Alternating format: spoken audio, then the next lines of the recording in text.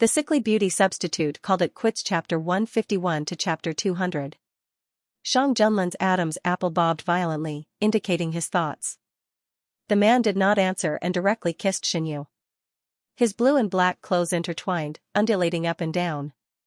In the end, Xianyu paid a heavy price for taking the initiative to provoke him. Shang Junlin lay on the grass with Xianyu lying on top of him. The two horses, one black and one white, were leisurely grazing not far away. From time to time, they intimately rubbed against each other. Shang Junlin held Xianyu's waist with one hand and placed the other hand on his back, gently stroking his soft hair. Xianyu bit his lower lip. The corners of his eyes were red and misty, and his body was slightly trembling. "Are you okay?" Shang Junlin asked in a hoarse voice. Xianyu shook his head. It was just that the aftertaste was too long, and he could not bear to be stimulated. Xianyu felt something, and his eyes widened. "Your Majesty, you said that you will follow me today." Shang Junlin used a little force to stop Xianyu from bouncing up. But just now. Xianyu suddenly stopped, calmed his breathing, and said in a calm voice, "The ground was very dirty." The man chuckled and bit his red earlobe. Don't worry. It won't be dirty like this." "Can't we wait until we go back?" Xianyu gasped. Ayu said it himself. Sitting on the back of a horse, enjoying the world and admiring the earth. "I have to fulfill Ayu's wish." Shang Junlin did what he said. After they went back, his hair and body were stained with grass. Only the ends of Xianyu's hair were stained with grass. After changing his clothes, Xianyu half lay on the bed and looked at the slightly embarrassed Shang Junlin. He laughed and said, "I said it would be very dirty." Shang Junlin took a long time to wash up, so he sat on the bed with half-dried water vapor. "Won't it be clean after washing?" Xianyu lifted Shang Junlin's hair and looked at it, nodding, "It is clean." "Your Majesty, is it destined that you will let me go that day? If it was another person that appeared at that time, would you let him go?" Xianyu retracted his hand and put it under his chin. Shang Junlin stared at him. "Maybe. I'm glad that I didn't do anything at that time." According to his temperament at that time, he would not let anyone go when he found a suspicious person, no matter whether the person was a man or a woman or how old they were. Of course. Xianyu's escaped the environment, but also fell into Amorza's SSSSSSSSSSS's Tuzas. It was different now. He had grown up and had the ability to protect Xianyu from harm in the face of danger. They had met at the right time. Thinking about it, I still find it hard to believe that there is such a long-hidden fate between me and His Majesty. Isn't it good? I once thought that it would be great if I could have met you earlier. I didn't expect that we had met long ago. Shang Junlin stroked Xianyu's hair. Ayu grew up in Jinbei Marquis Fu, and it was much safer for her to be by my side. Did the group of people who wanted to kill you never appear again? Yes, it only appeared once in my memory. Xianyu even suspected that the encounter that day was just a dream. There was no pursuit, nor was there any warmth from the sky. Does you have any clues as to where those people came from? Those people had been killed long ago, and it happened many years ago. Even if there were clues left at that time, it would be difficult to find them now. At first, I suspected that they were concubine ruse people. Later, I tested them and found that they weren't. I was too young at that time, and I didn't have any useful people. I couldn't find anything after checking, so I could only leave it at that. This was also why Xianyu suspected that it was a dream. At that time, he didn't know that those people had been killed by Shang Junlin. He only felt that these people appeared out of thin air and disappeared suddenly, and he couldn't find any trace of them. I remember that those people were the same as the others who wanted to assassinate me. They were specially trained killers. They couldn't have attacked you because they had a grudge against Jinbei Marquis. It shouldn't be. Everyone knows that Jinbei Marquis doesn't have any father-son affection for me. I have the title of the legitimate son, but that's all.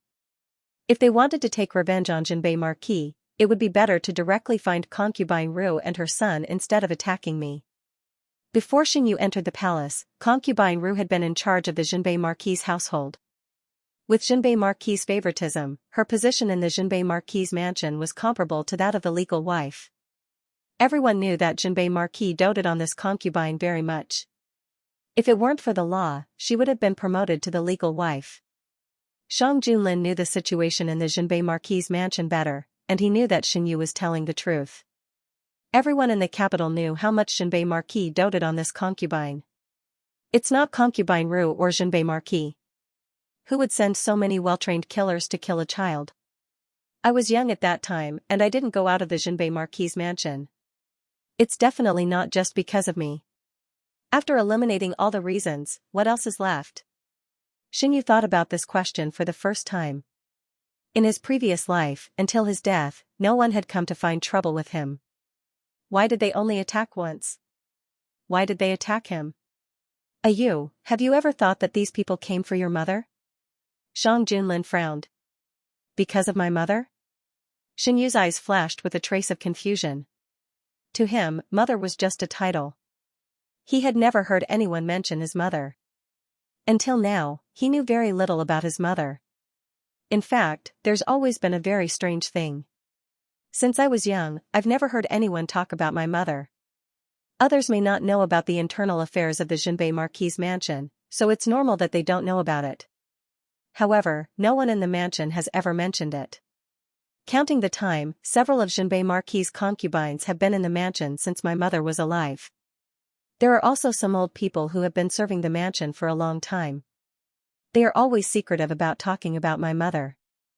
I originally thought that it was because my mother had committed some taboo, so they didn't dare to mention it. Now it seems that it's not the case. If those people are really related to your mother, then your mother's identity is not simple. Your Majesty, I want to go to the mansion of Jinbei. Xinyu sat up. He had to know what was going on with the assassination. Because of this incident, the two of them unexpectedly appeared in the mansion of Jinbei the next day. Marquis, eldest young master has come to the mansion. Jinbei Marquis was discussing with his confidant.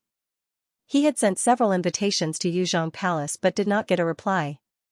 This made him a little worried. The mansion of Jinbei Marquis had encountered some problems recently.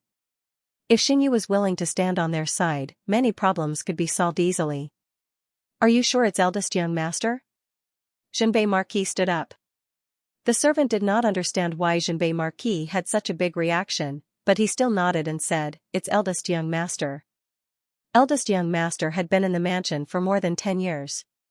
He had only left for a few months, so he would not mistake him. Besides eldest young master, is there anyone else? Jinbei Marquis asked as he walked out. There is also the young master who came to the mansion last time. Jinbei Marquis suddenly stopped. He stroked his chest and gasped for breath. After he calmed down, he continued to walk forward. Greetings, Your Majesty. Jinbei Marquis sent all the servants out and saluted respectfully. When he saw them, Jinbei Marquis felt relieved. During this period of time when he was waiting for a reply, he had been very nervous. Before Xinyu left the mansion, they had a quarrel. He also knew that he had neglected this legitimate son. He intended to make up for it and repair the relationship. However, Xinyu had always turned a blind eye to the signals he gave. He originally wanted to use Xinyu's birthday to ease the relationship between the two sides. Seeing that time had passed and Yuzhong Palace had not given a definite reply, Jinbei Marquis suspected that Xinyu really did not want to care about the mansion of Jinbei. Xinyu brought Shang Junlin to the mansion of Jinbei. Marquis, you don't have to be so polite. Shang Junlin said lightly. This time, they came to the mansion of Jinbei without the emperor's honor. Just like last time, Jinbei Marquis only looked at their clothes and knew their intentions. He did not expose their identities in front of the servants. I have neglected you a lot in the past. I wanted to do something for you on this birthday. Jinbei Marquis wanted to build a relationship with Xinyu, but he was interrupted by Xinyu. I didn't see Marquis care so much in the mansion of Jinbei in the past. In this case, Marquis does not have to worry about these small things in the future. I came here this time because I have something to ask Marquis about my mother. Xinyu noticed that when he said the last sentence, Jinbei Marquis' expression changed instantly. Your mother has been dead for many years. There is nothing to say. Let the dead rest in peace. Jinbei Marquis' eyes flashed a touch of complexity. I want to know my mother's identity. As my mother's only child, I think I should be qualified to know my mother's true identity, right? Xianyu deliberately emphasized the word true. It's not that I don't want to say it, but I don't know. Jinbei Marquis sighed. Your mother didn't tell me. Xianyu was suspicious. How could the dignified Jinbei Marquis marry a woman of unknown origin? I didn't lie to you. I only know that her identity is not ordinary. I don't know the details. Jinbei Marquis wiped his face. Is she really dead? How did she die? She was sick. After you were born, she suddenly fell seriously ill. I invited all the famous doctors in the capital, even the Imperial Hospital, but they still couldn't save her. This matched the information Xianyu knew. For a moment, Xianyu didn't know whether Jinbei Marquis was lying or not. Then why has no one in the mansion of Jinbei ever said anything about my mother? In any case, she was the madam of the mansion of Jinbei Marquis. This was also your mother's request. I know that there are people your mother left by your side. Think about it, did they also not talk about your mother? Xianyu thought about it and found that it was really like this. It seemed that with her passing, she also took away the traces she left behind. Xianyu went to ask several old people who served him, and also asked the concubines who had been in the mansion for a long time. The information he got was very little. This trip to the mansion of Jinbei Marquis not only didn't dispel the doubts in Xianyu's heart, but also made all kinds of doubts snowball. On the way back to the palace, Xianyu tried to recall the details of the assassination. But no matter how he tried, the memory of that day was vague. He didn't know when the assassination began, how long he had escaped, and how he returned to the mansion of Jinbei Marquis. There was also Zhu Wang's inexplicable words. Your Majesty, what do you think is Zhu Wang's purpose for setting up such a big trap and making Prince Yu believe in that sentence? It was better to ask the person himself. After returning to the palace, Shang Junlin brought Xianyu to the palace where Zhu Wang was staying. How has Mr. Zhu been these 2 days? The servants must have been serving you well, right? Xianyu saw Mr. Zhu sitting in front of the stone table in the courtyard and walked over to sit down. Shang Junlin sat beside him. Mr. Zhu looked at the two of them and mocked himself. Shouldn't the two of you know better than anyone else how I have been? Xianyu did not seem to understand the resentment in Mr. Zhu's voice and said casually, the servants in the palace were all carefully selected. It's good that they did not disappoint Mr. Zhu. Why did you lock me up here? Mr. Zhu put down the teacup in his hand and looked at the two of them sharply. We just wanted to invite Mr. Zhu to the palace as a guest. How can you say that we are locking you up? Are you complaining that the emperor and I did not treat you well? Xianyu smiled, but it did not reach his eyes. If you are not satisfied with anything, you can tell us. Shang Junlin added. Do you really think that you are treating a guest? Mr. Zhu's eyes twitched. Who would restrict their guests' freedom? Since Mr. Zhu was able to escape from the hidden dragon guards, it shouldn't be a problem for you to enter the palace, right? Xianyu pretended to be confused. The place that Mr. Zhu escaped from was much more heavily guarded than this place, right? What do you want? Mr. Zhu could tell that the two of them were doing this on purpose. Nothing much. I just wanted to see if Mr. Zhu, who has been rumored to be a god, could really understand destiny and transcend mortals. Now that I think about it. Xianyu clicked his tongue lightly, his meaning self-evident. You are just going to let him do whatever he wants? Mr. Zhu turned to look at Shang Junlin and asked in disbelief.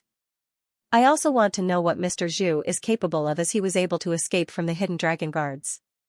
Shang Junlin's words were a huge blow to Mr. Zhu.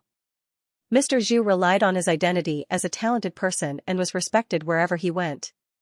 When had he ever been treated like this? For a moment, he was so angry that he couldn't even maintain his composure. He sneered and decided not to pretend anymore. Your Majesty, didn't you bring me to the capital for that proverb? When Shang Junlin sent people to King Yu's fief, Mr. Zhu purposely let people leak the proverb. He knew that with the current relationship between Shang Junlin and Xianyu, this proverb would definitely attract the other party's attention. This was also his goal. Sure enough, not long after, he felt that someone was secretly looking for him. He purposely exposed himself and was brought to the capital. Then, he escaped under the watchful eyes of the public. All of this was planned long ago.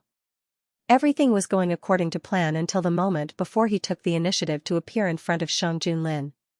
He did not understand what went wrong that caused the final outcome to deviate so much. He had been in this line of work for many years. He knew that the higher a person was, the more they cared about these things. No one was exempt from this. Even Shang Junyue, a prince, was like this, let alone the emperor, Shang Junlin. If he really sneered at these things, why did he have to bring him to the capital from so far away?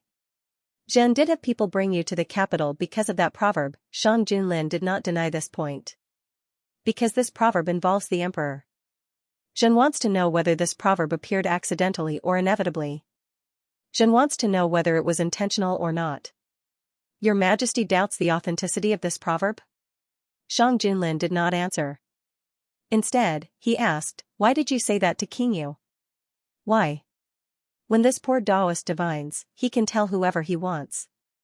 Does this poor Taoist need a reason? Mr. Zhu was furious and no longer acted like an expert. Was it really divined? Shen Yu's voice was filled with suspicion. Mr. Zhu could not stand it when others did not believe him. What benefits does this poor Taoist get by lying about this matter? If you want to talk about benefits, isn't it all for the two children of Duke Bei's family? They don't need to do anything to obtain the love of the emperor. On the surface, there was nothing wrong with Mr. Zhu's words. However, if one thought about it carefully, they would find that this was not the case. Does Mr. Zhu really think that this proverb is a good thing for us? If so, why doesn't Mr. Zhu say that you are the destined one? Xing Yu's lips curved mockingly. How can it be the same? How is it different? Mr. Zhu was speechless. You know very well in your heart that this sentence seems to be very beneficial to me, but in fact, it has firmly imprisoned my life. Those who approach me are all people with impure intentions. Those who I like might be afraid of getting close to me because of the meaning behind this sentence. Compared to enjoying glory and wealth for nothing, the greater possibility is that I will become the target of those with ambition and will never be able to find peace. Shang Junlin held Shen Yu's hand that was hanging by his side. Shen Yu paused for a moment and held Shang Junlin's hand back. He continued, it doesn't matter whether this proverb was divined by you or not. When you spread this proverb, you should have known what would happen to me and Shen Qingran because of this proverb. I am not curious about whether this proverb is true or not. I just want to know where your hostility towards me comes from. Mr. Zhu avoided his gaze and said, this poor Taoist doesn't know what you are talking about. You have been planning this from the very beginning when you contacted Prince Yu. Now that you saw that Prince Yu could not achieve your goal, you set your sights on His Majesty. Let me guess, you will do what you did to Prince Yu in the past and find a way to make His Majesty believe in your words. Then you will propose to bring Shen Qingran closer to the palace, right? Mr. Zhu avoided his gaze even more. Why do you know all this? He had never told anyone about his plan. Those people worshipped him as a god. They only needed to obey his orders. They didn't need to know what he wanted to do. Why do I know? Shen Yu lowered his eyes. He just thought of many suspicious points in his previous life. For example, Prince Yu sometimes favored him and sometimes Shen Qingran. If Prince Yu approached him with the purpose of conquering the world from the beginning, then Mr. Zhu hid behind the scenes and manipulated everything. Those strange points could be explained. Now that I am suspicious of you, I will not let you go before I solve my doubts. If you take the initiative to tell me, you will suffer less. That proverb is true. Mr. Zhu struggled for a while. He seemed to have figured something out. It's just that the result of the divination only pointed to you. Your concubine-born brother was added by me out of selfishness. You are right. I really don't want you to have an easy time. After all, you are that person's child. At the end, Mr. Zhu smiled strangely. The debt she owes should be paid by you. Do you know my mother?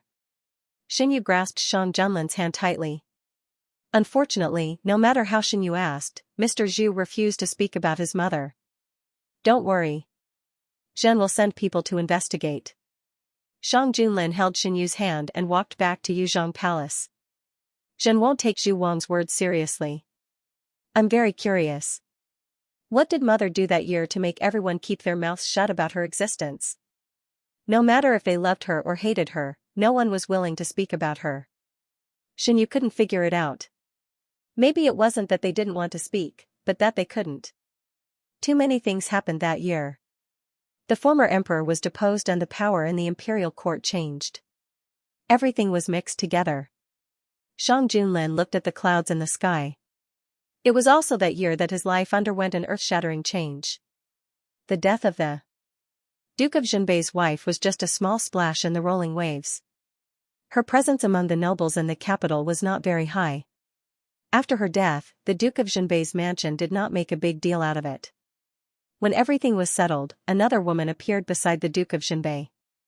Ru Yinyang's appearance covered all traces of Duke Bei's wife's existence in the shortest time possible. Duke Bei said that he didn't know the origin of mother. I don't believe it. Xinyu blinked and said in a soft voice, Your Majesty, I want to know what happened that year. You will know. Shang Junlin hugged Xinyu tightly in his arms. Zhen promises.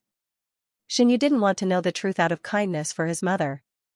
Instead, he intuitively felt that there was a crucial secret related to him hidden in this matter.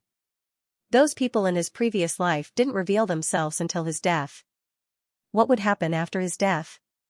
What would happen to the story? Xinyu had no way to know.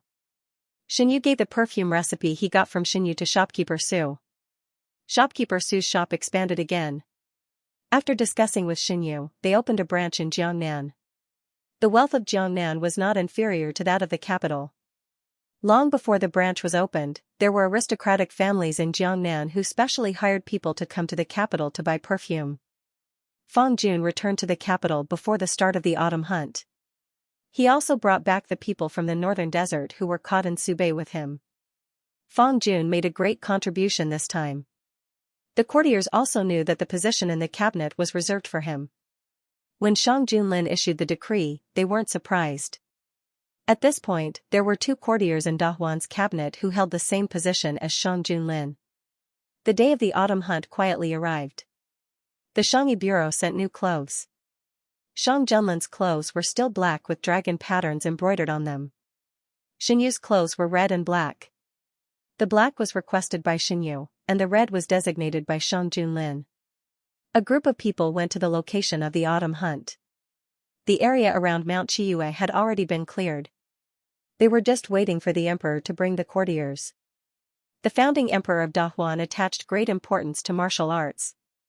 The annual autumn hunt had been passed down since then and had never been interrupted. Isn't it said that His Majesty dotes on His Highness? Why don't I see His Highness's honor guard? A courtier looked ahead curiously. The higher the status, the more they cared about these formalities. In the harem, the empress, imperial concubine.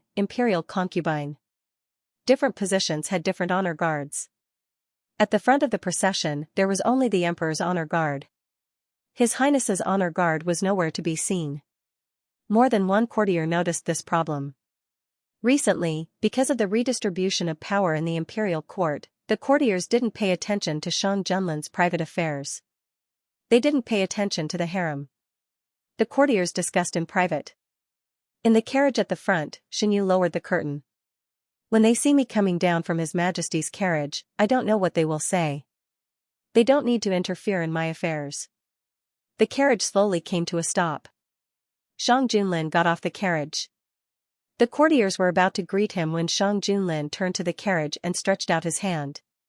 His slender white fingers stretched out and put on the emperor's outstretched hand. The emperor's arm exerted force and the person in the carriage was carried out. The courtiers widened their eyes and watched Xinyu being carried out of the emperor's carriage. The surprise on the faces of the ministers could not be concealed. Even if there was only Guijun in the harem, Guijun was only Guijun. At most, he would be the deputy empress. Since ancient times, only the empress had the right to sit with the emperor. What did His Majesty mean by this? The ministers secretly looked at the others. Was His Majesty planning to make Xinyu the empress? Shang Junlin did not care about what these people thought. After carrying Xinyu down, he said a few words to the ministers and then took Xinyu to the tent. The ministers left behind looked at each other. After a long time, someone couldn't help but say, "What is His Majesty thinking?" Even if he dotes on Guijun, he should not go against the ancestral rules like this. Do you still not understand His Majesty's attitude? At the beginning, His Majesty promised that there would only be Guijun in the harem. Whether he is Guijun or the Empress, is there a difference? Another minister sneered. Are we going to let His Majesty do as he pleases? What His Majesty wants to do, is it something you and I can control? I say, the autumn hunt is a happy day. Don't make yourself unhappy because of some small things. So what if we speak? His Majesty will still do what he should do. This minister's words received a lot of agreement. Only some old-fashioned ministers still frowned. They really could not stand this kind of impolite thing. Even if we know Guijun's importance in His Majesty's heart, as long as Guijun is not the Empress, she should follow Guijun's rules. Etiquette cannot be ignored. Do you want to remind His Majesty to make her the Empress soon? The Minister of Rights frowned. You probably don't know. His Majesty once mentioned making her the Empress, but it was put aside for some reason. If you want His Majesty to make Guijun the Empress soon, you can mention it. This time, a few people who were eager to try showed hesitation on their faces. Their purpose was to suppress Guijun's arrogance, not to make her the Empress. His Majesty really talked to you about making her the Empress? After the ministers dispersed, the Prime Minister walked to the Minister of Revenue and asked in a low voice. How could I lie about this? The Minister of Revenue shook his head. It happened a few days ago. I thought I had to start preparing for the coronation ceremony. I didn't expect His Majesty to only mention it once and never mention it again. The Prime Minister pondered. You and I both know what His Majesty is like. Since he brought up this matter, he must have had such an idea. As for why he gave up later on, it most likely has something to do with you. The Minister of Revenue said, actually, I don't object to His Majesty conferring Guijun as Empress. The things that Guijun has done, if taken to the previous court, are all worthy of praise. Other people can't do this. Moreover, His Majesty has no intention of taking in new people. Prime Minister, did His Majesty cancel next year's election again? The Minister of Revenue said, before you entered the palace, His Majesty didn't like these things, saying that they were a waste of money and manpower. Now that His Majesty has someone by his side, it's normal for him to be pushed away. The Prime Minister, the court will be lively then. The election was held every 3 years to select women from the populace to fill the imperial harem. When the previous emperor was on the throne, every year's election was especially lively. After the new emperor ascended the throne, this craze gradually subsided. The first election was rejected by Shang Junlin on the grounds that he had to go to war. The second election was rejected with the reason that the populace needs to recuperate and there's no need to waste money and manpower. The third election was held next spring. No one knew what reason the emperor would use this time. It's good that those women don't enter the imperial harem. Otherwise, the imperial harem will be entangled with the power of the previous court, and it will be more complicated. Although that was what the Prime Minister said, he also knew that this kind of situation was hard to avoid. People like Shang Junlin were in the minority, and could even be said to be rare. In all the previous emperors, there was no one in the imperial harem who didn't have women sent into the palace by their ministers. The ministers needed to use this opportunity to strengthen their position, and the emperor also needed to use this opportunity to win over his ministers. Shang Junlin was different. His method of ascending the throne was different from the other emperors. Those who tried to use the ancestral system and other reasons to control him were all killed by him. Under his ruthless methods, no one dared to go against him. After many years of practice, the ministers in the court also knew that if they made the emperor unhappy, they would be making themselves unhappy. Unless it involved their own interests, under normal circumstances, they wouldn't make themselves unhappy. Xinyu's luggage was placed together with Shang Junlin's, and the palace servants nimbly packed it up. Your Majesty, where do I live? Xinyu waited for a while, but no one brought him to his residence. He was puzzled. Other than by my side, where else does you want to go? Shang Junlin lifted Xinyu's hair that was hanging down. When I came here, it was already eye-catching enough that I rode in the same carriage with Your Majesty.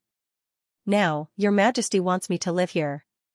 Are you trying to test the tolerance of the ministers? Xinyu's fingertips brushed across the man's chest. Even through the clothes, Shang Junlin still felt a raging fire where his fingertips were brushed. Shang Junlin grabbed Xinyu's hand, and his other hand wrapped around Xianyu's waist. He pulled Xianyu close to himself. That's their business. What does it have to do with me? You and I are husband and wife. We should live together. Or is you willing to let me stay alone in an empty room? I didn't say that. Xianyu rolled his eyes. I'm just afraid that those people will submit memorials and say something about me. You is worried about this? Shang Junlin's eyes were smiling. He slowly approached Xianyu, and his low magnetic voice sounded in her ears. Then you will serve your husband well. I won't let them say anything. How about it? Shouldn't your majesty solve the trouble you caused yourself? Xianyu's earlobe was bitten after he finished speaking. It wasn't heavy. But there was a numbing feeling spreading from her earlobe. The tip of his teeth ground, and her earlobe instantly turned red. Xianyu's body trembled. Her sensitive earlobe was finally released after being bullied. The man's lips didn't immediately withdraw, but he kissed the bright and tender place. The trembling feeling came one after another. Xianyu clutched the man's clothes in front of his chest. Her body was weak. If it weren't for Shang Junlin's arm supporting her, she would have slipped down. The kiss went all the way down, and the faint marks were covered one by one. Xianyu's hand holding the man's clothes became more and more forceful. Before the situation developed to the point of no return, Eunuch Meng's voice sounded outside the tent. Your Majesty, the Prime Minister and several officials want to see you. The charming atmosphere was interrupted. Shang Junlin frowned unhappily, and a storm was brewing in his eyes. Xianyu looked at the unhappy man on top of her and couldn't help laughing. Your Majesty, you should go quickly. Don't let the Prime Minister and the others wait for too long. Shang Junlin looked at the person under him faintly, and reluctantly took his hand out from under his clothes. Don't mention other men, and don't gloat. Shang Junlin fiercely bit Xianyu's lips. Wait for me to come back. After tidying up his clothes, Shang Junlin walked out. Eunuch Meng followed behind and wondered, didn't you just arrive? Why does your Majesty look so unhappy? Xianyu lay on the bed for a while, then slowly got up and tidied up his clothes. Mushi came in to serve after receiving Shang Junlin's orders. She was stunned when she saw Xianyu. What's wrong? As soon as she spoke, Xianyu felt a little pain on his lips, and subconsciously reached out to touch it. Young master's lips are bleeding. I'll go get the ointment. Mushi finished speaking and walked out. Their things were not completely tidied up, and some of them were outside. Xianyu put down his hand. Sure enough, there was blood on his hand. He stuck out his tongue and licked it. The faint taste of blood filled his mouth, and there was a tingling sensation on his lips. Mushi quickly came in with the ointment. This ointment was also prescribed by Imperial Physician Gu, but it was different from the ointment used there. Shang Junlin liked to leave all kinds of marks on his body every time, and it was difficult to disappear without applying ointment for a long time. It looked very scary, so Shang Junlin asked Imperial Physician Gu to make a special ointment. It was very cooling when applied to his lips. Xianyu wanted to go out for a walk, but he thought about his current appearance and decided not to. He simply took a book and sat down to read, waiting for the strange feeling on his body to dissipate before going out. It was Mushi's first time here, and everything was very new to her. Xianyu did not intend to restrict her, and waved his hand to let her go out to play. This time, when they left the palace, most of the people they brought with them were palace servants who served in the Jade Gate Palace. Ever since Xianyu entered the palace, Shang Junlin had never stayed anywhere else, so the people of the Jade Gate Palace were more handy. Shang Junlin was busier. The autumn hunt was not only a time for the emperor and the ministers to relax, but also a kind of alternative assessment. Especially for the young officials and generals, if they could hunt enough game, it was also a good opportunity to show off in front of His Majesty. They rubbed their fists and palms in anticipation of the upcoming hunt, eager to give it a try. Before the start of the hunt, Shang Junlin, as the emperor, would say a few words of encouragement, set the rewards, and shoot the first arrow to symbolize a good omen for this year. The juniors of the ministers' families could also participate in the hunt. If they could perform well in the hunt and leave a good impression on His Majesty, it could not be better. Young people were always the main force of the competition. Shang Junlin had always been generous, and the winner would receive a generous reward. Not only could they leave a good impression on His Majesty, but they could also receive a large reward. For the participants, it was a profitable business. Xianyu, as the legitimate son of Count North, was fully qualified to participate in the hunt. However, he had never come even once. Every time he came, he would be asked to stay at home by Count North with the excuse of poor health. Xianyu laughed at himself. How could concubine Ru give him a chance to climb up? She wished that he could not do anything and be suppressed by her good son. Xianyu stood not far away, watching the man surrounded by the ministers. Hearing the man's steady and powerful voice through the breeze, his heart was faintly warm. This man was his. While he was distracted, a shadow fell in front of him. Xianyu looked up. Shang Junlin had ridden in front of him and was looking down at him. Do you want to ride with me, Ayu? The man stretched out his hand and invited him. Xianyu's mind flashed with the image of the two of them fooling around on horseback. He shook his head and refused. Did your majesty bring my white horse? Shang Junlin stared at him for a while and frowned. You don't want to ride with me? It's the same if I ride with your majesty. Otherwise, Wu Quan will be angry. Xianyu laughed. Shang Junlin made a gesture. Not long after, the familiar white horse appeared in Xianyu's sight. Xianyu took the reins and mounted the horse. I still like the feeling of riding with your majesty. Shang Junlin did not comment. He did not point out that Xianyu was shy because of what happened last time. Your majesty, have you seen Shen Qingran in the autumn hunt before? Xianyu looked at the man riding with him. Your troublesome concubine-born brother? Shang Junlin thought for a while. Count North brought him here before. I don't have any impression of him. But since I know now, I'll take away his salary for a few years. Xianyu couldn't help but laugh. What are you laughing at? Shang Junlin's fingers moved slightly. He wanted to pinch Xianyu's face. Why did your majesty suddenly think of punishing Sergeant? Xianyu's voice was still smiling. It happened before. I'm afraid Sergeant didn't expect that your majesty would bring up the past. It's about you. There's no such thing as past.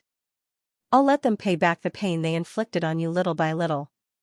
He didn't say anything because it wasn't the best time yet. Sergeant cares about his face the most. After this incident, he will only hate Shen Qingran more. Xianyu could imagine what Sergeant was thinking. He would definitely think that if there was no Shen Qingran and his son, he wouldn't be separated from his legitimate eldest son. No matter whether his legitimate eldest son developed in the court or entered the harem, it could bring great benefits to the Lord Protector's manor. He wouldn't have to worry about the revenge from his legitimate eldest son every day like now. They were supposed to be the closest people, but they almost became enemies because of others' instigation. Didn't Sergeant want to get benefits from Xianyu? Of course, he wanted to, but Xianyu's performance made him feel uncertain, so he didn't dare to go too far. After all, it was true that he was neglected for more than 10 years before entering the palace. It was also true that he let his concubines and illegitimate sons bully him.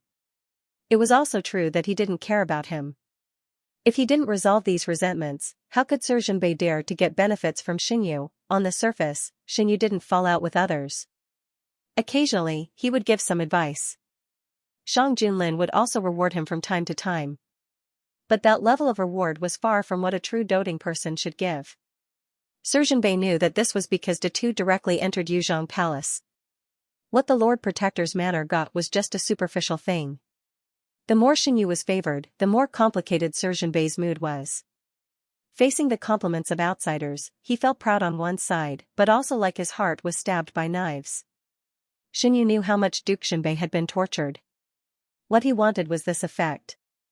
He had tasted it since he was a child. He should let Duke Xianbei have a taste of it.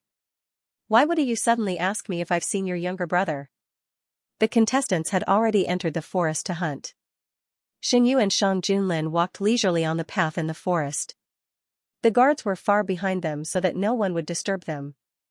I just suddenly remembered that he used to talk to me about hunting. He said that your majesty was very brave. I thought that your majesty had seen him before. Xianyu's tone was a little lazy. Is you jealous? Shang Junlin chuckled. Knowing that her majesty is coveted by others, I'm really unhappy. Xianyu said calmly. He didn't think there was anything to hide. We are very happy, Ayu. The light in the man's eyes suddenly brightened. His eyes, which were as deep as the night sky, stared at Xianxia without blinking. It was as if he wanted to suck him in. This time, Duke Xianbei didn't bring anyone with him, right? Xianxia felt uncomfortable being stared at. He turned his head and looked to the other side. Shang Junlin nodded. This time, only Duke Xianbei came from the Duke Xianbei's residence. Let's not talk about him. Let's hunt. Looking at the small animals running by from time to time, Xianxia was a little tempted. You, what do you want? We will hunt it for you. At this moment, a gray rabbit appeared in the grass in front of them. Whoosh, two sounds of something piercing through the air sounded one after the other. The rabbit was nailed to the ground. The people waiting on the side quickly dismounted and picked up the rabbit. How is it? Shang Junlin asked faintly. Your Majesty, the rabbit was hit by 2 arrows. Needless to say, they also saw the 2 arrows. One went through the rabbit's eyes, killing it in one shot, and the other went through the rabbit's calf. One went up and one went down, firmly nailing the rabbit to the ground. The arrow that went through the rabbit's calf was shot by Xianxia. Xianxia put down the bow and rubbed his wrist. This young body had been pampered for too long. It was even more tiring than in his previous life. Shang Junlin looked at the rabbit. This is a use. Your Majesty, everything that you hunt is mine? Xianxia pointed at the rabbit.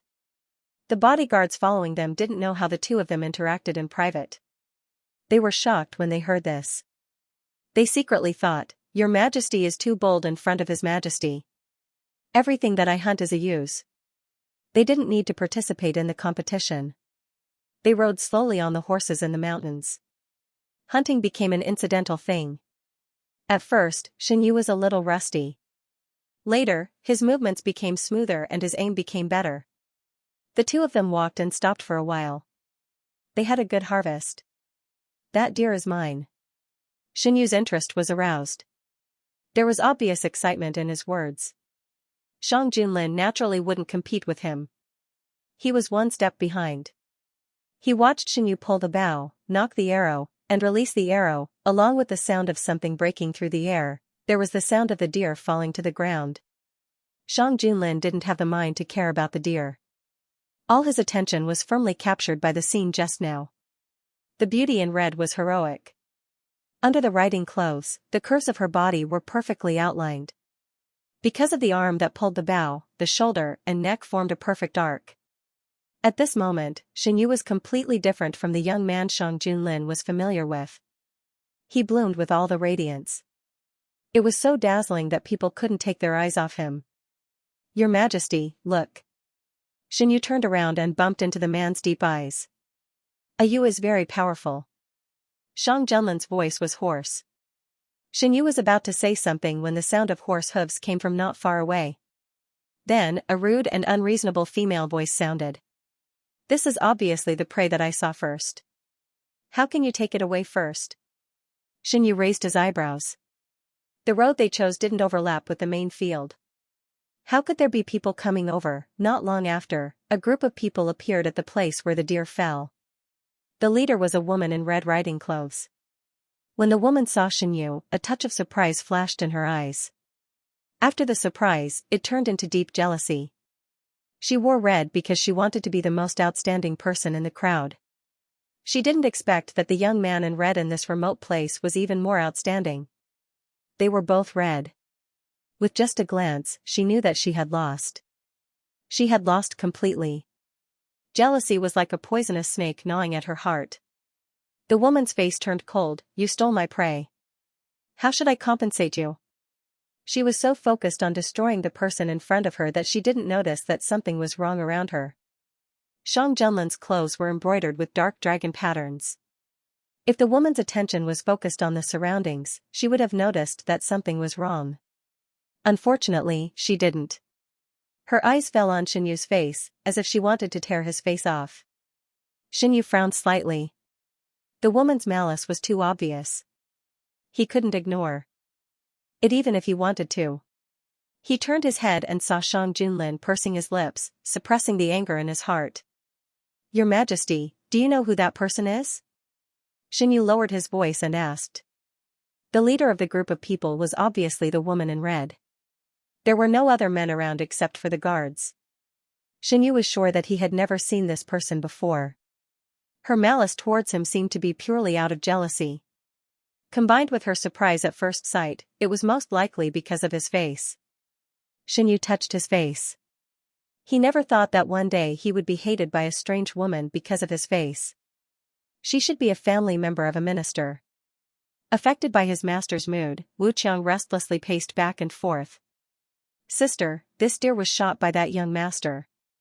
It should be that young master's prey. Ah. The woman in green beside the woman tried to persuade her, but she was pushed off the horse by the woman. Is my business something that you, a concubine's daughter, have the right to care about? The people around the woman turned a blind eye to this situation. Obviously, they were used to the woman's domineering behavior. Xianxia pulled Shang Junlin's sleeve and interrupted him. He deliberately said in a provocative tone, "It's obviously my prey. How can it be yours just because you say it's yours? If we didn't chase it until it was exhausted, how could you shoot it?" The woman disdainfully said. She didn't just want the prey now. She also wanted to take the opportunity to destroy Xianxia. Well, if you are willing to take the initiative to admit your mistake, I will not pursue your fault. Xianxia smiled. Hunting is a matter of first come, first served. It doesn't matter if this deer was driven here by you or it was originally here. Now that my arrow hit it, it is mine. When Xianxia smiled, his beauty was even more soul-stirring. People who were familiar with him would know that under his beautiful smile, there was a rising anger. Do you really want to go against me? The woman saw Xianxia's smile and only felt more dazzling. How about this? You and I have a competition. If I lose, the deer is yours. If you lose, you take the initiative to admit your mistake and withdraw from this hunting competition. How about it? Of course, I can't let others help me. I will compete with you personally.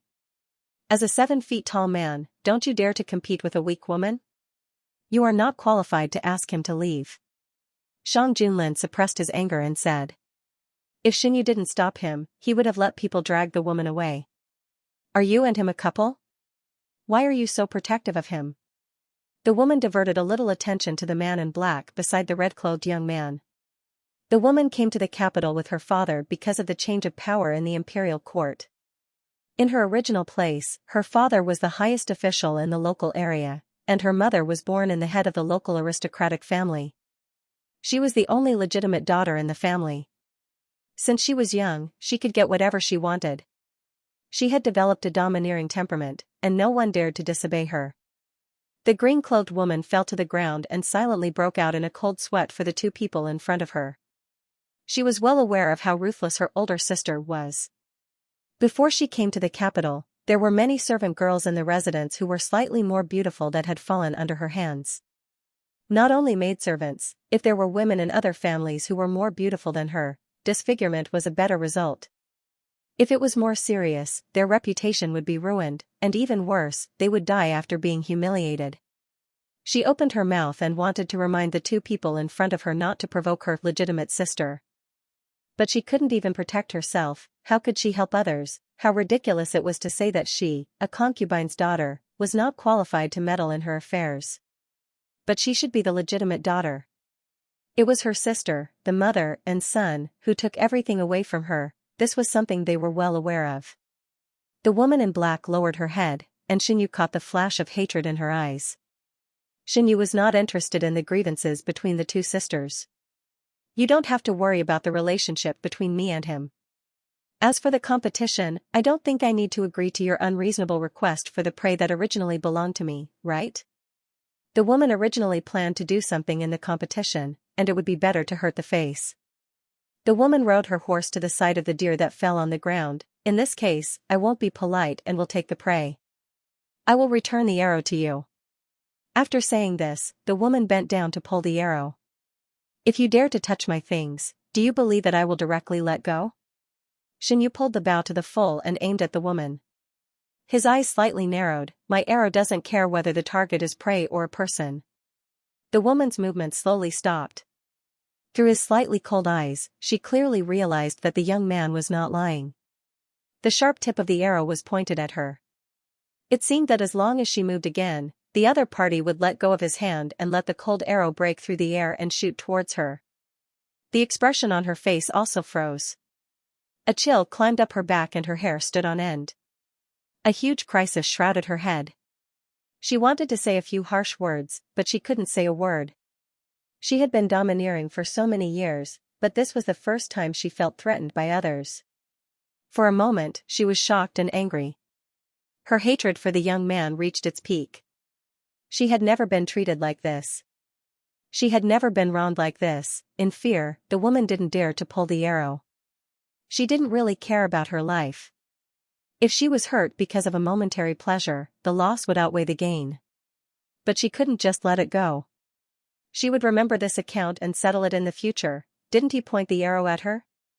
When it fell into her hands, she wanted to see if the young man could still maintain his current expression when his cheek was scratched by the arrow. The woman gave up her original action and slowly sat up straight. She urged the horse to retreat a few steps and leave the shooting range. She said, "This is under the Emperor's feet. Do you really dare to shoot me?" Xianxia slowly turned the direction and pointed the sniper at her again. "You can try. See if I dare." He had nothing to fear. The woman heard these words from his behavior and tone. She didn't dare to do anything else, but her mouth refused to forgive him. "How can you easily hurt people under the Emperor's feet? If you really hurt me today, can you leave unharmed? Didn't you do the same thing?" Xianxia glanced at the woman in green who was still sitting on the ground. "What? You can get away with hurting people, but I have to be punished for hurting people? She is just a concubine's daughter. If she is hurt, then she is hurt. Can anyone complain for her?" The woman raised her head and said with disdain. "If you hurt me, my father won't let you go. Then you have to have a chance to complain. Don't you think so?" As if to confirm Xianxia's words, the guards behind them looked at the woman with murderous eyes. "What are you trying to do?" The woman was terrified. "There are so many of us. Are you going to kill all of us? This place is far away from the main road." Xianxia looked around. "Even if something happens, no one will find out in a short time. Not many people know that you came here, right?" The woman bit her lips. The young man was right. She had indeed chased after her prey. Her goal was to obtain good results and show her face in front of His Majesty. She had heard that His Majesty liked red, so she purposely wore red today. She did not expect to meet someone who was better than her in every aspect. She looked at the young man again and realized that he was not lying. He really wanted to kill her. At this moment, the sound of hooves could be heard from the forest. The noises of people were getting closer and closer. "Are you sure the young lady went this way?" A dignified male voice sounded. "This servant is sure. Young miss chased a fox over here." "Master, it's over there." "Young miss is over there." As he got closer, he could vaguely hear their conversation. Hearing the familiar voice, the woman's face lit up. Her suppressed arrogance was reignited. "Fox?" Xianxia smiled faintly. "I shot a deer. How could there be a fox nearby?" The woman pursed her lips. Of course, she knew that the fox had run away. Saying that sentence was just an excuse to get the deer. While they were talking, the people on the other side had already walked towards them. Seeing the two sides faintly confronting each other, the middle-aged man was stunned. "What's going on?" "Someone just called the deer a fox and wanted to extort the deer I shot." Xianxia had already put down his bow. He did not really intend to do anything to the woman. "Father, they stole my prey and wanted to hurt me. You have to get justice for your daughter. How can two men bully a weak woman?" The woman saw that her backer had come. She was full of energy, and her eyes flashed with a touch of insidiousness. She would get back the face she had just lost 1,000 times. The middle-aged man frowned and looked to the other side. He wanted to say something, but after seeing who was opposite, he suddenly closed his mouth. Of all the people to provoke, why did they have to provoke the two most untouchable people in Dahuan? The man did not dare to delay. He jumped off his horse, walked a few steps forward, and respectfully knelt down. "This official greets your Majesty." "Father, what are you doing?" The woman covered her mouth in shock. She could not believe what she had heard. What was her father saying? The person opposite was the emperor? Su Darren has taught his daughter well. Shang Junlin's tone was light. Su Darren's forehead was covered in sweat. His whole body was tense. If the emperor did not ask him to stand up, he did not dare to stand up. He maintained his kneeling position and did not move. It was not easy for him to be transferred to the capital. It was very likely that today's matter would be ruined. The others did not dare to stay on their horses. No matter if they were sitting or standing, they all crawled and fell to their knees. Their foreheads touched the ground, and they did not dare to breathe. They never thought that their first meeting with the emperor would be under such circumstances. The woman's face was completely white.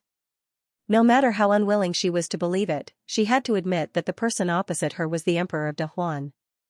What did she do? The woman knelt on the ground, her body trembling uncontrollably. She did such a thing in front of the emperor. She did not dare to think of the consequences. Su Darren did not teach his daughter well. There is no need to rush to take office. As for your good daughter, Shang Junlin looked at the woman with disgust. She spoke rudely to Zhen and the emperor. Punish her according to the law. Punish according to the law? That would be taking his daughter's life. Su Darren thought of his wife at home and had to plead. I beg your majesty to give her a way out. My daughter is young and ignorant. She did not know the identity of your majesty and the emperor. This official only has one daughter, so it is inevitable that she has been spoiled. I beg your majesty to be lenient. This humble girl really did not know. The Su family's daughter kowtowed. If this humble girl knew that it was your majesty and the emperor, even if this humble girl had 10,000 guts, this humble girl would not dare to be disrespectful. So you are saying that if your majesty and I did not have our current identities, we would be bullied by others? Shin Yu coldly sneered. Then can I guess that Miss Su has done such things before? After speaking, Shin Yu turned to Shang Junlin. Your majesty, why don't we investigate together? Otherwise, there will be people who say that I do not tolerate people in my eyes. When I see someone trying to get close to your majesty, I will kill them. I cannot bear such a reputation. The emperor's words are reasonable. We will do as the emperor says. Meng Chong, go and issue the decree. Eunuch Meng, who had been following the crowd, walked out. This servant receives the decree. At this moment, Lord Su felt his vision turning dark. He never expected that his daughter would cause such a huge disaster. If he knew about this earlier, he would have strictly watched his daughter back in Hangzhou City to prevent her from developing such an arrogant character. But now, it was too late to say anything. Lord Su still did not know that his daughter, who he thought was just a little arrogant, would bring him a huge surprise. No one dared to slack off when Shang Junlin ordered an investigation. Hangzhou City wasn't far from the capital. After the imperial decree was issued, officials immediately set off from the capital to Hangzhou City to investigate the truth. The Su family's daughter was locked up. When Lord Su returned, Madame Su came up to him. When she saw the green-clothed woman following behind Lord Su and her daughter missing, a bad premonition arose in her heart. Why are you the only ones back? Where's Junjun? Madame Su suppressed the panic in her heart and tried her best to ask in a calm voice. Lord Su wore an unsightly expression. He knew how much his wife doted on his daughter, so he had no idea how to explain to her about what had just happened. Seeing that Lord Su's expression wasn't good, Madame Su became even more flustered. She turned to look at the green-clothed woman and gave her a slap. You're back, but your sister isn't? Didn't I say that you have to be wherever she is? Knitting his brows, Lord Su replied, why did you slap her? She can't do anything about this matter. The green-clothed woman held on to her face and tilted her head to the side. A brief moment later, she chuckled. Slowly, her laughter grew louder and louder. What are you laughing about? Madame Su, don't you know your own daughter's temperament? It's not like you don't know how many high-ranking officials and nobles can come to the autumn hunt. You don't know how many of them have outstanding looks. With Su Wanjuan's temperament, if she met those people, what do you think she would do? Madame Su's eyes flickered. Which noble did she get into a conflict with? The green-clothed woman ignored Madame Su's words and continued, this isn't Hangzhou City, And it's not a place where you can do whatever you want. What do you think the consequences will be if she continues to act as she did in the past? The green-cloaked woman lowered her hand, and there was an obvious palm print on her face. Think about what your daughter has done. His Majesty has ordered for a thorough investigation. Not only her, but the disgusting things you did in the past will soon be announced to the world. My poor mother can finally rest in peace. Why are you dragging others into Junjun's matter? Lord Su was displeased. Nonsense. Take the second miss away. Without my orders, no one is allowed to let her out. After the green-clothed woman was taken away, Lord Su told Madame Su everything that happened today. When Madame Su heard it, her vision turned dark. The matter here didn't affect the hunt. In the evening, the participants returned with their prey. Xinyu and Shang Junlin returned to the camp earlier. After being disturbed, Xinyu didn't have the mood to continue. Shang Junlin originally wanted to accompany him. When he saw that Xinyu wasn't in a good mood, he simply brought him back. Next time, I'll send people to guard the surroundings to prevent people who don't have eyes from barging in. Shang Junlin said as he massaged Xinyu's wrist. Xinyu rarely exercised so much. He didn't feel it earlier, but when he relaxed, he only felt that his wrist hurt badly. Shang Junlin took out an ointment and massaged him.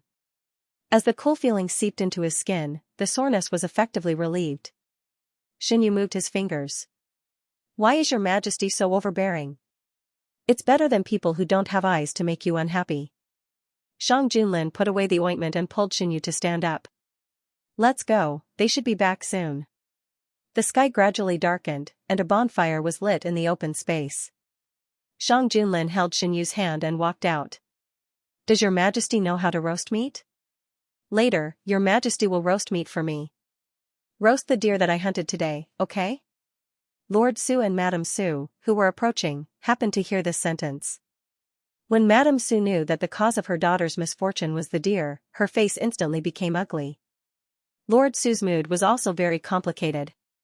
Anyone whose daughter had committed a crime would not feel good to see the person who caused it speak as if no one else was present. But he could not say anything. His daughter made the mistake first. He could not blame His Majesty for it, and he did not dare to. Shang Junlin had a reputation, and all the officials were afraid of him, especially officials like Lord Su who had been working outside the capital and had only heard about His Majesty's actions from others. It was not a secret that Shang Junlin used bloody means to force the previous emperor to abdicate. Lord Su had been working outside for many years, but it did not mean that he did not have any connections in the capital. Otherwise, he would not have been transferred back to the capital this time. As an official, who did not want to stay in the center of power, in comparison, Madame Su was not so afraid of Shang Junlin. She was a woman and had been doted on by her family since she was young. After she got married, her husband also listened to her. It could be said that her life had been smooth sailing and she had not encountered any setbacks. Until today. Knowing his wife's temperament, Lord Su pulled her sleeve and whispered, "That is His Majesty and Gui Jun." As they spoke, they got closer and closer. "Greetings, Your Majesty and Gui Jun." Lord Su knelt down and saluted. Madame Su followed suit. Shang Junlin looked at them from above for a while. Just as Lord Su's back was faintly covered in cold sweat, he spoke. "Rise." Lord Su hurriedly pulled his wife up and watched Shang Junlin and Xinyu leave. The person walking with His Majesty is Gui Jun? Does His Majesty dote on him a lot? Madame Su looked at the backs of the two people leaving. Yes. Before he entered the palace, His Majesty gave him the title of Gui Jun. After entering the palace, he was doted on even more. His Majesty even announced to the public that he would only have Gui Jun in his life. Lord Su sighed. Gui Jun is a man. Won't the officials object to His Majesty's words? How can they not object? Who doesn't want to send their daughter to the palace to fight for a future? But what's the use of objecting? His Majesty has decided that he only wants Gui Jun and has punished several officials for this. In order to divert Madame Su's attention and dispel some thoughts in her heart, Lord Su deliberately said a few more words. Really? Retracting her gaze, Mrs. Su changed the topic. Do you have a way to contact Hangzhou City in the shortest time possible? Why are you contacting them? Don't worry, even if His Majesty sends someone to investigate, they won't find anything. After the initial panic, Lord Su was no longer as panicked as before. No matter what, he had been in Hangzhou for a long time, and everyone there was his people. So what if His Majesty sent officials to investigate? If they could find anything, how could he be transferred to the capital? What should we do about Junjun? Madame Su's heart ached at the thought of her daughter. I'll think of a way to deal with Junjun. Lord Su patted Madame Su's hand. Before the imperial edict was officially announced, some officials came over to greet Lord Su. Lord Su didn't dare to reveal anything, so he pretended to be happy and chatted with the officials. Xinyu and Shang Junlin first went to the place where the game was piled up. They had a good harvest from this trip. There were rabbits, roe deer, all kinds of game. What else does you want to eat besides deer meat? Roasted rabbit? Xinyu pointed out a few things, which the palace servants took away. After they were done, they only needed to roast the meat. It was bustling outside. People were constantly returning from the 3 forests with their game. They were in groups of 2 or 3 as they complemented each other. Xinyu and Shang Junlin held hands as they walked on the grass. They didn't go to crowded places, and no one would disturb them. It was late autumn, and the temperature was low at night. Xinyu wore a cloak, but he could still feel the chill seeping in. Shang Junlin touched Xinyu's hand, which was getting colder, and gave up on the idea of walking out. Approaching the bonfire, Xinyu couldn't help wanting to get closer to the bonfire. The competition would last for 3 days, and it was only the first day. After the people in charge of counting the game, everyone could gather and enjoy the delicacies they hunted during the day. The palace servants served the processed meat. Xinyu supported his chin with one hand as he looked at the man's handsome side profile. The fire jumped, and the man who was seriously roasting the meat had a touch of smoke. It was hard to imagine that the hands used to hold a brush and kill enemies could be used to do something so down-to-earth. Shang Junlin skillfully roasted the meat. After a while, the meat slices made a sizzling sound, and a strong aroma wafted out. Xinyu's nose twitched, and his eyes fell on Shang Junlin's hand. It smells so good. Are you hungry? It'll be ready in a while. The aroma was getting stronger. Shang Junlin put the roasted meat on a plate and handed it to Xinyu. Try it. After drying for a while, Xinyu was sure that the meat was not so hot. He picked up a piece and put it into his mouth. He chewed it quickly and swallowed it. Xinyu ate the whole piece of meat and said in surprise, "Your Majesty's cooking is really beyond my expectations. It's so delicious." Xinyu asked Shang Junlin to roast the meat for him simply because he wanted to eat the meat roasted by Shang Junlin. If he could swallow it, he could praise it with his eyes closed. Who knew that the meat roasted by Shang Junlin was so delicious? He didn't know how to praise it. Seeing that Xinyu liked it, Shang Junlin roasted a few more pieces. Different types of meat tasted different. The only thing they had in common was how delicious they were. Xinyu was originally a person who liked good food. He accidentally ate too much and felt a little uncomfortable. They roasted more than half of the venison and several rabbits. Shang Junlin roasted most of it himself, and some of it went into Xinyu's stomach. Some of it was roasted by the palace servants, and some went into Shang Junlin's stomach. Xinyu also roasted the meat a few times. The first time, the meat was burnt. The second time, the meat was not cooked. After several failures, Xinyu gave up. Xinyu rubbed his stomach and looked at the unfinished roasted meat. He was in a dilemma. There is still so much left to eat. Even if the weather was cold, the meat would not be fresh until tomorrow. Give some to the palace servants and some to the ministers. That should be enough, Shang Junlin said. After receiving the order, the palace servants distributed the roasted meat. The Prime Minister, Fong Darren, and other ministers who were highly regarded by Shang Junlin could all get a share. Roasted meat was nothing, but it symbolized the importance of the emperor to his ministers. Let's not talk about the thoughts of those who received the roasted meat and those who didn't. Xinyu ate the meat roasted by Shang Junlin. The price was that he had to go outside to digest the food at night. If I don't look after you, you will feel more uncomfortable now. Shang Junlin put one arm around Xinyu's waist to support his weight. His tone was somewhat helpless. The meat roasted by your majesty is not something that can be eaten casually, Xianxia said while savoring the aftertaste. If it was not so delicious, he would not have eaten so much. Deer meat and deer blood are very nutritious. I will ask Imperial Physician Gu to prescribe some medicine to clear the heat in your body. Shang Junlin was very happy that the food he cooked was liked by his lover. Xianxia thought of this in hindsight and widened his eyes. How much did I eat just now? Shang Junlin calculated and gave the answer, quite a lot. Compared to other kinds of meat, you obviously prefer deer meat. Xianxia would indeed choose what he liked to eat more when he ate. He thought about it. It seemed that, probably, he really ate a lot. No wonder I feel so warm now. I am not cold at all. Xianxia felt that even if the wind blew, he would not feel cold. What about your majesty? Did your majesty eat a lot of deer meat just now? Xianxia stopped. I am not picky about meat. Let's see what meat you put in my bowl. Shang Junlin was responsible for roasting the meat for Xianxia. When Xianxia ate, he did not forget Shang Junlin. Half of the meat was in his mouth, and the other half was in Shang Junlin's mouth. Shang Junlin had a big appetite. Xianxia wanted to roast the meat for him. However, the meat he roasted was a failure.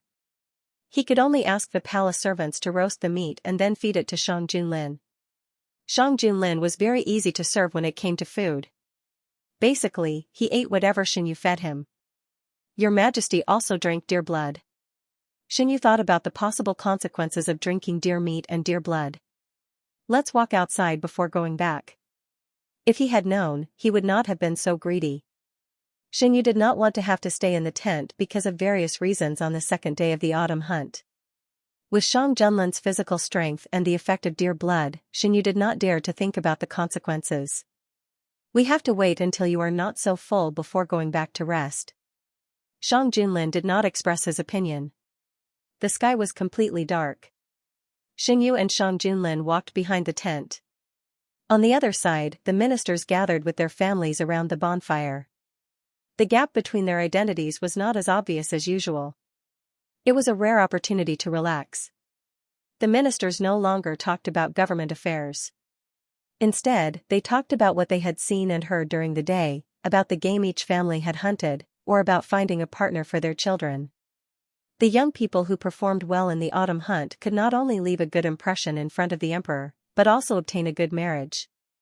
Su Darren and Madame Su originally wanted to use this opportunity to find a good husband for their daughter. Now, not to mention their daughter, even their own ability to stay in the capital was a problem. Naturally, they did not have this thought. Madame Su did not show any abnormality and chatted with the other madames warmly. The night gradually grew late. After everyone finished eating and drinking, they went back to rest. Su Darren turned his head and did not find his wife. He was about to send someone to look for her when he saw Madame Su hurriedly walk over. Where did you go? I just drank wine and felt a bit stuffy. I went to a place with fewer people to get some fresh air. Su Darren did not suspect her. The banquet is over. Let's go back and rest. Okay. Madame Su was relieved that he did not suspect her. After Xianxia digested the food, he went back to the tent with Shang Junlin. He was worried that the man would take the opportunity to do something. He did not expect that Shang Junlin would behave himself until he fell asleep. He did not cross the line at all. Xianxia did not feel anything wrong with his body. He finally relaxed and slowly fell asleep. In the middle of the night, he was woken up by the heat. It was as if he had been thrown into a furnace. He felt hot from the inside out. Xianxia pulled his clothes and lifted the quilt. His movements were not small. Shang Junlin noticed that something was wrong almost as soon as he began to move. His arm was originally placed on the young man's waist, but the young man impatiently pushed it away because of the heat. His clothes were opened, but the heat did not subside. Instead, it became more and more intense. Xianxia struggled to open his eyes. He only felt that he had fallen from one illusion to another. Are you? Xianxia grabbed the man's outstretched hand. The heat was relieved. As if he had been inspired, he chased the man's arm and rubbed against the man's chest. He heard the man's slightly smiling voice above his head, "You took the initiative to throw yourself into my arms." After you wake up, good day, you can't blame me. The next day, Xianyu was unable to get up, just as he had initially feared. After waking up, Xianyu wanted to sit up, but when he moved, he pulled on a certain part of his body. It was so painful that he softly hissed and fell back down. His entire body was aching from every part of his body. Xianyu lay on the bed and looked at the ceiling with a somewhat listless gaze. Although a large part of the reason for last night was because of him, Xianyu was still not very happy. No matter how he thought about it, Shang Junlin was waiting for him, and he was the rabbit that delivered itself to his door. The movements on the bed were heard outside. After a while, Shang Junlin walked in. Behind him were two palace maids, each holding something in their hands. As soon as the steaming hot food came in, Xianyu smelled the aroma floating out. His single stomach unconsciously made a rumbling sound. Shang Junlin walked to the bedside. The palace maids put down the things in their hands and quietly retreated. "Did your majesty do it on purpose last night?" Xianyu asked in a hoarse voice. "Zhen didn't do anything last night," Shang Junlin complained for himself. "Ayu took the initiative to throw himself into my arms. Zhen couldn't possibly reject Ayu." Xianyu was helped to sit up. His body was very dry. It seemed that the man had washed him. "Drink some water first." Shang Junlin brought the warm water to Xianyu's mouth. Xianyu lowered his head and drank the water from Shang Junlin's hand. His throat finally felt a little better and his voice was not as hoarse as before. "Did your majesty deliberately let me eat so much venison?" Xianyu glanced at him from the corner of his eyes. At this moment, Xianyu's face was still red and the corners of his eyes were red. When he looked over, it only made Shang Junlin more excited. Shang Junlin shifted his legs and said without batting an eyelid, "Zhen also roasted other meat." It was Ayu who had a special liking for venison. Of course, Shang Junlin wouldn't tell Xianyu that before feeding him, he had specifically asked Imperial Physician Gu to let Xianyu eat without restraint. In fact, the amount of meat was strictly controlled by him. Xianyu couldn't refute this statement. Indeed, it was up to him to choose what meat to eat. Shang Junlin chuckled. "Ayu was really passionate last night. I couldn't stop myself even if I wanted to." Xianyu reached out to cover his mouth. Her porcelain skin was stained with red plum blossoms. Shang Junlin looked at the marks he left behind and gulped. "We won't talk anymore. Have some porridge first." "Are you hungry?" Shang Junlin lowered his voice. Seeing his dark eyes, Xianyu didn't dare to provoke him anymore. Last night, the venison had an effect. If he did it again today, his waist and legs would be gone. "I'm hungry." Xianyu retracted his hand and slowly wrapped himself in the quilt. No matter how much Shang Junlin thought about it, it was impossible for him to really do anything to her now. Last night, Xianyu wasn't awake, but he was. At that level, if not for the dear blood and meat, Xianyu wouldn't have done it. What's more, he also ate the venison. Although he was conscious, he was still somewhat affected. Otherwise, he wouldn't have been able to grab the youth's ankle and drag him back to continue.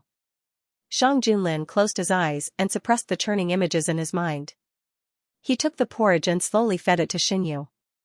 Xianyu was so tired that he didn't even bother to lift his arms. He enjoyed the service of the emperor with a clear conscience. Xianyu was indeed hungry. The porridge also suited his appetite. Not long after, he finished the bowl of porridge and felt full. After eating and drinking to his heart's content, Xianyu finally had the mind to think about other things. "What time is it now? Have the hunters already gone out?" Shang Junlin told him the time. As Xianyu expected, it was already noon. Last night, they played until dawn before Xianyu begged them to stop. It wasn't strange for Xianyu to sleep until now. "Your Majesty didn't go out today?" Xianyu looked at Shang Junlin. The man was still wearing a narrow-sleeved black robe today. His hair was tied up high.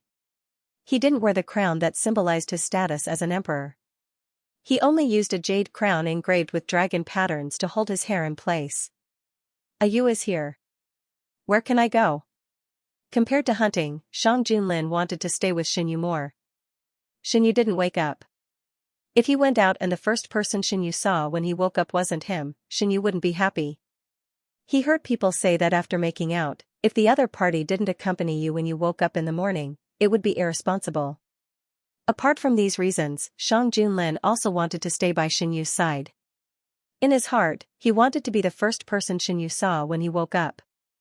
Knowing Xianyu's habit, Shang Junlin took the clothes on the side. Do you want me to help you wear them or do you want me to wear them yourself? Xianyu moved a little. His body didn't have much strength, so he decisively gave up. He had no qualms about ordering the culprit who caused all this. Your Majesty, please help me. Shang Junlin unfolded the clothes and pulled Xianyu out of the quilt. Even though it was noon, the mountain was still a little cold. Xianyu shivered a little. The next moment, he was embraced by the man. Except for the hot summer, Xianyu liked to stick close to Shang Junlin. The man's body temperature was on the high side. For Xianyu, who was afraid of cold, hugging him was very comfortable. Shang Junlin lifted Xianyu's arm and helped him put on the coat. After putting on the coat, Xianyu found that Shang Junlin gave him an icy blue robe with large sleeves. Thinking about it, it seemed that he couldn't ride a horse today. Not only today, it was very likely that he couldn't ride a horse for the next few days. His legs were soft and without any strength. Xianyu originally wanted to go out for a walk, but he had to give up.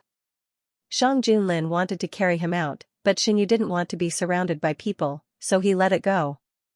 In the afternoon, the Prime Minister and Feng Darren came to talk about the matter of Subei. Although it was the autumn hunting season, the daily official business still had to be dealt with. When Shang Junlin stayed in the tent, he spent most of his time reviewing the memorials. Xianyu didn't want to move. Shang Junlin also didn't want to avoid him for these matters, so he listened to them together. He Qingyu, Shen Qingran, and Feng Jiayu were in Subei. All the internal problems were solved. With the aid of various places, the post-disaster reconstruction went smoothly. When Feng Jun left, everything in Subei was on the right track. The officials sent by the imperial court were also willing to do practical work, so there was no need to worry too much. The only thing they needed to care about was the northern desert. The Prime Minister and Feng Darren came to discuss how to deal with the northern desert. The spies of the northern desert in Subei were all caught in one fell swoop. The leader was also taken to the capital. That person's identity was also found out. He was a member of the Northern Desert royal family and the younger brother of the current ruler of the Northern Desert. This identity meant that they had more bargaining chips in their hands. The more honorable the person's status was, the more advantageous it was for them. The Northern Desert wants to take him back, Feng Darren said. It's not surprising. This person has been lurking in Subei for many years. Just the secrets he knows are enough for the Northern Desert Emperor to think of ways to take him back. The Northern Desert was driven out of Subei that year, and for many years they were unwilling to accept it. They want to reoccupy Subei. On the surface, they are peaceful, but there have been many conflicts with the Subei army. The fact that they have planted so many spies in Subei is enough to show that they haven't given up. The Prime Minister was not surprised. According to our people's secret reports, the Northern Desert has been playing tricks these days. They seem to want to send their troops south again. Feng Darren frowned. Such a big turmoil in Subei is a rare opportunity for them. They have coveted the land of the Great Huan for many years. In the past, they didn't dare to act rashly because they were afraid of your Majesty. However, time is the best way to erase people's fears. Driven by their growing desire, they have chosen to abandon the memory of their defeat. They feel that this is a rare opportunity and they will definitely succeed in one fell swoop. Xianyu expressed his opinion. The Prime Minister and Feng Darren didn't have any thoughts about Xianyu participating in court politics.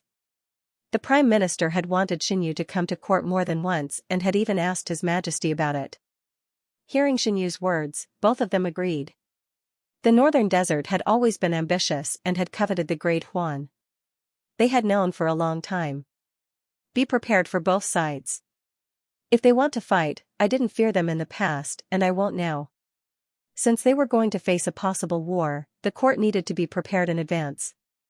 The Prime Minister and Feng Darren accepted the order and went to make arrangements. The Northern Desert. What's the situation in the Great Huan? The Northern Desert Emperor was a man in his 40s. He sat on the throne that represented the throne and looked at the officials below. He was not in a good mood. No one would be in a good mood if the plan that had been in place for many years was uprooted. The Great Juan is still unwilling to let go. In order to save His Highness, all of our forces in Subei were lost. Now, unless the Great Juan is willing to take the initiative to reveal it, we have no way of knowing His Highness's situation. The official trembled as he knelt below, not daring to raise his head. The Subei has just experienced a great drought. The Subei army has also been affected. This is a rare opportunity. Do you think that if we act now, we can catch the Great Juan off guard? The Northern Desert Emperor's gloomy eyes swept over the officials below. There were many newly promoted officials in the Northern Desert Court. They knew very little about the battle that year and didn't know what kind of terrifying force the Subei army was under the leadership of Shang Junlin. The Northern Desert also wouldn't wantonly publicize how tragic the defeat was. Over time, except for a few people, most people didn't take the Subei army seriously. So what if the Subei army is strong?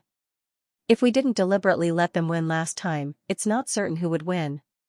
If you ask me, it's better to directly teach them a lesson. The millions of cavalrymen of the Northern Desert are not just for show. These words were approved by most people.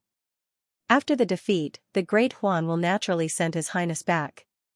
There were some officials who were not so optimistic, but the Emperor refused to listen to them. The more they said, the easier it was for them to be despised. The autumn hunt was still in progress. Xianxia rested for 2 days and could barely walk freely. The competition was also coming to an end. The winner would get a chance to meet the Emperor, which was a great encouragement for the young people who had not yet entered the officialdom. The winner this time was a young man. He was a child of the collateral branch of the Duan family. As usual, Shang Junlin rewarded him, called him to the front and said a few words of encouragement. When he left, the young man's footsteps were light. Xianxia sat beside Shang Junlin and witnessed the whole process with his own eyes. The Duan family has taught a good child. It was rare that he didn't have the bad habits of the aristocratic families. The banquet was very lively. The young man brought by Grand Secretary Duan won the first prize, which made the aristocratic families proud. An endless stream of people came to congratulate him. Xianxia looked over there and joked, "The aristocratic families can hold their heads high this time. They should at least be given some benefits." Shang Junlin held a wine cup and said indifferently. Xianxia looked away and asked curiously, "What did your majesty hunt these 2 days?" No matter what, Shang Junlin was the emperor. He couldn't stay in the tent all the time. Xianxia couldn't ride a horse. Even if he wanted to accompany the emperor, he still had to go out at certain times. When the emperor went hunting, to a certain extent, it also showed the emperor's power and unshakable. The first arrow before the hunt started was shot by Shang Junlin. Shang Junlin definitely wouldn't return empty-handed. Xianxia had traveled with him before. He knew that this man was proficient in horseback archery and would definitely hunt a lot of prey. You didn't ask before. I thought you weren't curious about it." Shang Junlin put down the cup in his hand and raised his eyebrows. "I didn't ask before because I wanted to leave the surprise for last," Xianxia said casually. Shang Junlin didn't expose him. "I didn't remember what they were. Later, I'll ask Meng Chang to bring you the booklet." When they hunted, they were only responsible for shooting arrows. There were specialized people to pick up the prey. It was normal that Shang Junlin didn't remember what they were. As he spoke, Shang Junlin turned to look at Eunuch Meng, who was serving beside him. Without further instructions, Eunuch Meng quickly went to get the booklet. As someone who served the emperor, he should have this kind of eyesight. He should know what his master was going to do through his subtle actions. Xianxia scooped a spoonful of porridge and put it into his mouth. The dishes in front of him were light and had a certain cooling effect. It couldn't be helped. It was a special situation. "It's a pity that I can only taste the meat roasted by your majesty." Xianxia looked at the meat and sighed. The roasted meat was too greasy. He couldn't eat it now. "If you likes it, I'll roast it for you when we return to the palace. There are all kinds of ingredients in the imperial kitchen." Shang Junlin gently wiped the water stain on Xianxu's mouth. Feeling the sudden gaze on him, Xianxu calmly covered Shang Junlin's hand. "Your Majesty, it seems that many people are looking at us." Shang Junlin looked up. Under his piercing gaze, Xianxu's gaze disappeared. They are very curious about us. Xianyu stated the truth. Shang Junlin held Xianyu's hand and said, they have heard about everything that happened before. Many people wanted to meet you in private, but I stopped them. With Xianyu's current status, he was qualified to meet the women with titles. Naturally, those women with titles could also send letters to the imperial palace to request to see Xianyu. In the beginning, the concubines of the vassals were like this. Why would they want to see me? No matter what, I'm still a man. Most of these officials' families are women, right? Although the southern wind prevailed in Dahuan and people regarded the southern wind as an elegant thing, there were very few people who actually married a male wife. As far as Xianyu knew, the wives of the ministers in the imperial court were all women. We dismissed a few of them, and no one mentioned this matter again. Shang Junlin was right. There were many people in the imperial court who were curious about Xianyu. Before entering the imperial palace, everyone's impression of him was that he was not favored by Jinbei. After entering the imperial palace, except for the banquet, they had no chance to see him in person. Just the fact that he could firmly grasp the emperor's heart was enough for everyone to have a strong interest in him. Not to mention that the emperor was not willing to accept anyone into the imperial harem because of him. Now, the emperor was sitting in the same carriage as him, going in and out with him. It seemed that the emperor doted on him to the bone. Did the world give up the idea of sending women into the imperial harem? No, as long as the ambition did not disappear, this idea would never be eliminated. They did not mention it now because they knew how to judge the situation and knew that it was not a good time. As long as the emperor's love for Xianyu did not disappear, they could only suppress the idea in their hearts. After the ceremony, Shang Junlin left with Xianyu, who was bored. After they left, the banquet became really lively. The madams and misses who had a good relationship with each other sat together and talked about all kinds of topics. As they chatted, the topic turned to the emperor and the emperor. I have long been curious about what kind of person the emperor is. He can make our emperor, who has never been moved by the mundane, so fascinated that he can't find north. Seeing him today, he is really extraordinary. With such an appearance, there are not many people in the world who can compare to him. His Majesty and the Emperor are really. The Madam in Blue who spoke covered her chest. Why can't my family learn from His Majesty? When the two get along, they really don't put on any airs. His Majesty obviously has true feelings for the Emperor. At this point, the person lowered his voice. I just don't know how long this sincerity will last. This is not something we need to worry about. That's also true. However, the emperor's actions are so flamboyant, leaving no room for leeway in everything. Aren't you afraid that in the future? Since ancient times, the emperor was fickle. When he was deeply in love, you were very good. But once the feelings faded, everything in the past could become evidence for him to punish you at will. With His Majesty's temperament, the things you are worried about will most likely not happen. The one who spoke was Madame Fong. With Fong Darren entering the cabinet, Madame Fong's status also rose. Why does Madame Fong say that? The madam who was refuted didn't look very good. His Majesty is not attracted to beauty. If it wasn't for the emperor entering the palace by accident, I'm afraid the harem would still be empty. Since that is the case, how could the things you said happen? Madame Fong spoke neither quickly nor slowly. Xianyu didn't know that the court's women had already begun to worry about him falling out of favor in the future.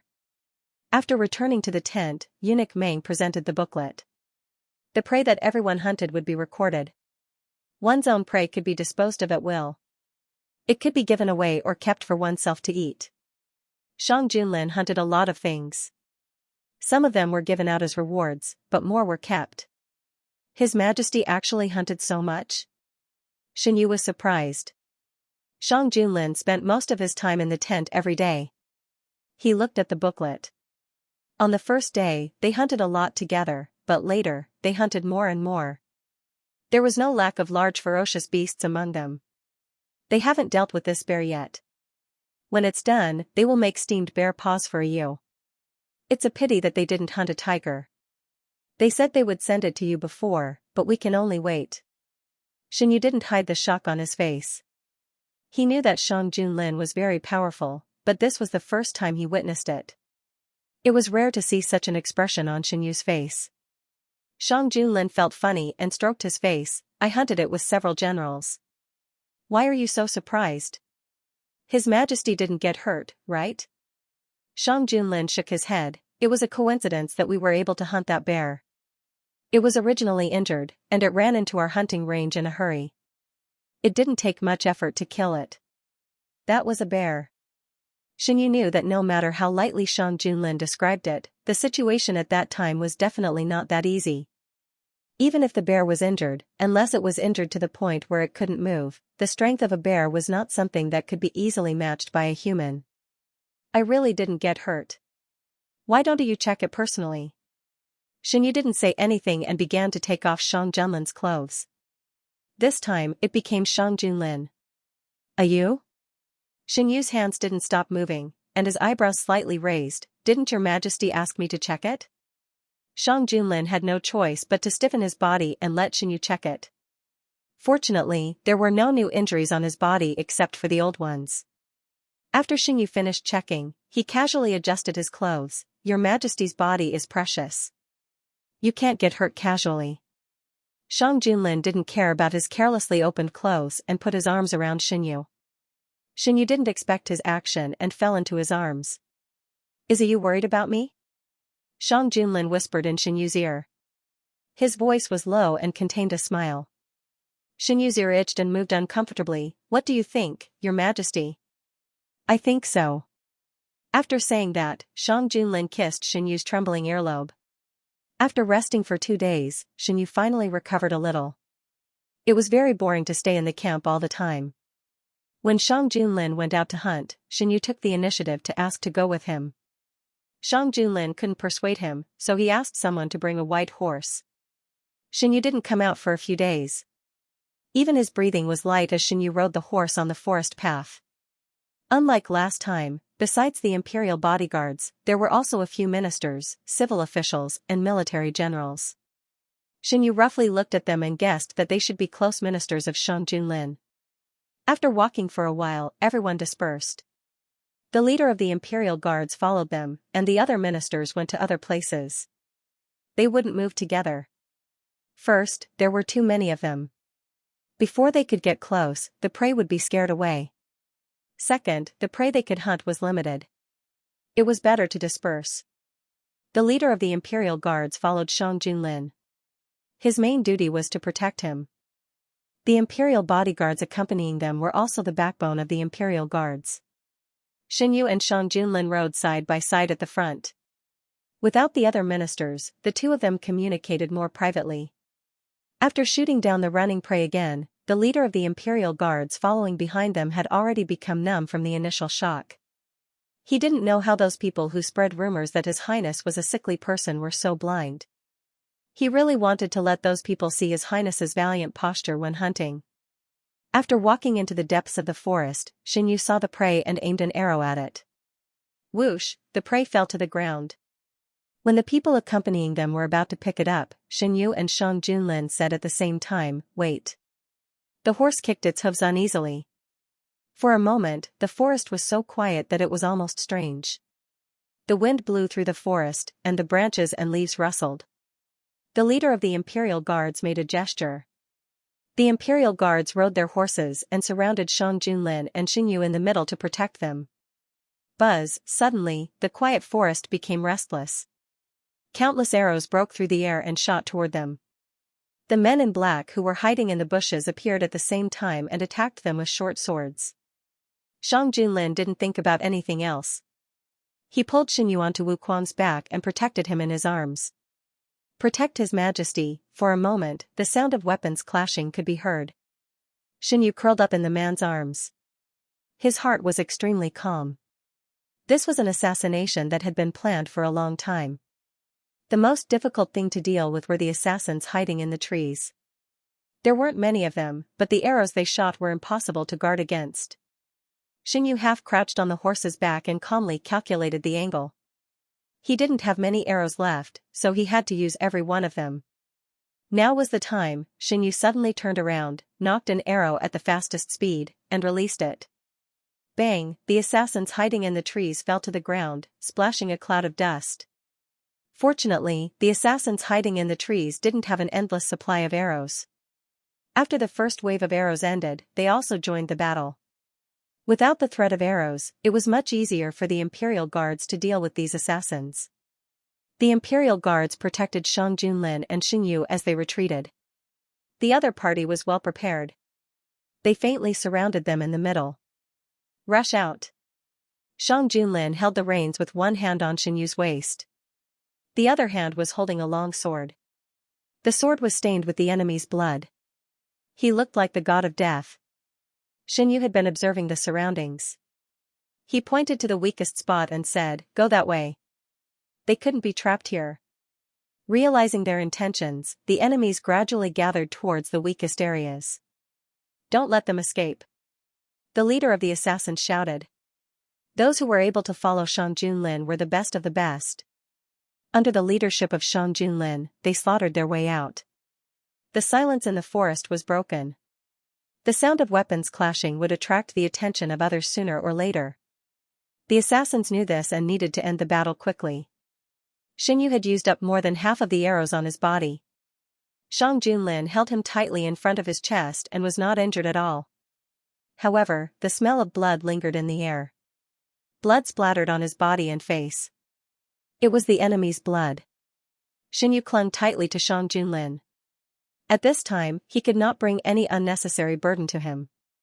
He gripped the bow tightly and his knuckles turned white. Every time someone tried to attack Shang Junlin when he was unprepared, they would be killed by him. The two of them cooperated well and there was no danger along the way. The hidden dragon guards who received the secret order appeared in time and the situation was reversed. "Keep them alive. I want to know who ordered them to do this." Shang Junlin rode his horse and looked down at the suppressed assassins. Xinyu heaved a sigh of relief and relaxed his body. He leaned into Shang Junlin's arms and relaxed his tense nerves. All his strength flowed out like a tide. If Shang Junlin did not hold him tightly, he would have fallen down. Such a big matter could not be concealed. When Xinyu and Shang Junlin returned to the camp, the officials had already received the news. Xinyu and Shang Junlin were stained with blood. Many of the guards behind them were injured. Shang Junlin ordered them to take care of the situation. He also brought Xinyu back to the camp. The assassins were handed over to official Fang. Shang Junlin did not care about the lives of these people. He just wanted to know who ordered them to do this. The palace maids nimbly prepared hot water and clean clothes, and then retreated. Shang Junlin was wearing black clothes. The blood only deepened the color a little. Xinyu was wearing light clothes. Once blood came into contact with his clothes, it would be very obvious. Xinyu touched Shang Junlin's clothes. They were all wet. When he let go, his hands were stained with blood. He frowned. "Is your majesty hurt?" "It's all other people's blood." Shang Junlin took off his outer clothes and wiped the blood off Xinyu's hands with a clean inner shirt. "You protected me. How could I get hurt?" Xinyu's performance surprised Shang Junlin. It was not easy to remain calm in the face of such a dangerous situation. He was worried that Xinyu would be frightened, so he protected Xinyu in his arms and did not let him see the bloody scene. Unexpectedly, he did not feel the slightest fear from Xinyu. He even avoided several injuries because of Xinyu's help. "Today, it's all thanks to you." Shang Junlin raised his hand to touch Xinyu's face. When he saw the blood on his hand, he paused. Xinyu took the initiative to hold his hand and put it on his face. "With your majesty here, I'm not afraid of anything." Feeling the body under his hand trembling slightly, Shang Junlin's thoughts were interrupted. "You was frightened today." Xinyu shook his head, but his body trembled more and more violently, revealing his true emotions. "You was very powerful today." Shang Junlin gently kissed his forehead and held him in his arms. When the body in his arms stopped trembling, he released him. "Wash up first. Soak in hot water and relax." "Okay." Xinyu nodded gently. Xinyu could not stand the smell of blood. He took off his clothes as fast as he could and soaked in hot water.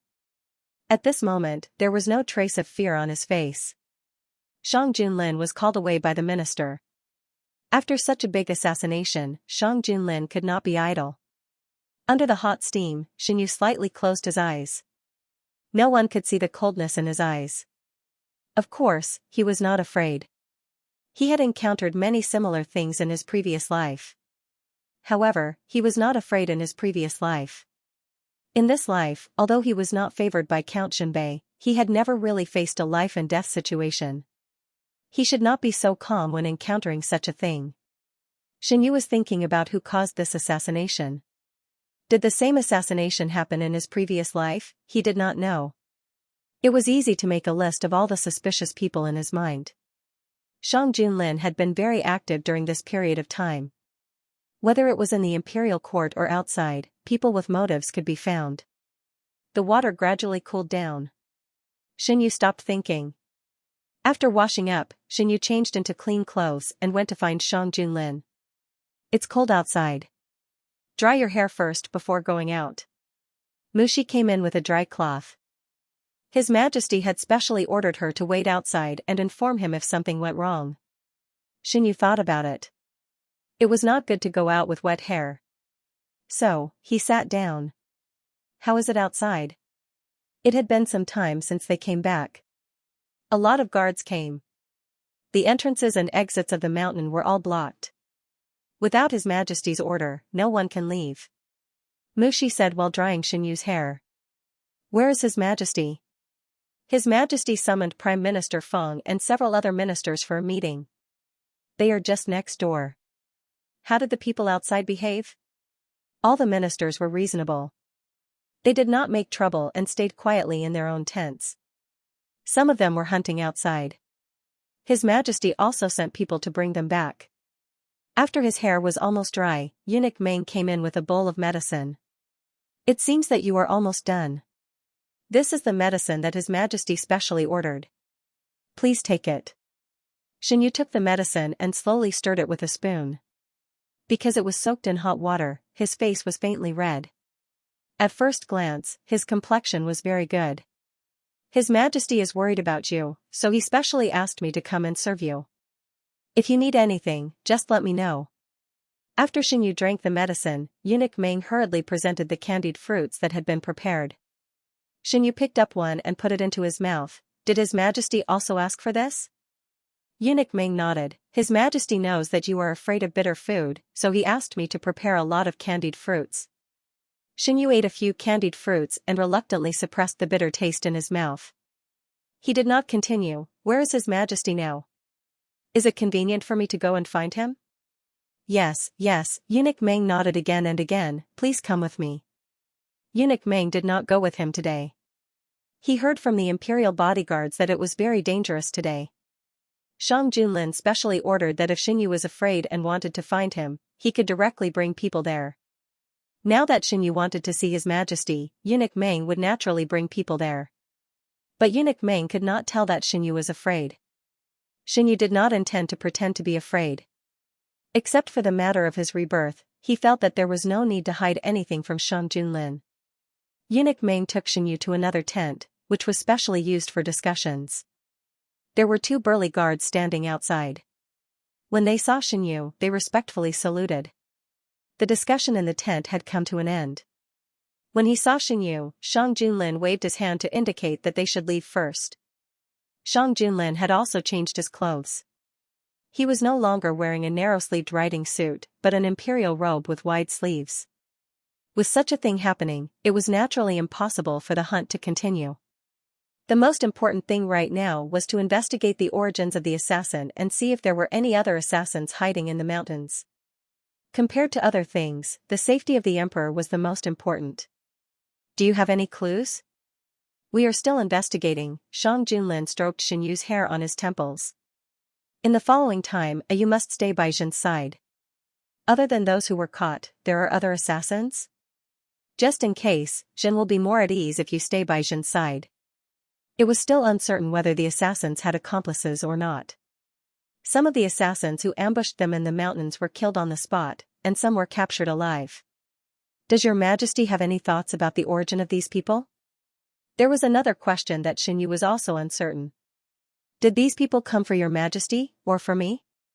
Shang Junlin's heart trembled. They all tacitly agreed that these people came for him, but they never thought that there was another possibility. What if these people came for Xinyu? Shang Junlin immediately called eunuch Meng. Go find Feng Jun, tell him, Zhen doesn't care what method he uses, he must find out from these people who they want to assassinate. Eunuch Meng accepted the order and left. Feng Jun didn't know what Xinyu had experienced when he was young. Although he didn't understand Shang Junlin's order, he still followed the order to interrogate these people. Your Majesty, we caught a sneaky person. A guard pushed in a tied-up person. Xinyu glanced at the person. He was dressed as a servant and had an ordinary face. He was forced to kneel on the ground and trembled in fear. Take him to Feng Jun and let him interrogate him properly. Yes. The guard carried the person out. Shang Junlin rubbed his eyebrows in annoyance. With such a big mistake, the official in charge of the inspection couldn't absolve himself from the blame and came to beg for forgiveness. Shang Junlin sat at the head of the table and looked down at the official kneeling on the ground. He didn't speak, and the tent fell into a dead silence. The official kneeled on the ground, his legs couldn't help but tremble, and his back was gradually soaked with cold sweat. You said that when you sent people to inspect the mountain, there was nothing wrong with it? After a long time, the emperor's ambiguous question came from above. Yes, I dare not lie. Even if I have 10,000 guts, I dare not lie about this matter. Your Majesty, please understand. The official cowed out again and again. He really didn't dare to lie about this matter. This matter was related to more than his life. If he didn't handle it well, it would implicate his entire family and make him a sinner of the entire family. Tapping his fingers rhythmically on the table, Shang Junlin said in a light voice, I can give you a chance to atone for your crimes. If you can find out how these people quietly avoided all the guards and entered the mountains, I will be lenient. Thank you, Your Majesty. Thank you. No one expected that there would be an assassination during this autumn hunt. The mountain was not as safe as the palace. The officials began to write letters, hoping that the emperor could return to the palace as soon as possible. If this assassination was targeted at Your Majesty, they must have been waiting for this opportunity for a long time. Xinyu flipped through the letters handed by the officials. He had to admit that their considerations were reasonable. The palace was indeed safer than the mountain. I haven't encountered this kind of thing for a long time. I thought they had stopped. Shang Junlin sneered. Driven by profit, ambition will never die. This kind of thing could never be stopped. After washing up, Xinyu and Shang Junlin prepared to sleep. Suddenly, the leader of the Imperial Guards came to report. Eunuch Meng was guarding outside. Seeing the anxious look on the other party's face, he didn't dare to delay and hurriedly reported to the emperor. Your Majesty, please go and take a look. If there is nothing important, Eunuch Meng won't disturb you at this time. Xinyu pushed Shang Junlin. Not long after, Shang Junlin walked in with a cold face. Xinyu sat up. What happened? Shang Junlin was rescued. What? Xinyu grabbed the blanket and asked, when was he rescued? Today. Shang Junlin's expression softened as he sat on the bed. Today. Xinyu muttered, could today's assassination be related to King Yu's rescue? Xinyu's suspicion wasn't without reason. There were many forces with motives, but there weren't many who would rescue King Yu at the same time. Perhaps. I wonder if Feng Jun has found anything. Shang Junlin adjusted the blanket for Xinyu. King Yu hasn't been imprisoned for a day or two. Aside from the He family, is there anyone else who tried to rescue him? Xinyu was very concerned about King Yu's matter. Although the development of this life was different from his previous life due to his intervention, no one knew how the story would turn out until the last moment. Shang Junlin shook his head, no. After the prison break failed, I thought that they had given up on it. The imperial exam fraud case came to an end, and the officials involved received their due punishment. Due to King Yu's special identity, Shang Junlin only locked him up and didn't send him to the execution ground like the other officials. The next morning, Shang Junlin summoned the Prime Minister and other officials for a meeting. They all knew a little about King Yu's matter, and their hearts sank when they learned that he was rescued. Did Lord Feng get any results? The Prime Minister asked. First, it was an assassination, and then a prison break. The timing couldn't be more coincidental, and no one felt that it was an accident. It's hard to pry open their mouths. I found out that their target was your majesty, but they refused to say anything else. Lord Fong sighed. Those who were arranged to carry out this kind of assassination were mostly men of sacrifice, and it was difficult to get anything out of them. What about the person we caught in the mountains yesterday? Did he say anything? Shang Junlin asked. That person couldn't withstand the torture and revealed a lot of information. He came with Lord Su, and he's Madame Su's servant. He received Madame Su's orders to pass information to Hangzhou City. A few days ago, Madame Su instructed him to deliver a letter to someone from Hangzhou City, and he went to receive the letter yesterday. Fang Jun explained the results of the interrogation. From the results of this subject's interrogation, there is no definite connection between him and the assassin. An official's wife that just came to the capital from another place shouldn't be related to an assassin. But the Prime Minister paused briefly before he voiced out his doubts. His Majesty sent an official to Hangzhou City because of the Su family's daughter. So why would she be communicating with Hangzhou City at this time? What's written in the letter? Shang Junlin tapped his knuckles on the table. That person didn't know the contents of the letter. He couldn't find the person who was supposed to receive the letter, so he wandered around there and was arrested as a suspicious person. I've already sent people to find the person who received the letter according to his description, Fang Jun replied. We trust Minister Fang very much. When Xinyu woke up, Shang Junlin was not around. Mushi heard the noise and came in to serve him. After she went out, Xinyu found that the palace maids were packing up. His Majesty ordered us to return to the palace in advance, Mushi explained. Xinyu could understand that two major incidents had happened one after the other. The ministers also received the news and began to pack up. We didn't encounter such incidents in the past autumn hunt. I wonder if there are still assassins hiding in the dark. His Majesty has already sent people to search. Last night was peaceful, so it should be fine. I hope it can be confirmed quickly so that we can return as soon as possible. No one wanted to stay in a place where assassins might appear. Shang Junlin gave 3 days. If they still found nothing, the official in charge of this matter could be executed. Compared to the past, this was already lenient. Lorden, who was in charge of checking the safety of Chiyue Mountain in advance, wiped the cold sweat on his forehead and personally led people into the mountain to investigate. The atmosphere in the camp was very tense. The people who were called back on the first day didn't know what was going on. After they learned what had happened, they were all shocked and broke out in cold sweat. Assassination was a common occurrence for Shang Junlin, but for many of the young masters of aristocratic families, it was a first. After such an incident, the hunt could no longer continue. Everyone gathered together. Besides being nervous, they could only find something to relieve their emotions. The madams and misses who were close to each other gathered together to chat. The young masters had nothing to do, so they had their eyes on the game. A few days ago, they had hunted a lot of game back, enough for them to eat for more than 10 days. The elders in the family were busy with official business, so they couldn't help. They could only gather in 2s and 3s, make a fire, and roast the food themselves. Shang Junlin was very busy these days. Xinyu occasionally went with him to discuss official business. Fang Jun was very resourceful.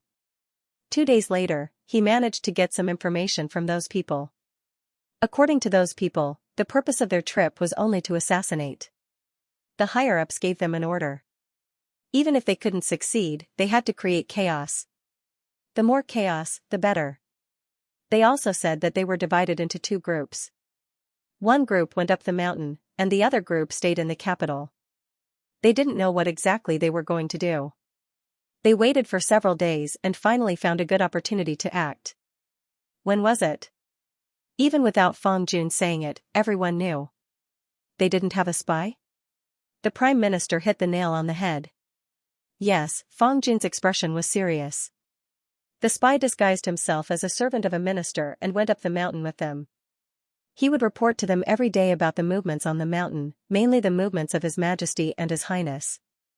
As the Emperor, Shang Junlin's every move was widely watched. During the hunt, he wouldn't deliberately hide his whereabouts. It wasn't difficult to find out where he went. Find that person. I want to know if his master knows what he is doing, Shang Junlin said coldly. Regardless of whether the officials who brought him in knew or not, they couldn't completely stay out of it. 2 hours later, Shang Junlin finished dealing with official business and saw Xinyu outside. What are you doing? Shang Junlin walked over and asked. I'm thinking about who saved Prince Yu. Xinyu looked back. There was still a trace of confusion in his eyes that hadn't disappeared yet. Xinyu only told Shang Junlin part of the truth. What he was really thinking about was what happened in his previous life. At this time in his previous life, he followed Prince Yu to his fief, but Prince Yu didn't stay there. In addition, during that time, he was constantly sick and muddle-headed. He didn't know much about the outside world. Now that he thought about it, he couldn't find any useful information. There was even less description about this period of time in the book. It only mentioned Shen Qingran's suffering in the imperial palace. Other than that, there were only a few unimportant words. Fang Jun got some information. Shang Junlin told Xinyu the information he got. There were two groups of people. The group that stayed in the capital was to take the opportunity to kidnap Prince Yu, right? Xinyu pulled himself back from his thoughts. I think so too. This assassination was actually very well planned. At least before the incident, no one noticed it. The only thing they underestimated was that I was already familiar with all kinds of assassination methods. Even if the hidden dragon guards were to stay somewhere else, I would still have a way to inform them immediately. On the third day, Lorden finally found a way for the assassins to enter the mountain without alerting the guards. He barely managed to save his own life. Under Fang Jun's investigation, the person who secretly passed the information to the assassins was also found. Coincidentally, it was Lord Su's servant. When Lord Su was brought to the emperor, he was completely stunned. He didn't know how he became an accomplice of the assassins. Your Majesty, I am innocent. I really don't know what is going on. Lord Su's forehead was on the ground as tears and snot flowed down his face. Then tell me, did this servant follow you up the mountain? Fang Jun stood at the side and asked. Lord Su turned his head and looked at the servant kneeling beside him. It is true that I brought him here, but I really don't know what he did. Your Majesty, please investigate. Shang Junlin listened to the commotion below and frowned. On the other side, Madame Su had been feeling uneasy ever since Lord Su was called away. She kept pacing back and forth in the tent. The bad premonition in her heart was getting stronger and stronger. The person she sent to collect the information didn't come back. With such a big thing happening, she didn't dare to ask outside. She could only wait for news. A few days had passed and she no longer held on to any hope. That person was most likely dead. She only hoped that the communication with her family hadn't been discovered. After Prince Yu was rescued, he fell into a state of disbelief. He thought that he would stay in prison for the rest of his life. He didn't expect to see the light of day again. He stood in the courtyard in a daze and felt the sunlight on his body. He was still in a daze. Did he really come out? Wasn't it just his imagination? He had once had such a dream. In his dream, he had returned to his fief, raised his arms and shouted loudly. With a single call, he had brought the soldiers who believed in him back to the capital and returned all the pain to Shang Junlin. Then, he woke up from the dream. He was still in the dark and damp prison. He had nothing. Under the huge difference between reality and the dream, he only wanted to drown in the dream and didn't want to wake up. Being rescued this time, was it just a dream he had? Your Highness, quickly pack up. We have to set off. A middle-aged man walked over. Oh, okay. Prince Yu seemed to have recovered from his shock. Where are we going? We have to hide from the imperial court's troops. My men have caused some trouble for the emperor, so we have to make the best use of our time. We will be safe after we pass through Hangzhou City. Why Hangzhou City? There's someone there to receive us. If it wasn't for Prince Yu's bloodline and the orders left behind by that person, they wouldn't have to go through so much trouble to rescue him and even lose so many men. Thinking about the men of sacrifice that were sent to assassinate the emperor, the man felt a pain in his heart. It wasn't easy for him to nurture those men, but more than half of them were lost in this operation. Prince Yu, who was in a daze, didn't notice that these people who rescued him were only respectful to him on the surface. They rushed towards Hangzhou City. After confirming that there were no other assassins on Qiyue Mountain, Shang Junlin ordered them to return to the palace. Xin Yu and Shang Junlin were still in the same carriage. This time, no one said anything. They didn't have the mood to care about these things. The number of guards accompanying them had increased by half. Xin Yu leaned over and rubbed Shang Junlin's furrowed brows. "Your Majesty, are you still thinking about Prince Yu?"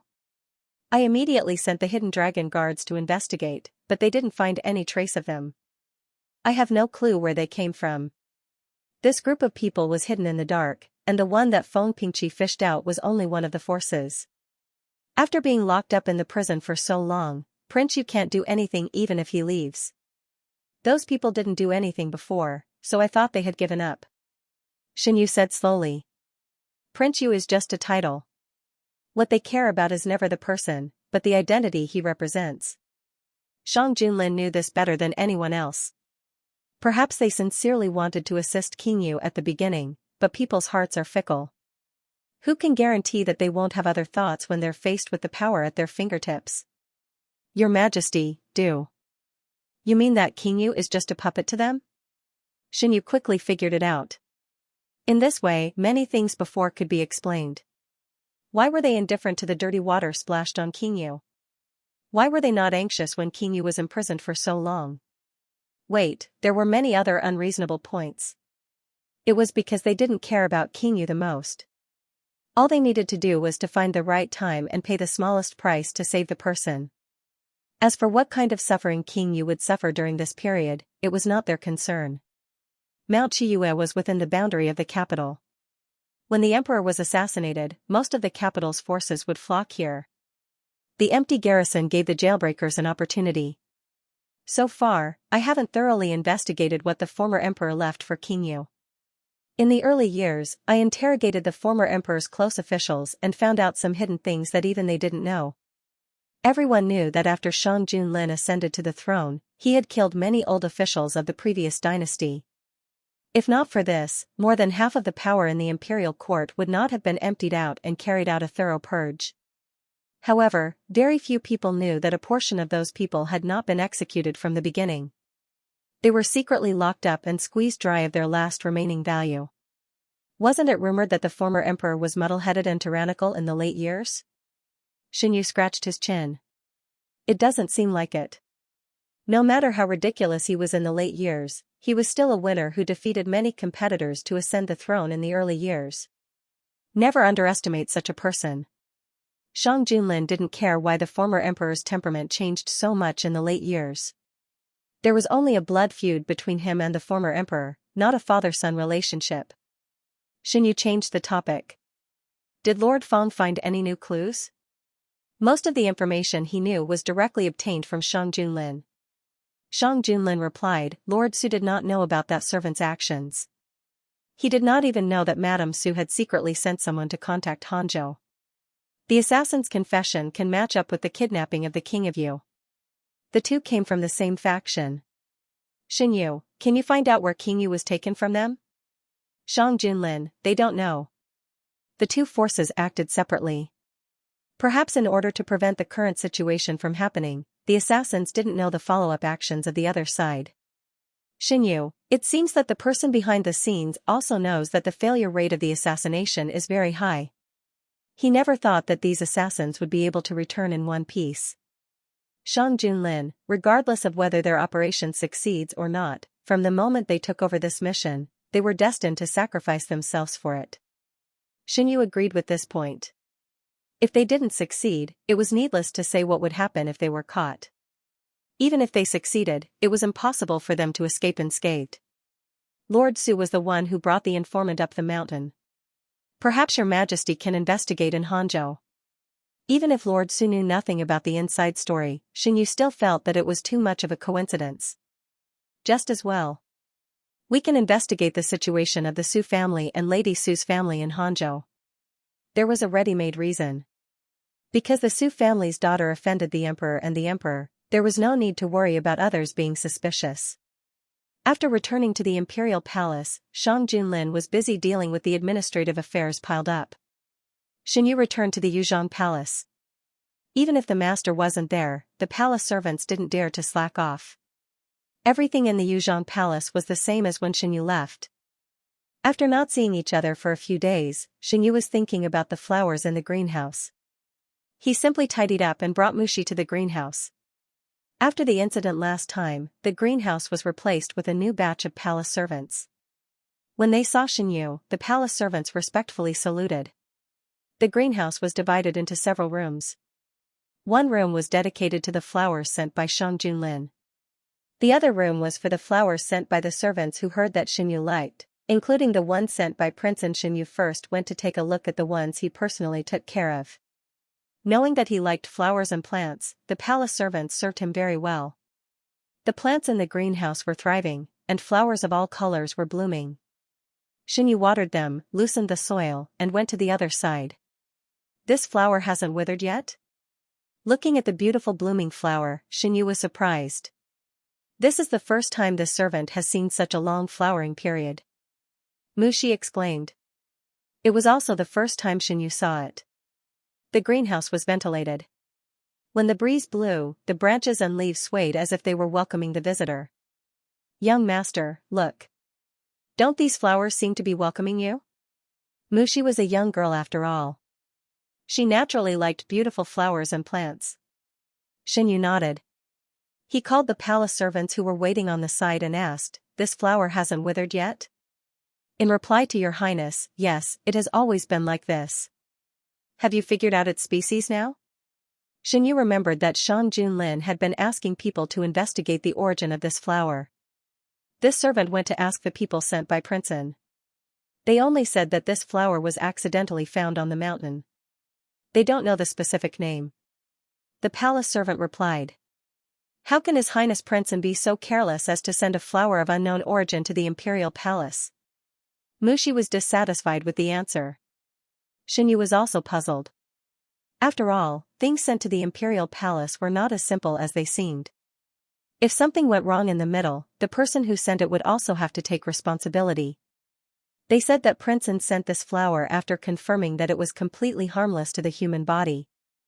The palace servant told the answer.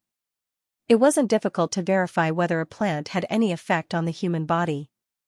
Xinyu remembered the scene he saw in the illusion before. He subconsciously glanced at the center of the flower. The delicate stamens were clustered together. There was nothing he expected. Xinyu withdrew his gaze. He found it funny. It was just an illusion under the effect of hallucinogenic drugs. How could he take it seriously? After returning, Imperial Physician Gu came to take his pulse. Imperial Physician Gu was not among the people accompanying this autumn hunt. Imperial Physician Wu had not yet returned to the capital. Someone needed to be in the Imperial Hospital. After taking his pulse, Imperial Physician Gu changed the prescription for Xinyu to recuperate. Your health is much better than before. You just need to take the new prescription once a day. All medicine was poisonous. Even if it was used to recuperate, it should not be taken too much after the body had improved. Xinyu did not like to drink medicine. Hearing this, the smile on his face deepened. Mushi was also very happy to hear this result. Her young master's health had been poor since he was young. He had been taking medicine all year round. Now that he was finally getting better, she was happier than anything else. Xinyu remembered that night when he told Imperial Physician Gu about the situation after eating venison. I don't know if this is normal. Your Highness, don't worry. Venison is very nutritious. Your body has recovered a lot after a period of recuperation. It's a good thing that you have a reaction. It proves that you are indeed recovering. Xinyu nodded to show that he understood. Is your Highness not as afraid of the cold as before this year? Imperial Physician Gu asked. Xinyu recalled that it seemed to be the case. After late autumn, the temperature in the capital dropped sharply. Every time it was this time, Xinyu would have entered the winter ahead of time. But this year, he did not feel much. Seeing Xinyu nod, Imperial Physician Gu said, it means that the medicine you used before has taken effect. If my guess is not wrong, this winter, your highness will not be as afraid of the cold as before. This was a good thing for Xinyu. After Shang Junlin came back, Xinyu told him what imperial physician Gu said. The man, who had been troubled by all kinds of things for a day, smiled. You will be better soon. Xinyu's health had always been a huge stone in Shang Junlin's heart. Imperial physician Gu's words undoubtedly gave him a reassurance. Subei was still negotiating with the Northern Desert. The Northern Desert Prince, who was imprisoned in the capital, was also received friendly treatment by De Huan. Shang Junlin continued to throw him to Fang Jun to deal with. It would be best if he could get more useful information. Seeing that De Huan did not intend to release him, the Northern Desert could not sit still. The cavalry was summoned. The war was about to start. Subei had been guarding against the Northern Desert. As soon as the Northern Desert made a move, the Subei army found out. The memorial was sent to the capital at the fastest speed. In the imperial court, there were two views on the issue of the Northern Desert sending troops. One side felt that they must fight.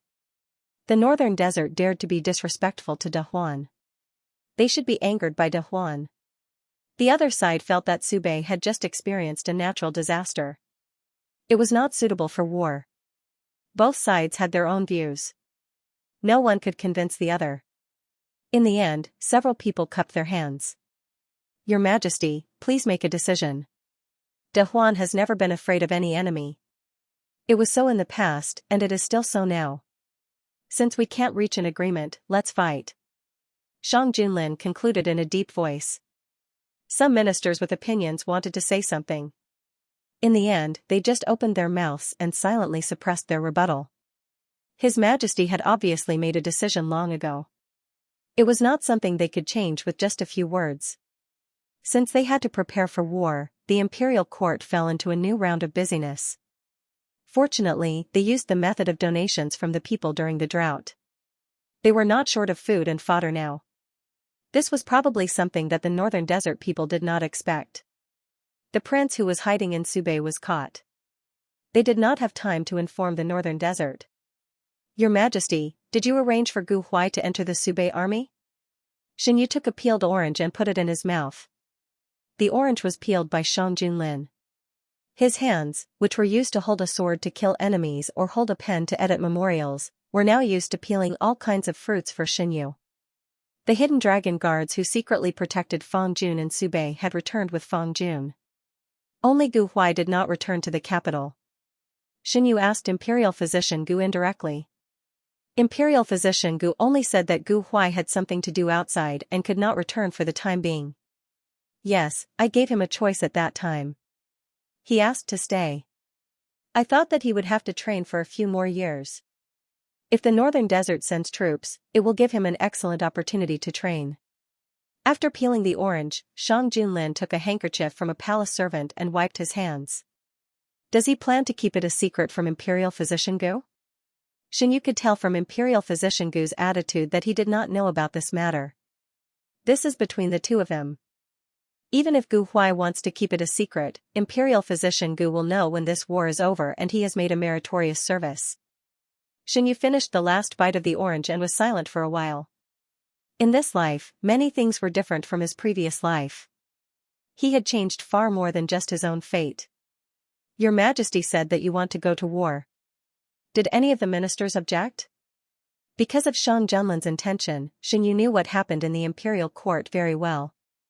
The Subei army has not experienced a real war for a long time. This time, I also want to let them see blood.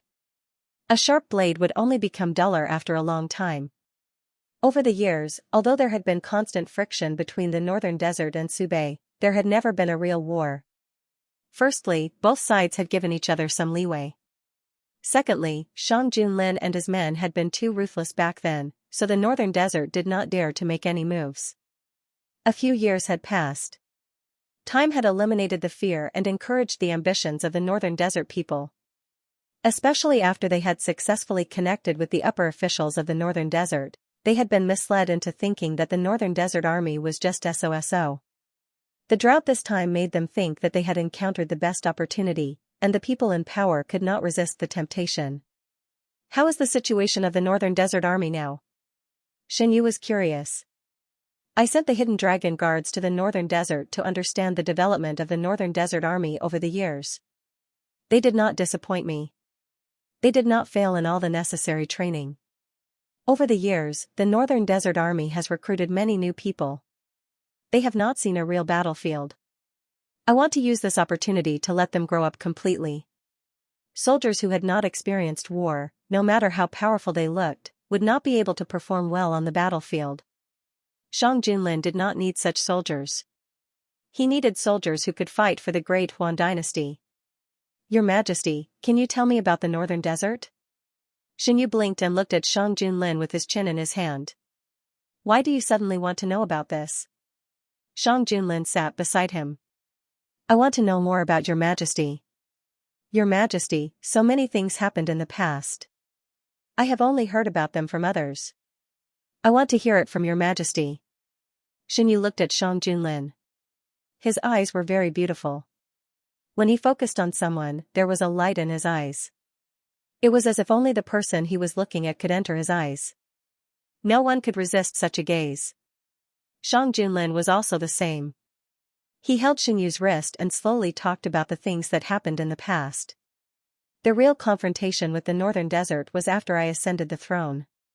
The late emperor listened to the treacherous officials and ceded the Subei region to the Northern Desert in exchange for a moment of peace. However, hungry wolves never know satisfaction. One concession only made them want more. The Northern Desert was still not satisfied with the Subei region and wanted more and more fertile land. Coincidentally, I ascended the throne and was too lazy to argue with the ministers in the imperial court, so I simply led the troops to the Subei region. Shang Junlin had his own army, which was the strength that he had accumulated step by step during his early years in the army. These people had followed him through life and death, and had accompanied him from nothing to becoming the ruler of a country. They had witnessed every step of his growth, and had also taken back the land that the Great Huan dynasty had lost step by step.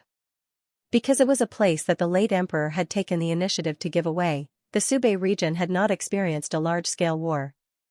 After the Northern Desert people entered the Subei region, they unilaterally tore up the contract that forbade them from oppressing the people of the Subei region. They burned, killed, looted, and committed all kinds of crimes. When I arrived with the troops, the Subei region had already spontaneously organized a troop to resist the Northern Desert people. If you really want to count, this troop can be considered the embryonic form of the Subei army. Recalling the past, Shang Junlin's face was expressionless. Xianxia covered the back of Shang Junlin's hand with her other hand. What about the troops that were originally stationed in the Subei region? They withdrew first. The late emperor had killed many loyal people in his later years. He simply did not care about the life and death of these people. Shang Junlin's voice became cold. The capital was far away from the Subei region. The late emperor was drunk in the imperial palace. How could he have thought that because of his simple decision, so many people would be displaced? Fortunately, Your Majesty was there at that time to save the Subei region from the abyss of suffering, Xianxia said softly. After I arrived in the Subei region, I reorganized the scattered soldiers and organized them with the local troops spontaneously formed to fight back. It's funny to say that the Northern Desert people thought that the people of the Great Huan region were easy to bully. They never thought that there would be a day when they would be counterattacked. They were completely defeated in the first battle. Later, more and more people volunteered to join. After fighting for more than a month, the Northern Desert people surrendered. I did not want to care, and the people of the Subei region were not willing to accept it. I led them to drive the people out of the Great Huan region. Shang Junlin's voice was low. Even if his tone was flat and straightforward, Xianxia still could not help but follow his words and imagine the situation in the Subei region. Xianxia knew that things were not as simple as what Shang Junlin said. Shang Junlin did not say much, and Xianxia did not ask for details. At that time, I was often away from home. Fortunately, Prince Li stabilized the situation in the imperial court.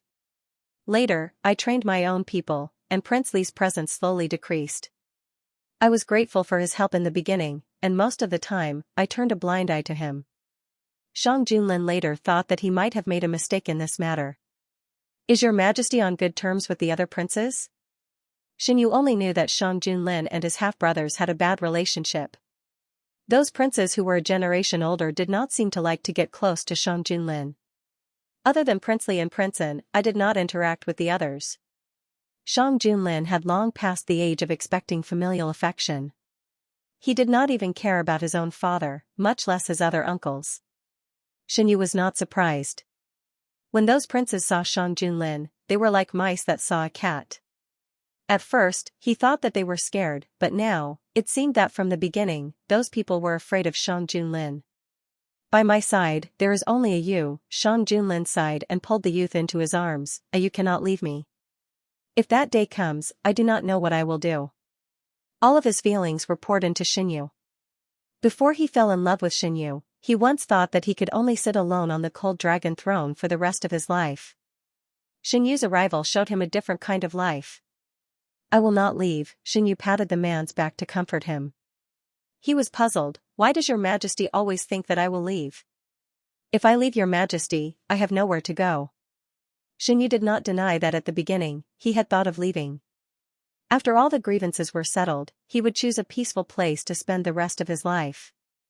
But as he got along with Shang Junlin, this idea unconsciously disappeared.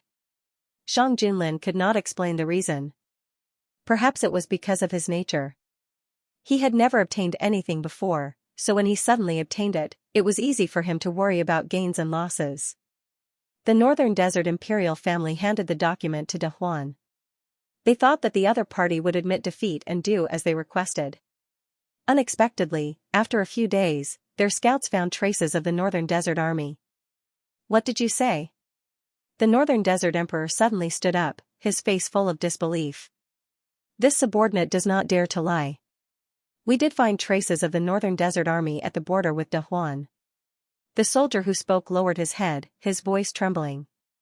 How is that possible? The Northern Desert Emperor anxiously walked around in circles. Didn't they say that Subei had just experienced a drought? How could De Huan have the guts to start a war with us? The main reason why the Northern Desert dared to start a war was that Subei had just experienced a drought. In their view, the lack of food supplies was equivalent to a death sentence for the Northern Desert Army. After the disaster relief, the treasury was empty. It was not a wise move to start a war at this time. The Northern Desert Emperor thought that the best development would be for De Huan to admit defeat and obediently do as they asked. Then they would lead the army to the south and rob Subei. They could use these things to pass the winter. Unexpectedly, De Huan's reaction was completely different from what they had imagined. The female official who was in charge of negotiating with them was even more powerful. There was no one in the entire Northern Desert who could defeat her. Every time they negotiated, De Huan's side would emerge victorious. The Northern Desert Emperor had been suppressing his anger for a long time. He originally thought that when they led the army to the south, he would force De Huan to deal with this woman to vent his anger. What should we do now? A minister frowned and asked. The army had already gathered. They could not give up just because of a little disturbance. If that were to spread, how could they raise their heads in other countries? Since De Huan refuses to negotiate, don't blame us for starting a war. The Northern Desert Emperor's eyes were filled with malice. At this moment, the Northern Desert Emperor did not know that the Northern Desert Army was already sharpening their swords and waiting for them to come to them. In the past, these Northern Desert people were so cowardly that they could not even fight to their heart's content. This time, we can finally fight to our heart's content. Within the Northern Desert Army, no one was afraid of this war. When they received the order from the imperial court, everyone was excited. The Northern Desert people were already riding on top of their heads. If they did not fight back now, when would they fight back? As expected of the emperor who drove the Northern Desert people out by himself. His response to the Northern Desert people's provocation is really satisfying. War was not a good thing for the people. But for the people of Subei, they were willing to pay any price to fight the Northern Desert people. The blood feud of having their families destroyed was not something that could be easily forgotten. Shang Junlin gave a secret order to He Qingyu, Jiang Huiqing, and Fang Jiai who stayed in Subei. The general meaning was, do whatever you want to do. I will support you from behind. Fang Jiai dared to provoke the people sent by the Northern Desert every time because of this imperial order. The three of them were not stupid. They could see Shang Junlin's attitude towards the northern desert from his actions. As ministers, they naturally had to share the emperor's burdens. Therefore, they added fuel to the fire in this war. For example, they deliberately made the northern desert people misunderstand that the northern desert army did not have enough pay and was greatly affected by the drought. Another example was Fang Jie, who made the northern desert people so angry in every negotiation that they could not refute. She dared to do this because your majesty asked her to do so, right? Xinyu looked at the document sent back from Subei. It described Fang Jie's heroic actions during the negotiation. You really knows me. The northern desert thinks that this drought is a once-in-a-lifetime opportunity. How can I not think so? Shang Junlin admitted generously. Your majesty, do you want to use this opportunity to knock some sense into the northern desert, or do you want to get something from them? Xinyu's question hit the nail on the head. That year, the northern desert took Subei from Dahuan. This time, I also want them to bleed. Moreover, the northern desert people's actions had already touched Shang Junlin's bottom line. Your majesty wants the land of the northern desert? Xinyu was surprised. Shang Junlin ordered eunuch Meng to bring a map and opened it on the table. The land to the north of Subei is very suitable for raising horses. I want to train a cavalry. Cavalry? Xinyu thought of Shang Junlin's private horse farm. Obviously, this idea did not come out of nowhere. Your majesty, when did you have this plan? When I fought with the northern desert in the past, I suffered losses from their cavalry. Later, I thought about whether I could build a strong cavalry. However, Dahuan lacked too many things. Until now, this wish has not been realized. However, it would be soon. Xinyu pointed at the circled area on the map. This place is close to Subei. It is convenient to come and go. Your majesty's wish will be realized soon. They were confident that they would win the battle against the northern desert. Xinyu flipped open another report on the table. It was from the Ministry of Justice, asking about how to deal with Feng Pingqi. The Feng family's influence had been removed from the center of power in Dahuan. Elder Feng, who used to be in the limelight, had been imprisoned. The officials under his protection who were involved had also been punished. Now, only the Feng family had not been dealt with. Your Majesty, how do you plan to deal with Master Feng? Xinyu closed the report. Shang Junlin also saw the report and frowned. The Ministry of Justice can convict him on his own. Why are you asking me? Shang Junlin approved, deal with him according to the law, and threw it aside. Speaking of Master Feng, why did he frame Princeton in the first place? Xinyu walked to Shang Junlin and sat down. He put the hallucinogenic drug next to the flower. If something happened to Xinyu, the first person Shang Junlin would punish would be Princeton, who sent the flower into the palace. He said it was the other side's idea. Shang Junlin was referring to the people who manipulated Feng Pingqi behind the scenes. That group of people was now imprisoned in the Ministry of Justice's prison. I asked the Ministry of Justice to interrogate those people. They said that because I favored you, they wanted me to have a taste of losing my true love. Shang Junlin's voice was full of coldness. What about when I first entered the palace? Could they have predicted that your majesty would fall in love with me in the future? If so, they should have stopped me from entering the palace from the beginning. Xinyu was puzzled. But the fact was that his entry into the palace was facilitated by these people. Xinyu could understand why they wanted him to disappear. At that time, Shang Junlin did not hide his love for him. Although at that time, only they knew that there was some sincerity in this love. Outsiders did not know. From their point of view, Xinyu was favored by the emperor as soon as he entered the palace. Until today, he was still favored by the emperor. Shang Junlin, according to the news from the Ministry of Justice, they were just following orders. The medicine that caused you to fall sick was also given by the mastermind. Xinyu, can you get information about the prison breakers from these people? Shang Junlin, after Prince Yu was taken away, I had the Ministry of Justice interrogate him, but there was no result. The Minister of Justice was also very troubled recently. His Majesty had given him the matter of Elder Feng to deal with, and the murder of His Majesty had also been implicated. Anyone with eyes could see how much His Majesty valued His Majesty. Because of this, the Minister of Justice did not dare to be careless. "Sir, are we still going to interrogate him today?" The subordinate cupped his hands and asked. "Interrogate him. We can't relax for even a day before the interrogation results are out. His Majesty has given him to us to deal with. He thinks highly of us. No matter what, we can't let His Majesty down," the Minister of Justice said righteously. Yes. Feng Pingqi was no longer as dignified as he used to be. His hair was messy and fell on his face. His prison uniform was covered with dirt and blood. After a long period of interrogation, he was in a very bad state. "I've already told you everything I know. No matter how you interrogate me, I can't tell you the rest." Feng Pingqi's voice was hoarse as he looked at the Minister of Justice who was walking toward him. It was hard to describe the feeling that a former subordinate had become a high and mighty judge. The Minister of Justice waved his hand and his subordinate brought him a whip. At the same time, the same thing was happening on the other side. When dealing with that person, they were not as polite as when dealing with Elder Feng. Shang Junlin did not need to care about how they interrogated him. He only needed to know the final result. Autumn passed and winter came. The weather was getting colder and colder. Xinyu changed into thick clothes. As Imperial Physician Gu said, he had a much easier time this winter than in previous years. After several probing attacks, the Subei Army and the Northern Desert Army faced each other head-on. The Subei Army caught the Northern Desert Army by surprise. Shang Junlin was very happy when the news of the victory reached the imperial court. The Prince of the Northern Desert was still detained in the capital. After the war between Daheng and the Northern Desert, his life became more and more difficult.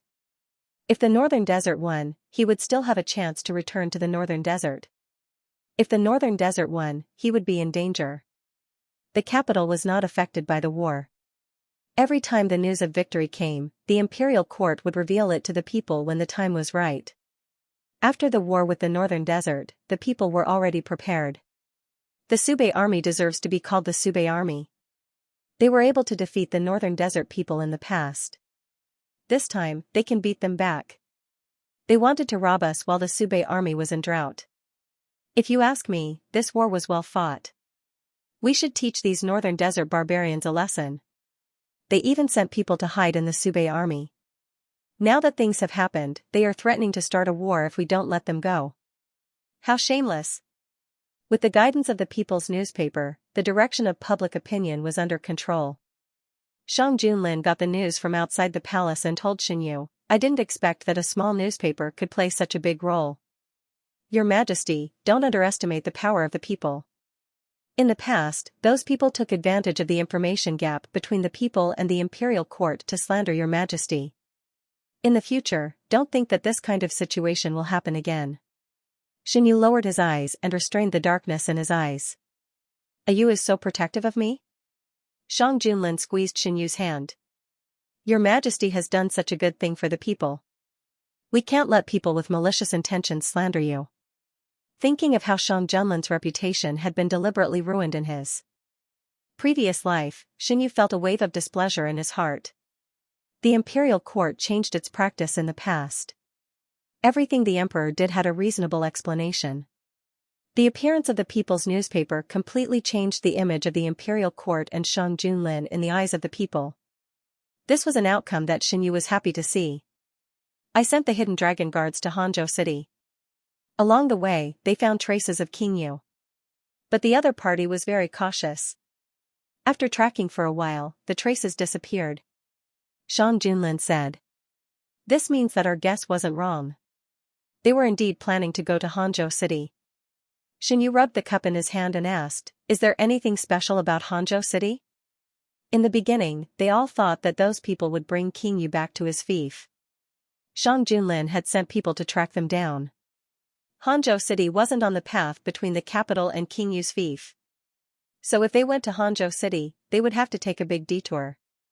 "It's most likely that there are people in Hanzhou City waiting for them," Shang Junlin replied. "Your Majesty, don't you think that this is a coincidence? Lord Su's daughter committed a crime in the hunting ground, so your Majesty sent people to Hanzhou City to investigate their past. Those people managed to kidnap King Yu with great difficulty, and they were heading to Hangzhou City. If they knew that your majesty's men were heading there, what would they think? As long as Xianxia thought about the scene of those people who thought they were foolproof, but in the end, they fell into a trap that had been prepared long ago, he felt it was very interesting. If that's the case, then AU is probably their nemesis, right? Every single matter can coincide with them. Shang Junlin was also shocked. Putting the previous matter aside, this matter was too much of a coincidence. That day, he went hunting with Xianxia and met Lord Su's daughter. Perhaps. Xianxia smiled. As the people involved, Lord Su's family was imprisoned. Regardless of whether they participated in the assassination or not, they were the ones who brought those people in. So they had to be charged as accomplices. The servant that Lord Feng caught that day said that he was delivering a letter to Mrs. Su. Did your majesty find out what she said to Hangzhou City? Xianxia asked. Shang Junlin replied, according to Mrs. Su, she wanted Hangzhou City to cover up what her daughter did in Hangzhou City. Xianxia replied, with the Su family's daughter's arrogance, she must have caused quite a bit of trouble. Shang Junlin replied, Ayu's thinking is right. She even has a few murder cases in her hands. Your majesty found out the results so quickly? Xianxia was shocked. It was the Su family's daughter. After she was imprisoned, she spoke a lot about the Su family. I have already sent people to verify it. If what she said is true, then it's time for Hangzhou City to change. A single sentence easily determined the fate of Hangzhou City's major forces. The Su family was imprisoned together. Why did you tell them that? Do you think that you can slander your sister now that we're imprisoned? Mrs. Su looked at the woman curled up by the wall with hatred. She even dared to do it, so why can't I say it? The woman lifted her head from her arms and looked at Mrs. Su. Instead of questioning me, why don't you worry about your daughter? She has so many lives on her shoulders, isn't she afraid of vengeful spirits coming for her in the middle of the night? What nonsense are you talking about? Lord Su unhappily rebuked, Junjun is your sister. She's just a little unruly at most, but how can she have harmed anyone? No matter how unhappy you are with her, you shouldn't slander her like this. So, father doesn't know about this. Then why don't you ask your wife and daughter? How did the Wu family's daughter die 3 years ago? Or, how did the daughter of the Yu family drown to death 2 years ago? There are many similar things, do you want me to list them out one by one? The woman's lips rose into a mocking arc, knitting his brows. Lord Su hesitantly looked at the person beside him. Mrs. Su seemed to have been poked in a sore spot as she jumped up. You believe everything she says? Junjun grew up by your side, so how can you not know her character? There's no need to explain. There are already officials heading to Hangzhou City, and it will be clear if I'm lying or not when they return. The woman replied indifferently. What's with the noise? You guys like to quarrel the most. The prison guard walked over unhappily. Silence returned to the prison once more. The officials that were sent to Hangzhou City initially met with resistance, but when they arrived, they realized that the small Hangzhou City was filled with complicated forces. Although Lord Su was transferred to the capital, his influence was still significant. So it was harder for them to investigate the Su family than they had imagined. It was only after the Su family was implicated in the assassination that they found an opportunity to investigate. As the investigation deepened, shocking cases surfaced one after another. The officials in charge of this matter did not dare to delay and immediately wrote a report and handed it over. Even if they weren't implicated in the assassination, the Su family still deserves to die. Shang Junlin raged after reading the report. Who was the one that promoted her? The imperial study was silent as eunuch Meng lowered his head, not daring to speak. None of the officials that came to discuss the matter dared to speak. They never expected that a case of a junior offending the emperor would be implicated in several bloody cases. As the daughter of Hangzhou City's provincial governor, she was responsible for so many lives, and this was only the investigation so far. It was hard for them not to suspect that the provincial governor and his family played a role in this matter. Prime Minister, I'll leave this matter to you. I want to know how this person was transferred to the capital and if there are any similar cases in the court. Since ancient times, the imperial court's control over the local regions had always been a headache for those in power. In the late period of the previous emperor's reign, not only was the imperial court affected by his actions, but the local regions were also affected. After Shang Junlin ascended the throne, he first dealt with the imperial court's problems before dealing with the local regions. Until now, most of them could be said to be clean.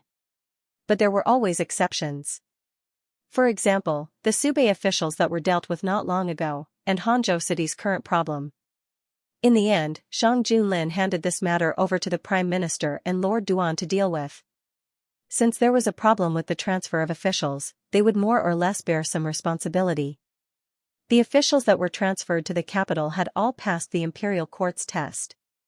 The test wasn't just based on the results, but a comprehensive consideration of all aspects. Only those who had the ability and didn't make any major mistakes could be transferred back to the capital. Since Lord Su was transferred to the capital, it meant that he had passed the test. As for why the matter in Hangzhou City wasn't discovered, it was a matter for the Prime Minister and Lord Duan to investigate. When Shang Junlin returned to the Yuzhong Palace and saw Xianxia standing by the window, the anger in his heart dissipated a little. "Your Majesty is back?" Xianxia turned around when he heard footsteps. Shang Junlin walked over without a word and hugged her. "Is there any news from Hangzhou City today? Have you found traces of the king of you?" This was Xianxia's first reaction. "Not yet. It's the Su family's matter." That daughter of a concubine was speaking the truth. The Su family's actions in Hangzhou City were far more than that. "Your Majesty is angry about this matter?" Xianxia raised his hand and caressed the man's back. "How can such a person be transferred to the capital? Your Majesty didn't know about it in the first place. But now that you know, he will naturally return to where he should be. Those who make mistakes will receive their due punishment. Your Majesty doesn't have to think too much about it." Xianxia comforted. With the first clue broken, the following matters were much easier to investigate. Hangzhou City. What happened during the autumn hunt? Why would Junjun offend the Imperial Emperor? What's the Su family's current situation? Madame Su's family, the Qing family, fell into a state of panic. When the news came, the Qing family immediately made their plans. The Qing family had been rooted in Hangzhou City for many years, and they were the biggest family in Hangzhou City. Furthermore, because of their marriage with Mr. Su, it wasn't an exaggeration to say that they could cover the sky with one hand. If it weren't for their overwhelming power, they wouldn't have been able to force the victim's family to swallow their grievances. On the surface, they were in the limelight, but behind their backs, their hands were stained with the blood of countless innocent people.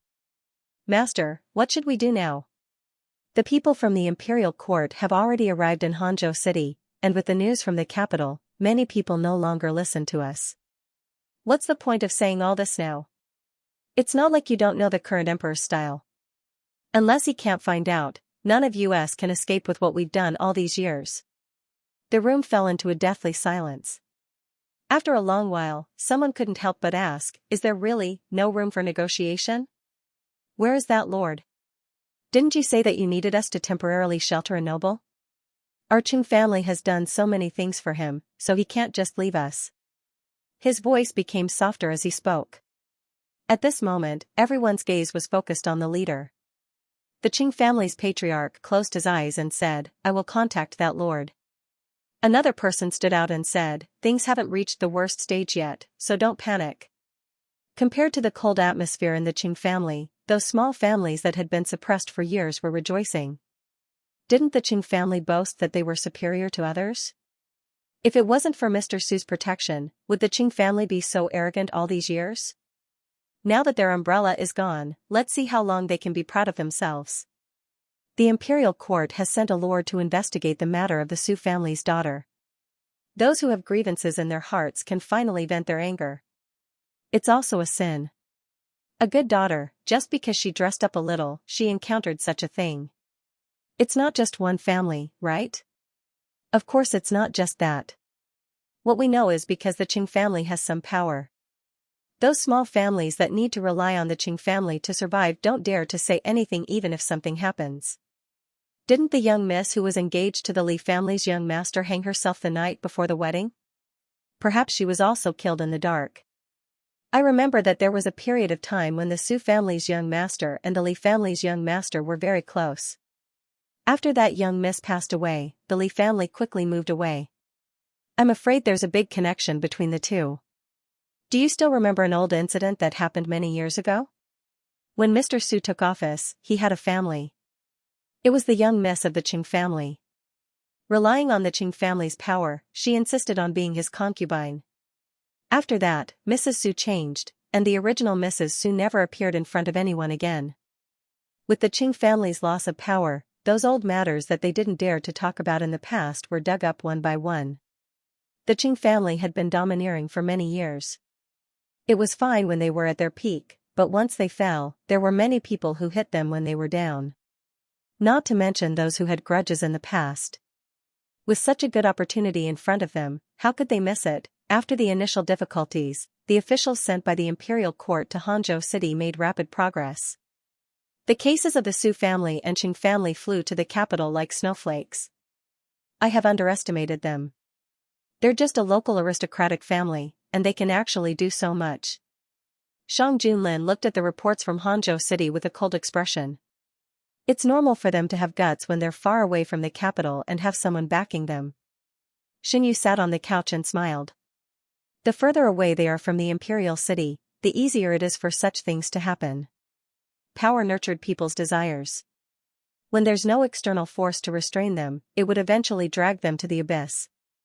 The Qing family can't be allowed to stay. Shang Junlin made a decision in his heart.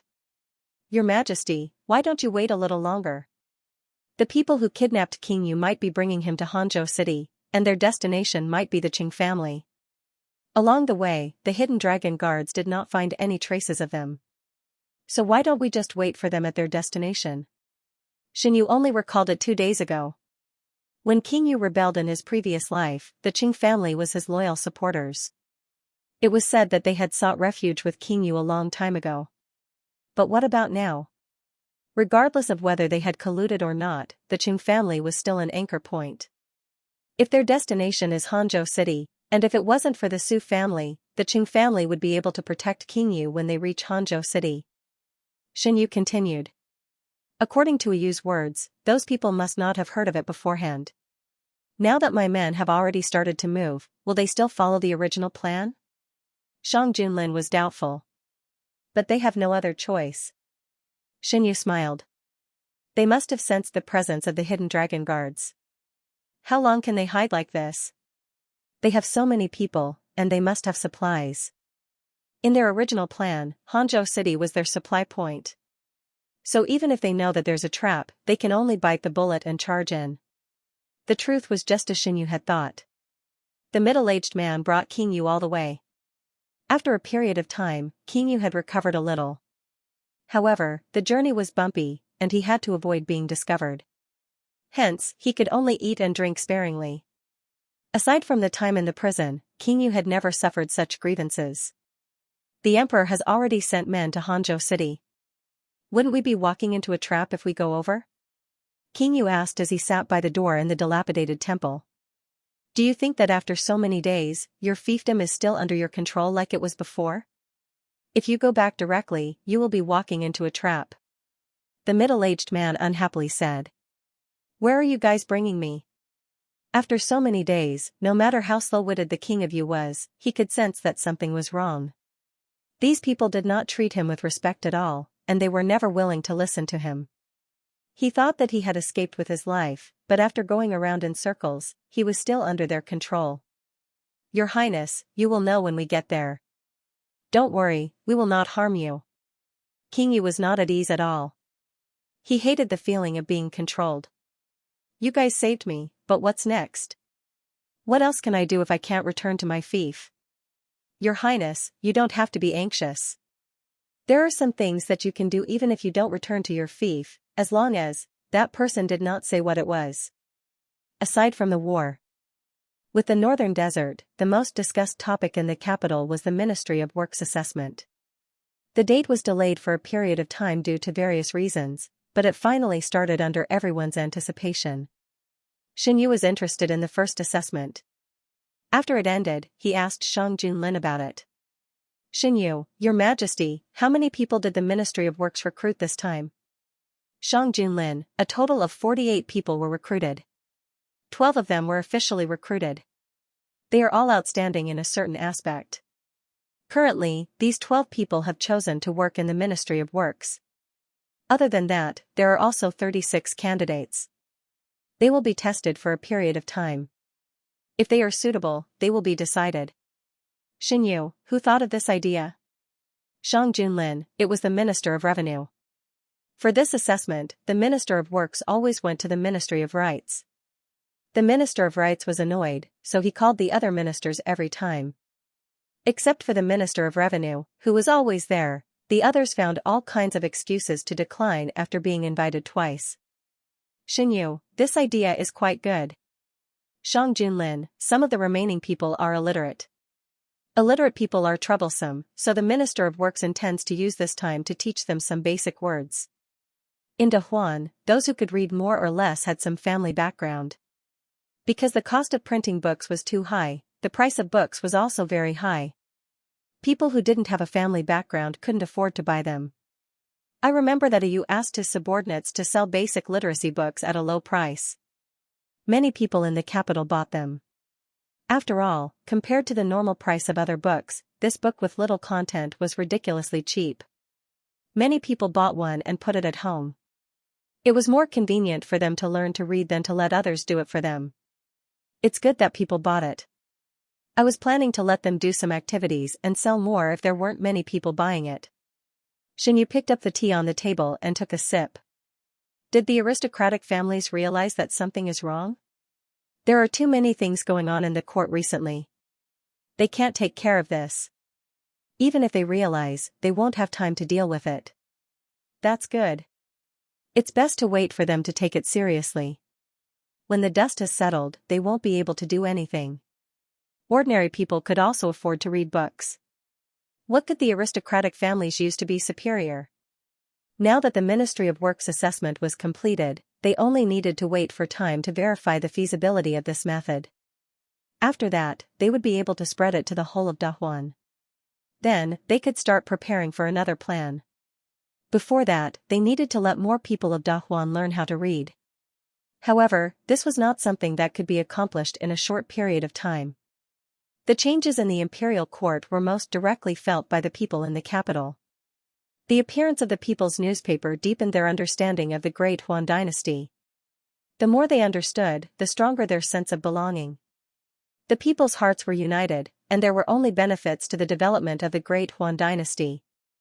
In the quiet afternoon, Xinyu sat on the swing in the courtyard and basked in the sun. The warm sunlight shone on his body, bringing a burst of warmth. He was holding a storybook in his hand. It was one of the most popular storybooks outside the palace. It was written based on him and Zhang Junlin. It was sandwiched in a pile of other storybooks and was dug out by Xinyu. Xinyu originally thought that with Zhang Junlin's temperament, he wouldn't let this kind of thing spread among the people. After flipping through a few pages, Xinyu roughly understood. This novel didn't have the original explicit description, but the relationship between the two was very delicate. Compared to the original novel, it was more touching. Xinyu was unknowingly immersed in the novel. He didn't even notice Zhang Junlin walking over. The golden sunlight shone through the gaps between the branches and leaves and fell on the young man. The breeze blew the leaves and the light spots jumped with the wind. The young man sat on the swing made of green vines. His eyes were lowered as he focused on the book in his hand. Time was quiet and beautiful. Seeing this scene, Zhang Junlin's heart calmed down. The palace servants wanted to greet him, but he raised his hand to stop them. Mushi, pass that plate of chestnut cakes to me. While speaking, Xinyu's eyes never left the book in his hand. After waiting for a while, the chestnut cakes appeared in his sight. The hand that picked them up obviously didn't belong to a woman. Xinyu looked up and met a pair of smiling eyes. Why didn't anyone inform me that Her Majesty was coming? Xinyu was stunned. Zhang Junlin fed the chestnut cake to his mouth. I saw that you were so engrossed, so I didn't let them disturb you. What are you looking at? Why are you so engrossed? Xinyu took a bite of the pastry. The sweet taste spread in his mouth. He narrowed his eyes and said, Mr. Qingli wrote the story well. Qingli, a person who had the guts to write a novel based on the emperor and the nobles. As soon as the name came out, Zhang Junlin knew what Xinyu was looking at. He walked over and sat beside Xinyu. He held a small plate with chestnut cakes in his hand and fed Xinyu from time to time. You likes his work? Shang Junlin asked. The writing is very moving. This book is sold very well outside the palace, right? Xinyu didn't forget that he had found this book from a pile of popular novels. The novels sent to Xinyu's palace were specially bought by palace servants. They would be distributed according to popularity. Xinyu would often start reading from the most popular novels. People are very curious about things that they can't see. Although this book doesn't say it explicitly, people who read it all think that it's talking about you and me. Shang Junlin didn't deny it. Xinyu closed the book and turned to look at Shang Junlin. I thought that your majesty wouldn't allow such a novel to be circulated among the people. What's wrong with letting everyone know that I love you deeply? Shang Junlin said lightly. Xinyu didn't expect that this was the reason why Shang Junlin allowed the novel to be circulated. Your Majesty, have you seen Mr. Qingli? What does he want to do? This person's writing style is very good. It's a waste of his talent to only write novels. Your Majesty, why don't you recruit him to do something for the people? The People's Daily was a newspaper sponsored by the imperial court. It was directly under the emperor's name. Recruiting him to be the chief writer of the People's Daily was considered giving him a proper position in the imperial court. I asked someone to ask him. He said that he didn't want to be restrained and writing novels is good. For some reason, Xinyu didn't find it strange. People who dared to write novels for the emperor couldn't be judged by common sense. Since the person was unwilling, Xinyu didn't say more. Your Majesty, try this chestnut cake. It tastes good. Under the influence of Xinyu, the cooks in Yuzhong Palace were very keen on studying delicacies, especially all kinds of pastries. After the results of the examination of the Ministry of Works came out, some people were happy and some were sad. Those who passed the examination began to pack up and prepare to work in the Ministry of Works. The Ministry of Works was now short of people. The minister of the Ministry of Works waved his hand and recruited those who passed the examination. Several cement roads had been paved in the capital. After the roads were paved, many people admired them and became officials. The money needed to pave the roads was sponsored by several tycoons in the capital. After the roads were paved, the tycoons were given the right to name the roads after discussion. This was a great honor for the businessmen. In addition, there would be a small tablet on each road with the sponsor's information written on it. In the Yingxing Tower, the largest restaurant in the capital, several businessmen gathered together. Yan Zheng, who had returned to the capital, was also among them. Now the roads built by the imperial court have tablets with our information engraved on them. In the past, who would have thought that there would be such a day? Yes, I heard that the imperial court is still preparing the stone tablet with the list of the people who assisted Subei. Boss Yan, do you have any inside information? A businessman raised his wine glass. Now, they were all guessing that Yan Zheng, this foreign businessman, had some important official behind him. Otherwise, how could he know so much inside information? Yan Zheng clinked his glass with his and drank the wine in it. The news I received is that the roads will be repaired before the new year.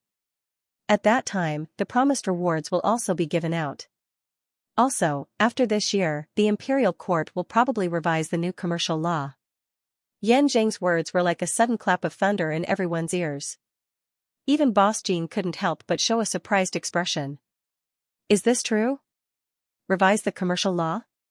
In what way will it be changed? Actually, it's quite good.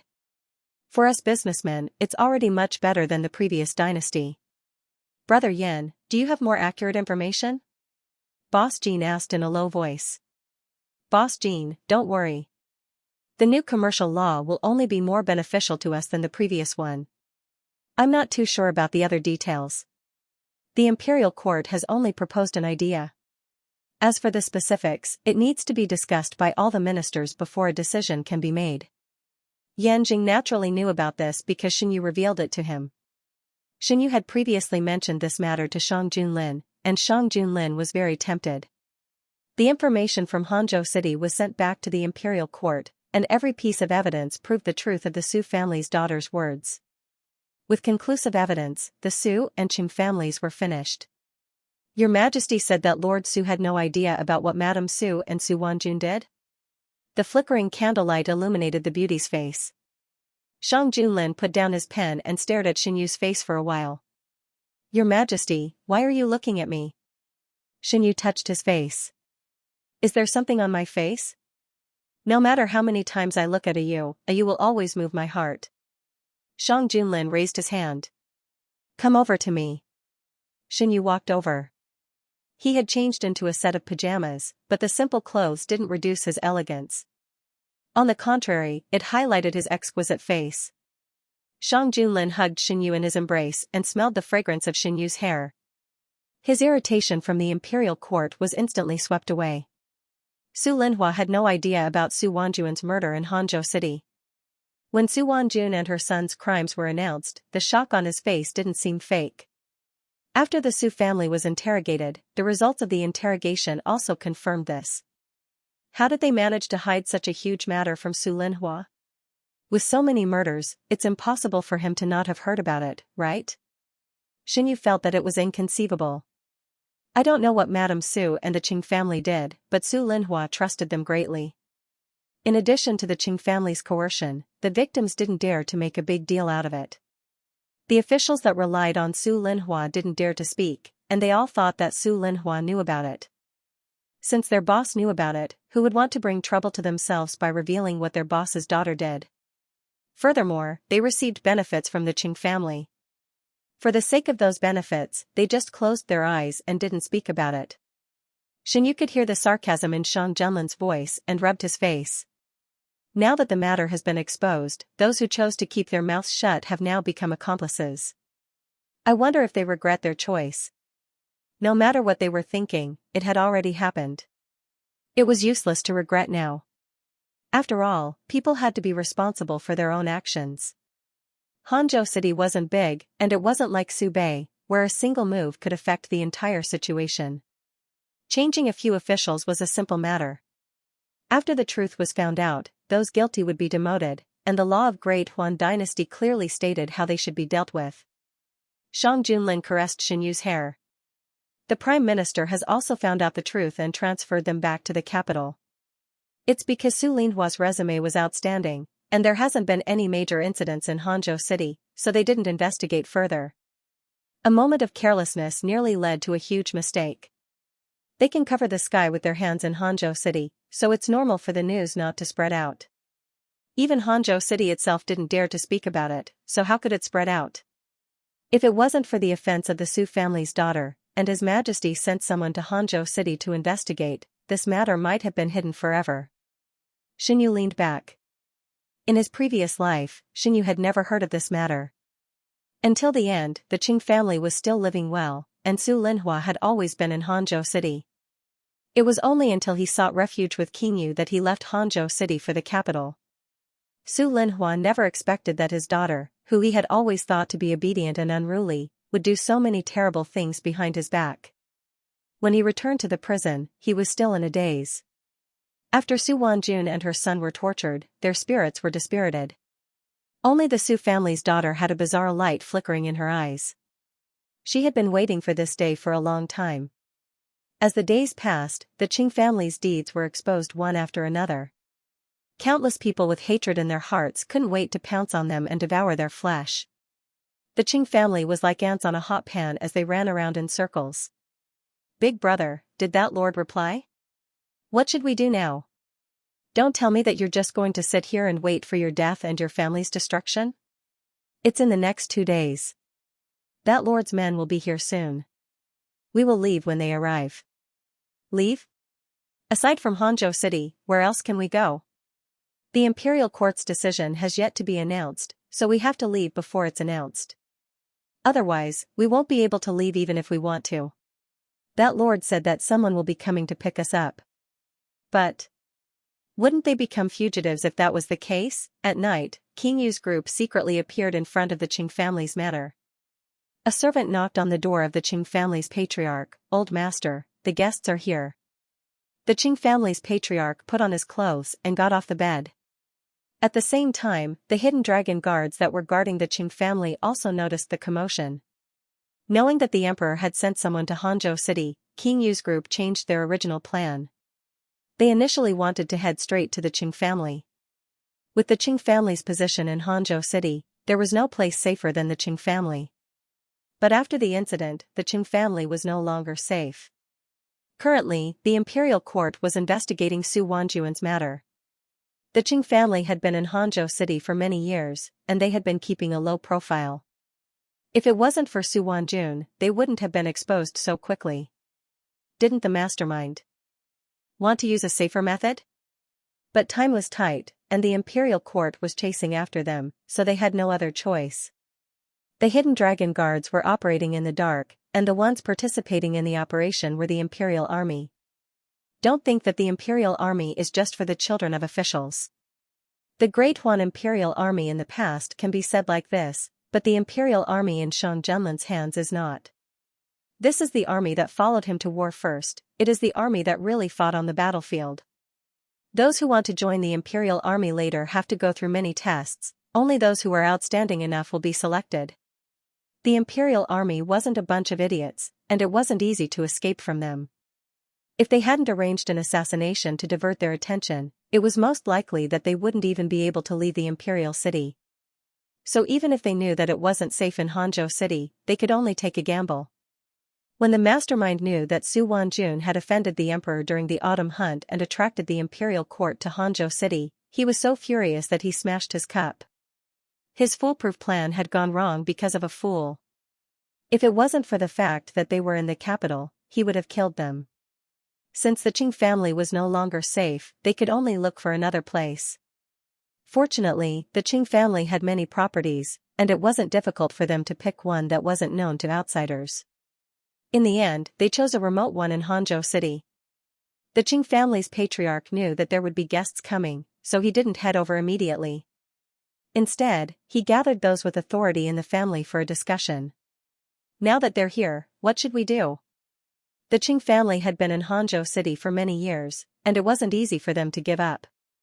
After all, no one wanted to give up their luxurious life for an uncertain future. Aside from a few people, no one else in the Qing family knew about this matter. Is our Qing family going to fall apart because of an unknown person? You should ask Su Wanjun about this. If it wasn't for her, would we have to get ourselves involved?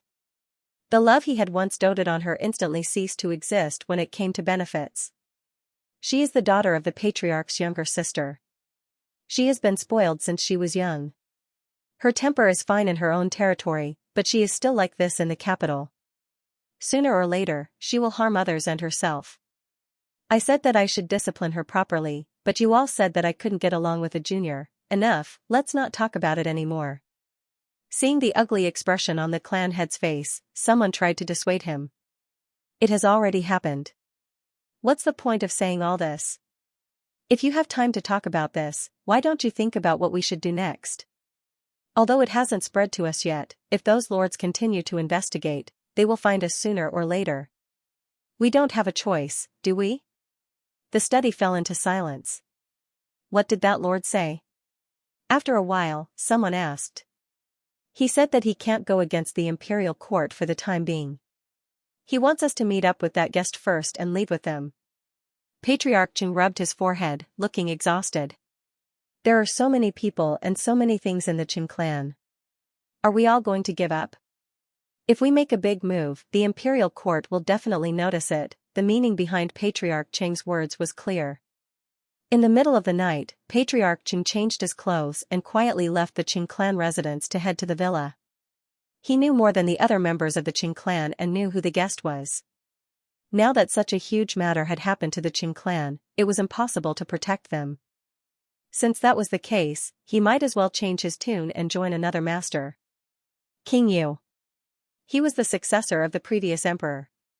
If he joined King Yu, he would have made a contribution to the throne. What did it matter if he lost this little bit now? He needed to meet that person first. In the villa, King Yu finally found a relatively safe place and could have a good night's sleep. Who knew that not long after he fell asleep, he was woken up by someone who said that someone was here to see him. No matter how dissatisfied he was, he didn't dare to show it on his face. This period of escaping had changed his temperament once more. If it was in the past, he could still be praised as an elegant young master. But now, the malicious look on his face made him look completely different from that description. King Yu got out of bed and met with Patriarch Qing. "Greetings, Your Highness. Your Highness has suffered during this period of time." Patriarch Qing was respectful towards King Yu. King Yu, who hadn't received such treatment for a long time, calmed down and helped Patriarch Qing up. "There's no need for such formalities. I will still have to rely on Patriarch Qing this time." One was complimenting the other, while the other was enjoying it. The atmosphere between the two of them was good. Before dawn, Patriarch Qing quietly returned to the Qing clan residence. He had no idea that his every move was being watched by the hidden dragon guards. King Yu and his group settled down in Hangzhou City for the time being.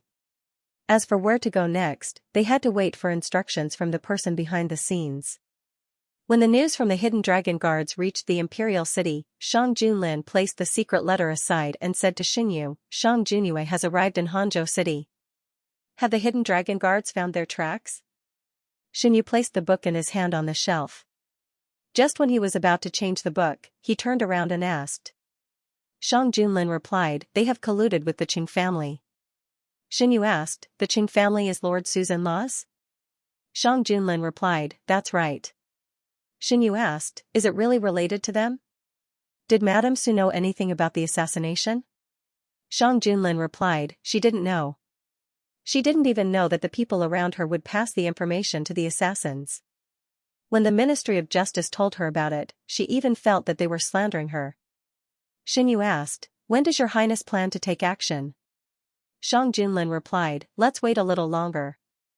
They must have someone to receive them. I want to know where they have other bases." Xingyu replied, "If they can have people in the capital, they must have people in other places as well." The weather was getting colder. After the winter rain, the temperature dropped. The palace was already on fire. If it wasn't necessary, Xingyu wouldn't go out. Nothing major happened in the capital. The courtiers' attention was still on Subei. The war with the northern desert was what they were most concerned about. Next was the assassination case and the prison break of King Yu. As Lord Feng's investigation went deeper, the courtiers also found out that the two cases were done by the same force. In the morning court, Feng Jun took a step forward and said, "I think that the force behind King Yu needs to be thoroughly investigated.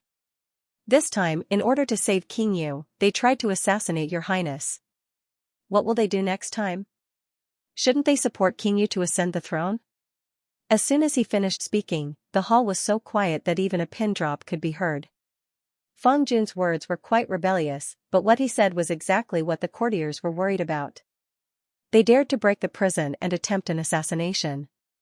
Was their next step to change the dynasty? No one wanted to see this result. If King Yu succeeded in his rebellion, they would become courtiers of the previous dynasty. Since ancient times, how many courtiers had a good ending? Even if it was for themselves, they couldn't let this happen. After a long time, a courtier stood up and said, "I think that Lord Feng is right. This matter must be thoroughly investigated." Following that, more and more courtiers stood up and agreed with Feng Jun's actions. At this moment, the competition with King Yu and the force behind him was brought to the surface. Since everyone thinks that a thorough investigation should be carried out, Feng Jun, you will be in charge of this matter. From now on, King Yu's title will be temporarily revoked. If King Yu is found to be innocent, I will compensate him. If King Yu really has the intention to rebel, don't blame me for not considering our brotherhood. Shang Junlin's words made the final conclusion for this matter. In addition to Feng Jun, Shang Junlin also pointed to several officials from the Ministry of Justice and the Supreme Court to cooperate in the case. He also sent officials and troops to King Yu's fief. Since the title was revoked, the fief should naturally return to the hands of the imperial court. Prison break, assassination, raising private soldiers. King Yu's crimes were announced one by one, confirming the suspicion that he was disloyal. Overnight, Shang Junyue went from a proud son of heaven to a traitor who was hated by everyone. I didn't expect King Yu to be such a person behind the scenes. I thought he was a gentle prince. I was really blind. What King Yu? He's not anymore. However, this person's character is really bad. It said that he provoked the daughters of several courtiers at the same time. After being found out, he refused to admit it. It happened at the Yingxing Tower, right? Many people saw it. For the sake of those girls' reputations, they didn't say anything. Sure enough, no matter how much he pretends, he will be exposed one day. Do you still remember the rumors that slandered His Majesty? It was Qingyu who spread them. So, he has been plotting for a long time? He should take a look at himself. How can he compare himself to His Majesty? Such a person who acts one way on the surface and another behind the scenes can only become a prince because he was born into a good family. For a time, Qingyu's reputation among the people was extremely bad. On the contrary, Shang Junlin's reputation was even better. The people were convinced that the bad things in the past were deliberately made up by Qingyu to slander His Majesty. There were also many scholars who wrote articles to reprimand themselves for believing the rumors. They promised that they would have their own judgment in the future and would no longer follow the crowd. There was a new trend among the scholars. Countless articles praising the current His Majesty appeared. This was something that no one expected. After Xingyu heard about it, he joked, "How does His Majesty feel now?" He put his hands under his chin and looked up at Shang Junlin. His eyes were full of smiles. In addition to the People's Newspaper, the Imperial Court published another newspaper. It was published in cooperation with Xinyu's bookstore. It was used to record some interesting stories among the people and accept contributions from the people of Dahuan. It also introduced some good quality goods that were sold cheaply. It was very popular among the people. During this period, most of the articles that appeared in the newspaper were either scolding Shang Junyue or praising Shang Junlin. The contrast was very obvious. Shang Junlin was reviewing the memorials. When he heard this, he raised his other hand and pinched Xinyu's face. "Are you laughing at me?" Xinyu shook his head, his eyes sparkling. "No way. I'm just happy for His Majesty." Shang Junlin let go of his hand and stroked His Majesty's cheek for a while. Then, he pinched His Majesty's chin, leaned over and kissed His Majesty's lips. "This is all because of you." The murmur disappeared from his lips. The kiss gradually deepened. Under the candlelight, the two shadows gradually overlapped. At some point, Xinyu had changed his position. The booklet on the table was swept to the ground by his sleeve. At this moment, no one cared. Xinyu sat in Shang Junlin's embrace and raised his head slightly. His fair and slender fingers were placed on his black clothes, clenching tightly together with the man's movements. Like a lotus leaf swaying in the wind and rain. The night was getting darker. Hangzhou City also received the news that the Imperial Court had issued an arrest warrant. In order to avoid being discovered, Qingyu and his entourage had been holed up in the manor. The news they received was brought to them by the Qing family's patriarch. "The Imperial Court has issued an arrest warrant. I'm afraid there's no safe place in Great Huan. Can Your Highness still return to your fief?" The Qing family's patriarch's calm appearance was filled with anxiety. He knew that Qingyu had escaped from prison, and he also knew that this day would come sooner or later. He just didn't expect it to come so soon. Although the Qing family had no other choice now, the Qing family head couldn't accept the fact that they were following a traitor in the eyes of outsiders. "There are soldiers in my fief. I've already sent a message to them to gather with us. I can't return to my fief for the time being. Since the Emperor has issued an order to pin the crime of rebellion on me, it's impossible for him to let me return to my fief." Qingyu was now in a dilemma. Most of his forces were in his fief, and there was no one by his side that he could use. He had already been convicted of treason, and it was impossible for him to return to the imperial city. If he did, he would only be walking into a trap and dying. Since Shang Junlin was so heartless, then don't blame him for being unjust. The crime of rebellion fell on his head. So what if he confirmed it? It was Shang Junlin who forced him to do it, wasn't it? He just wanted to protect himself. "How many men do you have here?" Qingyu turned his head and asked the middle-aged man standing beside him. "What does Your Highness want to do?" The middle-aged man's eyes flashed. "Isn't what I want to do what you've always wanted me to do?" "Why is Mr. Tan pretending?" Qingyu said unhappily. "It's good that Your Highness can think it through. I and the forces behind me will serve Your Highness." Mr. Tan smiled and stroked his beard. My Qing family is also willing to serve your highness. The Qing family head also expressed his loyalty. Since they've decided to revolt, Emperor Yu's side swiftly took action.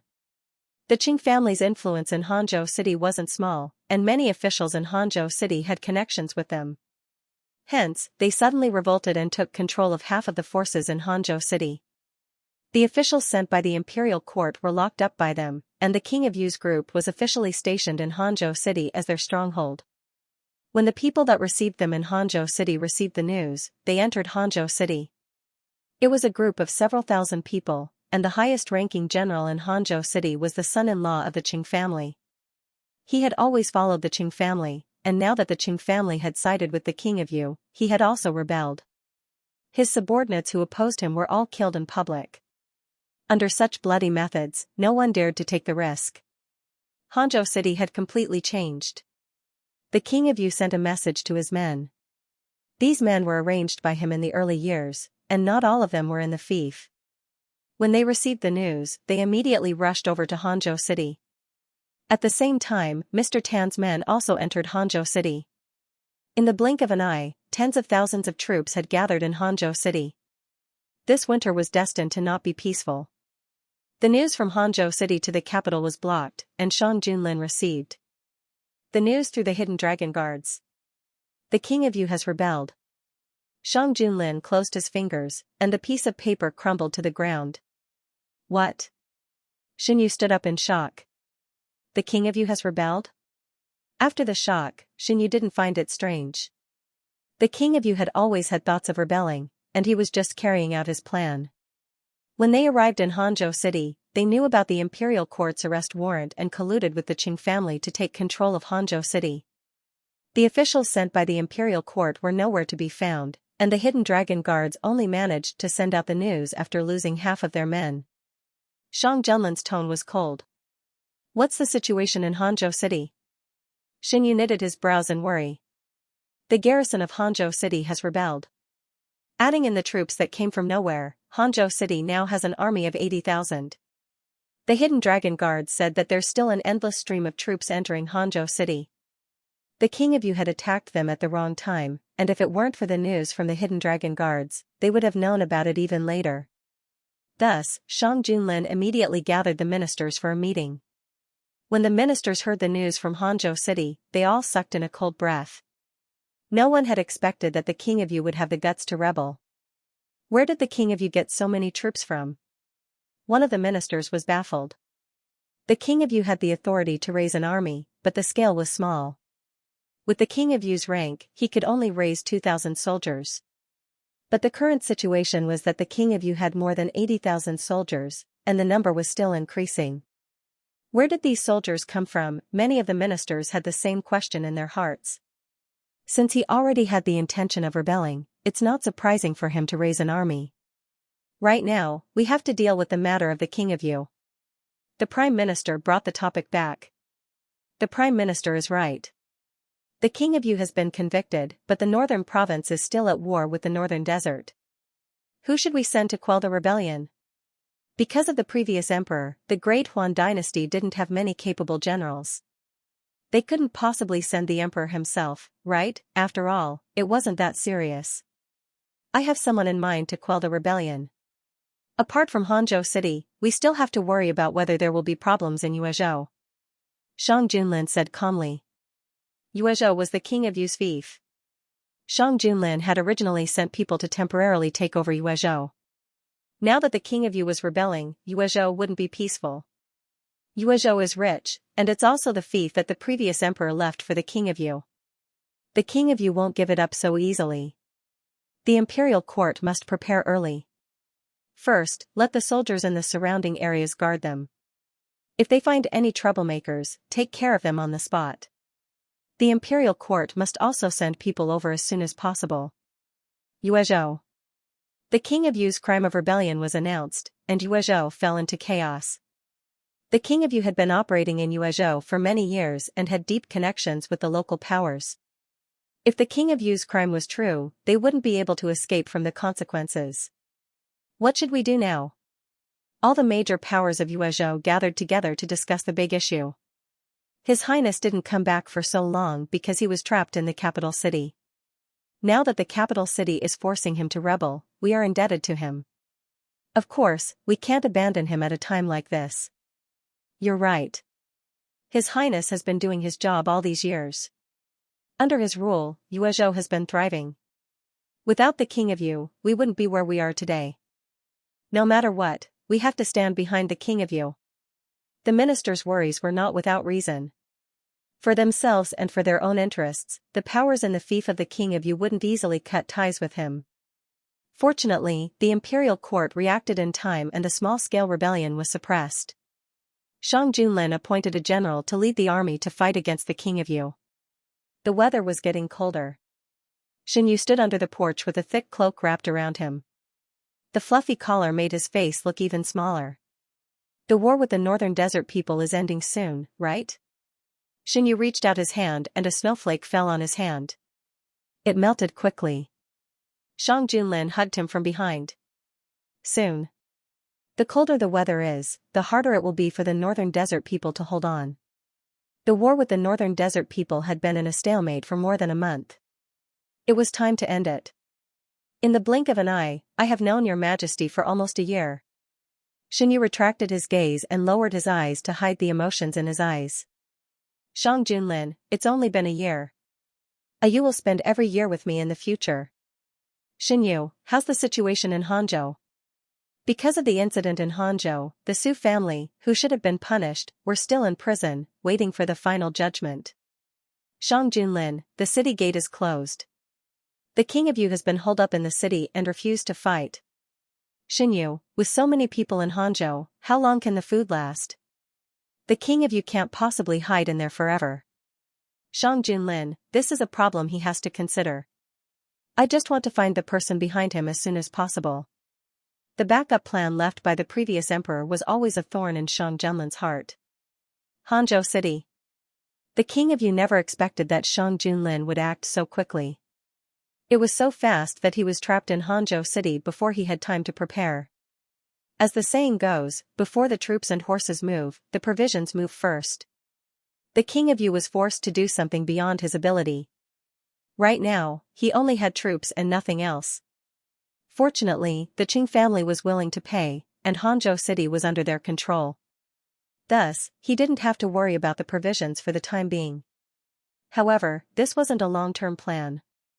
With Hangzhou City surrounded, the people outside couldn't enter, and the people inside couldn't leave. His main force was in his fief, and the situation was unclear. Your Highness. Oh, it's Mr. Tan. Shang Junyu stood with his hands behind his back. At this moment, these people were more respectful to him. How's the situation outside? It's still the same. Mr. Tan shook his head. Back then, this king said that he wanted to leave before the imperial court reacted, but Mr. Tan refused to admit it. Could it be that you also expected us to be trapped in Hangzhou City? The king of Yu couldn't hold back the anger in his heart. After discovering the traces of the hidden dragon guards in Hangzhou City, the king of Yu wanted to leave with his troops. However, he was stopped by Mr. Tan, who told him to wait a little longer until the imperial court sent an army over. If he hadn't been rescued by Mr. Tan and the others, he would have suspected that Shang Junlin's men were playing with him. Why are you in such a hurry, Your Highness? The imperial court is currently being restrained by the northern desert, so how many people can they spare? Our spies have already scouted the area. There are at most 50,000 troops outside, which is half of our men. If we want to leave, do you think that they can stop us? This king advises you not to look down on Shang Junlin. There are plenty of examples of him winning with fewer troops in the past. Among Shang Junlin's achievements, the one that was talked about the most was how he won with fewer troops. He was the one who defeated the invaders in the Great Huan dynasty in exchange for years of peace. Your Highness, you don't have to worry about it. If we want to succeed, how can we rely on our men? Didn't Your Highness send a message to your men? When they arrive, the show will officially begin. Shang Junyue's eyes flickered. Mr. Tan is right. This king was too anxious. I'm only worried that the citizens of Hangzhou City will be unhappy if we are trapped for too long. Until now, Xianxia still had no idea how many trump cards these people had. They might seem to be helping him, but their motives weren't that pure. Xianxia was brought out of the prison in a hurry, so he didn't have many people around him. If he wanted to succeed, he could only rely on Mr. Tan and the people behind him. As for the future, it wouldn't be too late to talk about it after everything was done. They're just ants. If they're disobedient, we'll just kill them. Mr. Tan wasn't bothered. Actually, it's a good thing for us this time. The northern desert is holding back the main forces of the imperial court. Isn't Mr. Tan worried that the northern desert will win? If so, wouldn't the first thing I do after ascending the throne be to surrender to the northern desert? Xianxia was unhappy. How can those arrogant people of the northern desert compare to the northern desert army? Maybe the northern desert army will also celebrate your success, Mr. Tan said. Mr. Tan seems to know the people of the northern desert very well? Shang Junlin asked casually. I've had some dealings with them. Your Highness doesn't have to worry about that. Even if we lose, we can just give the northern desert back to them. Shang Junhua didn't say anything else. He had seen how the previous emperor was cursed by the people of Dahuan for giving up the northern desert. Even if such a day really came, he would never let this crime fall on his head. As if reading his mind, Mr. Tan continued, even if you have to give up Subei when the time comes, so what? This war wasn't started because of you. When the time comes, you'll be the victor. Is it hard to change the world's views? Mr. Tan is right. Are we still waiting? Can Mr. Tan tell us what we are waiting for? King Yu didn't want to be an ignorant person. Of course, we are waiting for someone who can help us win. Mr. Tan didn't want to say more. The army sent by the imperial court didn't just surround Hangzhou and do nothing. Before they set off, they were specifically told that the enemy might not only be in Hangzhou city, but also in other places. Therefore, in addition to the army surrounding the city, the general in charge of quelling the rebellion also sent out some people to look for suspicious people. Especially in the west. Hangzhou was a vast place. Only the west side was backed by rolling mountains. The army that entered Hangzhou city had entered through this place. The mountains were sparsely populated, making it easy for people to hide. The war with Hangzhou was in a stalemate. On the other side, after receiving orders from the imperial court, the garrison surrounded King Yu's fief and waited for the imperial court to send people over. Which minister does your majesty plan to send to Yuezhou? In the warm bedroom, Xin Yu took off his thick cloak and handed it to the servant beside him. He and Shang Junlin had just come in from the outside. Compared to the cold outside, the temperature inside the hall was a little higher.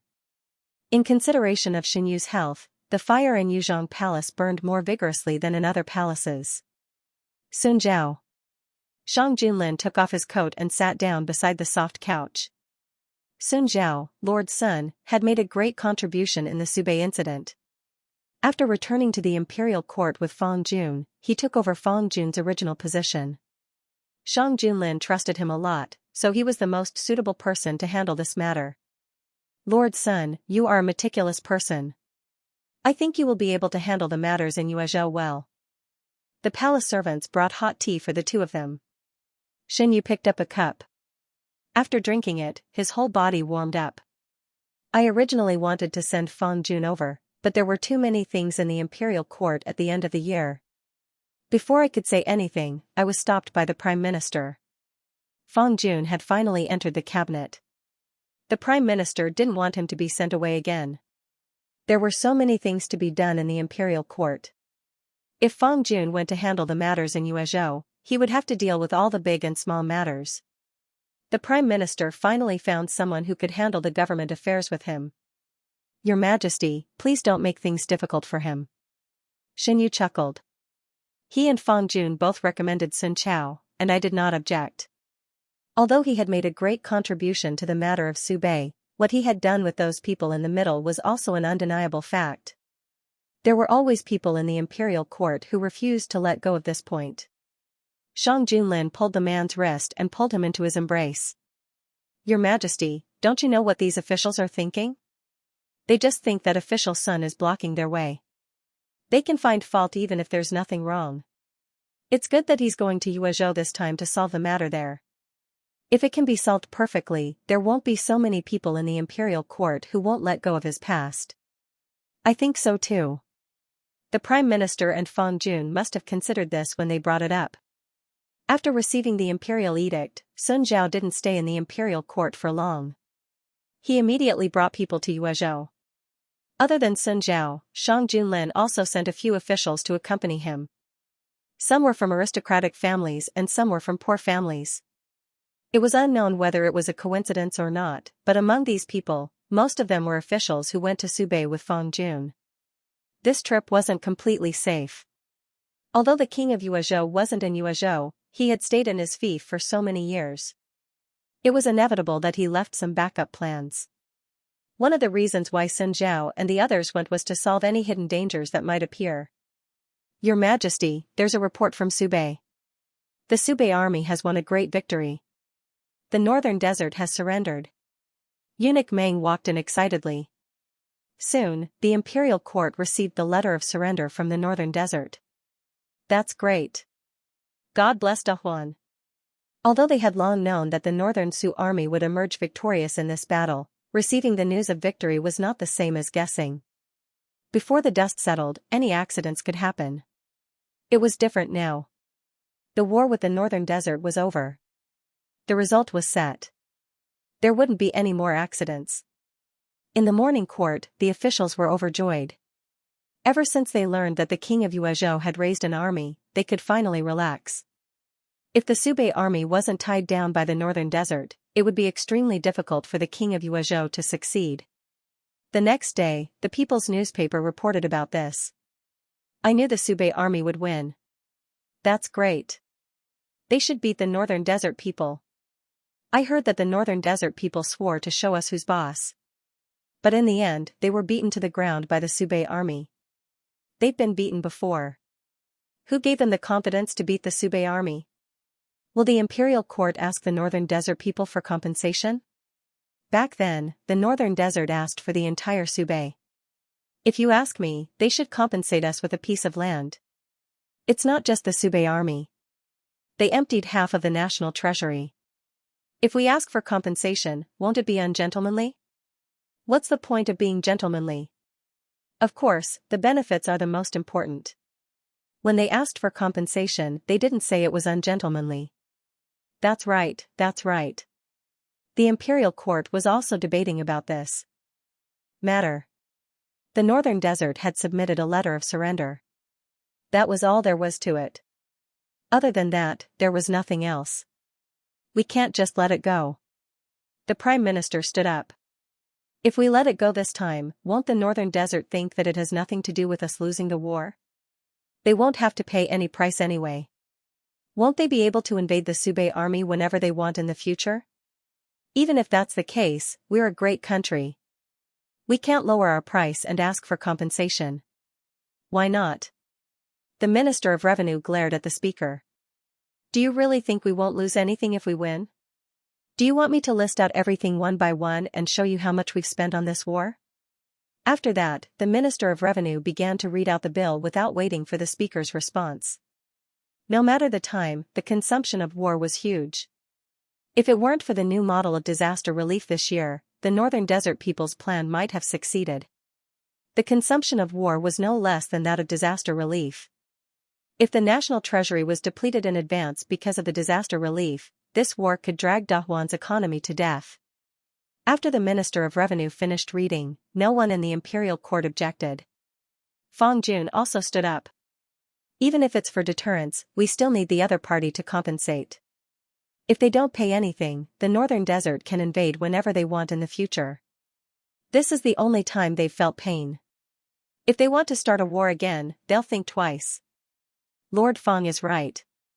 Otherwise, won't people think that Dahuan is easy to bully? They can attack whenever they want. Even if we lose the war, we won't lose anything. The imperial court's opinion immediately shifted to the side of asking for compensation from the northern desert. Shang Junlin sat on the dragon throne. Seeing that they were almost done quarreling, he opened his mouth and said, Minister of Revenue, calculate the losses this time first, and then discuss the specific compensation with the Prime Minister and a few other ministers.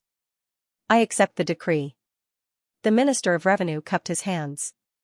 Next, they discussed the matter of rewards based on their contributions. Since they had won the battle, they should be promoted and rewarded. None of it should be left out. Shang Junlin had always been generous to his soldiers. He treated them well and rewarded them well. For example, this time, he directly promoted a young man who had just joined the Northern Desert Army and had won several beautiful battles. The ministers were used to Shang Junlin's generosity in this regard. No one stood up at this time to make him unhappy. After the court, Shang Junlin left a few ministers behind to discuss matters in the imperial study. I think the grassland next to the northern desert is good. What do you think, Prime Minister? The Prime Minister knew what he meant. I also think it's good. Dahuan lacks a grassland like this. The other ministers also expressed their opinions. Seeing that the ministers understood his meaning, Shang Junlin was satisfied. First, make a general plan of compensation and then show it to me. I will obey. Because of the surrender of the northern desert, the imperial court was busy again. On the way out of the palace, the prime minister was once again glad that he had left Fang Jun behind. Otherwise, these things would be all on him. Now, at least he had Fang Jun to bear the burden. When Shang Junlin came out, it was drizzling outside. Eunuch Meng quickly came over with an umbrella. Your Majesty, are you going directly to Yuzhong Palace? Yes. The palace servant brought a cloak. Shang Junlin put it on and stepped into the rain. Xinyu was painting. With just a few strokes, the man's figure fell on the paper. The sky was gray, the earth was scorched black, and the flames of war spread. Only the man stood with a sword. The flag fell and the flagpole was broken. Bright red blood splattered on it, becoming the only color in the painting. Xinyu painted the picture in his mind little by little. The man in the painting didn't show his face. He was wearing a black armor and a black iron mask. Xinyu lowered his head and used a very thin silver line to draw patterns on the mask. When Shang Junlin came in, he didn't let the palace servant report. Eunuch Meng stood outside the door with a cloak and an umbrella. He didn't follow him. Steady footsteps broke the silence in the room. Xinyu finished the last stroke and looked up. A man in a black imperial robe walked towards him and gradually merged with the man in armor in the painting.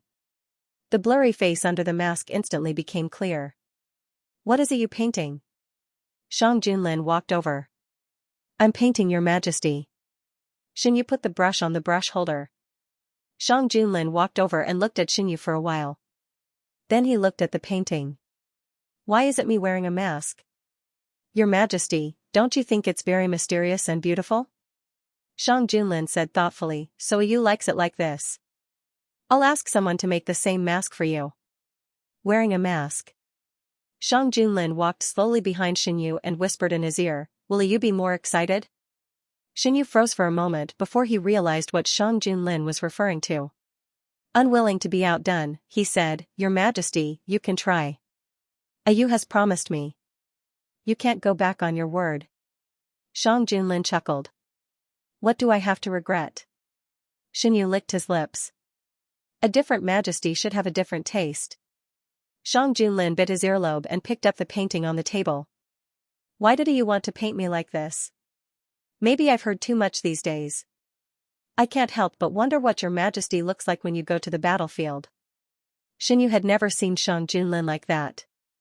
People would always be interested in things that they had never seen before. If Yu wants to see you, just say so. The armor that I wore in the past is in the palace. I'll ask Meng Chang to find it. Shang Junlin was happy to fulfill his small wishes. Eunuch Meng received the order and went to the warehouse to find the armor that Shang Junlin wore in the past. After wiping it clean, he presented it. Shang Junlin raised his arm and motioned for the palace servant to put it on for him. However, Xinyu stopped him. Xinyu looked at the cold armor and said, I can already imagine your Majesty wearing it. Shang Junlin walked over. Why don't you want to see it? This armor, I hope that there will never be a day when I see your Majesty wearing it. Xinyu's voice gradually lowered.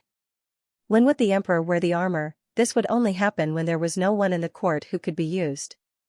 Xinyu hoped that Daheng would be able to maintain peace and stability for a long time and that such a day would never happen. Since you doesn't want to see it, I won't wear it. Shang Junlin waved his hand. Take it away. The palace servant took the armor and left. Seeing that Xinyu was not in a good mood, Shang Junlin deliberately said something that would make him happy. Northern Mo was defeated. I asked the Prime Minister and the Minister of Revenue to discuss compensation. Does you have anything he wants? The Northern Desert is willing to compensate? Xinyu was surprised. No matter how he looked at it, the Northern Mo didn't seem to be so generous. Of course not. They only sent me a letter of surrender. The compensation is what I asked for. They took the initiative to provoke me, so they should pay the price. Your Majesty is right. If we don't let them feel the pain, they will dare to do it again. Xinyu couldn't agree more with Shang Junlin's decision. Shang Junlin was dissatisfied when he spoke of these old officials. Some of the officials in the imperial court even feel that this is a loss of grace. We think that they have been studying too much these past few years. Compared to the robbers who invaded the Great Huan dynasty, what is there to talk about? Your Majesty, you don't have to care about them. Compensation is a must. Which war doesn't have sacrifices? Even if it's for the sake of these soldiers who sacrificed their lives, they should compensate us. As for the people who were sacrificed, what were they? Weren't you the ones who wanted to start the tournament? What does it have to do with the Great Huan dynasty? In this war, Gu Huai's performance was very outstanding. After a while, he will be able to return to the capital to report on his work. Shang Junlin stroked Xinyu's long hair. Your Majesty, have you announced his achievements in the imperial court? Does Imperial Physician Gu know what Gu Huai has been doing during this time? No matter what, they were people who went through thick and thin together in the previous life. In this life, there was Imperial Physician Gu between them. Xinyu couldn't ignore Gu Huai's situation. Not yet. There are some problems with his identity. I plan to wait until he comes back. Originally, without this sudden war, Gu Huai would have to stay in Subei for at least 3 or 4 years. With such a long time as a buffer, the possibility of manipulating things in the middle would be high enough. Subei. In the barracks of the Subei army. After the victory of the war, the general of the Subei army waved his hand and held a celebration banquet to reward those who deserved it. What is young General Gu doing? Gu Huai sat alone in a corner drinking wine. A general who was on good terms with him came over. The two clinked their wine pots. Gu Huai said, "What should I say when I go back?" Just say it. Young General Gu has made a great contribution this time. Even if you don't say anything, the imperial court will remember it. It's not that. I don't know how to tell my family. I didn't tell them that I came out. Gu Huai took a sip of wine. So that's what you're worried about. It's okay. A good man's ambition is to travel far. Besides, you've made a great contribution. Your family won't blame you. He could understand. Gu Huai was still young. At first, many of his subordinates were dissatisfied with him leading the army. After a few victories, everyone was convinced. They couldn't help but be convinced. Although he was young, he was indeed talented in the field of military strategy. No matter how difficult the situation was, he could turn it around. It could be said that as long as he took action, there was no chance of defeat. The people who were sent to his army were dissatisfied and disdainful at the beginning. Now, they called him General Gu. They were convinced. Gu Huai looked at the moon in the sky and didn't say anything. It was the first time he had been separated from his brother for so long. He didn't know if his brother was angry. By the way, you're from the capital. The medicine in the capital is really good. Thanks to the medicine brought by Imperial Physician Wu, many of the wounded soldiers were saved. Our current emperor is also generous. He gave the soldiers pay and provisions as if they didn't cost money. If it weren't for the fact that we replenished the provisions immediately after the disaster relief, it would have been much more difficult to win this time. After winning the war, the people in the north of Subei were jubilant. On the contrary, the atmosphere in the northern desert was gloomy. When they started the war, the people of the northern desert didn't expect that they would lose so badly. Didn't you say that the soldiers in the north of Subei don't have enough pay and provisions? Is this what you meant by a few days? The emperor of the northern desert was angry when he thought about how he had been fooled by the northern army. The news from the northern desert was that the northern army's pay and provisions were used to help the people. At that time, our people hadn't been discovered yet. They couldn't have sent back fake news. Then how do you explain the current situation? The minister stammered and didn't know what to say. Forget it. A defeat is a defeat. The surrender letter has been given. It's useless to say anything else. The emperor of the northern desert seemed to have accepted the situation and sighed deeply. They couldn't win the war. What else could they do except to accept their fate? Your Majesty, I heard that a prince in the Great Huan Kingdom led the army to rebel. Why don't we cooperate with that prince? The emperor of the northern desert's eyes flashed. There's such a thing? Tell me more. The official who spoke lowered his eyes, concealing the scheming look in his eyes. I only heard about this by chance. Actually, the emperor of Great Huan's most favored emperor wasn't the one currently sitting on the throne, but another prince. His Highness, Prince Yu, is leading an army to reclaim his rightful position. Under the curtain of the night, there were countless conspiracies in the operation of the people with ulterior motives. After dinner, Xinyu and Shang Junlin took a walk in the corridor. Xinyu, even if we win this time, Your Majesty should pay more attention to the movements of the northern desert, especially now that the matter of Prince Yu hasn't been solved. Shang Junlin, Yu thinks that Prince Yu will collude with the northern desert? Xinyu said, Your Majesty, do you still remember the people who controlled Fengpingqi behind the scenes? At the same time, they were also in contact with the Subei officials who were punished. Although there is no conclusive evidence that they colluded with the northern desert, we can't rule out this possibility. Shang Junlin, after this defeat, the northern desert's hatred for the Great Huan Kingdom will only deepen. Especially since I made them lose so much. If the two sides have a way to contact each other, it's very likely that they will collude. In order to prevent this from happening, Shang Junlin ordered all the officials, especially in places like the northern desert that bordered the northern desert, to report as soon as they found any abnormalities. The imperial court's order quickly spread to the northern desert. He Qingyu and Jiang Huiqing were now able to take charge. After Feng Jun's departure, they grew quickly and firmly grasped the northern desert in their hands. They used the fastest speed to get the northern desert back on the right track. Compared to the administrators, Feng Jia was more inclined to deal with the northern desert. Because of her previous achievements, the imperial court had also given her a more suitable official position. Yaoji did not leave. Instead, she became a low-ranking official working under Feng Jia and changed her name to Jiang Yao. With Feng Jia's outstanding performance, the people of the northern desert accepted the appearance of a second woman working in the government. After the imperial court's decree was issued, the upper echelons of the northern desert gathered to discuss the follow-up matters. The imperial court means that the northern desert's surrender is not enough.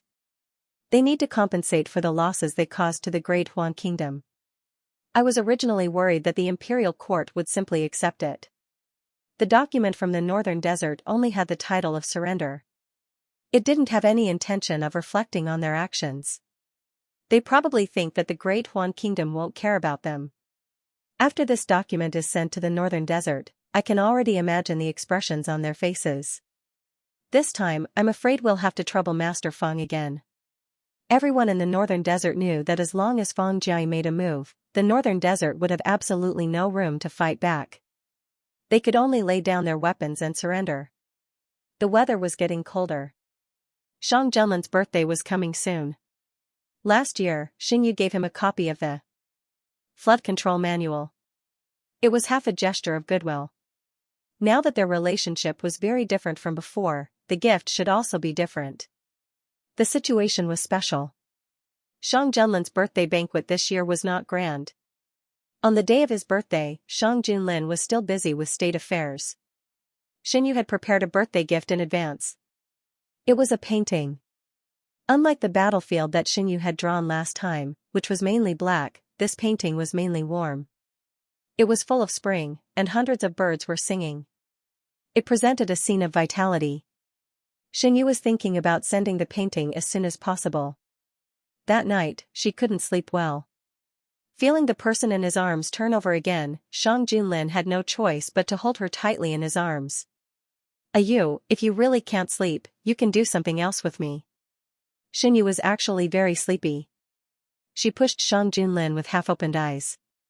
What time is it now? It's almost midnight. Go to sleep. If there's anything, we can talk about it tomorrow. Shang Junlin gently patted Xinyu's back as he said this. No. Xinyu struggled to open her eyes. I have to go down. Shang Junlin didn't let go of her. If there's anything, just let the palace servants do it. It's very cold outside at night. It's a gift for your majesty. Does your majesty not want it? Shang Junlin reacted for a while. Then he remembered that tomorrow was his birthday. He found it funny. You didn't sleep in the middle of the night just to give me a birthday gift? Xinyu was sleepy. Her mind wasn't very clear. She thought that Shang Junlin didn't like it. She said in a low voice, if your majesty doesn't like it, then forget it. Why wouldn't I like it? Shang Junlin couldn't bear to see Xinyu sad. He hugged her and comforted her. No matter what you gives, I'll like it. Shang Junlin hugged and coaxed him for a while. Seeing that Xinyu still insisted, he could only wait with him. Fortunately, it was not long before the time was up. Under Shang Junlin's insistence, Xinyu told the palace servant where the painting was. The palace servant brought the painting over. I'll go get it myself.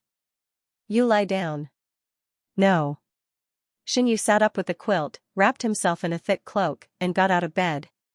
Shang Junlin could not persuade him, so he let him do as he pleased. Xinyu went to the outer room. After a while, he came in with the painting. Shang Junlin hurriedly hugged him in his arms. Are you cold? There's an earth heater in the room. How can I be cold? Xinyu woke up a little and handed the painting to Shang Junlin. I must be the first person to say happy birthday to your majesty. Happy birthday, your majesty. Shang Junlin felt that this sentence was the best birthday gift he had ever received. After giving the gift, Xinyu felt that he had achieved his goal. Sleepiness continued to surge. He blinked, I'm going to sleep. After that, he closed his eyes without waiting for Shang Junlin's response. He was indeed sleepy. Not long after, his breathing calmed down. Under the dim candlelight, Shang Junlin looked at the sleeping young man in his arms. His eyes were surging with emotions that no one could see clearly. Xinyu slept until dawn. He did not know that because of his sudden action, the man could not sleep for most of the night. After a good sleep, Xinyu felt refreshed. He first went to see the flowers he raised. Winter had arrived. Some of the flowers that bloomed in winter had bloomed one after another. The most amazing thing was the unknown flower sent by Prince An. Since it bloomed, it had not withered. Young master, this flower is really amazing. Will it keep blooming? Mushi was Xinyu's personal palace maid. She basically followed Xinyu when he came to see the flowers. Perhaps. It's good to keep it blooming. It would be a pity for such a beautiful flower to wither. As if responding to Xinyu's words, the flower swayed gently. This servant has always felt that this flower is very spiritual. Every time Gongzi comes to see it, it is very lively. Mushi looked at the flower curiously. All things have a spirit. This servant feels that this flower also likes Gongzi very much. After so many days, Xinyu was sure that the flowers wouldn't have a bad influence on people. After thinking for a while, he moved the flowers to the greenhouse that he often went to. After moving the flowers over, he saw the flowers more often. Not only did Mushi think so, Shang Junlin and Xinyu also had the same feeling. According to the palace maids, when Xinyu did not come, the flowers would not move. But when Xinyu came, the flowers would shake their branches and leaves from time to time as if they were welcoming him. Xinyu felt that it was very interesting. He stretched out his hand and touched the blooming petals. It was cold to the touch and was very different from other flowers. Xinyu only touched it for a while before moving his hand away. He watered the other flowers and left with Mushi. The people in the manor have been trained according to young master's request. Now, there are some results. They sent someone to ask if we should continue or send some people out first. On the path, Mushi reported to Xinyu in a low voice about what happened outside the palace. Before Xinyu entered the palace, he already had a group of his own people. It was just that he entered the palace in a hurry and didn't have time to settle these people down. It was also unlike his previous life where he could directly train these people and use them. After settling down in the palace, Xianxia gave instructions on how to train these people. After a year, he had almost achieved the results he wanted. According to the plan, send some people out first, especially to Hangzhou City. I need to know the situation over there, Xianxia said. Among the people he trained, there were people who specialized in intelligence. Xianxia was in the palace, so he didn't know much about the outside world. He needed a pair of eyes to pass on the news from outside the palace. The development in this life was very different from his previous life. In his previous life, the king of Yu didn't rebel at this time, nor was he forced to do something beyond his ability. In his previous life, the king of Yu's reputation was extremely good. His rebellion was what the people wanted. But it was different in this life. Now that the king of Yu's reputation was ruined, he was a traitor in the eyes of others. The hat of rebellion was placed on his head, and it couldn't be removed easily. For the king of Yu, who had always cared about his reputation, this was undoubtedly an uncomfortable matter. Oh right, isn't it popular among the scholars to criticize the king of Yu? There are also all sorts of stories and nursery rhymes. Get them to think of a way to pass these things to Hangzhou City. It's best if they can reach the ears of the king of Yu. How could the king of Yu not hear such a pleasant voice? When he returned to the Yuzhong Palace, Shang Junlin still hadn't returned. Thus, Xianxia went to the small study room. The small study room was decorated later. Aside from the books that Shang Junlin often used, the rest were all read by Xianxia. There were stories from outside the palace, unique books from the Imperial Library, and books that Shang Junlin collected from all over the world. There were all sorts of books, and as long as it was something that Xianxia was interested in, it would appear here. Xianxia would also usually paint here. Some time ago, in order to prepare a surprise for Shang Junlin, he even asked Mu Shi to stand guard outside when he was painting. If Shang Junlin came, she would inform him. "Young master, are you going to paint?" Seeing Xianxia walking to the desk, Mu Shi asked. "No, give me a copy of the register from the manor. Give me the latest one. In a year's time, only those who passed the training could gain Xianxia's trust." Mu Shi walked to the shelf and opened a secret compartment, taking out the register. Seeing him take out a few books, Xianxia said, "Let me take a look at them." Mu Shi came over with the register and placed it on the table. Some of these registers were brought in by Xianxia when he entered the palace, and some were sent in later. Xianxia didn't intend to stay in the palace for long. If he didn't have enough power, he wouldn't be able to live the life he wanted after leaving the palace. These people were the backup plan he had prepared for himself. Now that he had dispelled the thought of leaving, it was time to change the arrangements for these people. Xianxia was busy in the study room for the entire afternoon. When the sun set, Eunuch Meng came looking for him. Mu Shi walked over and asked, "Eunuch Meng, is there something important?" "His Majesty ordered me to pick you up. His Majesty is in a meeting with several ministers and can't leave for the time being." Eunuch Meng explained the purpose of his visit. Xianxia put down the brush, rubbed his wrists, and walked out. "His Majesty has plans for today?" "His Majesty only ordered me to pick you up. He didn't say anything specific." Xianxia tidied up and walked out of the palace. He found that the carriage had been prepared outside. Xianxia was taken to the imperial study room. Shang Junlin was still in a meeting. Xianxia didn't go in to disturb him. Instead, he went to the side chamber. Xianxia rarely came here. The decoration of the side chamber was very elegant. There were pastries and tea in the hall, all of which were Xianxia's favorite. Eunuch Meng stayed for a while and continued to serve in the imperial study room. Not long after, the door of the side chamber was pushed open again. Shang Junlin, dressed in court attire, walked in. Xianxia greeted him. "His Majesty, what did you bring me here for?" "I wanted to see you as soon as possible." Shang Junlin put his arm around Xianxia's waist. "There will be a small banquet in the palace later. Come with me." "Your Majesty can't wait for such a small banquet?" Xianxia raised his eyebrows. "If I didn't see you sleeping soundly, I would have woken you up in the morning. Who didn't sleep last night and insisted on giving me a gift, Your Majesty, don't tell me that you didn't sleep well last night because of my gift. What are you thinking about, Ayu? Shang Junlin flicked his forehead. Eunuch Meng couldn't help but criticize him. You didn't sleep last night. You were so excited that you went around looking for a place to put the painting that you sent.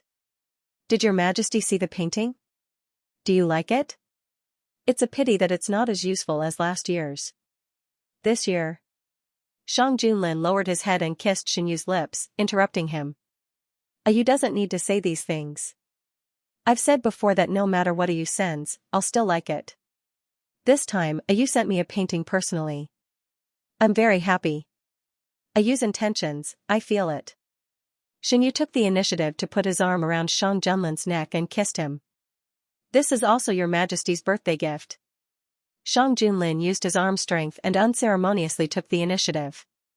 As the ruler of a country, Shang Junlin's birthday was not only his birthday. Usually, the palace would hold a banquet at this time. The size of the banquet was determined by the situation of the year.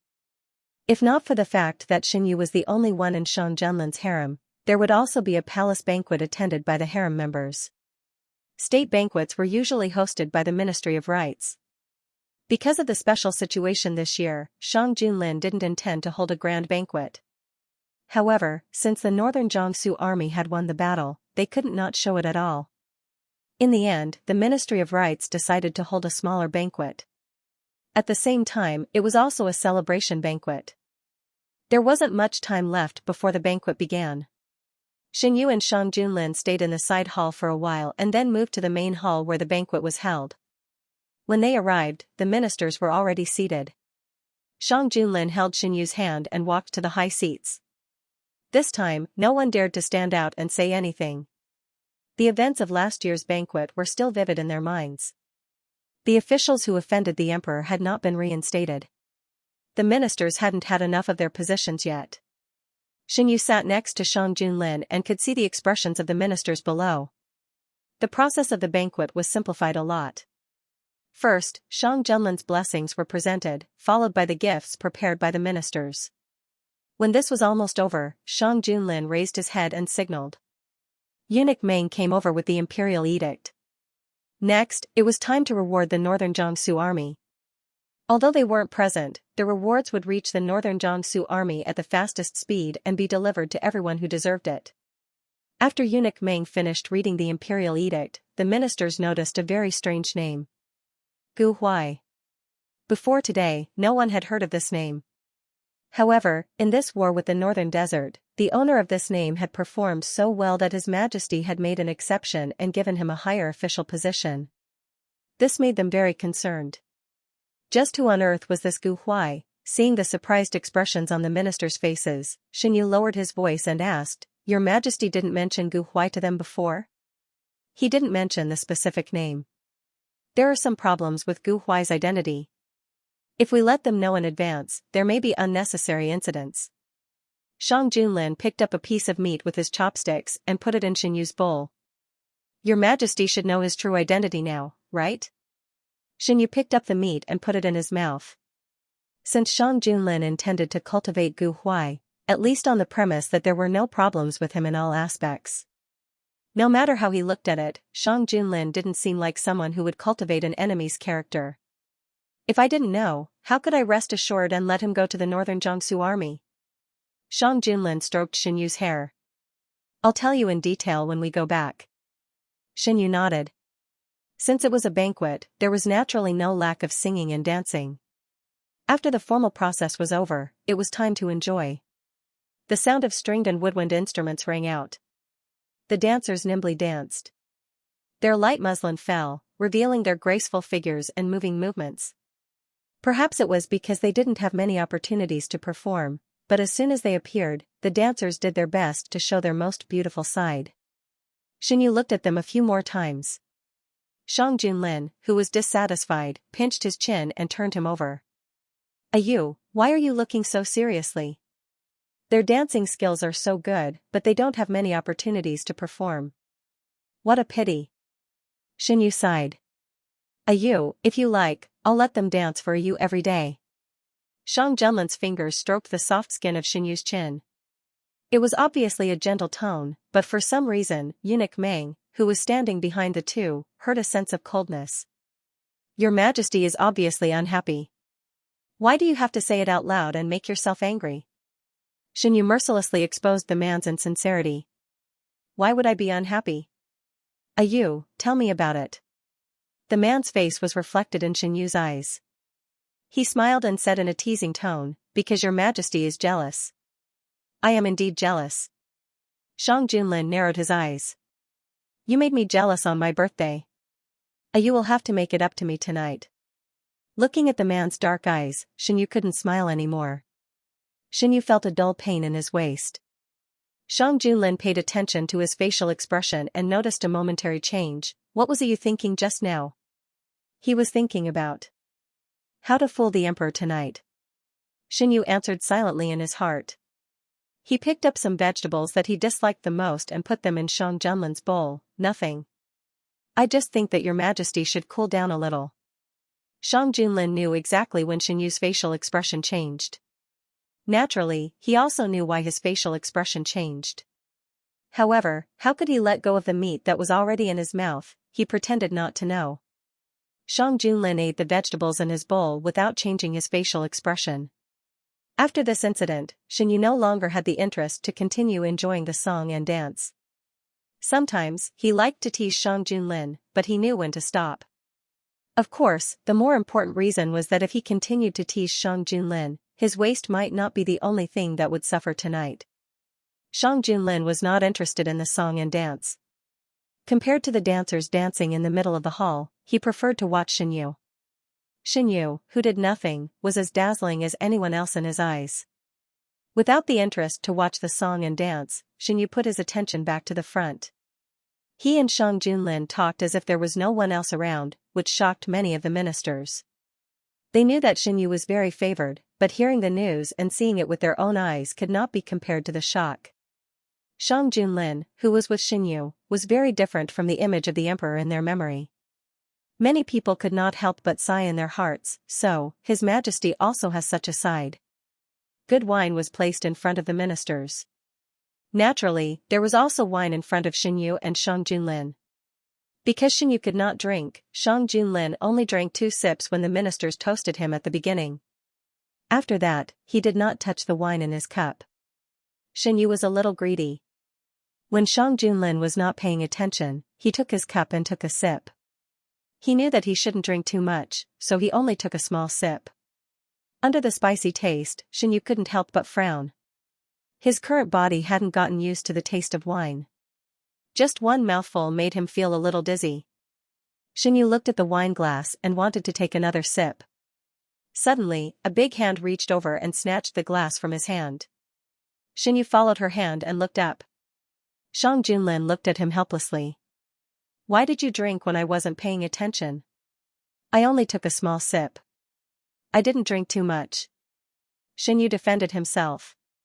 Shang Junlin saw that his gaze was still fixed on the cup in his hand, so he simply brought the cup to his mouth and drank the wine in the cup in one gulp. You can only drink one mouthful, Xin will drink the rest for you. In order to prevent Xinyu from secretly drinking, Shang Junlin simply asked the palace servants to remove the wine on the table. Xinyu found it funny, Your Majesty didn't let me watch the singing and dancing, nor did you let me drink wine. What do you want me to do? You only needs to look at Jin. It would be best if he didn't pay attention to anything else. Xinyu drank the wine and felt a little stuffy. Your Majesty, I want to go out for a walk. Why? It's a little stuffy in the hall. I want to go out for some fresh air. The fire in the hall was burning brightly. The doors and windows were closed. It was warm, but it was easy to get stuffy if one stayed for a long time. Wait for Jin will go back with you. Shang Junlin called Eunuch Meng and whispered a few words to him. Then, he got up and said, Let's go, you. In this kind of banquet, after the necessary procedures were completed, one could leave early. Not to mention, Shang Junlin was the emperor of Dahuan. No one could stop him from doing whatever he wanted. After he left, the atmosphere in the hall became more lively. Before going out, Shang Junlin carefully wrapped Xinyu with a cloak. It's cold outside. Be careful not to catch a cold. When the door was opened, the cold wind swept in. Xinyu couldn't help but shiver. His slightly muddled mind was blown by the wind and became sober. The man's warm palm wrapped around his. The two walked side by side on the small path. The palace servants were far behind them. When they arrived at Yuzhong Palace, Xinyu, who was originally a little tipsy, was completely sober. "Your Majesty, did you just leave the ministers there?" Xinyu asked when he saw that Shang Junlin had no intention of leaving. "They are not as important as you. Today is Zhen's birthday. Zhen is here to receive the gift." Shang Junlin's hand on Xinyu's waist rubbed it meaningfully. "Didn't your Majesty give me the gift yesterday?" Xinyu pressed down the hand that was about to reach into his lapel. "You took the initiative to give it to you. Today, Zhen is asking for it from you. Will you give it to me?" Shang Junlin's arm tightened and pulled Xinyu close to him. He could clearly feel the changes in his body. The kiss fell on the side of Xinyu's neck. The man's voice became more and more hoarse. "Zhen wanted to do this just now. How can you look at others?" Sure enough, it was still because of the matter with the dancer. Xinyu knew that he couldn't escape tonight, but he couldn't help but want to struggle. His hands were restrained, his breathing was robbed, and all his escape routes were blocked in advance. The temperature of his body was getting higher and higher. It was as if a fire had been lit, burning from the inside out. Wherever his fingertips touched, a tremor followed. Xinyu was in the middle of the vast and boundless sea. He was thrown up high along with the waves. Shang Junlin was as domineering as ever. No matter how Xinyu begged for mercy, he refused to slow down. The waves were getting bigger and bigger. Xinyu clung tightly to the man who was holding him. The candlelight flickered for the whole night. The sky was getting brighter. Xinyu couldn't bear it anymore. He kicked the man who was still in the mood. "Stay away from me." Xinyu sucked in a breath of cold air and wrapped himself in the quilt. No matter how Shang Junlin persuaded him, he refused to come out. "Zhen promises that this time I won't do anything. I just want to wash you." Xinyu turned over and faced the man with the back of his head. His voice was obviously full of distrust. "You said the same thing just now." As a result, when he let his guard down, he was dragged to do it again. Shang Junlin tried to persuade Xinyu for a while. He wanted to pull off the quilt, but he didn't know how Xinyu rolled up. He tried several times, but he didn't succeed. In the end, he had to give up. Xinyu was tired and sleepy. Without the man to disturb him, he fell asleep in a short while. Shang Junlin looked at him for a while. Then, he hugged Xinyu with the quilt and slowly closed his eyes. Shang Junlin only rested for a while before he had to get up for the morning court. When the time came, eunuch Meng came in quietly to serve him. Shang Junlin put on his coat and went to the outer room. He ordered, "Ask the servants to prepare hot water. When Guijun wakes up, send it over." Eunuch Meng lowered his head and tidied Shang Junlin's clothes. "This slave understands. The food will also be heated. I guarantee that Guijun won't lack anything when he wakes up." Shang Junlin nodded with satisfaction. "Tell the servants not to disturb Guijun. If he doesn't sleep enough, he will lose his temper." In the morning assembly, the main things to talk about were still the same. The northern desert and the king of Yu. Shang Junlin was worried about Xinyu, who was staying in Jade Gate Palace, so he quickly finished the morning assembly. After the court, the ministers walked out of the hall in twos and threes. "His Majesty seems to be in a hurry today. Is there something important? Is there something wrong? If there is something wrong, there should be some movement in the court. Now there is no movement at all. It shouldn't be a big deal. His Majesty directly made Gu Huai a general of the third rank. Does anyone know the background of this Gu Huai? Last night, someone was sent to investigate. We only know that he is the younger brother of Imperial Physician Gu. We can't find anything else." Everyone knew who Imperial Physician Gu was. He was responsible for nursing Guijuan's body. He was also the successor of Imperial Physician Wu. Is it because of Imperial Physician Gu that His Majesty treats him so well? It shouldn't be. If His Majesty really loves the house, shouldn't he reward Duke Shenbei generously? But look, Guijun has been in the palace for a year, and Duke Shenbei's residence hasn't changed. The ministers were not as resistant as before to Shang Junlin only favoring Xinyu. One of the reasons was that Shang Junlin didn't promote Xinyu's family members generously. All the ministers didn't want to see the emperor favor his relatives. The relationship between Duke Xinbei and Guijun isn't very good. No matter how bad it is, he is still Guijun's biological father. From this point of view, His Majesty is still very rational. No matter how good he is to Guijun, he didn't promote anyone who shouldn't be promoted because of Guijun. Besides, Gu Huai went through the previous emperor's incident. Now, there are very few capable generals in the court. Young General Gu Huai's performance is excellent. He is a moldable talent. It's normal that His Majesty has high hopes for him. That's right. Talented generals can't be obtained. His Majesty is indeed powerful in this aspect, but he's also the ruler of the Great Huan Kingdom. He can't possibly put on his armor and go into battle whenever there's a problem. Because Shang Junlin was in a hurry, it was still early when the ministers left the palace. When they returned, they might be able to have breakfast with their families. When Xinyu woke up, the sky was already bright. Xinyu was still in the same position as when he wrapped himself in the quilt last night. The other side of the bed was empty. He struggled to roll out of the quilt. Looking at the mottled marks on his body, Xinyu sighed. His rationality came back.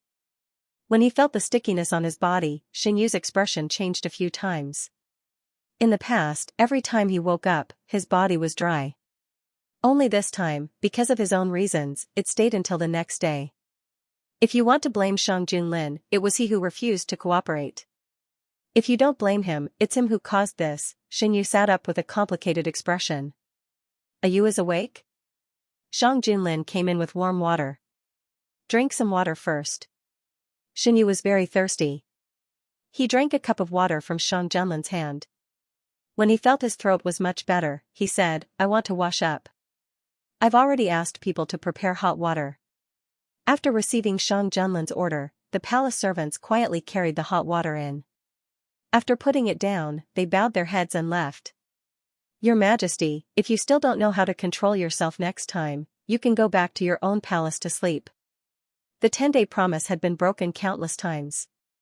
Later, Shang Junlin knew when to stop and didn't toss and turn for half the night. Xinyu let him be. Last night, Shang Junlin seemed to have been stimulated by something. Shang Junlin knew that he went a little too far last night. He carried Xinyu into the bathtub without complaint. When he saw the marks he left on the youth's body, his eyes darkened. He took a handkerchief from the side and carefully wiped Xinyu. Shang Junlin was already familiar with this kind of thing. Xinyu was lying on the edge of the bathtub with his eyes slightly closed. His skin was faintly discernible under the water. The youth was half lying in front of him without any defense. Shang Junlin's throat moved, and his arm was submerged in the water. Xinyu suddenly opened his eyes and grabbed the hand. Your Majesty, what do you want to do? If you don't wash yourself clean, you will get sick. Shang Junlin looked at him calmly. There was nothing strange on his face. I'll wash myself. Xinyu held his hand and didn't let him move. Shang Junlin's eyes flashed with a trace of regret. You really don't need my help. Xinyu quickly pushed his hand away. No need. Seeing that he insisted, Shang Junlin slowly withdrew his hand. Xinyu thought that he had given up and was slightly relieved. Unexpectedly, Shang Junlin took advantage of his relaxed state and held his hand. Let me do it. It's not convenient for you to do it alone, Shang Junlin chuckled. Besides, it's not the first time I've done this. You doesn't need to worry. Xinyu suddenly grabbed the edge of the bathtub. He wanted to say that he wasn't worried about this, but unfortunately, he didn't have the chance. The water splashed. In order to make it easier for them to move, Shang Junlin followed him into the bathtub. Xinyu could sit in the bathtub alone, but it was a bit awkward for two men to sit together. There was nowhere to hide, so they could only stick close to each other. Xinyu's fingers that were grabbing the edge of the bathtub were pulled away by the men. If you don't feel well, you can hold on to me. Xinyu's hands and feet were weak. He wasn't a match for the men at all. When he fell into the hands of the men, he could only let them do whatever they wanted. Didn't you say that you would help me wash? What is your Majesty doing? Xinyu's voice was slightly panting. This. Shang Junlin sucked on Xianyu's bright earlobe. Won't it make you cleaner? How can you wash like this? Xianyu bit his lower lip, not wanting to let his voice overflow. The bath took more than an hour. When Xianyu was carried out, his whole body was red. After changing his clothes, Xianyu leaned on the soft couch.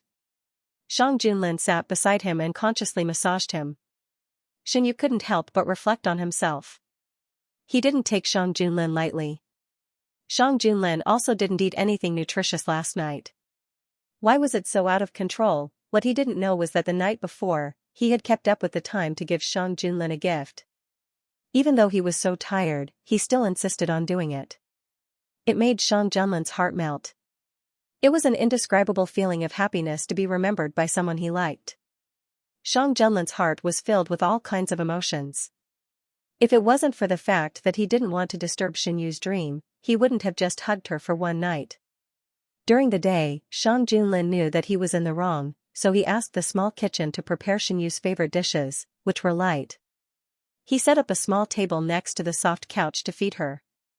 Xianyu was so hungry that he didn't have the mood to argue with Shang Junlin about what happened just now.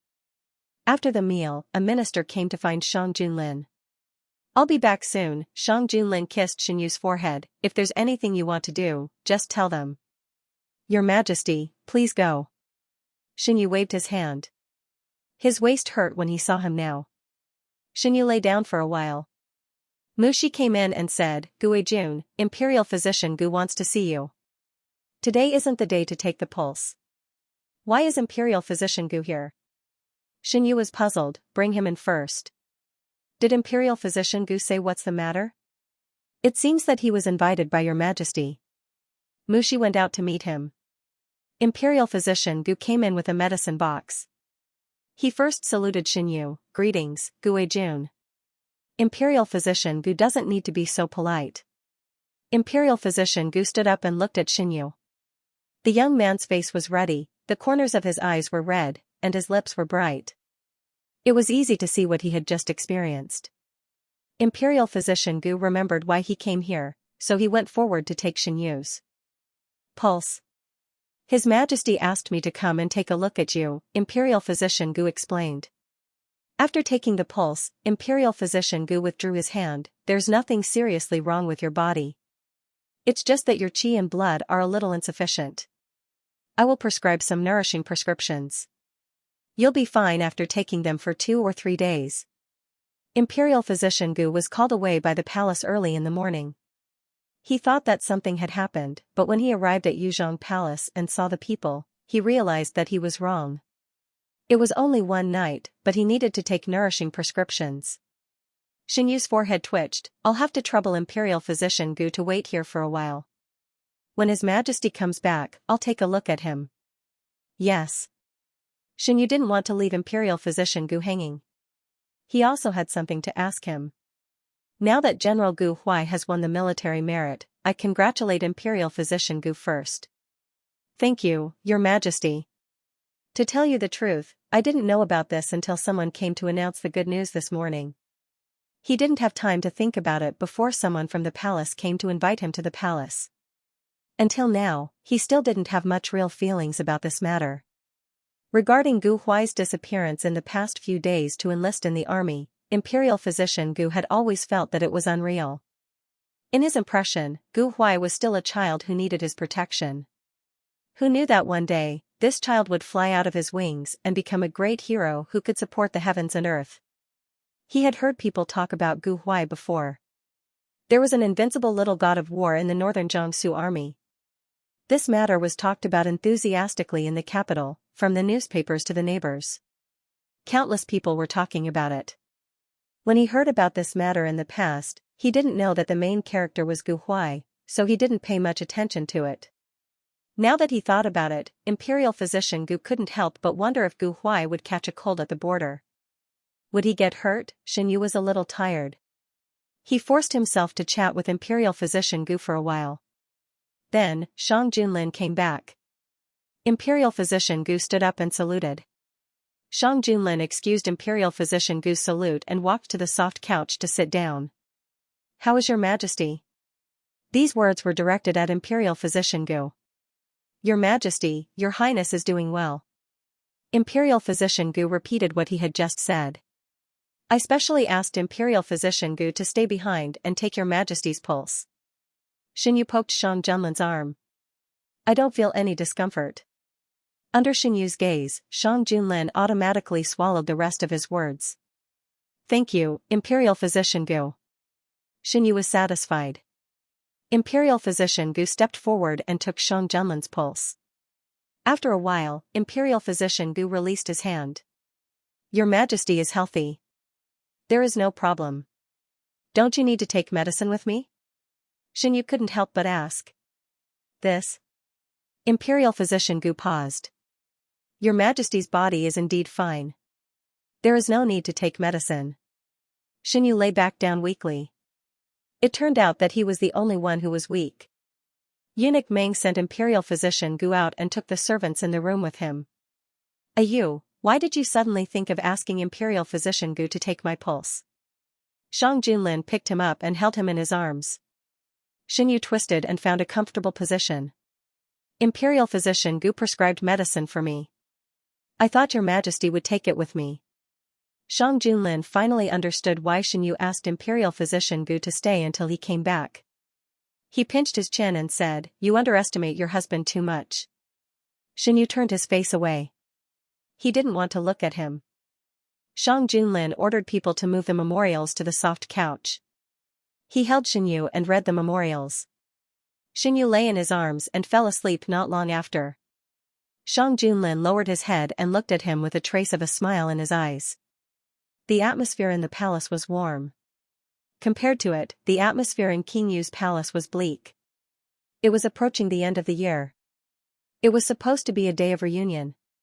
However, because he was forced into a dead end, King Yu had no choice but to hide in Hangzhou. He couldn't even return to his fief.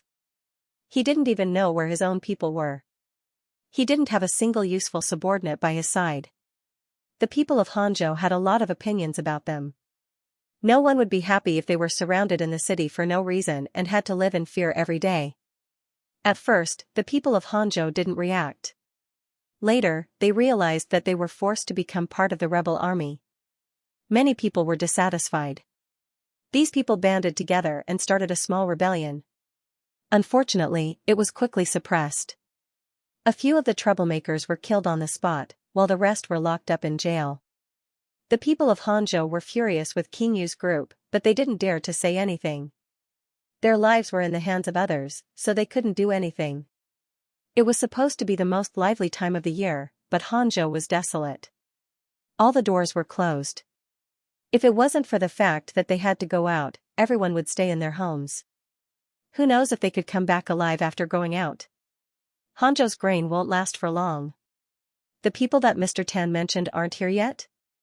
King Yu looked at the middle-aged man in blue with dissatisfaction. Your Highness, there's no need to be anxious. They will be here in a few days. How can I not be anxious? We don't have much grain in Hangzhou City.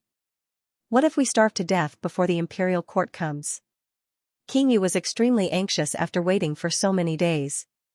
He knew that he would be walking on this path, and he had imagined all sorts of scenarios. However, he never expected that he would be in such a dire situation. In his expectations, he had to be fully prepared before taking action. He had to win the hearts of the people.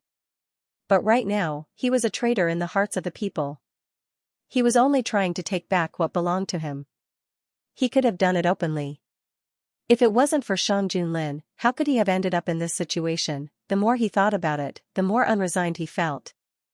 Unknowingly, rumors about King Yu started to spread in Hangzhou City. Even the nursery rhymes were mocking King Yu. As the rumors spread, it was inevitable that they would reach King Yu's ears. The first time he heard someone compare him to Shang Junlin and criticize him as useless, King Yu smashed everything in his study. The servants stood in the empty room with their heads lowered, not daring to utter a single word. Even after smashing everything, King Yu still couldn't vent his anger. He glared at the other person in the room like an enraged lion. Are there any more rumors about me? I'm ordering you to capture the person spreading the rumors. I want to cut him into pieces. Your Highness, please calm down. The servant knelt down.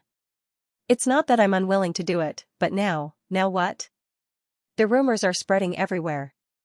The servant suppressed the fear in his heart. It's not just in Hangzhou City, it's spreading all over the Great Huan country. Furthermore, some of them are even more ridiculous than this. King Yu's mind was blown. He simply couldn't imagine what the rumors were about him. This was the ending that he had planned for Shang Junlin, but in the end, it fell on him. With a fishy taste in his mouth, King Yu's vision turned black and he fell onto the ground. Your Highness! Someone, come! Your Highness has fainted. The residence was instantly thrown into chaos. Your Highness, you're saying that King Yu fainted from anger? Xin Yu wore a snow-white fox fur coat as he walked in the snow. He looked like an otherworldly immortal. Yes, the news just came from Hangzhou City. It said that someone told King Yu about the rumors outside. After King Yu heard it, he fainted on the spot. Shang Junlin held on to Xin Yu's hand as he walked leisurely. King Yu is too weak. He can't even take such a small amount. How dare he covet the position of your Highness? Xin Yu sneered. Shang Junlin sensed something and raised his brows. This was done by a Yu? Xin Yu looked at him innocently. Isn't your Highness the clearest about what I do every day? Xin Yu wasn't joking. Other than the morning court, the two of them spent almost all their time together. Shang Junlin knew this, but when he saw Xin Yu's innocent look, he felt more and more that this matter had something to do with him. Xin Yu had never concealed his disgust for the King of Yu. Shang Junlin had discovered this a long time ago. He had suspected that there was some relationship between them that he did not know of. Later on, when he thought about it, with Xin Yu's personality, what the King of Yu had done previously was enough to make him feel disgusted. No matter who did this, I have to thank him properly. Maybe King Yu's actions angered the public. So many people took the initiative to attack him. In my opinion, King Yu is really strange. Those things were indeed done by him. Since he did it, why didn't he have the guts to admit it? Xin Yu couldn't stand such sanctimonious people the most. Some people are just like that. When I was in the palace, he brought other princes to bully me. After bullying me, he criticized me with a high and mighty attitude, saying that it was because I did something wrong that caused these people to bully me. Whatever he did, he liked to remove himself completely. If it wasn't for the sudden incident, even if it was a rebellion, he would definitely pretend that he was upholding justice. Shang Junlin had known King Yu for a long time, so he knew some of King Yu's thoughts like the back of his hand. Xin Yu wasn't surprised, because it was indeed like this in his previous life. All the bad reputation was pushed to Shang Junlin, and King Yu himself was clean. Your Majesty is right. I'm afraid this matter will make him suffer for a long time. Their guess was right. King Yu was unconscious for an entire day before he woke up. Mr. Tan stayed by his bedside with a gloomy face. What the hell is going on? Why did he suddenly faint? Thinking of what happened before he fainted, King Yu's chest hurt, and he closed his eyes in pain. Mr. Tan obviously knew something. After King Yu fainted, he asked people to interrogate the people who came into contact with King Yu. The results made him feel incredulous. King Yu fainted because of those rumors? Mr. Tan really couldn't understand. He tried to find other possibilities. After a round of investigation, he finally proved that the result was the one he didn't want to believe the most. The doctor said that you were too angry. What could have made you so angry? Mr. Tan tried to make a final struggle. After a moment of silence, King Yu slowly sat up with the help of his servants. His complexion was very bad, and his eyes were filled with complicated emotions. Has Mr. Tan heard the rumors about this prince? His words confirmed all their guesses. Mr. Tan stood up in disbelief. So you fainted because of a few words? Does Mr. Tan feel that these words are neither painful nor itchy? King Yu clenched his fists. Has Mr. Tan already heard about it? Aren't the rumors outside even worse than this? It's just some useless people venting their dissatisfaction. Why do you take it so seriously? Mr. Tan didn't know how to describe his feelings at this moment, but considering that he still needed the Prince of Yu's help in the future, he began to comfort him with mixed feelings. Is there no way to stop it? King Yu lowered his head, so his expression couldn't be seen. I have already ordered them not to speak about it in Hangzhou City. We can't do anything about other places for the time being. You don't have to worry about it. Once it's done, no one will dare to speak about it. I understand. King Yu rested for a few days before his body recovered. Mr. Tan had ordered that no one was allowed to talk about this matter in front of King Yu. At any time, words couldn't be stopped. The more they were forbidden from speaking about it, the faster it would spread in private. Initially, only a few people knew about it, but after it was forbidden, it became something that everyone in Hangzhou City knew about. As a result, the dissatisfaction of the people towards King Yu grew. The Northern Desert Emperor received the document from De Huan. After reading it, the Northern Desert Emperor flew into a rage the entire night and summoned all his ministers for a discussion. What do you think he means by this?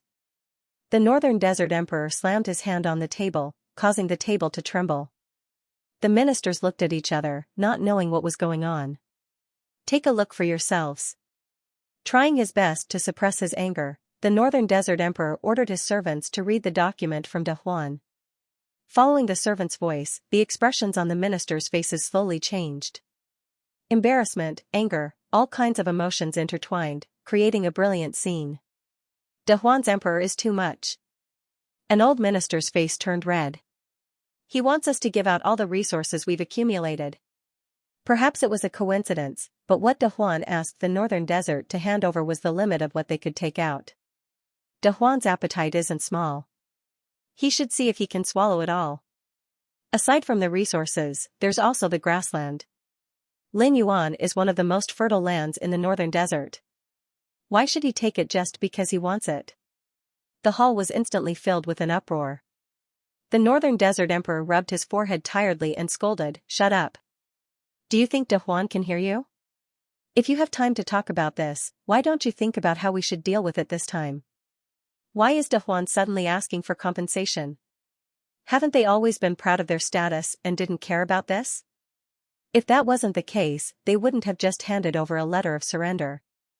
Who knows why?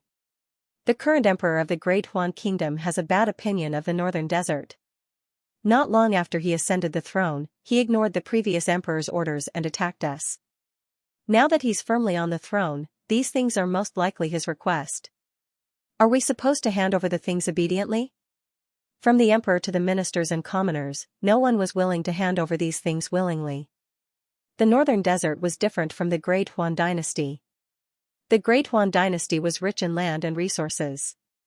The Northern Desert was a nomadic tribe that relied on the sky for food. They often invaded the Great Huan dynasty for the land. Knowing that the Northern Desert people wouldn't hand over these things willingly, the Northern Army had been keeping an eye on them and pressuring them. They had fought for so long and couldn't fight for nothing. Part of the compensation from the Northern Desert would be kept in the Northern Army. Shang Junlin expected the Northern Desert people's unwillingness to cooperate. What does your Majesty plan to do? Shen Yu picked up the document from the Northern Desert and skimmed through it. Now you know how to cry? Why didn't you do it earlier? The Northern Desert Emperor didn't know where he got the inspiration. This time he cried and said that the Northern Desert was also affected by the drought in the Northern Desert. They sent their troops south because they couldn't live anymore and wanted to find a way out for their people. Shen Yu only found it funny. They knew that De Huan wasn't easy to deal with and wanted to play the emotional card. Unfortunately, their wishful thinking was wrong. Shang Junlin wasn't the kind of person who would be soft-hearted when he shouldn't be. If you can't do it, then wait for the Northern Army to come knocking on your door. Shang Junlin's voice was cold. Finding a way out for your people is not a reason to invade De Huan. If you really care about your people, you can let them become De Huan's people. That way, De Huan's imperial court will protect them from hunger. Don't you think so, Your Majesty? Shen Yu narrowed his eyes. Yu is right. Since they aren't De Huan's people, why should De Huan empathize with them? The imperial court's meaning was clear. The Northern Army was happy to see the imperial court's attitude. They didn't like the Northern Desert for a long time. If they let them go easily this time, they wouldn't be happy. After receiving the imperial court's instructions, the Northern Army was ready to go. It's best if the Northern Desert doesn't know what's good for them. We'll destroy their nest. The people of the northern desert are really shameless. They were the ones who wanted to fight the war, but they don't want to admit their loss. They even cried so miserably. When they bullied our great Huan kingdom, they didn't show any sympathy. This time, we should be more understanding of them. Why didn't they empathize with us before? That's right. Keep a close eye on them. Don't let the northern desert people do anything. Yes. The person negotiating with the northern desert people was still Feng Jie. The northern desert people were already afraid of this woman.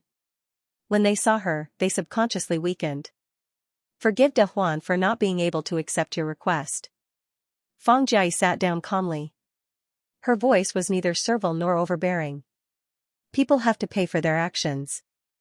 You northern desert people attacked first. Now that you've lost, you naturally have to follow De Huan's rules. Throughout the whole process, the topic was led by Feng Jie. Feng Jie spoke clearly and her words were reasonable. Every word she said was flawless. On the contrary, she could accurately find flaws in the other party's words and use the other party's reasons to make them speechless. The northern desert officials who came to negotiate looked pale. Now, everyone in the northern desert officials knew that they shouldn't have any dealings with the female official. If they couldn't avoid it, they should obediently admit defeat. They should be mentally prepared early so that they wouldn't collapse after the negotiation. If Feng Jie took action, there would only be one result. No matter how unwilling the northern desert people were, they could only do as De Huan said under the watchful eyes of the northern army. They want to extend the deadline for a few more days. A few days later, the latest progress was sent to the palace. After reading it, Shang Junlin said, they said that they can't gather so many things in a short period of time. When spring comes, they will send the compensation to De Huan. The northern desert resigned themselves to their fate so quickly? Xinyu was surprised. They also made a presumptuous request. Speaking of this matter, Shang Junlin was a little amused. They hope that the imperial court will quickly summon Feng Jie back to the capital to work and not stay in the northern desert. It seems that Feng Gunyang contributed a lot to the northern desert's quick resignation. Xinyu had heard of Feng Jie's battle prowess. In the northern desert officialdom, Feng Jie had become an existence that made people pale. Shang Junlin, I have to say, with her around, it saved me a lot of effort. Xinyu, your majesty must reward her for her meritorious service. Shang Junlin, of course. You said, when have I not been fair in my rewards and punishments? Xinyu, in my heart, your majesty is of course the best monarch. The matter of the northern desert temporarily came to an end. They said that they couldn't come up with so much compensation in a short period of time. De Huan also couldn't force them to pay. However, the materials could be slowly gathered, but it was better to get some ready-made things first. For example, the grassland that Shang Junlin had been thinking about for a long time. Specially for giving them time is your majesty's kindness to them. For a ready-made existence like a grassland, they can't say that they need to be forgiving, right? Xinyu's white and slender fingers slowly moved across the list of names and stopped at a certain place. Shang Junlin covered his hand. Yu is right. Didn't they say that the people were trapped in hunger?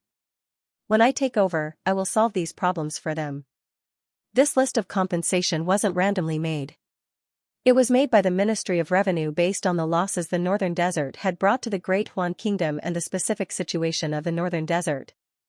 It happened to be in the middle of a line that would make the people of the Northern Desert feel pain but not unbearable. As for the Northern Desert saying that they needed time to prepare, Xinyu and Shang Junlin both knew that this was just an excuse. They didn't mean to force them into a corner and just pretended not to know.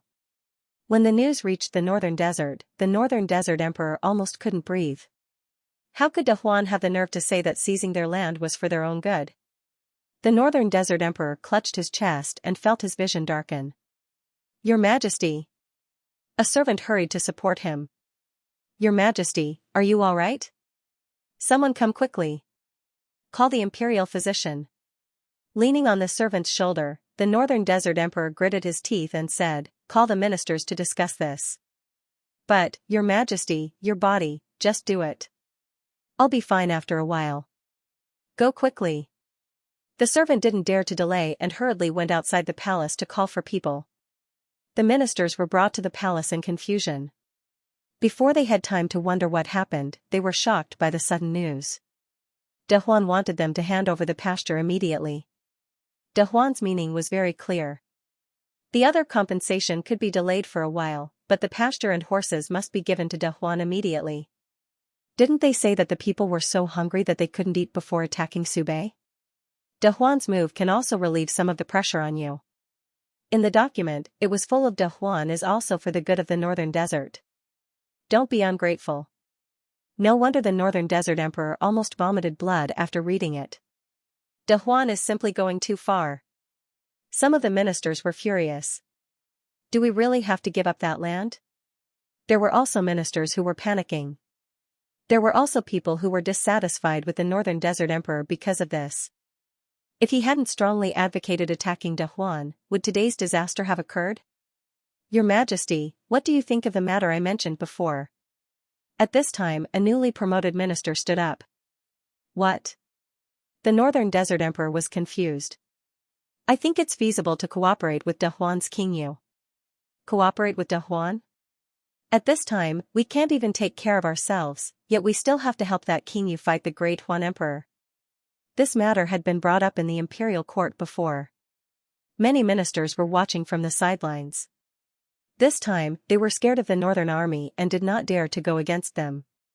Originally, the Northern Desert Emperor had been persuaded, but later, several ministers disagreed.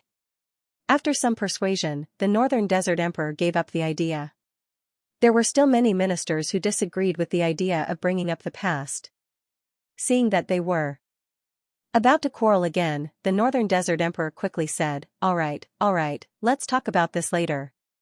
Now, let's talk about the compensation. In a few days, someone will come to take over Lin Yuan. Are we really going to give it out directly? The hall quieted down. The ministers looked at each other, but no one said anything. With De Huan saying things to this extent, it was clear that there was no room for negotiation. Which official is negotiating with us this time? Can we give them a few more days? What's the use of extending the deadline? At that time, won't we still have to hand Lin Yuan over? Drag it out. Maybe there will be a turn for the better. This was the Northern Desert's intention from the beginning. It was best to drag it out long enough for De Huan to completely forget about this matter. Then do you know which official De Huan's emperor gave the negotiation to this time? As long as it's not Master Feng from the Northern Desert, it doesn't matter who it is. Unfortunately, things did not go as planned. After 2 days, De Huan sent a message from the negotiator. Who is it? In the imperial court, the Northern Desert Emperor asked the messenger. Replying to Your Majesty, it's Master Feng from the Northern Desert. De Huan's emperor said that she often interacts with the Northern Desert and they are familiar with each other. The Northern Desert Emperor closed his eyes. This was great. Not to mention that there was no room for negotiation, it was already good enough that they didn't give out more land. De Huan was really good. For a moment, the atmosphere in the imperial court was extremely cold. Zhu Wang, who had previously been placed in the palace to be served with good food and drink, had been locked up in a secret prison by Shang Junlin after a failed attempt to escape. Regardless of whether there was really something wrong with him or not, since he had already been caught, there was no reason to let him go in vain. In addition, this person seemed to know a bit about Xinyu's background, so it was even more impossible for Shang Junlin to let him go. Feng Pingqi was beheaded after autumn, and the Feng family was implicated. All the participants were executed. Since then, the Feng family completely disappeared from the capital. As for the person who was caught with them, after confirming that he couldn't get anything out of him, Shang Junlin directly executed him. Because he tried to make a move on Xinyu, Shang Junlin chose a less pleasant way for him to die. Xinyu knew about this after everything had happened. On the day of the Feng family's punishment, many people went to watch the execution. This servant heard from the palace maid that the people of the capital were very satisfied. Xinyu picked up a leaf from Junling and looked it up and down. Everyone knows what he did. The bad official got the punishment he deserved. Naturally, they would feel satisfied. Tell Boshi that he can collect more articles about the punishment of corrupt officials. This servant understands. Mushi admired her young master more and more. It seemed that he didn't do anything, but he could see through everyone's heart. He could guess their behavior without any mistake. Come and take a look at this flower. Is it a little wilted? Xinyu looked at the junling in his hand and frowned slightly. Since it was in his hands, the junling had been in good condition. Recently, he didn't know what happened, but it suddenly became wilted. Xinyu found a palace maid who was good at flowers and plants in the palace to take a look, but she couldn't find anything. Mushi looked down and hesitated. Is it because it's afraid of the cold? There was a heavy snowfall recently, and the temperature suddenly dropped a lot. Move it to my palace first and let it rest for 2 days. If it still hasn't recovered, ask Imperial Physician Gu when he comes to take its pulse. Xinyu walked around the greenhouse. Because Shang Junlin would send Xinyu some flowers and plants from time to time, the size of the greenhouse was now more than twice as big as before. There were all kinds of flowers in the greenhouse. Some of them were worth thousands of gold, and some of them could be raised by ordinary people. Xinyu treated them all equally. He arranged them according to their habits, and every one of them grew well. Mushi held the flowers and followed Xinyu back to the palace. Xinyu put the junling in its original place, washed his hands, and went to the small study. In this palace, there were more and more traces that belonged to him. When Shang Junlin came back, the first thing he saw was a pot of flowers in the bedroom. The palace maid hurried to explain. Gue Jun said that the flowers are a little wilted, so he put them here for 2 days to see the situation. Shang Junlin nodded. Where is Gue Jun? Replying to your majesty, Gue Jun is in the small study. Shang Junlin did not stay and went straight to the small study. Xinyu was looking at the map of the Great Huan dynasty. Shang Junlin often signed memorials here, and the map was also left by him. What's you doing? Your majesty is back? Xinyu looked up. He's looking at the terrain around Hanzhou City. Xinyu was a little concerned about the King of Yu in Hanzhou City. He guessed that the King of Yu was waiting for someone. After all, with the King of Yu's current military strength, it was basically impossible for him to succeed. The King of Yu would not throw his life away, and neither would the people behind him. Your Majesty, look over here. The mountain range stretches. If the King of Yu has a backup plan, he will most likely enter Hanzhou City from here. Xinyu pointed to the west of Hanzhou City. Aside from the army surrounding Hanzhou City, I have also sent people to hide in the dark. The place that you mentioned has steep terrain, and it's easy to defend. If those people are really hiding in the mountains, it will be difficult to fight. How many people does the King of Yu have now? Around 100,000. These were all forces that entered Hanzhou City before the imperial court could react. After the imperial court sent people over, the forces that appeared one after another seemed to have disappeared, never to appear again. The King of Yu was waiting, and so was Shang Junlin. How many things did the previous emperor leave behind for the King of Yu? Xinyu couldn't understand. No matter what, Shang Junlin was the King of Yu's biological son, and he was even the son of the previous empress. After the previous empress died, the previous emperor did not appoint another empress. So it was impossible for him to not have any feelings for Shang Junlin. Xinyu couldn't feel it deeply before coming into contact with Shang Junlin. But the more he knew about Shang Junlin's past, the more Xinyu felt the strangeness. For example, the previous emperor's hostility and malice towards Shang Junlin. The previous emperor left a mess for his son, who could ascend the throne, but left the best things for his other son. I'm not sure. The previous emperor didn't do things properly. I originally thought that he doted on the sixth prince the most. But after the sixth prince died, he acted as if nothing had happened and continued to seek pleasure. Even when the sixth prince's birth mother came to plead for mercy, he kicked her away. Who would have thought that the sixth prince's bloodline, who was in the limelight, would fall so quickly? Shang Junlin went behind Xinyu and placed his arms beside Xinyu. His masculine aura enveloped Xinyu, and Xinyu raised his head to look at him. Shang Junlin's lips curled up, and his tone was filled with sarcasm. He didn't have a good impression of the previous emperor. Xinyu's lips moved, but the words that came out of his mouth were, "Does your majesty want to sit?" After that, he moved to the side to make room for Shang Junlin. Shang Junlin sat down and took Xinyu into his arms. "You, do you want to sit on my lap?" Without waiting for Xianyu's response, Shang Junlin had already put him on his lap. The man's body temperature could be felt through his clothes. Xianyu was used to being hugged by him, so he automatically found a comfortable position to sit. I didn't stay in the capital for a long time, and I didn't spend much time with the previous emperor. The people who were in contact with the previous emperor were either killed by the other princes or by me. There were very few people left, and I couldn't get any information from them. I suspect that even the king of Yu himself didn't know what the previous emperor left for him. Shang Junlin picked up a strand of Xianyu's hair and played with it in his hand. The previous emperor had always been on guard against the princes. The princes grew stronger, but the emperor grew older. When they were young, there might still be some familial affection. When the princes grew up, how many trials could this thin familial affection withstand? Will your majesty be like this in the future? Xianyu knew that he shouldn't ask this question, but at this moment, he wanted to ask, so he asked. I won't have my own children. How can I be like the previous emperor? Unless... Shang Junlin put his palm on Xianyu's lower abdomen. You can give birth to one for me. Your Majesty, do you think I have this ability? Xianyu raised his eyebrows. If I work harder, you might be able to. Shang Junlin answered seriously. Xianyu was speechless. I think your Majesty only wants to work hard for this process. Shang Junlin smiled and bit his ear. How do you know if you don't try? Xianyu nudged him with his elbow. Your Majesty, you should think more realistically. This kind of thing won't happen no matter how hard you try. Shang Junlin grabbed his hand and held his wrist tightly. I know. Xianyu struggled but couldn't get rid of the man's shackles. Fortunately, he let him go. How's the situation in the northern desert?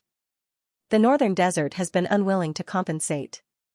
After hearing that Feng Jiayi was the one who negotiated, several ministers claimed to be sick. The northern desert emperor lost his temper in the court and forced a few people to come out. Didn't the people who were chosen look bad? Of course. After the matter was settled, they scolded the officials who claimed to be sick in the court the next day. Even the northern desert emperor wasn't spared. Xianyu could understand these people's thoughts. Feng Jiayi was too powerful. At first glance, this kind of thing wasn't a good job. No matter how it was done, they would only be scolded. Not only that, they would also be tortured internally. Not many people were willing to do this.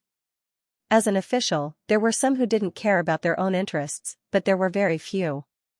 Obviously, the northern desert officials didn't belong to this group. In order to negotiate for the quota, the northern desert officials fought hard. But unlike others, they didn't fight for the quota, but the quota that they didn't go. The news spread to Subei. He Qingyu, Jiang Huiqing, Feng Jiayi and the others gathered together. Some people couldn't help but laugh. The northern desert really thinks that Daheng is easy to bully. Let's see if we don't peel off a layer of their skin this time. They were all new officials sent to Subei. Most of them were still young and had ambitions in their hearts. In Subei, they had endless opportunities to show off their skills. They were happy to do anything that could make the people of the northern desert unhappy. Lady Feng is truly a woman who doesn't lose out to men. To be honest, at the beginning, I had some opinions about Lady Feng, and I didn't understand why His Majesty made an exception to allow a woman to enter the court as an official. Only now do I know how narrow-minded I was in the past. Today, I toast to Lady Feng. With that, the man raised his wine cup and drank it. Actually, me too. One after another, many people apologized for their prejudices. What I do is a little shocking. It's normal that you didn't understand it at first. Feng Jiayi smiled and drank the wine in her glass. It's my honor to work with you. Lord Feng, please don't say that. No matter how you look at it, it should be our honor. The atmosphere at the banquet became more and more lively. Jiang Huiqing and He Qingyu also clinked their wine glasses. The negotiations were set to take place before the new year. The Dahuan Imperial Court wanted the negotiations to be completed before the new year so that the Lin Yuanren could have a good new year. There were quite a few people living in the forest plains. They were all pure northern desert people. The Imperial Court had argued several times about whether or not to take them in. Some people believed that those who were not of the Great Huan dynasty had different intentions, so there was no need to care about these people. After occupying the forest plains, these people would naturally become slaves. Others believed that since they belonged to the Great Huan dynasty, they were the people of the Great Huan dynasty and should not be too harsh on them. Both sides clung to their own views and quarreled fiercely. But this matter would not affect the acquisition of the forest plains from the northern desert people.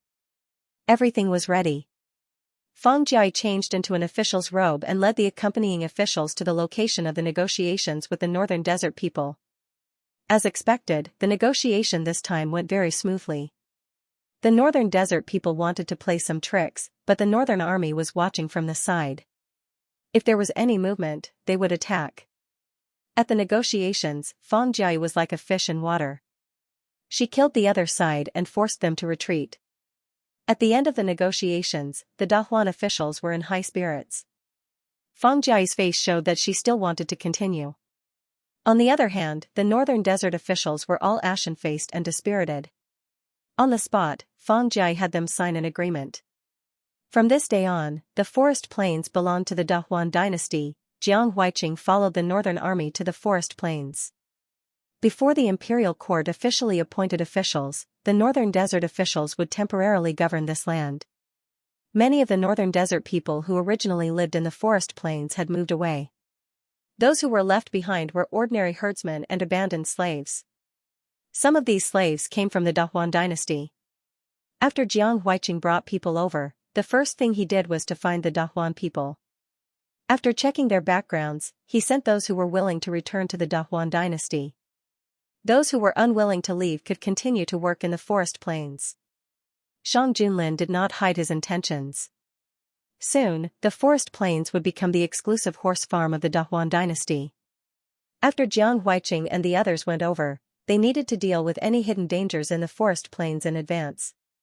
Congratulations, Your Majesty. You got what you wanted. Xin Yu put down the booklet from the northern desert and put his hands on the table. There are still many follow-up issues to deal with. Jiang Huiqing is a careful person.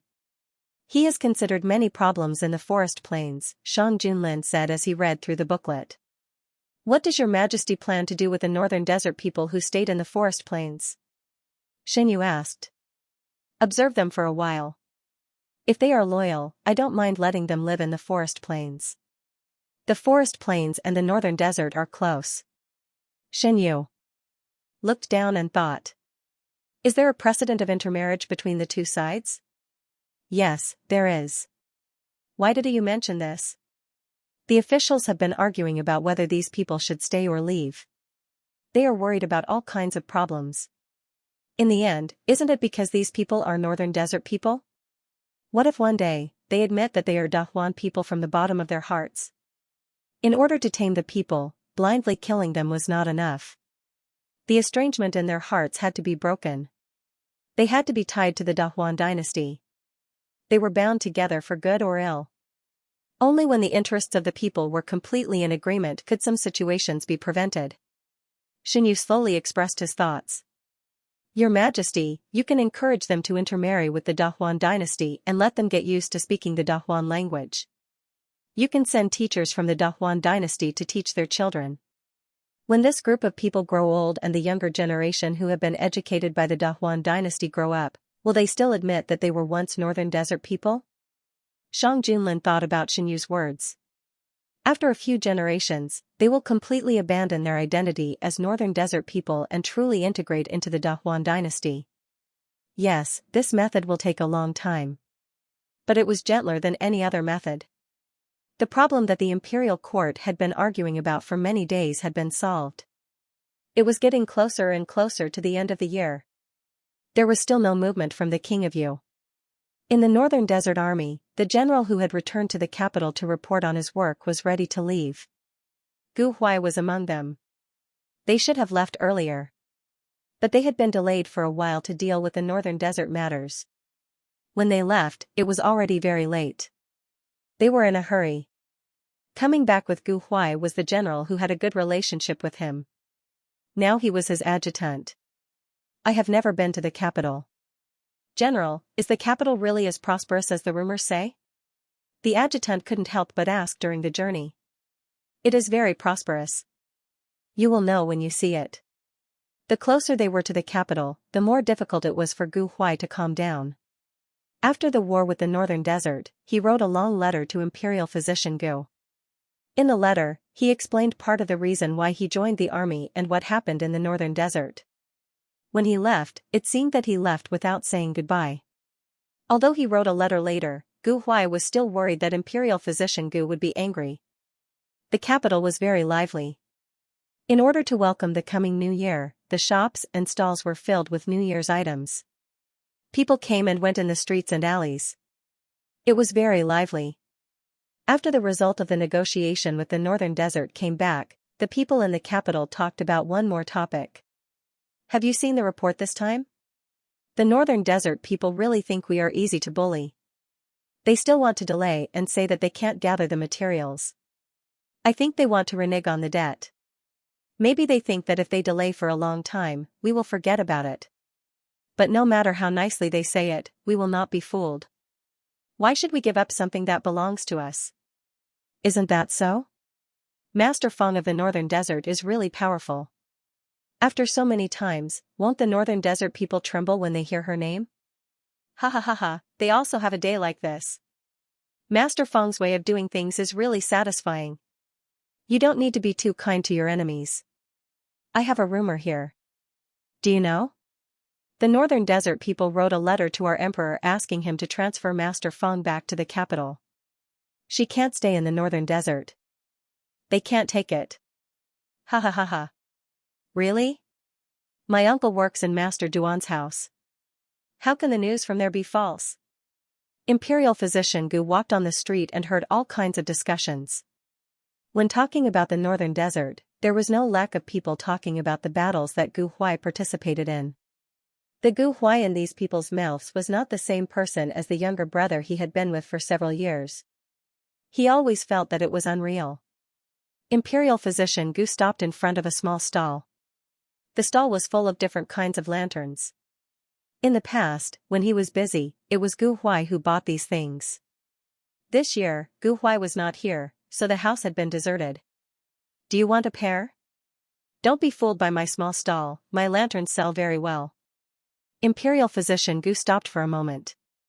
Under the enthusiasm of the stall owner, he bought a pair back. Every household began to prepare for the upcoming new year. The palace also began to decorate. Without needing Shang Junlin and Xin Yu's instructions, eunuch Meng had already arranged for people to decorate the palace. In Yuzhong Palace, Xin Yu leaned on the soft couch and watched the palace servants bustling in and out. Young master, take a look and see if there is anything that needs to be changed. Mushi came in with a hot drink and put it beside Xin Yu's hand. The sweet smell floated along with the hot air. Xin Yu looked at the cup and asked, "What is this?" "This is the milk soup newly developed by the small kitchen. It is made with fresh fruits and milk. Young master, try it and see if you like it." Xin Yu was used to the new products that the small kitchen sent from time to time. He took a sip and the milk and fresh fruits perfectly blended together. The taste was sweet but not greasy. It was the taste that Xin Yu liked. After drinking the milk soup in the small bowl, Xin Yu stood up and looked around. "You have decorated it well. There is nothing to change." While talking, Shang Junlin, who had just finished the morning court, came in. "Something happened in the court today. It is about Duke Xinbei. Do you want to hear it?" Shang Junlin untied his cloak and threw it to eunuch Meng. "What happened to Duke Xinbei?" In this life, Xin Yu did not pay much attention to Duke Xinbei's family. At first, he asked people outside to keep an eye on Duke Xinbei's residence and report to him from time to time. Later, he simply handed this matter over to Mushi. If nothing important happened, he was too lazy to care. Today, Duke Xinbei asked the court to appoint an heir. Shang Junlin's voice was slightly deep. "An heir? Besides me and Shin Qingran, Duke Xinbei has other children?" If Xin Yu's memory was correct, there should only be him and Shin Qingran in the Count of Xinbei's residence. Or, in this life, Shin Qingran lost his value and Count of Xinbei had another child. With Count of Xinbei's temperament, this was not impossible. But if there was suddenly an heir in the Count of Xinbei's residence, Mushi should have mentioned it to him. "No," Shang Junlin stroked Xin Yu's cheek, "Count of Xinbei wants to appoint you." "Me?" Xinyu was even more surprised. I have already entered the palace. Why does he want to appoint me as the heir? Does he think that I can go back and inherit the Count of Jinbei's residence after entering the palace? Not to mention that he couldn't inherit it with his current status. Even if he could, Xinyu didn't care. He wanted this position before only because it was what he should have. Instead of letting others take it, it was better to hold it firmly in his own hands. He said that you are the only legitimate son of the Count of Jinbei's residence. Logically speaking, this position should be yours. Not only Shang Junlin, but also the ministers who heard Count of Jinbei's words in the morning court showed a strange expression. They really didn't understand why Count of Jinbei suddenly said this. If he really wanted to appoint a legitimate son as the heir, why didn't he mention it before Jinbei entered the palace for more than 10 years? He only mentioned it after Jinbei entered the palace and was favored by the emperor.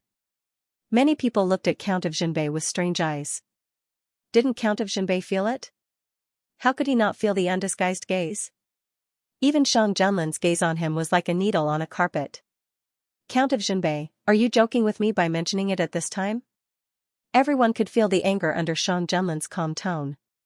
Count of Jinbei hurriedly knelt down. I don't dare. It's just that this position should be his. I was obsessed in the past. I doted on my concubine and son and neglected Xiaoyu. I want to take advantage of the opportunity now to make up for my past mistakes one by one.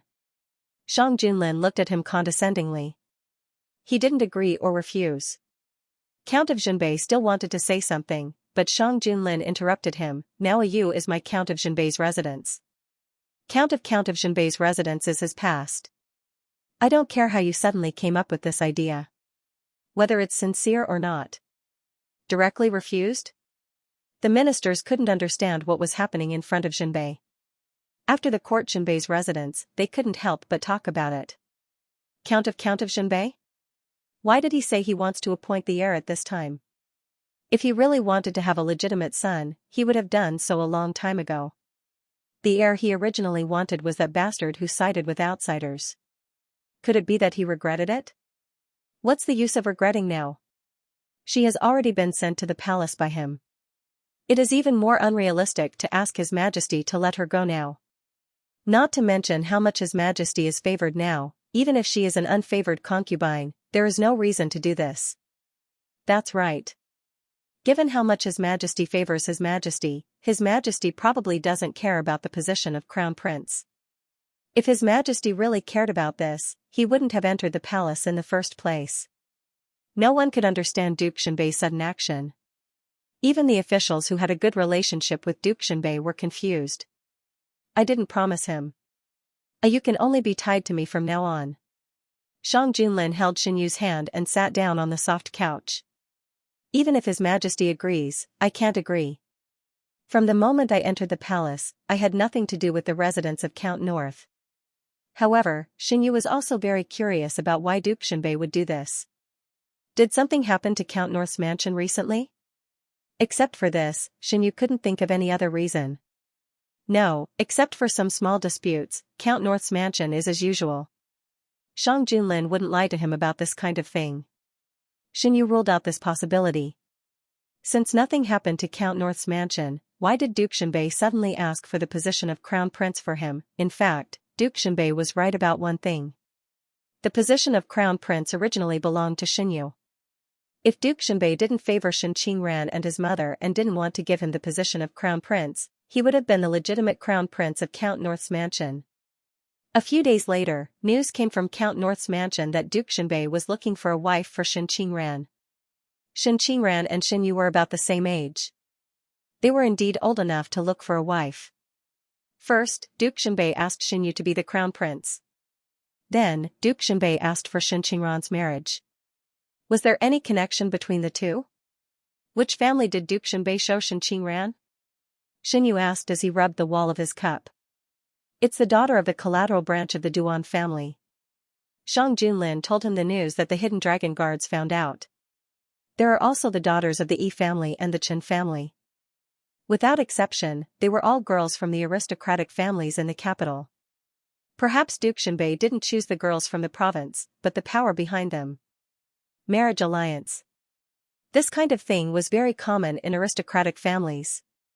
Xianxia didn't find it strange that Duke Xianbei would choose marriage alliance. But the person of marriage alliance was Shen Qingran. They are all willing to marry their daughters to Shen Qingran?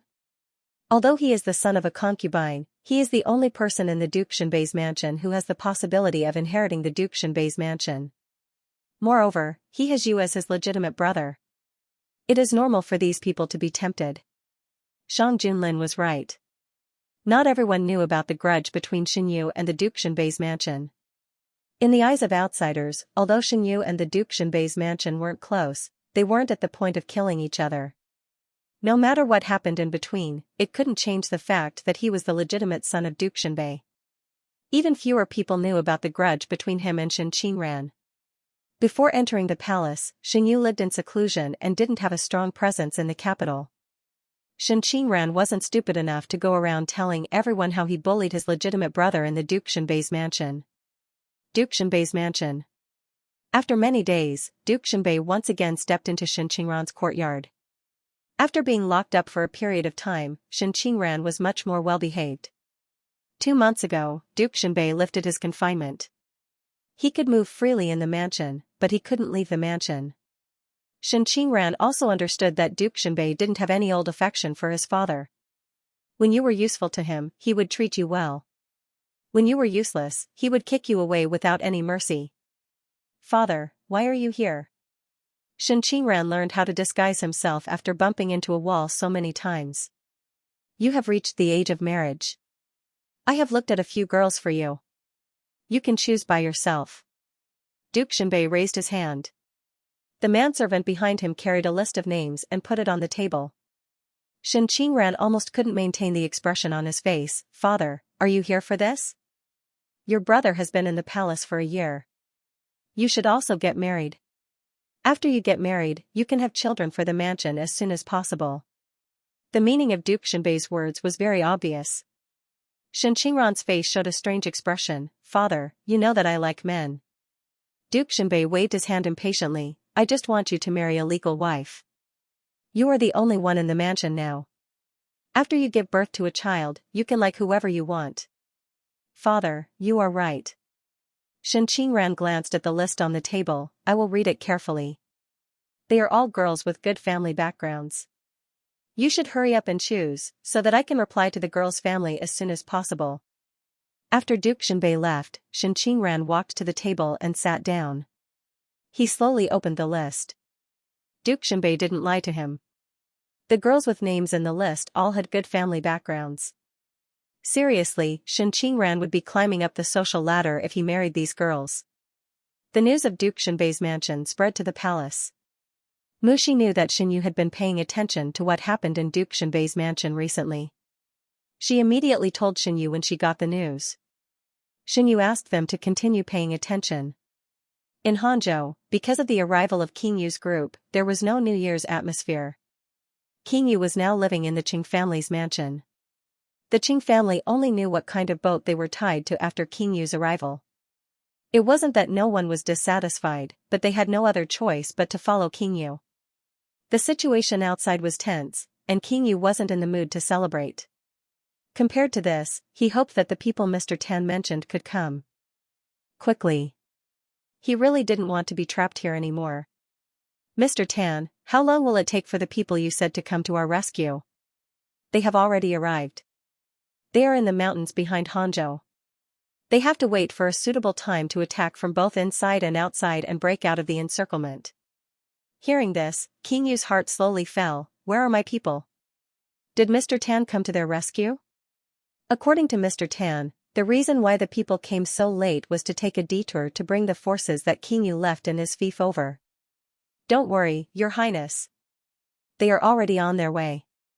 Qingyu knew that what he did would bring big trouble.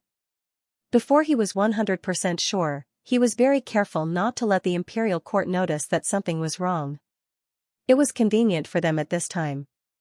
The imperial court didn't know where Qingyu's forces were. Those people were hidden very well. Even if they sent people to Yuezhou, they wouldn't be able to find them in a short time. Mr. Tan took the tea from the maid and took a sip. There is one more thing. Recently, my people received a special cooperation invitation.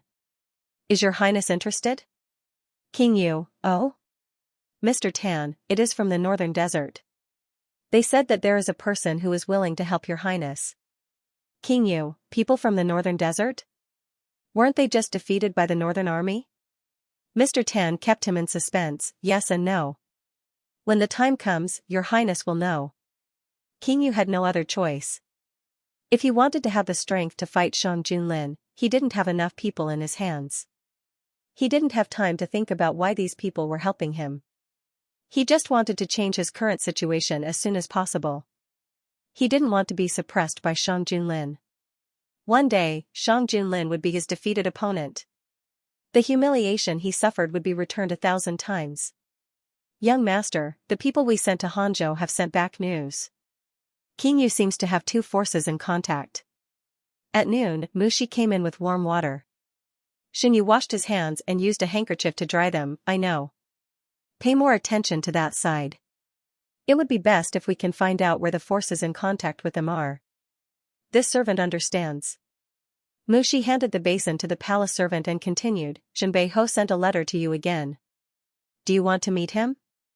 Since Xinyu entered the palace, Zhenbei Ho had sent many letters to the palace. Every month, he would write 3 times a month. Except for a few times, Xinyu would pretend that he didn't see it. Zhenbei Ho was furious, but he couldn't do anything if he didn't see him. This time, for some reason, Zhenbei Ho had been sending letters to the palace for several days. The messenger said that Zhenbei Ho had something important to discuss with His Highness and hoped that His Highness would agree. Xinyu was curious about what Zhenbei Ho wanted to do. After pondering for a moment, he said, yes. If Xinyu wanted to meet Zhenbei Ho, he could just call him into the palace. Before meeting him, Xinyu told Shang Junlin that Shang Junlin wanted to accompany him. Xinyu felt that if Shang Junlin was here, Zhenbei Ho wouldn't say a lot of things. Your Majesty, do you want to leave first? I want to know what Zhenbei Ho wants to say to me. Am I so shameful? Shang Junlin pinched Xinyu's face. Xinyu slapped his hand away, Your Majesty, you know that's not what I mean. Then, you, give me a kiss, and I'll do whatever you want. Xinyu glanced at him and gave him a perfunctory kiss on his face. Shang Junlin was not satisfied, but he was pushed into the inner room by Xinyu. I've kissed you. Your Majesty, please wait here for a while. When Zhenbei Ho arrived, he only saw Xinyu sitting on the main seat. What does Master Ho want to say to me? I wrote a letter to ask for the title of heir apparent for you, but it was rejected by Your Majesty. Zhenbei Ho knew that Xinyu didn't like to talk nonsense, so he went straight to the point. Did Zhenbei Ho come here for this? Xinyu said casually. It seemed that he didn't care about this matter at all. Zhenbei Ho was stunned. After a while, he said, I chose a wife for Shen Qingran from a famous family. When his first child is born, he will be adopted under your name. He will inherit the title of Marquis Mansion in the future. Xinyu couldn't help but laugh out loud, don't you think you're dreaming too much? Through a child, he was completely tied to the Count of Zhenbei. Did he really think he was stupid? Not to mention his current identity. If he adopted his child, wouldn't he also become His Majesty's child? I just want to correct the mistakes of the past. The heir of the Count of Zhenbei must be from the direct line of descent. I only have 2 sons in my life, but you entered the imperial palace. Xinyu was impatient to hear him say these words. Didn't you want to make Shen Qingran the heir of Zhenbei before? It's the same to make him the heir now. How can it be the same? Count of Zhenbei was a little anxious, only you are the only legitimate son of the Count of Zhenbei. It turns out that you also know that only I am the legitimate son, Xinyu sneered. When concubine Ru and her son were in power, you didn't say so. I thought that in your heart, whether you are the legitimate son or not is not important at all. I know that you have been blaming me for the past, I don't dare. If Count of Zhenbei only comes for this matter, I advise you not to make trouble and don't harm other people's good girls. No matter what plan you have in mind, I won't agree to the adoption. Count of Zhenbei was a little embarrassed when he was rejected by Xinyu mercilessly. I know that you don't like Shen Qingran. When the child is born, I will make sure that Shen Qingran never appears in front of you, and the child will not know who his biological father is. Let me tell you this. In fact, I don't want to continue my bloodline at all, and I don't want to have a child for no reason. Now I am a noble. Count of Jinbei, have you thought about what this means? It means that my child will also be His Majesty's child. Why do you think that the courtiers are willing to see His Majesty have a child who is not related to his bloodline? You don't want a legitimate heir, but an heir who can have a relationship with His Majesty because of me. Xinyu looked directly at Duke Jinbei, as if he wanted to see through his heart. Marquis Jinbei's face turned red. He really thought so. He didn't want the power of Marquis Jinbei to fall into the hands of others. The only candidates he could choose were Xinyu and Xianxia. He originally wanted to ask Xinyu to be the heir and find a way to adopt a child for him. In the future, this child would inherit the Marquis manor. However, His Majesty didn't agree. He could only skip this step and directly jump to the next step. The matter of appointing Xianxia as the heir was no longer within the scope of his consideration. Not to mention that Xianxia's identity as a concubine's son could not inherit the Lord Protector's manor. Even if he could, Count North Marquis would not be willing to hand over the Lord Protector's manor to him. What he wanted was for the Lord Protector's manor to become better and better. He didn't want the Lord Protector's manor to become someone else's. Father, this is for your own good. Since ancient times, emperors have been fickle. Don't look at how you are favored by the emperor now. Can you guarantee that he will still treat you like this 5 years later or 10 years later? In addition to the emperor's favor, you also need to find yourself someone to rely on. This is between His Majesty and me. Count North Marquis, you don't need to worry about it. Count North Marquis looked at Xinyu. As if he was looking at an ignorant child, Your Majesty should also think more for yourself. You are the legitimate son. You should inherit the Lord Protector's manor. Since Count North Marquis also said that I should inherit the Lord Protector's manor, then why didn't I say anything before I entered the palace? Xinyu interrupted him again. Count North Marquis was blocked and had nothing to say. Because at that time, his mind was full of thinking about how to give the position of heir to Xianxia. If I said that I regretted it, would Your Majesty believe me? Of course, why not? After I entered the palace, Count North Marquis should have seen clearly what kind of person Xianxia is. Do you think that the Lord Protector's manor will be finished in his hands sooner or later? At this time, you will think of your eldest son who was abandoned by you. Comparing the two, the advantage of the legitimate son is more obvious. Regret was the easiest emotion for people to have. It was also the most helpless emotion. I know that it is too late to say anything now. But today's matter is not something that Your Majesty can say no to. The heir of the Lord Protector's manor must be from the legitimate line of descent. According to the law of Dahuan, whether Xinyu entered the palace or not, Xianxia was not qualified to inherit the Lord Protector's manor. Count North Marquis only had one legitimate son, Xinyu. If Xinyu could not inherit the Lord Protector's manor, he could only choose from the next generation of Xinyu. From a certain point of view, what Count North Marquis said was also true. Count North Marquis is old but vigorous. It is not a problem for you to have another legitimate son. Before I entered the palace, I also said that I can ask His Majesty to grant me a marriage. Compared to what I said before, isn't it better for you to have one yourself? Xinyu did not hide his sarcasm in his tone. Count North Marquis was so angry that his neck turned red. He thought that Xinyu would not agree, but he did not expect that Xinyu would treat him so harshly. When did this situation start? Count North Marquis was in a trance for a moment. It seemed that he woke up after fainting when he heard that he was going to enter the palace. Is this how you talk to your father? Count North Marquis's expression changed a few times. Am I not telling the truth? If you want someone to inherit the Lord Protector's manor, it is better to have another legitimate son. Then you can save the step of adopting him. Xinyu was smiling, but there was no smile in his eyes. You. Count North Marquis's words were stuck in his throat. Shang Junlin came out from behind the screen. His voice was unclear whether he was happy or angry. I didn't know that Count North Marquis was still thinking about adopting a child for Guijun. I dare not. Count North Marquis suddenly knelt down. His back was covered with sweat. He did not know when Shang Junlin came and how much he had heard of the conversation. But he knew that from this moment on, his plan was doomed to fail. Even if you are Guijun's father, I don't want you to intervene in our private affairs.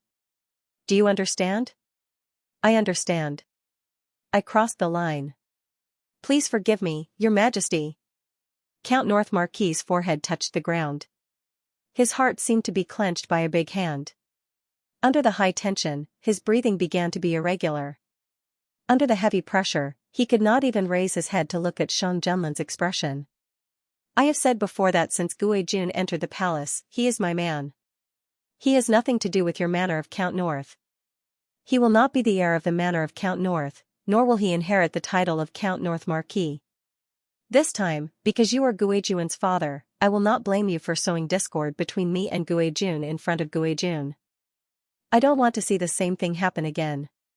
Yes, I dare not do it again. Get out. Count North Marquis did not dare to stay for a moment and got out. Why is your Majesty angrier than me? Xianxia smoothed the wrinkles between Xiang Zhenlan's eyebrows. The unhappiness caused by Count North Marquis in his heart quickly dissipated. Xiang Zhenlan held Xianxia in his arms without saying a word. The man's high body temperature warmed Xianxia. After a while, Xiang Zhenlan whispered, I will never change the way I treat you.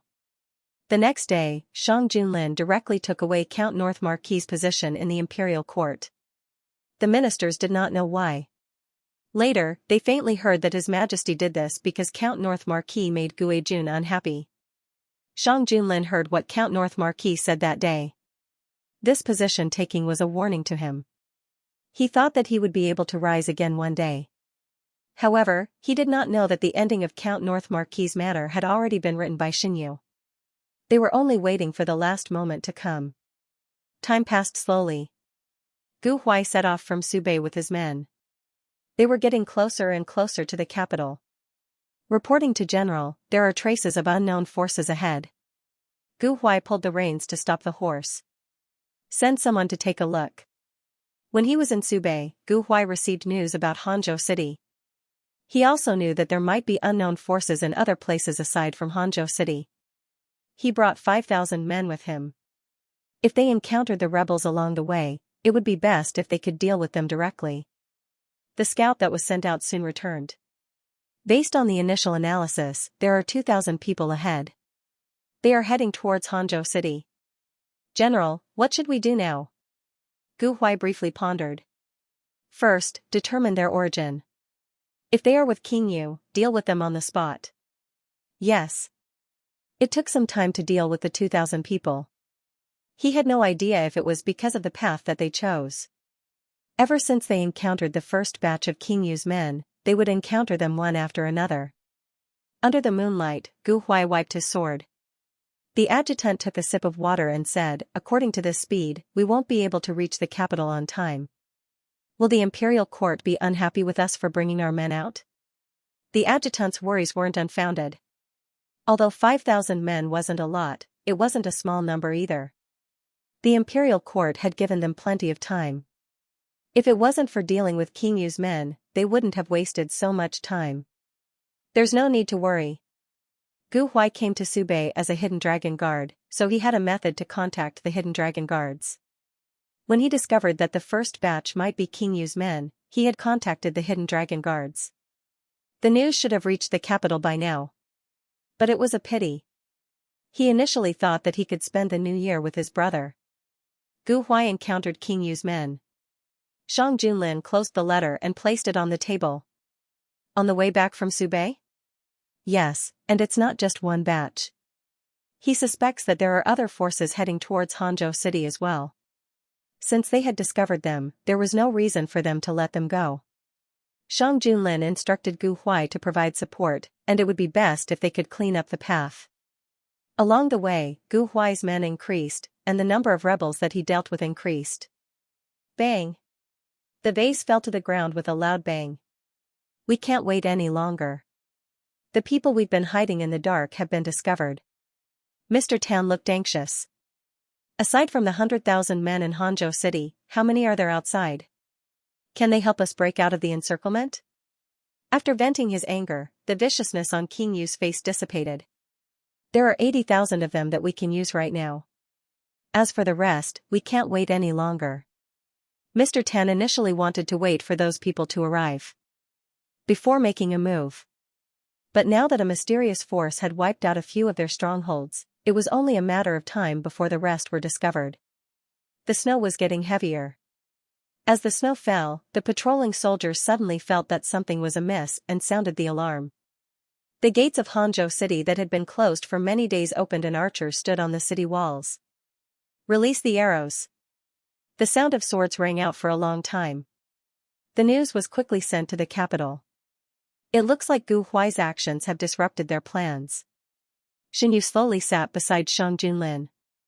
"Gu Huai has made a great contribution this time. I have ordered him to bring his men to Hangzhou City. Calculating the time, they should arrive in a few days." King Yu stood on the city walls and looked at the flames of war below with a smile. They were about to win. The Great Huan army that was guarding Hangzhou City did not expect that King Yu's men would be hiding outside, so they were caught unprepared. There were no signs before Hangzhou City launched their attack. If it wasn't for the soldiers that were prepared, they would have suffered a great loss. The disparity in strength between the two sides wasn't great, and the situation was in a stalemate until another unknown force joined the battle and attacked the Great Huan army from the back. Being attacked from the front and back, the Great Huan army was caught off guard and fell into a disadvantage. The appearance of the first unknown force seemed to have flipped a switch, and for the next few days, more and more soldiers appeared. The imperial court estimated that the King of Yu had 100,000 soldiers, and the soldiers that came to encircle the Great Huan army was based on that number. But now, a bunch of people that were loyal to the King of Yu had appeared out of nowhere, and the Great Huan army couldn't hold on any longer.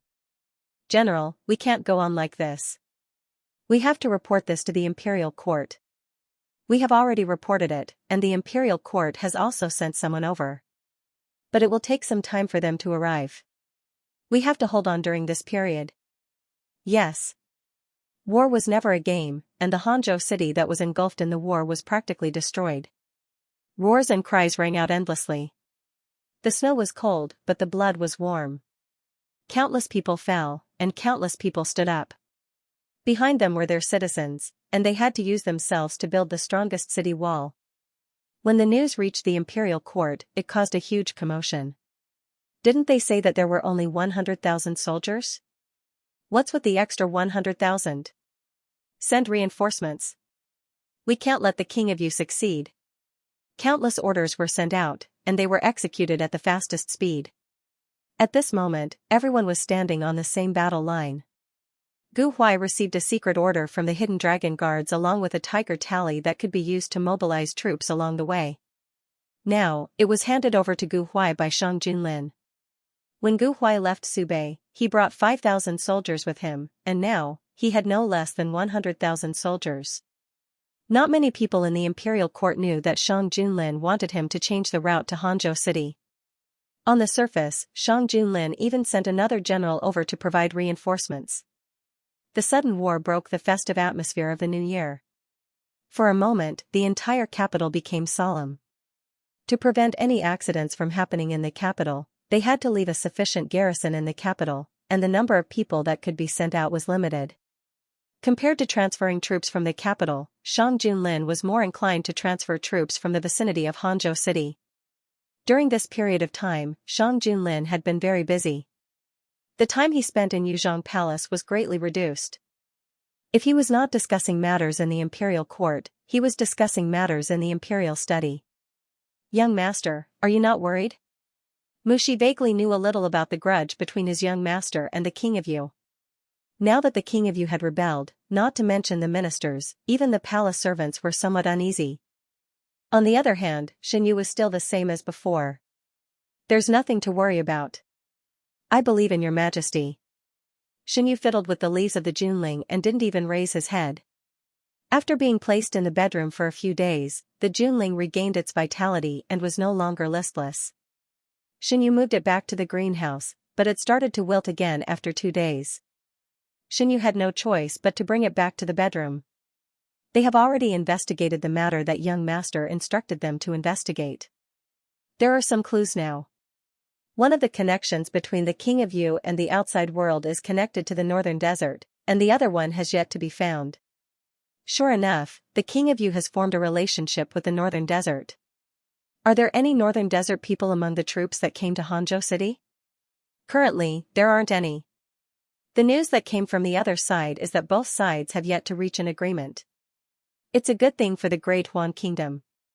The northern desert couldn't even take care of themselves, so how could they be in the mood to help the King of Yu? The reason was that the Emperor of the Northern Desert wanted to send troops to help the King of Yu, but the other members of the royal family didn't agree. Seeing that they couldn't persuade the Emperor, they simply contacted the ministers who didn't agree and killed the Emperor. Now that the Northern Desert was fighting for the throne, they couldn't find the time to get involved in the Great Huan Kingdom's matter. The mastermind behind the scenes didn't expect such a change in the middle of the process. His men finally convinced the former emperor of the Northern Desert to send troops, but they were killed in the blink of an eye. He was also imprisoned because of this. This chess piece was completely useless. The King of Yu and Mr. Tan, who were in Hangzhou City, were still waiting for the Northern Desert's reply. Unfortunately, no matter how many letters they sent out, there was no reply. Fortunately, they didn't place their hopes in the Northern Desert, so the lack of reply didn't affect them much. After waiting for a long time, the King of Yu finally saw his subordinates. His confidant also came with him. "I finally see the king."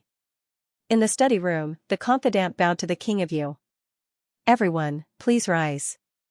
The King of Yu first expressed his concern before asking about the situation in Yuezhou. Fortunately, His Highness sent people there in time. If they were late, we would have been trapped in Yuezhou.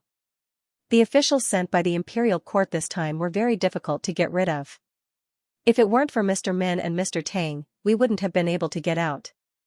What about them? The King of Yu had a vague idea in his heart, but he held on to a tiny bit of hope that he was wrong. They stayed in Yuezhou so that we could leave smoothly. If they stayed at this time, it would only end in disaster. The study room fell into a long silence, and some people's eyes turned red. After a long time, the King of Yu said in a hoarse voice, "I will remember the kindness of the two gentlemen. One day, I will avenge the two gentlemen." It was time for Imperial Physician Gu to take Shen Yu's pulse again. Shen Yu was recuperating well and his body was much better than before. He also took less medicine. Although it couldn't be cured for the time being, Shen Yu was very satisfied with the result. After taking the pulse, Imperial Physician Gu adjusted the prescription slightly. The new prescription is to take it once every 2 days. After a while, you can stop taking medicine. Nothing made Shen Yu happier than this sentence. After his rebirth, he had taken medicine for almost a year. He felt that the medicine was going to be salted soon. "Thank you, Imperial Physician Gu." "Mu Shi, bring the small box I prepared earlier and give it to Imperial Physician Gu." Mu Shi obeyed. After a while, she came back with a small box. "Take it as a thank you for taking care of me for the past year. This is a small token of my appreciation. You must accept it." "You don't have to. His Majesty and you have given me many rewards. This is my duty. You don't have to do this." In the end, Imperial Physician Gu accepted Shen Yu's gift. Thinking of Junling, who had been acting strangely recently, Shen Yu told Imperial Physician Gu about its situation. I have never encountered such a situation. Let me go back and check if I can find out the reason." When Shang Junlin came back, the sky was already dark. Shen Yu was writing something under the lamp. He stopped the palace servant from reporting and slowly walked over. Shen Yu heard the footsteps and raised his head. "His Majesty is back. What is you doing?" When he came closer, he found that the paper in front of Shen Yu was full of his name. Shang Junlin was stunned. Shen Yu lowered his head and looked at the paper full of Shang Junlin. His face turned red. He was distracted just now. Without realizing it, he wrote so many names of Shang Junlin. Now, it was seen by the person himself. Shen Yu panicked and tried to cover up the evidence of his crime. His hand was grabbed by the man. Shang Junlin rescued the paper from Shen Yu's hand and put it aside to dry. The ink on the paper was not dry yet. Shen Yu was a little dizzy because of his actions just now. He only had time to say one word. Shen Yu's eyes suddenly widened. He felt a warm touch on his lips. The man's kiss was fierce and urgent. It was as if he wanted to swallow him whole. The tip of his teeth touched his soft lips. There was a tingling pain and a faint smell of blood. The blood droplets were swept away by the tip of his tongue. Tasting the blood, the man's movements became gentler. His waist was tightly held. The man's other hand covered the back of his head. Xianxia couldn't escape. He was forced to raise his head and accept the man's deepening kiss. It was as if a large number of white flowers exploded in front of his eyes. All of his senses were focused on his lips. He felt that his lips were being crushed. The pain where he was bitten disappeared and another feeling came. After a long time, Xianxia was finally released. His vision turned black and he had to rely on the man's strength to stand firm. Xianxia leaned his forehead on the man's shoulder. He slowly calmed down his breathing. The man's breathing was a little heavier than usual. One of his hands was wrapped around Xianxia's waist. The other hand, which was originally placed behind Xianxia's head, moved to the side of Xianxia's face. He rubbed the skin on the side of Xianxia's face. "That piece of paper, give it to me." "What does your majesty want that for?" Xianxia just wanted to destroy the evidence. Naturally, he wanted to collect it. Zhang Junlin didn't answer. He turned his head and kissed Xianxia's forehead. "Can I?" The man's voice was low and magnetic. It was Xianxia's favorite voice. Xianxia was muddle-headed and agreed. After receiving the order, Eunuch Meng carefully put away the paper on the table. When Xianxia came back to his senses, the paper was gone. Zhang Junlin took the initiative to talk about a topic to divert Xianxia's attention. "There is news from the northern desert. The emperor of the northern desert is dead." "He was killed?" Xianxia's attention was diverted. He didn't want to know where the paper with Zhang Junlin's name went. The emperor of the northern desert wasn't old or sick. If he died in this place, the biggest possibility was that he was killed. "Yes. Now that several members of the royal family who are qualified to inherit the throne are fighting, I want to make the water more muddy. The civil strife in the northern desert is a good opportunity. If we can get rid of the king of you as soon as possible, your majesty might get a northern desert kingdom." Civil strife consumed a lot of the country's power. The northern desert had just experienced a failed invasion and needed to pay a large sum of compensation to the Great Huan Kingdom. Before they had time to recuperate, they encountered another civil strife. If they didn't do something at this time, it would be a waste of this God-given opportunity. It was time to settle the matter of the king of Yu. Hangzhou. With twice the number of troops, the scales of victory gradually tilted towards the king of Yu. The temporary victory restored the king of Yu's confidence. His mental state looked similar to before he was locked in the dark prison, but his style of doing things was more ruthless. "Today is the last battle. We will break through the blockade of the imperial court and start a new journey." The king of Yu looked at the soldiers standing neatly below. His heart was filled with pride. Soon, his wish would come true. Charge. Everything was as the king of Yu expected. The Great Huan Kingdom's army was attacked from the front and the back. They were no match for the Great Huan Kingdom's army. The king of Yu was protected on the city wall. He didn't need to come, but he wanted to see the moment the Great Huan Kingdom's army was defeated. It would be soon. The smile on the king of Yu's face grew bigger and bigger. Suddenly, the smile on his face froze. He saw that even further away, there were thousands of soldiers and horses galloping over. He turned his head and looked at Mr. Tan, whose face had turned ugly. His voice trembled.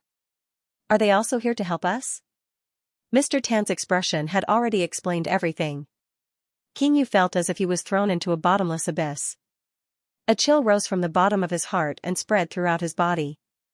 His hot-bloodedness from before instantly turned cold. King Yu refused to accept the truth before him. Just when he thought that he had seen the light, someone slammed the window shut and told him that it was all fake. No one could accept that.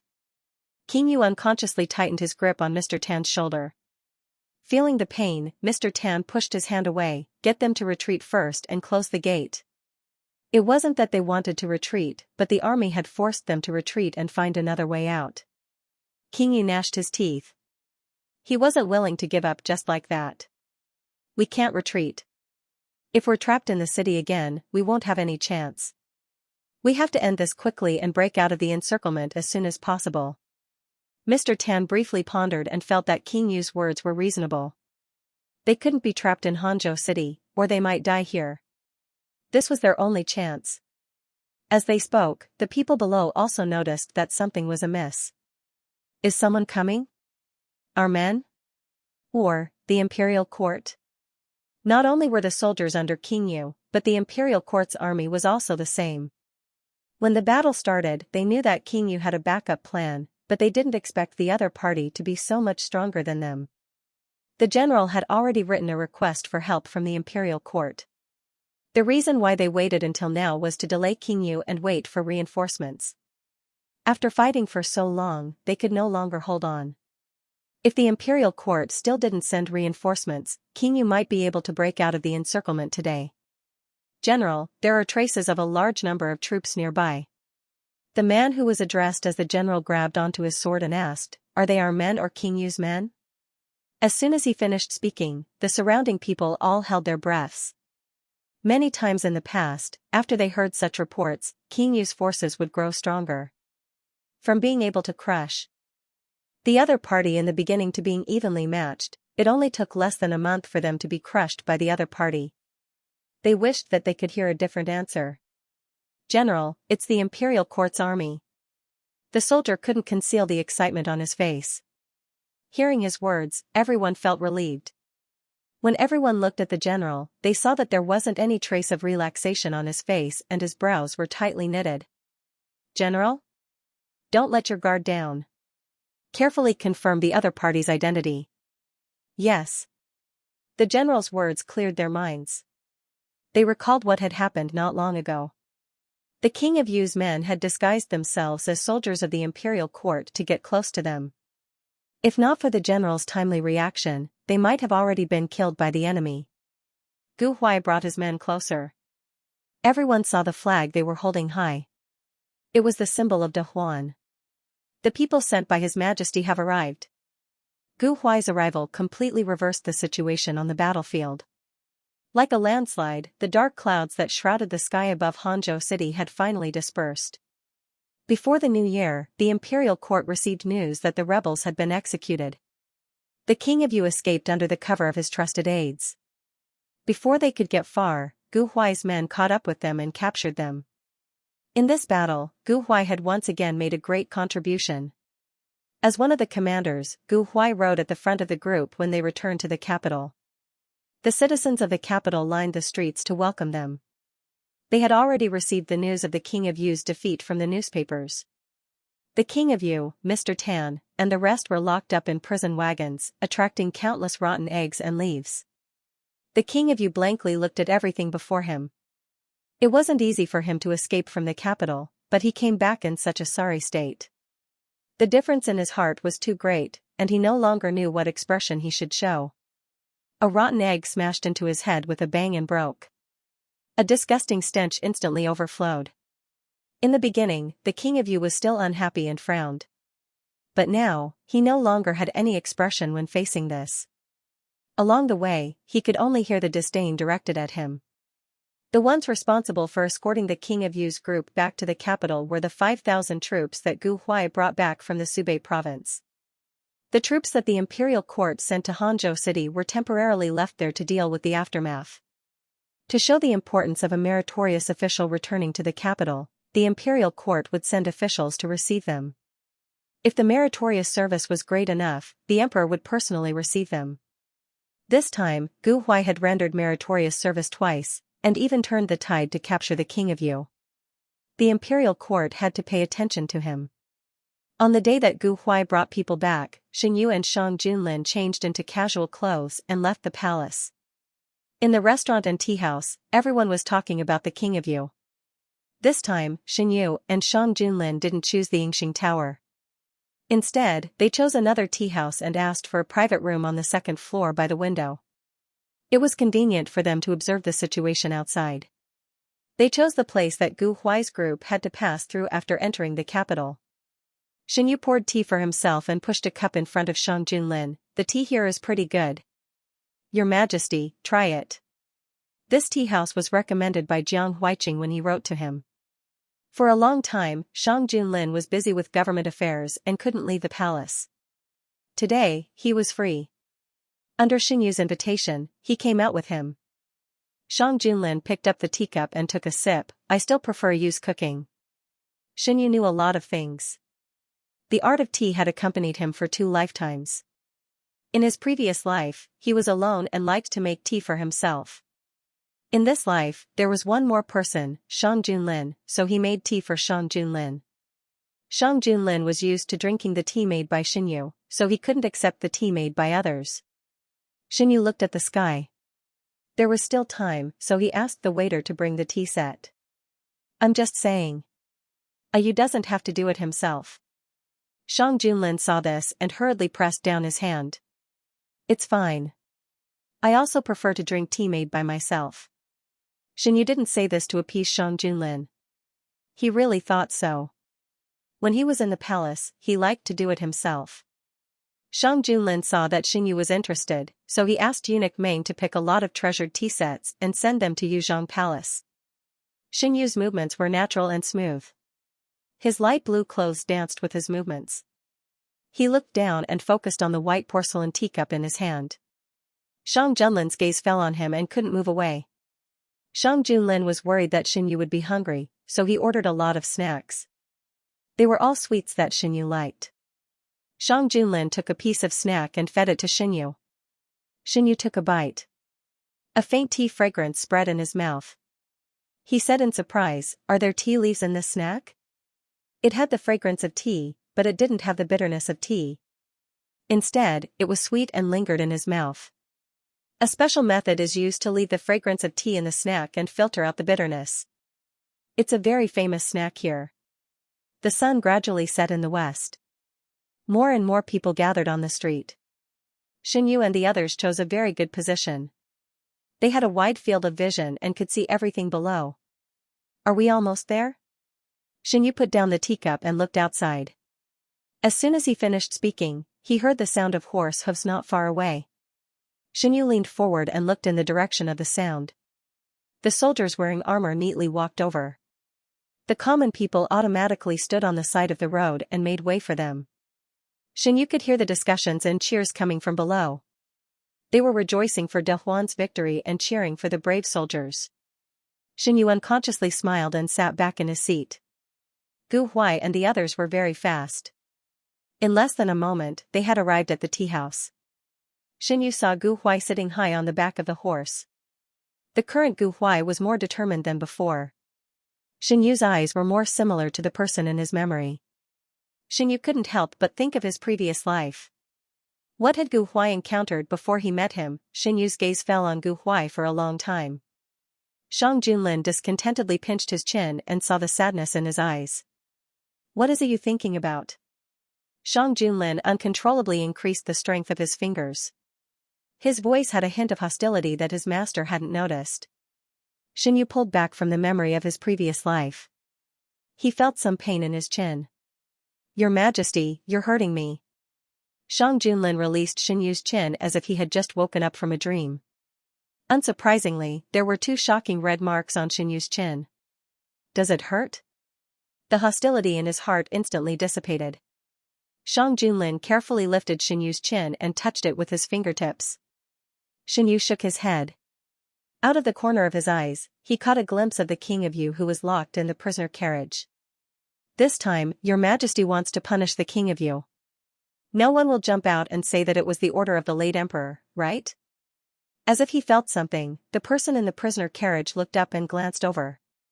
Then, as if he was stabbed, he hurriedly looked away. The King of Yu's rebellion is already set in stone. They don't dare. Seeing the scene he wanted to see, Xinyu was satisfied. Now that the King of Yu was arrested, Shang Junlin still had a lot of things to do. After packing some snacks, the 2 got up and returned to the palace. Habit was really a scary thing. Xinyu used more than 10 years to get used to being alone. But now, he only used a year to get used to the existence of another person by his side. After accompanying Xinyu in Yuzhong Palace for a while, Shang Junlin went to see Gu Huai and the others. After a simple wash, Gu Huai needed to enter the palace to meet the emperor. Along with him, there were several other generals who came to the capital with him. Some of them were brought back from Subei, some were recruited halfway, and some were sent to Hangzhou. The king of Yu and his accomplices were locked up in the Ministry of Justice's prison. The king of Yu had already rebelled. Even with the late emperor's order, no one in the imperial court dared to plead for the king of Yu this time. It was a serious crime of rebellion. Even if they had several lives, it wouldn't be enough to pay for it.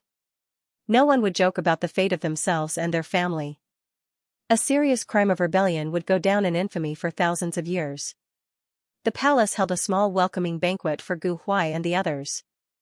The important officials of the imperial court also attended. During the banquet, Shang Junlin rewarded the people who had made contributions this time. Gu Huai was promoted to a second-grade general, which was even higher than his original position. This time, no one raised any objections. I order you to arrest the remnants of the rebels as soon as possible. At the same time, Shang Junlin gave out a new mission. This subject obeys. After receiving the decree, Gu Huai returned to his seat. During this time, many officials came to curry favor with him. They could already see the future of this newly promoted general from Shang Junlin's attitude. To be able to be placed in an important position by the emperor, he would definitely have a bright future. Moreover, Gu Huai didn't belong to any power in the imperial court. At this time, it was better to befriend him and pull him to their side. After the banquet ended, Shang Junlin didn't return to Yuzhong Palace immediately. Instead, he went to the imperial study. The leader of the Hidden Dragon Guard silently appeared in the imperial study. We need to know everything about Gu Huai, no matter how big or small. He couldn't ignore Shen Yu's gaze during the day. Shen Yu didn't know what happened to Shang Junlin, but he was woken up in the middle of the night. Your Majesty. Shen Yu bit his lips and groaned, let go. No matter how Shen Yu struggled and begged for mercy, the man didn't seem to hear him. Shen Yu was furious and kicked him. Then, he was dragged back and only fell into a deep sleep when the sun rose. When he woke up, all the bones in his body felt like they had fallen apart. It was difficult to even lift a finger. His body was dry and there was a cup beside the bed. Shen Yu slowly sat up and took a sip from the cup. It was warm water with honey. After drinking the whole cup, Shen Yu's throat felt better. He said, Mu Shi. There was a rustling sound outside.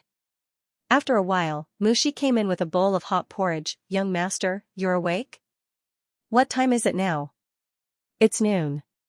Shen Yu wasn't surprised by this result. If Shang Junlin didn't restrain himself, he would wake up at this time the next day. Shen Yu finished the porridge and put the bowl aside. Where's Her Majesty? Her Majesty is discussing matters with the ministers. The Prince of Yu was arrested, but this matter was far from over. Whether it was the Prince of Yu's own forces or the forces left to him by the previous emperor, Shang Junlin had to deal with them. The sooner he dealt with them, the better. Shen Yu couldn't get out of bed, so he asked Mu Shi to find a few storybooks to read. After reading for a while, Shen Yu felt a little uncomfortable. He put down the book. I'll sleep for a while. Mu Shi packed up her things and left. When Shang Junlin came back, the bedchamber was quiet. The palace servants were very careful and tried not to make a sound. This situation only happened when the master was sleeping. Shang Junlin took off his cloak and entered the bedchamber. The bedchamber was quiet. The doors and windows were closed, and it was slightly dim. Shang Junlin went straight to the bed and saw Shen Yu, whose face was red from sleep. For a moment, her heart softened. Shang Junlin sat beside the bed and reached out to touch Shen Yu's face. It was a little hot. Shang Junlin paused and touched Shen Yu's forehead. The temperature was indeed a little high. Shang Junlin frowned, got up and walked out. Mu Shi was waiting outside. Shang Junlin knew that she was Shen Yu's head palace maid and was very trusted by him. When did you wake up today? When did you sleep? Mu Shi answered them one by one. Did he behave strangely today? Mu Shi thought about it carefully and shook his head. What did your highness do today? Replying to your majesty, after his highness woke up, he ate a bowl of porridge and read a book for about an hour. After that, he slept. Shang Junlin calculated the time and found that Shen Yu had slept for almost 2 hours. Meng Chong, go get Imperial Physician Gu. Imperial Physician Gu was hurriedly invited to Yuzhong Palace. Shang Junlin sat beside the bed and stroked Shen Yu's hair from time to time. His face was not very good. No need to salute. Just feel His Highness's pulse. A white hand stretched out from the bed curtain. The white skin was covered with red marks. Imperial Physician Gu only glanced at it and then looked away to focus on feeling His Highness's pulse. Your Highness has some symptoms of a cold. I will prescribe a medicine. After taking it, Your Highness will recover in 2 to 3 days. Imperial Physician Gu wrote down the prescription and a palace servant immediately took it to get the medicine. Shang Junlin carefully put Shen Yu's arm back under the quilt. Is Your Highness's body seriously injured? How did he catch a cold? Rest assured, Your Highness. Your Highness's body is fine. The cold may be because he caught a cold. It's nothing serious.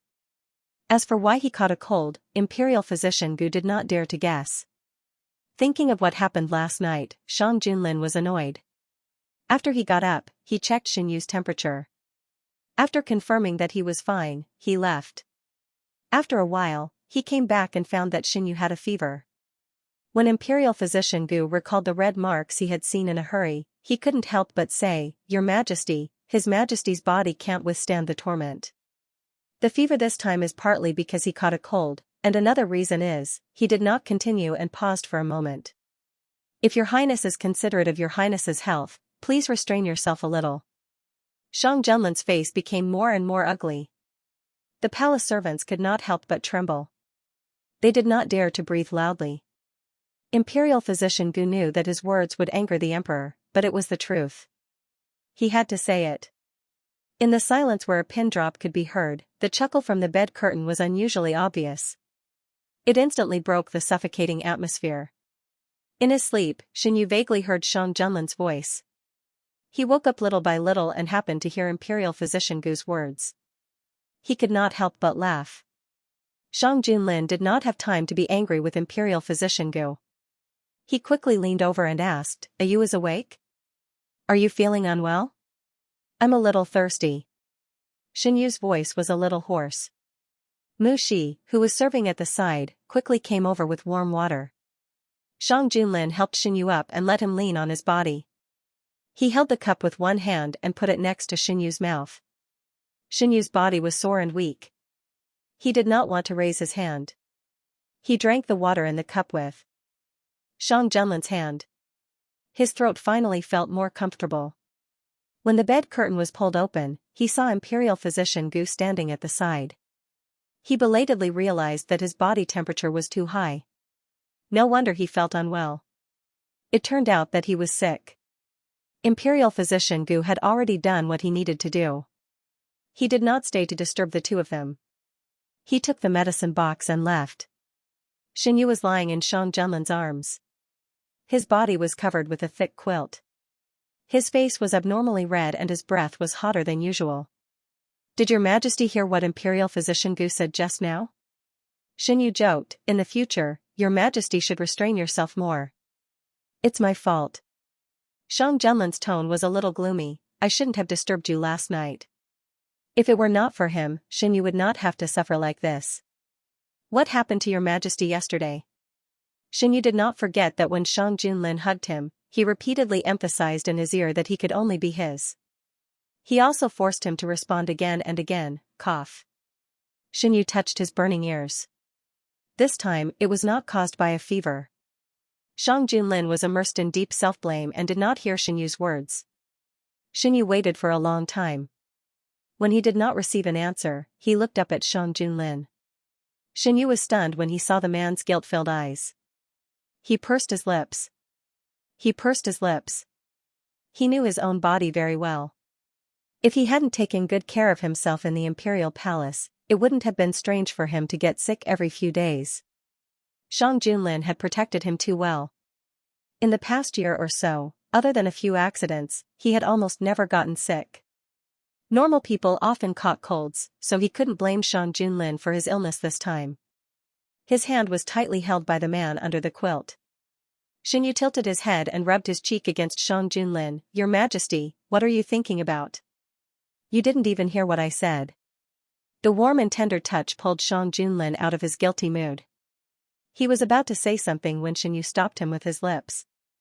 Your Majesty, don't say anything I don't want to hear. Xianyu's body temperature was much higher than usual. Under the touch of her soft lips, Shang Junlin forgot what he wanted to say. When Xianyu retreated, he could not help but want to chase after her. Xianyu could not avoid it, nor did he want to. His long eyelashes fluttered like butterfly wings, and he slowly closed his eyes. It was a kiss full of tenderness. After it was over, Xianyu leaned on Shang Junlin's body and his breathing became heavier. Shang Junlin touched his forehead. "You're sick, but you still teased me." Xianyu snuggled into a comfortable position in his arms. Her Majesty hasn't said what happened yesterday. Although Shang Junlin liked to do that kind of thing, he would not completely ignore Xianyu's feelings. Last night, Shang Junlin was very different from before. If he was not provoked, Xianyu did not think that he would do such a thing. Shang Junlin's hands paused for a moment. "Yesterday, you stared at Gu Huai for a long time. What were you thinking at that time?" Xianyu remembered that when he and Shang Junlin were in the tea house, he saw Gu Huai in full armor and thought of the Gu Huai he knew in his previous life. He could not help but feel a little emotional. "Your Majesty, what do you think I was thinking?" Xianyu turned over and looked into Shang Junlin's eyes, face to face. Xianyu's gaze was as usual. Shang Junlin liked his eyes very much, especially when he saw his own reflection in them.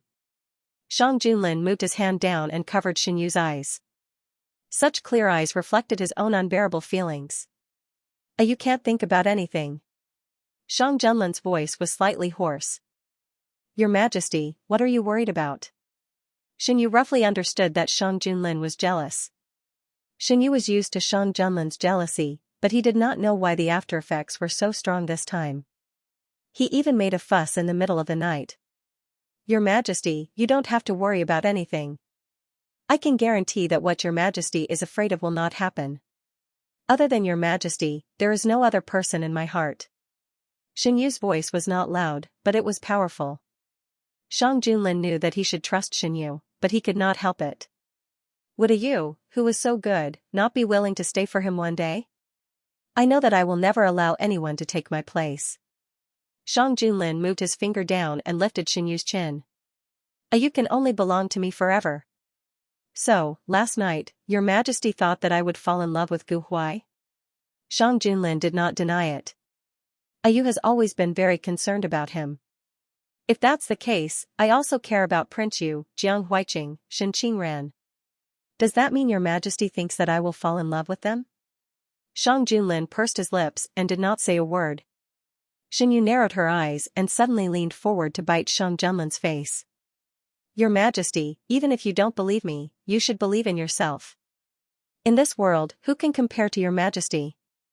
Why would I give up such a good Majesty and choose someone who is not as good as you? I am not as good as Ayu says. I have a lot of unbearable things. Xianyu bit him again. I won't allow anyone to belittle the person I like, even if that person is Your Majesty. Xianyu bit down hard. After her lips left, she left a bite mark on the man's face. Looking at her masterpiece, Xianyu was in a good mood. The pain on his face was almost negligible, but the soreness in his heart could not be ignored. Shang Junlin hugged the person in his arms tightly. The joy in his heart seemed to be about to fly out. Xianyu closed his eyes and allowed Shang Junlin to peck his face like a puppy. He liked the feeling of being needed by Shang Junlin. It made him feel that he was truly living in this world. Xianyu struggled to reach out from under the quilt and hugged Shang Junlin back. Since this matter was resolved, it was time to settle another matter. Shouldn't Your Majesty give me an explanation for what happened last night? Xianyu could clearly feel that Shang Junlin's body stiffened. What kind of explanation does you want? Shang Junlin understood that he was in the wrong last night, and Xianyu got sick because of it. Imperial physician Gu said that Your Majesty needs to restrain yourself. Then for the next month, Your Majesty should restrain yourself. I will ask Mushi to prepare another place for Your Majesty to sleep. Of course, Your Majesty can go back to your own palace if you want. Are these the only two choices? Your Majesty's credibility with me has fallen to zero, so there are only these two choices. Xianyu didn't want to be woken up in the middle of the night again. After thinking about it, it was better to sleep separately. Shang Junlin was very dissatisfied. He didn't want to be separated from Xianyu. Even if it was just for a day, he didn't want to go anywhere else. I won't leave Yuzhong Palace. After a moment of silence, Shang Junlin said. Xinyu guessed that he wouldn't be willing to leave. Hearing this, he pulled himself out of the man's arms and lay back on the bed. There are many palaces in Yuzhong Palace. Your Majesty can choose one to move in. Xinyu didn't have enough energy. Mushi brought him the medicine that she brewed. After drinking it, he slept for a while. Shang Junlin hugged him and lay down for an hour. Then he got out of bed and went to the outer room to handle government affairs. In the evening, Xinyu was woken up by Shang Junlin for dinner. After drinking the medicine and sleeping, Xinyu's energy improved a lot. His body temperature also decreased. Shang Junlin brought a thick cloak and wrapped Xinyu in it. The food was placed in the outer room. Shang Junlin carried him out. Because of Xinyu's health, the dinner was made lightly. The cooks in Yuzhong Palace were good at cooking. Even if it was a light dish, it was still very appetizing. Smelling the fragrance, Xinyu's stomach growled. He only ate a bowl of porridge for the whole day. He was already hungry. Shang Junlin showed unparalleled patience in serving Xinyu. As the emperor, he was willing to do these small things for Xinyu. Xinyu was already used to Shang Junlin's meticulous care. She leaned on the man's shoulder and ate her fill. Xinyu slept a lot during the day, so she was very energetic at night. She couldn't fall asleep, so she wrapped herself in a thick cloak and leaned on the soft couch to read Shang Junlin's reports. After the King of Yu was captured, there were still many things that Shang Junlin had to deal with. On the contrary, Xinyu's life was more leisurely. The news of the King of Yu's defeat spread to all parts of the Great Huan Kingdom. Since it was close to the end of the year, all the vassals sent a lot of things to Xinyu. They wanted him to test the emperor's attitude. Although they didn't participate in the King of Yu's rebellion, they were all vassals. It was impossible for them not to have any interactions. Now that the King of Yu was captured, they were very worried about whether they would be implicated. Shang Junlin had always wanted to take action against the vassals and take back their excessive control over their fiefs. Now was not a good time. Xinyu and Shang Junlin went to see the congratulatory gifts sent by the vassals. These things were first sent to a small village outside the palace. Then, the hidden dragon guards secretly transported them to the imperial palace and put them in Yuzhong Palace. Vermilion boxes were neatly placed in the courtyard. Little eunuch Meng was taking people to register. When he saw them, he put down what he was doing and came over to salute. Eunuch Meng Jr. was Eunuch Meng's godson. Back then, Xinyu had deliberately selected him because he saw that Eunuch Meng was reliable in handling matters. The facts proved that this was indeed the case. Since Yuzhong Palace was handed over to him to manage, Xinyu did not need to worry too much. You don't need to be so polite. Is everything here? Xinyu looked at the boxes in the courtyard that were almost full and asked. A part of it has been put in the warehouse. This is not finished yet. Little eunuch Meng called a little eunuch, took the register from his hand, and presented it to Xinyu. Guijun, please take a look. Xinyu took it. You go ahead. His Majesty and I will take a look. Little eunuch Meng knew that the two of them didn't like to be disturbed when they were together. So, he took the palace servants and retreated to the side to continue the unfinished business. Xinyu opened the register and took a look. They are willing to spend money. All the things sent were exquisite and priceless. Shang Junlin casually opened the box beside his leg, and dazzling gems came into view. Xinyu picked up one of the red gems and played with it in his hand. It seems that the supplies to aid Sube are not worth mentioning to them. Shang Junlin's gaze fell on Xinyu's hand. Xinyu's hand was white and slender. There was no imperfection in it. At this moment, when he held the blood-red gem, it made his skin look even whiter and more lustrous. It was more eye-catching than the gem.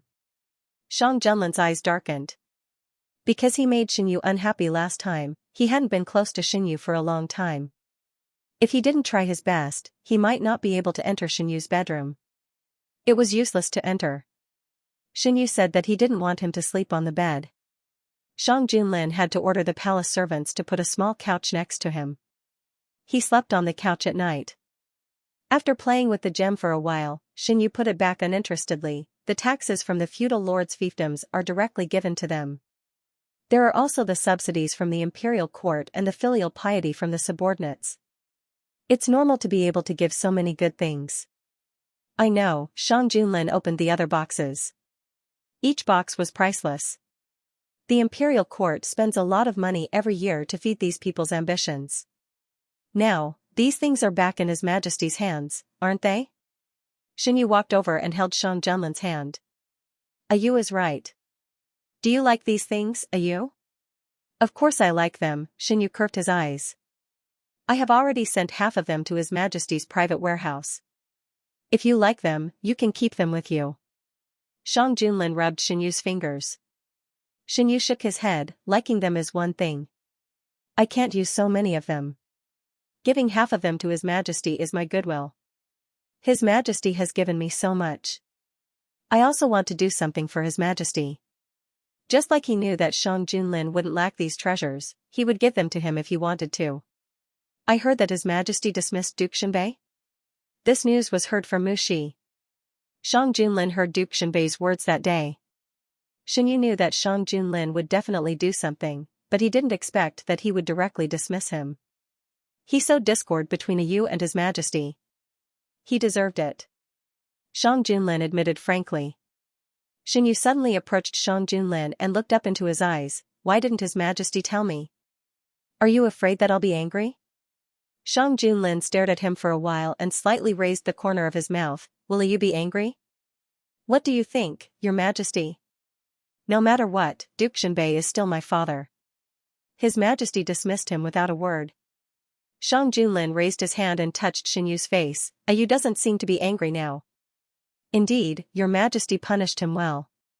Although he is my biological father, so what? If it weren't for the fact that the blood relationship can't be broken, I would have directly given up half of my bloodline. Shang Junlin sighed and hugged Xinyu. From now on, I will always be here. Xinyu's eyes were full of smiles. He raised his hand and hugged Shang Junlin's waist. Your Majesty, don't forget these promises. I won't forget. Never. This new year, Duke Xinbei's life was very difficult. First, he was fined his salary because he favored the concubine's son. Then, he was dismissed because of improper behavior. While others were happily preparing for the new year, Duke Xinbei's residence was gloomy. Shang Junlin's official position was taken away. In the imperial court, he clearly showed his dislike for Duke Xinbei. Many officials who had a good relationship with Duke Xinbei because of Xinyu began to distance themselves from him. What was the most taboo for an official? The one who was in a higher position didn't like it. These people chose to be friends with Duke Xinbei because the emperor favored His Majesty. They tried to get some benefits for themselves. Now that Duke Xinbei was disliked by the emperor, they naturally chose to distance themselves. From being crowded to being completely deserted, it only took a few words. Duke Xinbei was ordered to reflect at home. He was not reconciled with the current result. He tried his best to see Xinyu. Since the matter was caused by Xinyu, it should be solved by Xinyu. Shen Qingran's marriage was also cancelled. Those people were willing to agree with Duke Xinbei because of the benefits behind him. Now that Duke Xinbei had lost his official position and was disliked by the emperor and His Majesty, how could they not see the situation clearly before continuing the marriage? Duke Xinbei's marriage was cancelled one after another.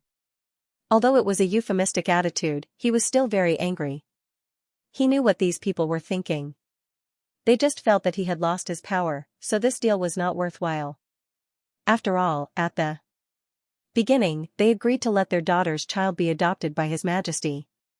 They thought that Duke Xinbei's proposal was approved by His Majesty. Who knew that His Majesty didn't agree at all?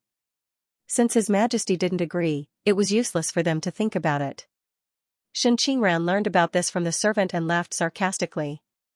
Xinyu obviously had a grudge against Duke Xinbei's mansion. Duke Xinbei wanted to tie the two sides together through a child. It was really whimsical. How could Xinyu be so easy to manipulate? These marriages were cancelled? Xinyu finished drawing a red plum and put down the brush. Yes, I ordered people to pass the message to these people according to young master's instructions. They chose not to get involved in this muddy water. After knowing that Duke Xinbei had been dismissed from his position, Xinyu sent people to visit the mansions of those who wanted to marry into Duke Xinbei's mansion. After all, these women were stirred up because of him. Xinyu couldn't leave them alone. He had done what he should do and reminded them. If there were still people who chose to continue in the end, it was their own choice. Xinyu wouldn't ask more. How is the situation in Duke Xinbei's mansion? It's very peaceful. Duke Xinbei is discussing matters with his confidants every day and doesn't go out. Second young master also restrained his temper and has been very low-key recently. Does Shen Qingran know about the arrest of Prince Yu? This? I don't know. Send people to find out. If he doesn't know, tell him the news. Xinyu wanted to know. In this life, Prince Yu had fallen to this point. Would there be any friction between the two like in his previous life? Yes. Although she didn't understand why Xinyu had to let Shen Qingran know about this matter, Mushi still did as she was told. Where is His Majesty now? During this time, Shang Junlin was very busy. Xinyu sometimes couldn't see him for the whole day. When he went to bed at night, Shang Junlin might not come back. When he woke up in the morning, Shang Junlin had already gone to court. He should be discussing matters in the imperial study. Xinyu looked at the sky. It was almost time for dinner. He asked the small kitchen to make some food and took Mushi to the imperial study. A few days ago, Eunuch Meng secretly complained to him that His Majesty was so busy that he even forgot to eat lunch and dinner. Eunuch Meng was guarding the door of the imperial study. He saw Xinyu at a glance and hurriedly greeted him. Why are you here? I'm here to deliver dinner to His Majesty. Xinyu walked into the imperial study. No one dared to stop him. Shang Junlin once said that Xinyu could enter and leave any place in the palace at will. Shang Junlin was reviewing memorials. When he heard footsteps, he looked up. You? Xinyu looked around. There were no ministers in the imperial study, only Shang Junlin was there. What is you looking at? Shang Junlin asked when he noticed Xinyu's movements. Why is your Majesty busy here alone? You didn't even prepare dinner? Xinyu walked over and asked the palace servants to put the food on the small table. How did you know that I didn't prepare dinner? Did Meng Chong talk too much? Shang Junlin stood up and held Xinyu's hand to sit beside him. Your Majesty, please don't blame Eunuch Meng. He was just worried about your health. No matter how busy your Majesty is, you still need to eat. Eunuch Meng stepped forward, opened the food box, and took out the dishes inside. Even if your Majesty punishes this slave will still tell Gui Jun. With you supporting you, you naturally dare to say anything. Shang Junlin was not really angry. The aroma of the food filled the air. Xinyu put away the booklet in front of Shang Junlin. Your Majesty, please eat first. I'm hungry. No one can starve you.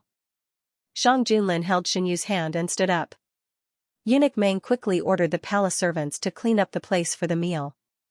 The fire in the imperial study was not as strong as that in Yuzhong Palace. Xinyu stayed for a while and barely warmed himself up.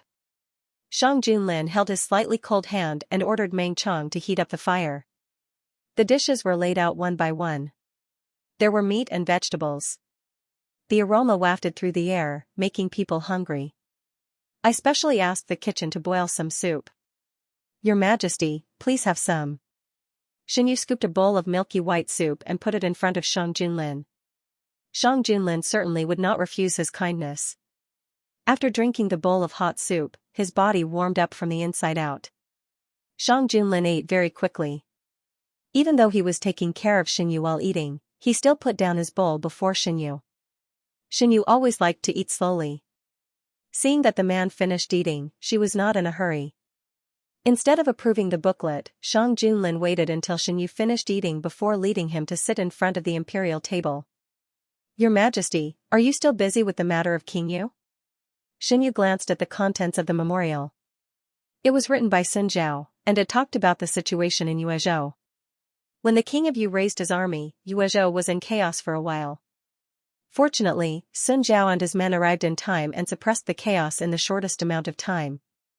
King Yu had been in Yuezhou for many years and was deeply involved with the various forces of Yuezhou. Many of them were already following King Yu in secret. If they wanted to take back Yuezhou peacefully, they had to get rid of these forces first. This was Sun Zhao's main task. Things were progressing smoothly. The only thing that concerned people was that part of the King of Yu's forces disappeared from Yuezhou. These people should have been taken out of Yuezhou and met up with the King of Yu. Xinyu put her finger on the edge of the memorial and said calmly.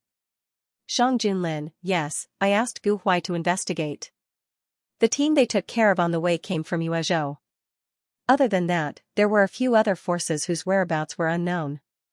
Gu Huai received a new task. He did not even celebrate the new year before he led his troops out of the capital. He needed to get rid of the remaining forces according to the results of the interrogation of the arrested people. Xinyu, Your Majesty, now that you have arrested the people, who was the one behind the King of Yu all these years? That Mr. Tan was also following orders, right? After the King of Yu was arrested, Xinyu learned from Shang Junlin about what happened to the King of Yu these days. No matter how he looked at it, that Mr. Tan did not seem to be the one who made the decision. Shang Junlin, yes, the Ministry of Justice has been interrogating him these days. Mr. Tan knows a lot of information. According to the results of the interrogation, many of their people were arrested. However, they have not found out who the mastermind is. Xinyu, is it because they can't find out, or, Shang Junlin rubbed the space between his eyebrows, it's because they can't find out the real identity of the mastermind. That person has never appeared in front of them. He gave them orders through the messengers. Those messengers are dressed in black and wear masks on their faces. They can't see their faces clearly. Xinyu, this person hides very deeply and is very vigilant. There are so many people, but none of them have seen him before? Shang Junlin, yes. Xinyu, he doesn't show his true identity, but people are willing to work for him. I'm getting more and more curious about this person's identity. How do they usually address him? Shang Junlin, they call him His Excellency. Xinyu, to be able to gain the trust of the late emperor and hand over such a large force to him, he must at least be someone who was very active in the imperial court during the late emperor's time. He doesn't know much about the current imperial court. Your Majesty, have you checked the ministers who were more important during the late emperor's reign? Shang Junlin, I have. There is one who fits the description, but he passed away 10 years ago. The trail was cut short. They still had too little information at the moment. Xinyu didn't know about the existence of this force in his previous life, let alone know who was behind this force. Xinyu could only give up for the time being. Gu Huai's ability to take action was very strong. He led his soldiers and walked around Dahuan like ghosts, uprooting the forces lurking in the dark. The evidence of the King of Yu's rebellion was conclusive. He should be sentenced to death immediately. Considering that it was almost the new year, Shang Junlin moved the execution time back a little. The Ministry of Justice's prison was different from the dark prison. There were all kinds of criminals in it. The King of Yu was locked up alone in one place and was interrogated every day. His title was taken away, his surname was taken away, and his name was removed from the imperial family. Now, he was no longer a noble prince, but a lowly sinner. Shang Junlin wanted to get some information from him. The interrogators knew that the King of Yu would never rise again, so they didn't hold back. In just a few days, the King of Yu was tortured beyond recognition. The man covered in blood curled up by the wall. Whenever there was a sound, he couldn't help but shrink inwards. His eyes were cloudy and his expression was timid. He didn't look like the King of Yu of the past at all. Every part of his body was in pain. Those were the wounds left by the torture. The executioners only needed to ensure that he didn't die. They couldn't be bothered to care about wounds that weren't fatal. The wounds were inflamed and festered. If it wasn't for the fact that it was winter, it would have been even more serious. The moonlight seeped in from the window above. The King of Yu raised his head and looked at the moonlight in a daze. It was cold and charming. He reached out his trembling hand to grab the moonlight, but he only grabbed air. The moon hung high in the sky. It was impossible for him to grab it. The King of Yu covered his face. His hoarse laughter overflowed through his fingers. After an unknown period of time, the embarrassed man leaning against the wall stopped moving. Your Majesty, the coronation ceremony is coming soon. Can you see if there are any changes in the process?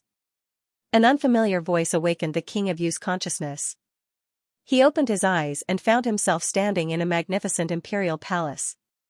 Countless people surrounded him, calling out, "Your Majesty."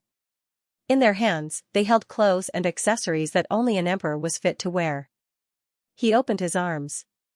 The palace servants carefully put on the black robe that symbolized the emperor's identity. Red candles were lit in the hall. It was gray outside the hall. It was suffocating. "Your Majesty, young Master Shen is here." Young Master Shen, who was it? There was no need for him to ask.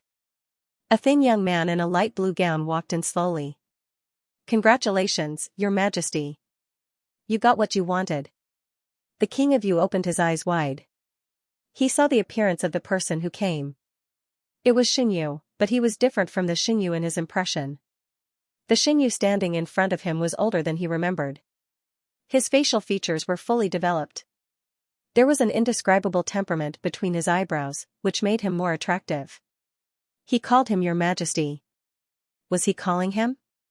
The auspicious time has arrived. Your Majesty should ascend the throne.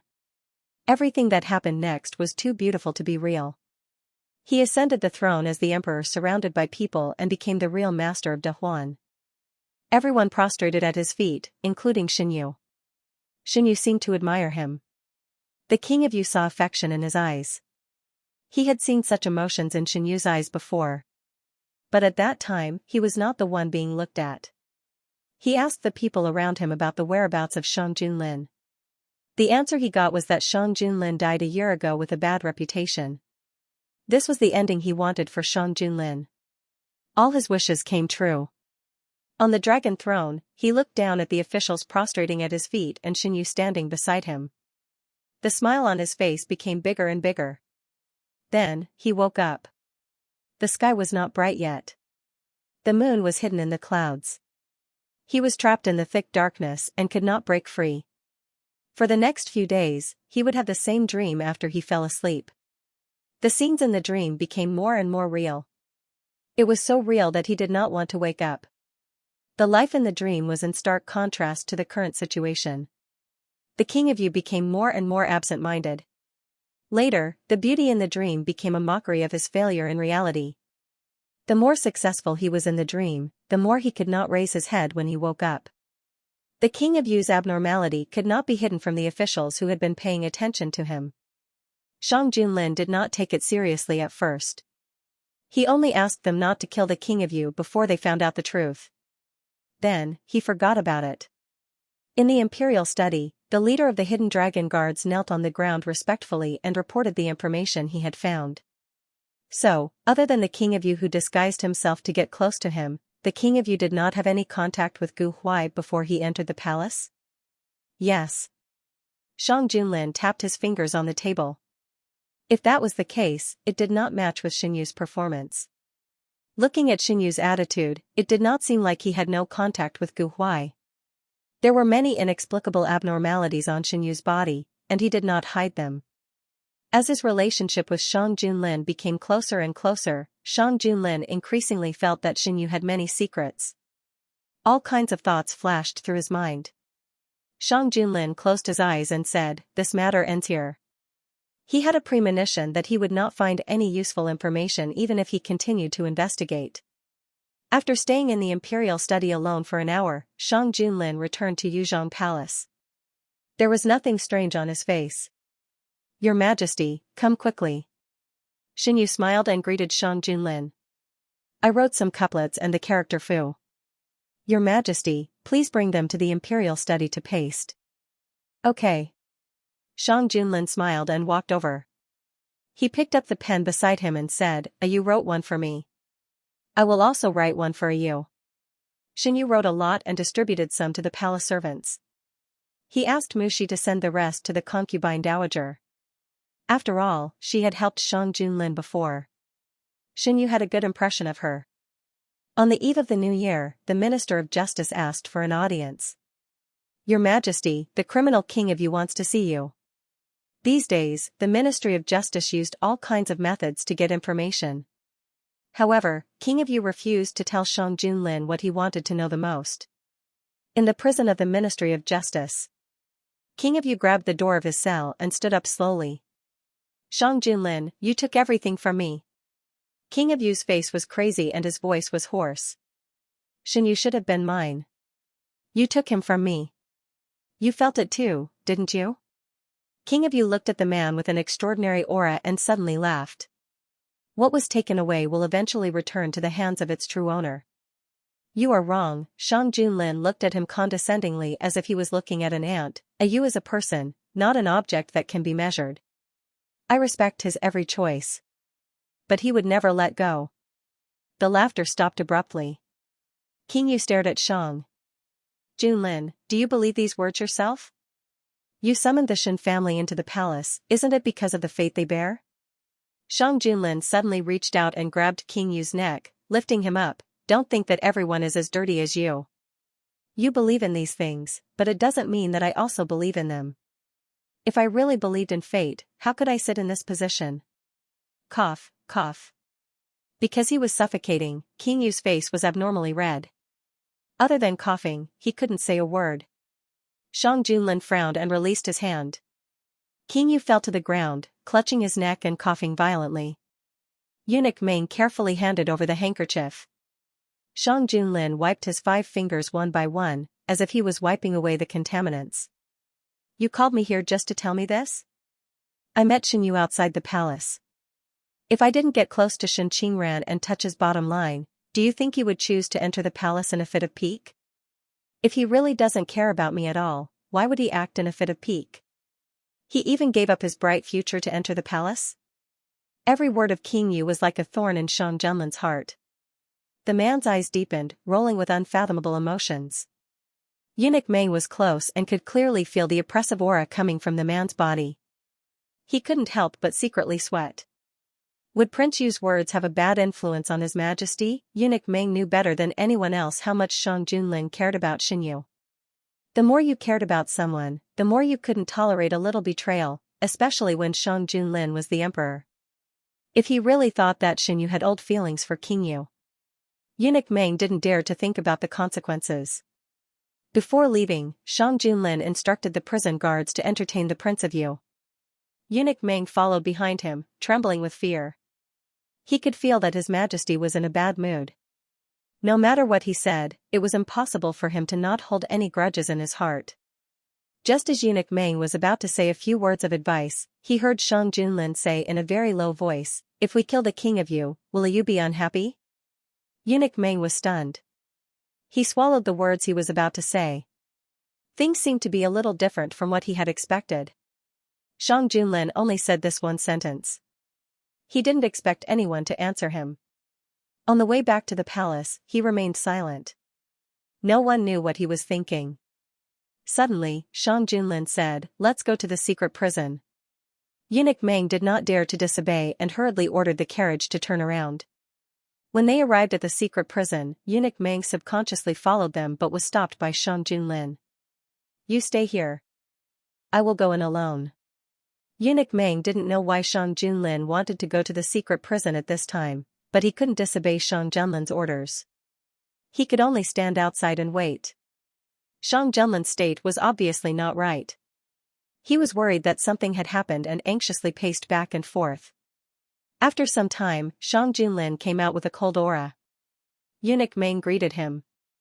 "Your Majesty? Return to the palace."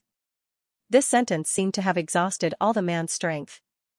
On the way back to the palace, there was silence. Eunuch Meng didn't know what happened to Shang Junlin in the secret prison. He only felt that Shang Junlin's aura was even colder when he came out of the secret prison. The moon was dark and the wind was strong. The night sky was dotted with stars. The cold wind was bone-chilling and penetrated into the marrow. Yuzhong Palace was brightly lit and lively. Shen Yu sat on the soft couch and watched Mu Shi instruct the young eunuchs to paste the written couplets and the word fortune. The clever palace maids cut many window flowers and pasted them on the window. Out of the corner of his eyes, Shen Yu glanced at the person outside the room. He stood up and walked out. "Your Majesty, why don't you come in?" The person standing outside was Shang Junlin. Shang Junlin was still wearing a black robe. Shen Yu rarely saw him wearing other colors. When he got closer, he could feel the coldness from the man. Xinyu reached out and held Shang Junlin's hand that was hanging by his side. He was slightly surprised. The man's hand was very cold. In Xinyu's memory, Shang Junlin's hand had always been warm. When the weather was cold, he would wrap his hand in his palm and slowly warm it. Your Majesty, how long have you been standing outside? Your hand is cold. Come in and warm it up. Xinyu pulled Shang Junlin's hand and walked into the room. The man stood in the shadows. Xinyu couldn't see the expression on his face. He only felt that Shang Junlin was unusually quiet today. Shang Junlin followed Xinyu into the room. Xinyu pushed Shang Junlin to sit on the soft couch. He ordered Mushi to bring hot tea to the man's mouth. Your Majesty, drink some to warm your body. Shang Junlin stared at Xinyu without blinking. Xinyu moved the cup in his hand forward. His long eyelashes drooped. The man drank the water in the cup with Xinyu's hand. Xinyu took the empty cup and turned around. He wanted to put the cup on a small table. Before he leaned over, he found that his sleeve was pulled. He turned around and saw Shang Junlin holding his sleeve with one hand and speaking for the first time today. Don't go. Xinyu looked at the distance between himself and the man who was stubbornly holding his sleeve. He sat back helplessly. Mushi came over and took the cup in Xinyu's hand. Xinyu finally realized that something was wrong with Shang Junlin. Xinyu reached out and held Shang Junlin's face. Your Majesty, what happened? Why do you look so distracted? He knew that Shang Junlin was very busy recently. But no matter how busy he was, he shouldn't be like today. He looked like he was in a daze. He stared at Shang Junlin's eyes. His figure was clearly reflected in the man's dark eyes. Suddenly, the man reached out and wrapped his arms around his waist, pressing him tightly into his arms. I went to see Prince Yu today. Why did your Majesty go to see him? Seeing that Xinyu's tone was normal, Shang Junlin's heart calmed down a little. In a place where Xinyu couldn't see, his eyes showed a complicated expression. He said something to me. He said that you chose to enter the palace because you were angry with him. When he said this, Shang Junlin didn't know what he was thinking. Maybe he was thinking about something, or maybe he wasn't thinking about anything. He originally wanted to hide this matter in his heart and never say it out loud. No matter why Xinyu entered the palace, it was fine as long as he had him in his heart. He didn't participate in Xinyu's previous life, and he didn't have the right to care about it. He thought that he could do it, but at this moment, he found that he couldn't. Whether it was before or after he met Xinyu, he couldn't ignore everything that happened to him. He longed for an answer, but he was also afraid of getting an answer. He told himself over and over again that he didn't have the time to participate in the past. He shouldn't take it to heart. But Prince Yu's words were like gangrene attached to the bone. The more he didn't want to care about it, the more it kept echoing in his mind. He asked himself, can I really not care about it? The answer was no. He couldn't. He didn't blame Xinyu for anything. He only hated Prince Yu for deliberately getting close to Xinyu for a maxim. Xinyu felt a strong sense of uneasiness from Shang Junlin. He wanted to look up at him, but he was held tightly in his arms. He could only maintain this posture. After a deep sigh, Xinyu put his hands around the man's thin waist. Your Majesty, why do you care about what Prince Yu said? He is now a prisoner. He knows that he can't change the situation. What he said is nothing more than to make your Majesty unhappy.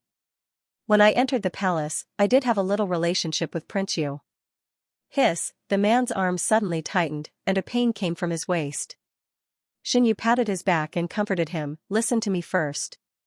The man's arms loosened a little, but he still confined Xinyu, not giving him any chance to leave. Xinyu didn't care and continued, although it was related to Prince Yu, it was different from what he said. If I was angry, I had thousands of ways. Why did I choose to enter the palace, which was the most unpleasant way? I entered the palace for your Majesty. I heard a lot about your Majesty from others. In fact, I wanted to see what your Majesty was like. If I wasn't detained in the palace by Count Jinbei, maybe I could have seen your Majesty long ago. Xinyu said half-jokingly, if I saw your Majesty first, there would be no Prince Yu. Every part of your Majesty is in my heart. The heavy fog in Shang Junlin's heart dispersed with Xinyu's words. He lowered his head and rubbed Xinyu's face. As for Prince Yu, he was really annoying. He thought that I didn't know anything and pretended to appear in front of me. I only felt that it was fake and didn't want to see him act at all. Your Majesty should have investigated the matter between me and Prince Yu. When I was with him, I was always cold. After knowing his true identity, I thought that entering the palace was a good way to get rid of him. Xianxia didn't lie. Before his rebirth, he didn't know the true identity of Prince Yu, but this matter couldn't be verified. After his rebirth, he didn't want to have any entanglement with Prince Yu, so he simply chose a path that was completely different from his previous life. Didn't Prince Yu like Xianxia? He would help them. Your Majesty, don't think too much because of Prince Yu's words. If your Majesty wants to know about me, you can ask me directly. The closer they got, the more Xianxia felt Shang Junlin's uneasiness. He didn't know why Shang Junlin was uneasy, but he was willing to do his best to make him feel at ease. Shang Junlin quietly hugged the person in his arms. He wished that time could stop at this moment forever. You will stay by my side forever, right? As his voice fell, a kiss was printed on her forehead. If I don't stay by your Majesty's side, where else can I go? Shang Junlin's arms loosened a little. Xianxia struggled to free himself from the man's arms. He hooked the man's neck and forced him to lower his head. He pressed his forehead against his. I have to clear my name. I really don't like Prince Yu. No matter in the past, present, or future, I only like your Majesty. After saying that, he kissed the lips that were inches away. There are some things that I won't do with him if I don't really like him. Maybe Prince Yu said something to your Majesty, but your Majesty, don't believe him. If it was only Prince Yu, Shang Junlin naturally wouldn't care as much as he did now. What really made him unable to let go was the words of the person he met in the secret prison. He said that Xianxia was destined to be on Prince Yu's side. Her fate was set and couldn't be changed. Even if the process was different roads led to the same destination. At that moment, Shang Junlin's desire to kill Prince Yu reached its peak. Xianxia's initiative dispelled the uneasiness in Shang Junlin's heart. He hugged Xianxia, turned the tables, and fiercely kissed back. This time, Xianxia was unusually docile and proactive. Shang Junlin's movements were also very slow. Everything was so slow that it became a kind of torture. With every step, Shang Junlin would ask Xianxia how she felt. At first, Xianxia enjoyed it very much, but after a few times, she felt like she was about to collapse. Don't worry about me. Don't ask me. Do whatever you want. It was like a ferocious beast had opened its cage. A ferocious beast was still a ferocious beast. No matter how obedient she pretended to be, she couldn't change her nature. After everything was over, Xianxia collapsed on the soft bed. She didn't want to move a single finger. She looked up at the man who was tidying up the soft bed. As expected, she saw satisfaction on the man's face. Xianxia narrowed her eyes. She had an illusion that she had been cheated. She grabbed the man's lapel and pulled him over. What's wrong? Are you not feeling well? Xianxia saw the nervousness in the man's eyes. She slowly let go of his hand. Forget it. She couldn't blame others for the choice she made. Shang Junlin called for hot water and carefully wiped Xianxia clean.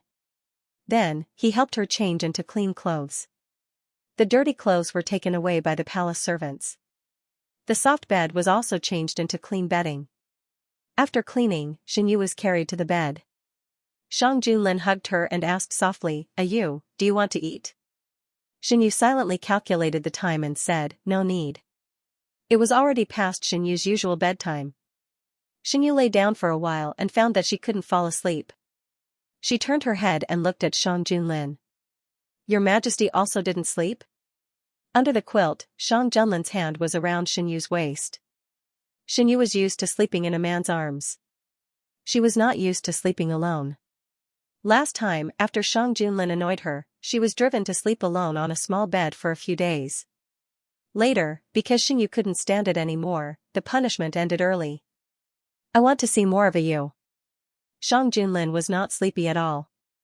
What happened today was like a thorn in his heart that could not be removed or ignored. Xianxia stretched out her hand from the quilt and covered the man's eyes. Sleep, what your Majesty is worried about will not happen. The next day, when Xinyu woke up, Shang Junlin was still not there. Mushi combed his hair and tidied his clothes. Xinyu looked at the clean and tidy soft bed and asked, "Do you know where His Majesty went yesterday?" This servant heard eunuch Meng mention that His Majesty went to see the king of Yu. On the way back, he also went to the secret prison. Dark prison. Wasn't Mr. Zhu, the one who had said, "If you obtain the Chen family, you obtain the world," locked up in a secret prison? Was Shang Junlin's abnormal behavior yesterday because of him? Shang Junlin's whereabouts would not be hidden from Xinyu. After asking around, Xinyu could roughly determine where Shang Junlin's abnormality came from. What did Mr. Zhu and Shang Junlin talk about? Xinyu was a little concerned. The world was big and full of strange things. Xinyu never thought that Mr. Zhu was a simple swindler. He must know something. After all, if he didn't betray the king of Yu in his previous life, the king of Yu would have been able to ascend to the throne. If he wanted to know what happened to Shang Junlin, the fastest way was to ask eunuch Meng, who had always been by his side. Xinyu called Mushi and asked her to invite eunuch Meng for a private chat. If it was someone else who wanted to inquire about the emperor's whereabouts, eunuch Meng would definitely refuse. However, this person was Xinyu, the emperor's most cherished person. He hesitated for a moment, but still took the time to meet Xinyu alone. "Eunuch Meng, you must know why I asked you to come here. I'll get straight to the point. What did the king of Yu and the emperor say yesterday?" Eunuch Meng told him in detail what he had heard and carefully glanced at Xinyu's expression. Xinyu's expression didn't reveal anything. Eunuch Meng had been by Shang Junlin's side for a long time and knew that Xinyu was a person who quietly did great things. He dared to tell Xinyu because he had seen how Xinyu usually interacted with Shang Junlin. He knew that Shang Junlin didn't have any feelings for Shang Junlin. He didn't want the two to have any unnecessary misunderstandings because of the king of Yu. "I know. Thank you, eunuch Meng." Xinyu put down the teacup in his hand. The teacup and the table made a crisp sound. "Your Highness, I'll say something that shouldn't be said here. I've seen the relationship between you and the emperor." The king of Yu was obviously provoked. His words can't be taken seriously. However, the person involved can't see clearly. Only the emperor himself knows what is in his heart. "I'm telling you this because I hope that you and the emperor can always be harmonious." Eunuch Meng's meaning was very clear. No matter whether the king of Yu's words were true or false, as long as the emperor believed that it was false, it would be fine. At the same time, he also hoped that Xinyu could solve the estrangement in the emperor's heart as soon as possible. Only in this way could the relationship last long. Eunuch Meng had been in the palace for a long time. He knew a thing or two about the emperor's temperament. He knew that once the seed of doubt was planted, it wouldn't be so easy to remove it. He watched Shang Junlin get to where he was today step by step. It wasn't easy for him to have Xinyu by his side, who was also good for him. He didn't want anyone to obstruct them and take Xinyu away from him. Xinyu felt that eunuch Meng was on his side from his attitude. He was quite emotional. It was very good that Shang Junlin had someone who was wholeheartedly considerate of him. "I understand eunuch Meng's words. Rest assured, eunuch Meng. His Majesty is the person I chose. I naturally won't allow anyone to sow discord between us. No matter what the purpose is, I won't allow anyone to do so. As for the king of Yu, he's just a grasshopper after autumn. Even if he can jump, how long can he jump?" Xinyu's words made eunuch Meng calm down. He didn't explain whether there was such a thing between him and the king of Yu, but the meaning of his words was very clear. He didn't put the king of Yu in his eyes at all. Since he didn't put the king of Yu in his eyes, naturally, the future thing that the king of Yu said wouldn't happen. As for what had happened in the past, even if it was true, so what? Who hadn't been blind when they were young? Moreover, he still remembered that before Gue Jun entered the palace, the hidden dragon guards had presented a secret report that Gue Jun looked at the king of Yu more because he somewhat resembled His Majesty. Now that His Majesty was within reach, and Gue Jun and His Majesty's relationship was deepening day by day, a mere king of Yu was nothing. After making a trip to Xinyu's side, eunuch Meng relaxed a little. As long as the two masters were willing to communicate well, no matter what other people wanted to do, it would be impossible to succeed. "Young master, will His Majesty misunderstand you because of the words of the king of Yu?" After hearing eunuch Meng's words, Mushi couldn't hide her worry. No. Young master, you can't be careless. Seeing that Xinyu didn't care, Mushi was anxious. It's said in the stories that many times, because it wasn't resolved in time, it led to deeper misunderstandings and eventually became irreconcilable conflicts. The stories are just stories. I've already told His Majesty about this matter. His Majesty is very observant and won't misunderstand because of a few words of the king of you. Young master, don't underestimate a few words. The more involved you are, the more you can't understand. Perhaps His Majesty is observant in other matters, but it's not certain when it comes to you. Why? Because His Majesty loves you. People who fall in love will always worry about gains and losses. Even if they know it's fake and can't be trusted, it's very difficult to truly not care. Mushi's words were clear and logical. Mushi knows so much. Do you have someone you like? Xinyu raised his eyebrows. If you do, I'll definitely hold a grand wedding for you and let you get married grandly. Young master, don't make fun of this servant. This servant doesn't have anyone she likes and doesn't plan on getting married. Young master, you promised this servant that you would always let this servant serve you by your side. This servant knows so much because I've read too many stories. Mushi was a little shy as she spoke. Xinyu liked reading stories. Shang Junlin arranged for palace servants to go out of the palace every month to buy all kinds of stories for him. Mushi and her close friends would sometimes ask the palace servants to buy some stories for them. She was the head palace maid of Yuzhong Palace, so the palace servants naturally wouldn't refuse her request. Mushi stuttered and told Xinyu about how she had asked someone to buy stories. She anxiously waited for Xinyu to deal with her. Xinyu looked at her with amusement. Why are you looking at me like that? Your young master isn't so stingy that he won't even let you read stories. There's no prohibition in the palace against reading stories. Mushi breathed a sigh of relief. She wasn't afraid that Xinyu would punish her. She was just worried about the relationship between Xinyu and His Majesty. As Xinyu's maidservant, she naturally didn't want her young master to be wronged because of a few words from Prince Yu. The northern desert fell into civil strife. De Huan naturally wouldn't let go of such a good opportunity. The spies buried in the northern desert began to take action, stirring up the water even more. The northern desert army didn't stay idle either. They took advantage of the chaos to bite the northern desert. Sometimes they disguised themselves as one of the forces to harass the other forces. With foreign enemies spying on them, the northern desert didn't unite but became even more chaotic. In the imperial study, Xinyu came to eat with Shang Junlin with a food box. Since last time, if Shang Junlin was busy, Xinyu would bring food to eat with him. Shang Junlin couldn't wait to be with Xinyu all day long. Naturally, he wouldn't object. If Xinyu hadn't refused to stay in the imperial study when ministers came, Shang Junlin would have prepared a soft couch for him in the imperial study. It was only a few days before the new year. In previous years, the imperial court would have been closed at this time. However, this year's situation was special. On one hand, there was the matter of the northern desert. On the other hand, there was the matter of Prince Yu. The ministers had to deal with it together. After the meal, Xinyu stayed for a while. He saw the booklet on the imperial table. It talked about the matter of the northern desert. Xinyu picked up the booklet. After reading it, he said, "The internal strife will greatly consume the strength of the northern desert. Your Majesty, do you want to take advantage of the situation to do something? It's a little difficult to completely conquer the northern desert. But if the internal strife can last a little longer, maybe we can give it a try."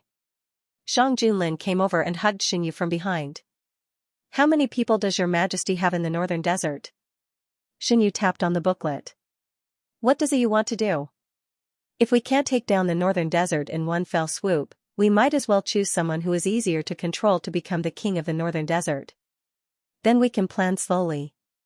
It was certainly better to have a more peaceful way than a war that was a waste of manpower and money. Xinyu turned around and put his hands behind his back.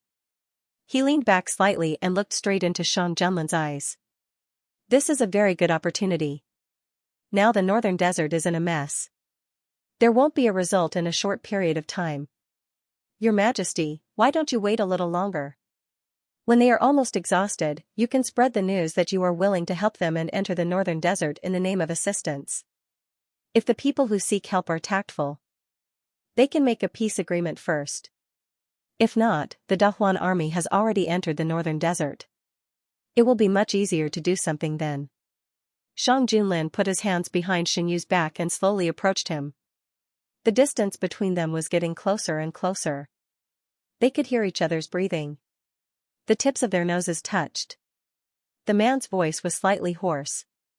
For a moment, I almost thought that Zhu Wang's words were true. Why do you say so, Your Majesty? Xianyu was puzzled. Shang Junlin said in a low and magnetic voice, it's not because of some illusory fate. It's just because of a you. If you can get a Yu's help, you will be able to achieve twice the result with half the effort. I'm not as magical as Your Majesty says. Xianyu smiled. Shang Junlin stood up straight and picked up Xianyu. A you, don't belittle yourself. Who do you think should be sent to the northern desert? Since they were going to do something in the northern desert, the other party would definitely not act according to their plan. They had to send someone who could play a role to stir up disputes, lead disputes, and firmly control the leading power in their own hands. Xianyu went through the information of the officials in the imperial court in his mind. After more than a year, his understanding of the imperial court had deepened. Because he occasionally helped Shang Junlin approve memorials, he knew a lot about the officials in the imperial court. I think the person I choose may be a bit risky. Do you have a suitable person in mind, Your Majesty? Xianyu sat on a chair beside him. Fang Jun is very suitable. But the matter in Subei is too well known in the northern desert. Now that he has entered the cabinet, it's not appropriate for him to do this kind of thing. It's better to choose someone who is not well known in the imperial court. It's easier to disguise. Shang Junlin also sat down. Xianyu nodded. The more obscure the person was, the less likely it would arouse the vigilance of the northern desert. Xianyu, Your Majesty, what do you think of Jiang Huiqing? Shang Junlin, I just sent him to take over Lin Yuan. If he enters the northern desert, won't it arouse the suspicion of the northern desert people? Xianyu, of course not in the identity of Jiang Huiqing. Your Majesty, have you forgotten that he and He Qingyu went deep into the northern desert in disguise? Shang Junlin, Ayu wants Jiang Huiqing to go to the northern desert with a new identity? This matter seemed insignificant, but it had a huge impact. If they did it well, they would be able to make the greatest contribution in the shortest amount of time. If they didn't do it well, they might even lose their lives and implicate Dahuan. Thus, they had to be very careful when choosing the people to carry out the mission. Lin Yuan has already been incorporated into the Great Huan Empire's territory. Your Majesty needs to send an official to take over as soon as possible. Your Majesty can first find someone to test if Jiang Huiqing is up to the task. Xianyu said this not because of his friendship with Jiang Huiqing. In his previous life, Jiang Huiqing worked under him, so he knew his ability. Although Jiang Huiqing in this life was younger than in his previous life, his intelligence was not inferior. Looking at the entire imperial court, there was no other person more suitable than Jiang Huiqing. Fang Jun, as Shang Junlin said, was indeed suitable, but that was before the trip to Subei. After the incident in Subei, the northern desert people would only hate Fang Jun to the bone. If they sent Fang Jun, according to his style of doing things, the risk of being exposed was too high. Jiang Huiqing was different. When he first entered the imperial court, if he was not in the Hanlin Academy, he was working under the prime minister. Later, when he came to Subei, he also disguised his identity and went deep into the northern desert people's inner circle with He Qingyu. He did not really do anything with the identity of Jiang Huiqing. No matter how the northern desert people investigated, they could not find him based on these bits and pieces. As long as he was careful enough, the risk of being exposed was not high. Shang Junlin seriously considered Xianyu's suggestion. That night, he summoned the Prime Minister and Fang Jun to the Imperial Study to discuss. Jiang Huiqing worked under the Prime Minister for a while, so the Prime Minister knew him well. After listening to Shang Junlin's words, the Prime Minister pondered for a moment. I think that this plan is feasible. Jiang Huiqing is reliable. He looks like he is not scheming, but in fact, he does everything well. What you said is very reasonable.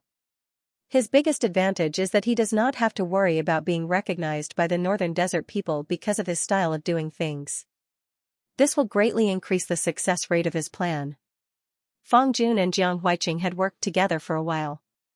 He Qingyu believed that in time, these two young people would definitely become the new pillars of Dehuan.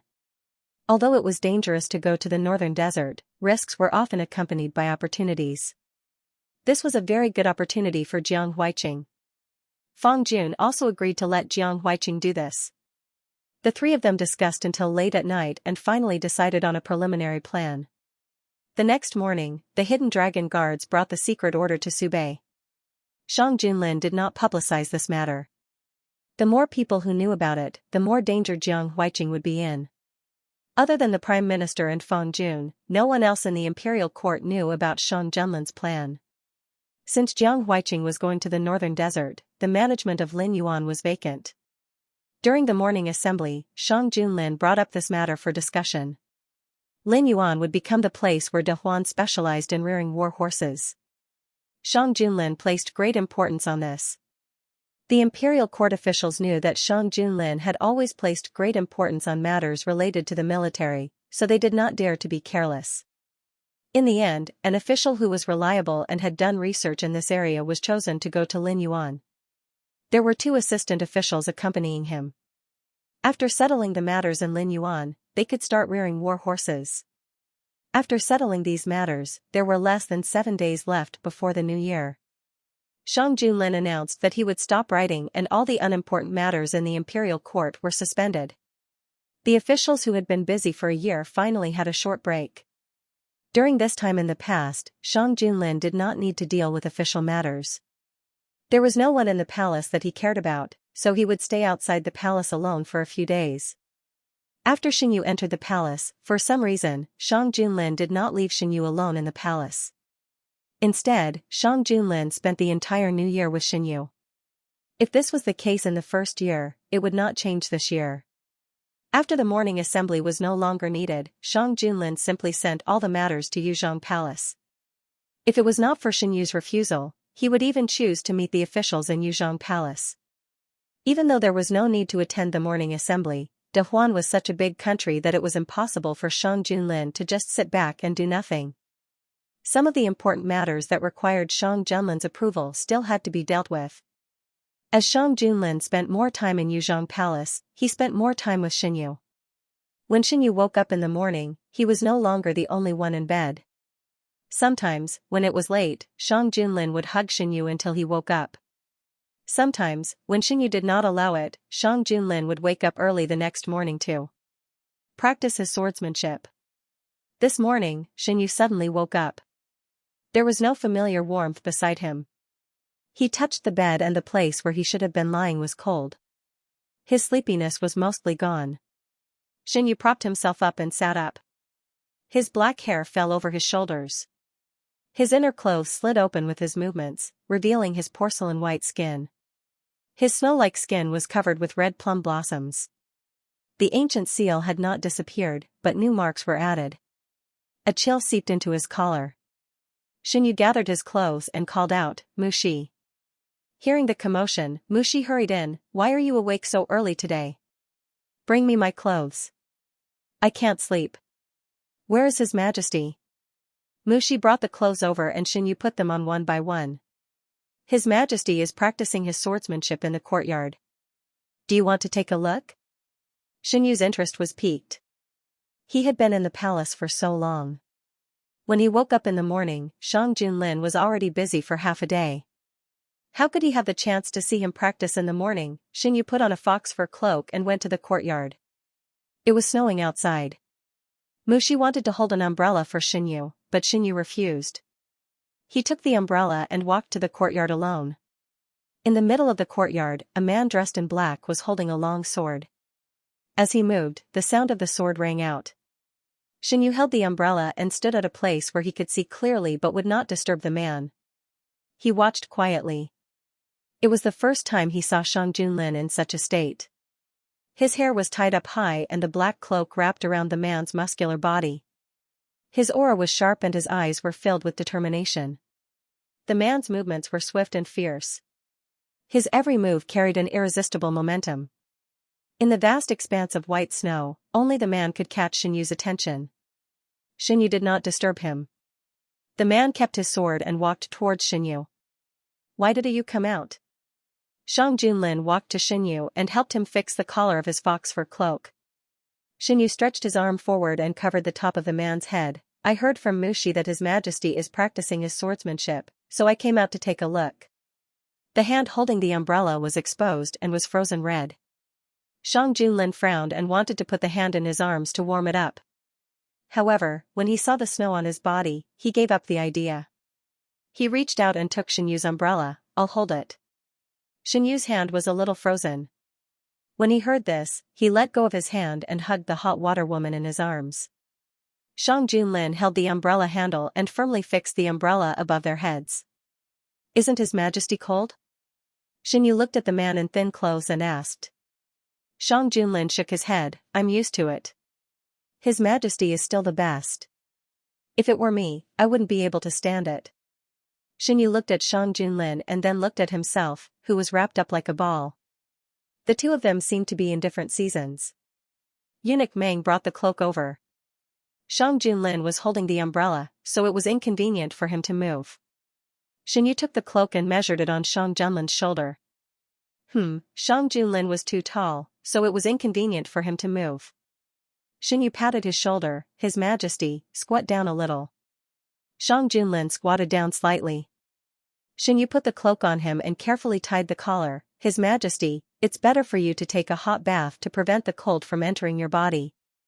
Eunuch Mei received the order and hurriedly asked someone to prepare hot water. Xianyu knew that Shang Junlin practiced swordsmanship every day. However, this was the first time he saw it with his own eyes. Eunuch Mei took the sword away. Xianyu only glanced at it briefly. It was a long sword that was completely black. The blade was cold and the hilt was engraved with patterns. Unfortunately, it was too fast, so Xianyu didn't see what was engraved. When the two of them arrived at the bedchamber, the hot water was already prepared. Shang Junlin had a lot of snow on his body. After entering the room, Xianyu untied his cloak and took the umbrella from his hand. His Majesty, go take a bath. Seeing that Shang Junlin was soaking in the hot water, Xianyu asked Mushi to boil a bowl of ginger water. Shang Junlin changed into clean clothes and came out. Mushi also came in with the ginger water. His Majesty, drink it quickly. I don't need this. In the end, Shang Junlin couldn't resist Xianyu and drank the entire bowl. Your Majesty should also take care of your body. Otherwise, I will be worried. Xianyu put the empty bowl aside and walked behind Shang Junlin to dry his hair. He rarely did this kind of thing, so it wasn't very smooth. After a long time, he finally dried Shang Junlin's hair until it was half dry. Shang Junlin grabbed Xianyu's arm and pulled him into his arms. Ayu, why are you so virtuous today? Xianyu's long black hair slid down his shoulders and fell on Xianyu's clothes. It then went down and intertwined with his hair. Xianyu looked up at him. His eyes were shining. His Majesty doesn't like it?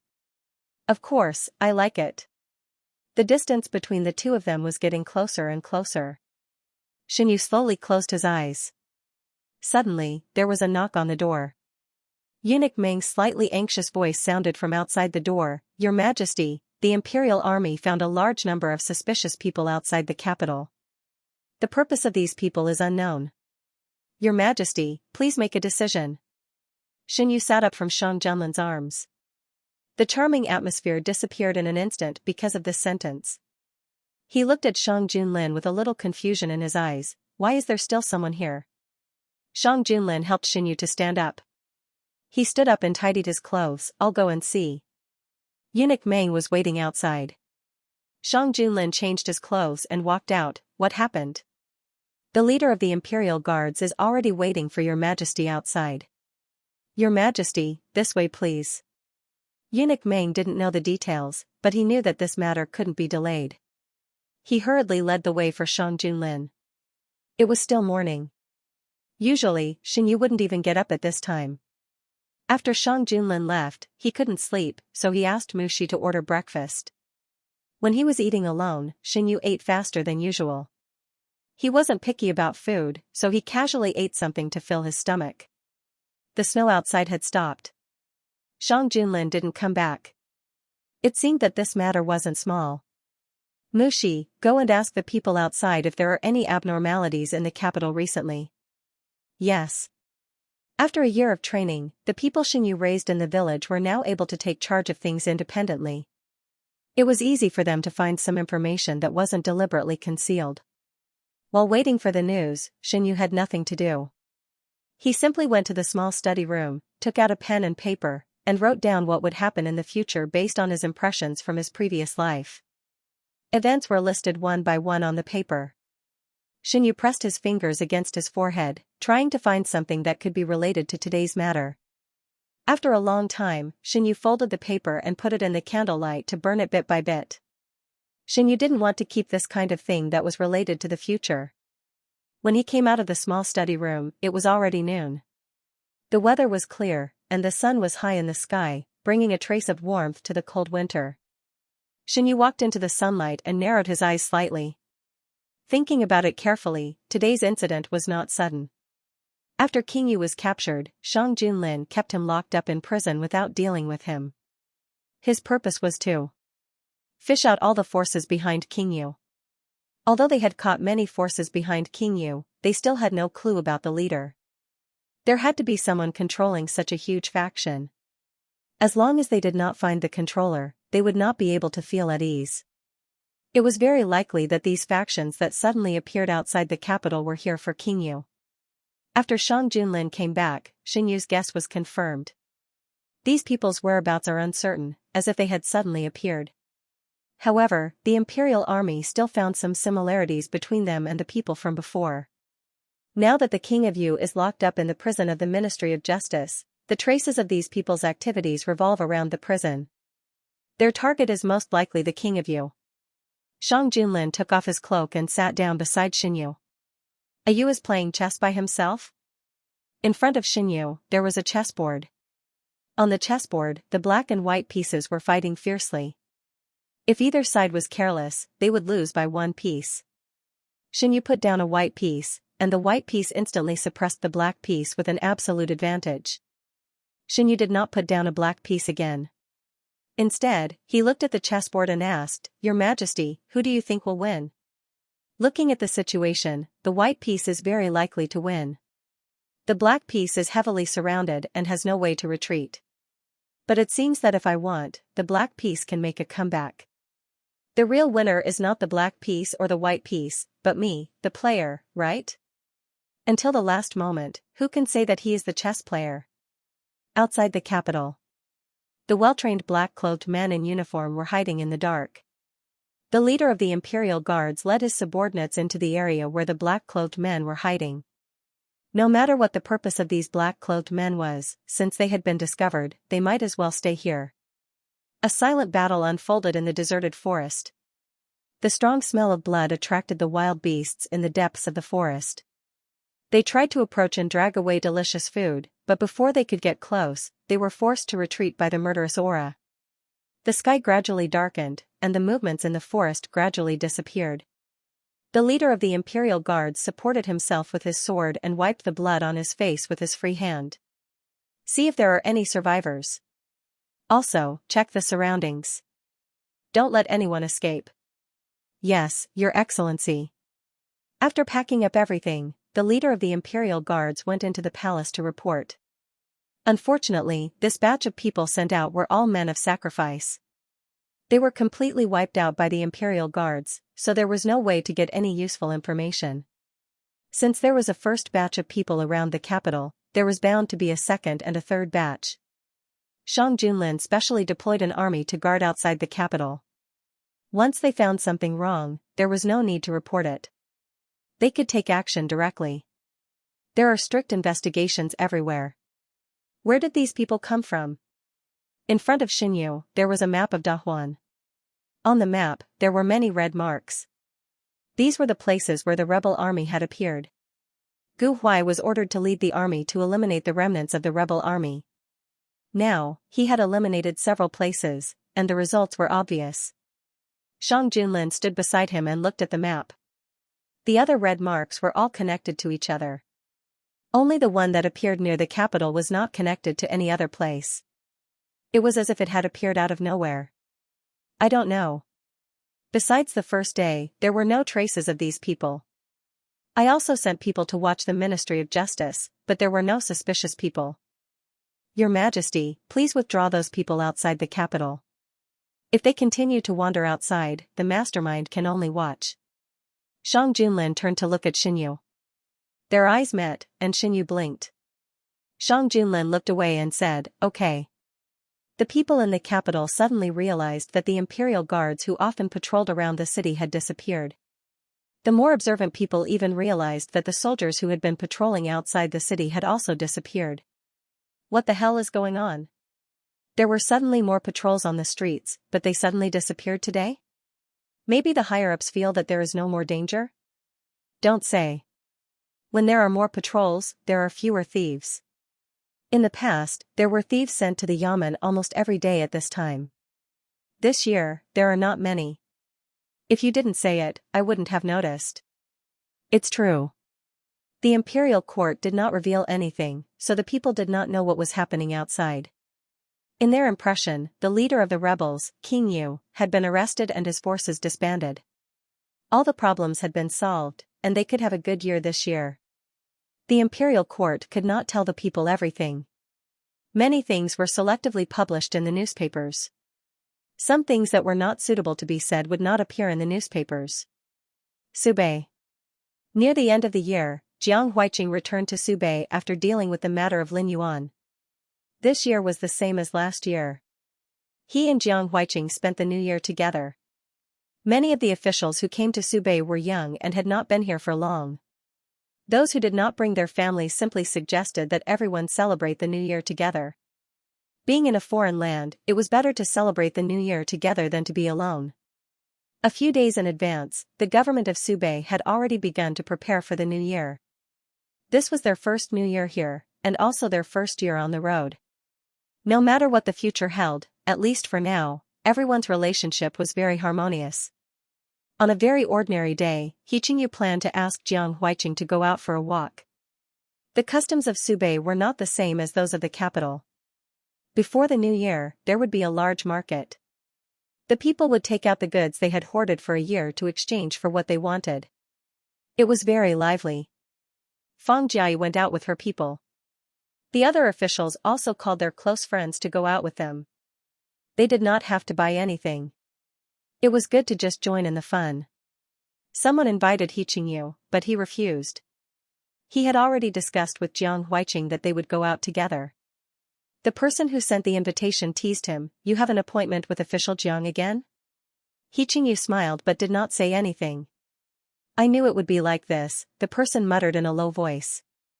"If we didn't know your identities, everyone would suspect that you were not real brothers. Even real brothers are not as clingy as you. Huiqing and I hit it off at first sight. Now that we are far away in Subei, we naturally have to take care of each other. We know that you have a good relationship. Then we won't disturb you. Let's meet again next time." After saying this, they left together. He Qingyu tidied himself up. After waiting for a long time, Jiang Huiqing did not come out. He could only go and knock on the door. "Huiqing, it's time. Do you feel unwell anywhere? If you don't feel well, it's the same to go another day." The door was opened a small crack. Jiang Huiqing poked his head out. "I don't feel unwell, but something happened." "Brother Qingyu, come in first." He Qingyu calmly observed Jiang Huiqing. Seeing that he was just a little depressed and had no other problems, he was slightly relieved. "What is it?" "I'm afraid I can't go and talk to Brother Qingyu again." Jiang Huiqing walked to the table and sat down. "I have to leave Subei." "His Majesty wants to summon you back?" "For some reason." He Qingyu's heart skipped a beat. "No." Jiang Huiqing held the cup, his gaze somewhat blank. "His Majesty has given me a new mission." When the secret order was issued, Shang Junlin did not say anything definite. He gave Jiang Huiqing the leeway to refuse. This trip was very risky, but at the same time, if it was successful, the rewards would not be small. With Jiang Huiqing's background, if not for Shang Junlin's intentional nurturing, it would be impossible for him to make a name for himself in court without a decade or two. Therefore, after receiving the secret order, Jiang Huiqing did not hesitate to agree. He had things he wanted to do. If it could shorten the time, he was willing to pay any price. Jiang Huiqing was a very decisive person. Once he made a decision, he would not regret it. The only thing that made him hesitate was Xianxia. He and Xianxia had discussed how to build Subei well together, how to strive for the best in these few years, and then return to the capital in glory. Now, he was going to break the contract. Can you tell me? Xianxia suppressed the panic rising in his heart. It's okay if you don't want to talk. I can't tell you about His Majesty's secret order. Jiang Huiqing shook his head. Okay, I won't ask. When are you leaving? Xianxia paused. You should be able to tell me about this, right? It'll probably be after the new year, or maybe before. After I leave, I'll need you to cover for me. You can't let anyone know that I'm not here. Luckily, I don't have much of a presence, Jiang Huiqing said with a smile. How long will you be gone? Xianxia's fingers moved, as if he wanted to hold Jiang Huiqing's hand on the table. In the end, he held back. I'll wait for you to come back. It shouldn't be too long. A year at most? 2 years? If I can come back. If he could come back, he would be closer to clearing his teacher's name. If he couldn't, his name would be buried forever with his teacher. There are no ifs. Xianxia suddenly stood up, grabbed Jiang Huiqing's shoulder, and said word by word, I'll wait for you here. You must come back. After that day, Jiang Huiqing was much quieter. For several days, he stayed in the place where the files were kept. Xianxia noticed that most of the files he read were about the northern desert. Jiang Huiqing didn't say anything, and Xianxia didn't ask either. He just asked someone to find a lot of records about the northern desert and send them to Jiang Huiqing's room. Jiang Huiqing felt that Xianxia should know something, and he didn't want to hide it from him. He had to go to the northern desert alone. If he really couldn't come back, he hoped that at least one person would know what he was doing. Knock, knock. There was a knock on the door. Jiang Huiqing opened the door, and an unfamiliar man walked in and handed Jiang Huiqing a token. Jiang Huiqing took the token. This is? My lord, please keep this well. This subordinate has been ordered by His Highness to escort you throughout the journey. Jiang Huiqing held the black token in his hand tightly. When Xianxia suggested that Jiang Huiqing go to the northern desert, he would definitely do something. It was inconvenient for the hidden dragon guards to be deployed.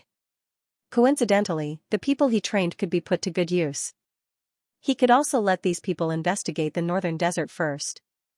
The hidden dragon guards said that an unknown force has appeared around Jiang Huiqing. Do you know what is going on? His Majesty sent the hidden dragon guards around Jiang Huiqing? Jiang Huiqing is going there for De Huan. No matter what, I don't want him to die in the northern desert. Naturally, I have to take some measures. Not only the hidden dragon guards, but also the hidden dragon guards. When he reaches the northern desert, the hidden dragon guards will listen to his orders. Shang Junlin caressed Xianxu's cheek. More importantly, he knew that Xianxu valued Jiang Huiqing a lot. As one of Xianxu's few friends, Shang Junlin didn't want anything to happen that would make Xianxu unhappy. Jiang Huiqing's trip to the northern desert this time was risky. Everyone knew this, including Jiang Huiqing himself. Shang Junlin wasn't heartless. He gave Jiang Huiqing a choice. If Jiang Huiqing didn't want to go, he wouldn't force him. Actually, when I sent someone to deliver the secret edict, I asked for Jiang Huiqing's opinion. If he didn't want to go, I would choose someone else. Your Majesty is so nice. Xianxu leaned on Shang Junlin's shoulder. The other force around Jiang Huiqing is my man. I think your Majesty has already guessed it. Compared to his previous life, Jiang Huiqing's career in this life was much smoother. If he could return from the northern desert smoothly, he would definitely be able to gain a foothold in the imperial court in the shortest time possible. Xianxu always had a bit of selfishness towards Jiang Huiqing. He didn't deny this. Xianxu wouldn't mistreat his subordinates who had gone through fire and water with him in his previous life, even if he didn't experience those things in this life. Soon, it was the new year. The palace was decorated in festive red. With Xingyu as the host, the palace was even more lively. There was a big banquet in the palace. The ministers brought their families to attend this banquet. In some ways, it showed how much the emperor valued the ministers. When Xingyu and Shang Junlin arrived, the ministers had already arrived. Shang Junlin led Xingyu directly to the highest position. The ministers were already used to His Majesty's preferential treatment of Xingyu, so no one stood out to say anything. In fact, this kind of banquet was quite boring. Xingyu was not interested in listening to the compliments of the ministers. He focused on the delicious food in front of him. Having learned their lesson from last time, this time, there was no wine on the table in front of them. There were only various kinds of soups and fresh fruit drinks that the imperial chef had concocted. Xingyu picked it up and tasted it. It was sweet and had a unique fruity aroma. It was exceptionally delicious. He looked down and saw that no one was paying attention to them. He scooped up a spoonful and brought it to Shang Junlin's mouth. "Your Majesty, try it." Shang Junlin opened his mouth and ate the food in the spoon. "It's very sweet." Their little interaction did not escape the eyes of the ministers who had been secretly watching their movements. The courtiers rarely saw how Xingyu and Shang Junlin got along in private. Seeing this scene, they couldn't help but widen their eyes.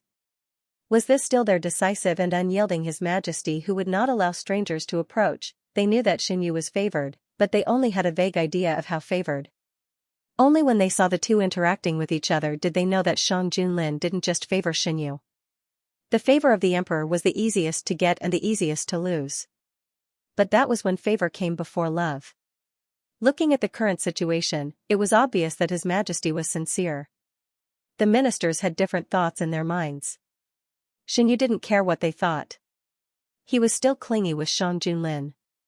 How they interacted in private was how they interacted now. Is it still the same group of dancers today? Xingyu put down his chopsticks and calculated the time. It was almost time. No. Shang Junlin pursed his lips. It's someone else this time. Is His Majesty still jealous of what happened last time? Xingyu leaned forward and almost leaned on Shang Junlin. It's been so long, His Majesty still hasn't forgotten? Xingyu was talking about what happened last time at Shang Junlin's birthday banquet. Although Xingyu paid a heavy price afterwards, Xingyu still felt that it was very interesting when he thought about it. Shang Junlin raised his hand and stroked Xingyu's waist. With a little force, Xingyu's waist softened and she fell into the man's arms. Xingyu leaned in the man's arms and trembled with laughter. His Majesty didn't send them away, right? Did he have to be so cute? Just because he looked at them a few more times, he changed them. Xingyu found that Shang Junlin's jealousy was really strong. Sometimes it was quite interesting to see a man jealous. Even if he was jealous, he would also be jealous. Shang Junlin held the shoulder of the person in his arms. Shen let them out of the palace. Xingyu trembled even more. She couldn't hide the smile in her voice. If I looked at them a few more times today, wouldn't His Majesty also send the dancers out of the palace? Shang Junlin pursed his lips and didn't answer. Obviously, he had this thought in his heart. If this continues, after a few more times, there might not be enough dancers in the palace. His Majesty really doesn't need to do this. Today, I will only look at His Majesty, not them, okay? Xingyu propped herself up and withdrew from Shang Junlin's arms. There was still a smile on her face and her eyes were full of moonlight. Shang Junlin used his free hand to touch Xingyu's face. You have to do what you say. Xingyu did what she said. No matter how attractive the following songs and dances were, she only supported her head with her hands and looked at Shang Junlin. Shang Junlin wasn't interested in singing and dancing. His attention fell on Xingyu. He knew Xingyu's taste, so he constantly put the dishes that Xingyu liked into his bowl. The fish meat was deboned, so Xingyu only needed to eat it directly. The dishes at the banquet were very rich. The dishes that were sent to Xingyu were all freshly scooped out of the pot. They were steaming hot. The atmosphere was very harmonious. Of course, Xingyu didn't only eat by herself. When she saw something she liked, she would also pick it up and feed it to Shang Junlin. Shang Junlin didn't refuse. As long as Xingyu picked it up, he would eat it. Feeding Shang Junlin was a very fulfilling thing. He wasn't picky about food. No matter what Xianyu fed him, he would get a positive response. The atmosphere between the two was harmonious. There was no room for the existence of a third person. Many ministers who had married and established their own careers saw the interaction between the two and felt a burst of toothache. Even when their relationship with their wives was at its best, they weren't so clingy. Feng Jiayu was far away in Subei. In the Feng family, only Feng Darren and Madame Feng were left. After entering the cabinet, the Feng family's status rose. Many people wanted to establish a relationship with Madame Feng. His Majesty treats Guijun very well. A madam sighed with emotion. No wonder His Majesty doesn't want new people to enter the palace. His Majesty's grace is indeed very rare. Another madam whispered. The election will be held after spring. I don't know if His Majesty will agree this time. I don't think so. I've already found a marriage for my daughter. Whether His Majesty chooses or not, it has nothing to do with us. Your daughter is only 15 years old this year. She's at the prime of her life. Why settle down so early? What if His Majesty agrees? Look at how clingy His Majesty and Guijun are. Do you think His Majesty will agree? In the past, when there was no one in the harem, His Majesty refused to hold the election. Now that Guijun is here, he won't. The madam who spoke was a first-rank noble. Her husband was competent, and so were her children. She had a 15-year-old daughter who was raised like a pearl. Her talent and appearance were superb. Madame Feng pulled her hand and said in a low voice, "You're doing the right thing. You love your own daughter. The harem is not a good place." Yes. Originally, we thought that if His Majesty agreed to hold the election this year, we would send our daughter into the palace. I'm not boasting, but with my daughter's talent, there's still a chance. But now, I don't think so. His Majesty obviously has someone in his heart. If His Majesty is willing to hold the election for Guijun's sake, I'll admire him. If he does, it's not worth it for my daughter to enter the palace. Parents always wanted the best for their children. Although it was normal for a man to have 3 wives and 4 concubines, how many women in the world could truly be unaffected by this matter? It was just that they didn't have a choice. Actually, I'm very envious of you. Not only me, but most of the madams here are envious of you. She pulled Madame Feng's hand. If it's possible, I hope that my daughter's future husband can be like Lord Feng, who can only have one in his life. If your Jiayi is a boy, I'll be thick-skinned and ask for her hand in marriage. Xianyu and Shang Junlin couldn't feel the movements below. After a while, Xianyu was a little full. Shang Junlin had been paying attention to his expression. Seeing this, he put down his chopsticks and took a handkerchief to wipe the corners of his mouth. Xianyu touched his stomach, and a trace of satisfaction flashed in his eyes. Is His Majesty full? Xianyu didn't need to ask to know that most likely not. This kind of banquet was like this. The purpose was not to eat, but to represent the meaning. The ministers raised their glasses and the atmosphere was quite warm. Outside the palace, the leader of the imperial guards and his men lay in ambush in the dark, watching the movements in front of them intently. On the surface, the roads leading to the prison of the Ministry of Justice seemed empty, but in fact, they were all heavily guarded. Tonight was the night of the banquet in the palace. In comparison, the security was at its weakest. If they wanted to do something, it was the best time to choose. On the surface, the leader of the imperial guards was attending the banquet in the palace. In fact, he was lying in ambush on the roads leading to the prison of the Ministry of Justice with his men. As the night deepened, a grand firework was lit by the moat. The people flocked to the moat, and the other places seemed empty. Kacha, very light footsteps were heard. The imperial guards lay in ambush.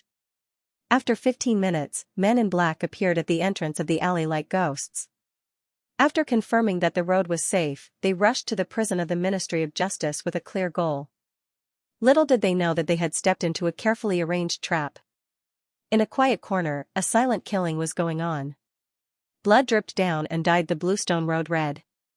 Occasionally, there were sounds, but they were drowned out by the loud roar of the fireworks. The people in the palace knew nothing about what was happening outside. The music was pleasant to the ears. The dancers in the middle of the hall were moving. They were wearing light-colored muslin dresses. As they danced, their sleeves fluttered, making them look like fairies. Xinyu ate and drank to his heart's content. He couldn't help but take a few more glances. Shang Junlin held his head and turned to look at him. You said he wouldn't look today. There was a subtle complaint in his voice. Xinyu calmly looked away and his eyes fell on Shang Junlin's face. His eyebrows curved. Your Majesty is still the most handsome.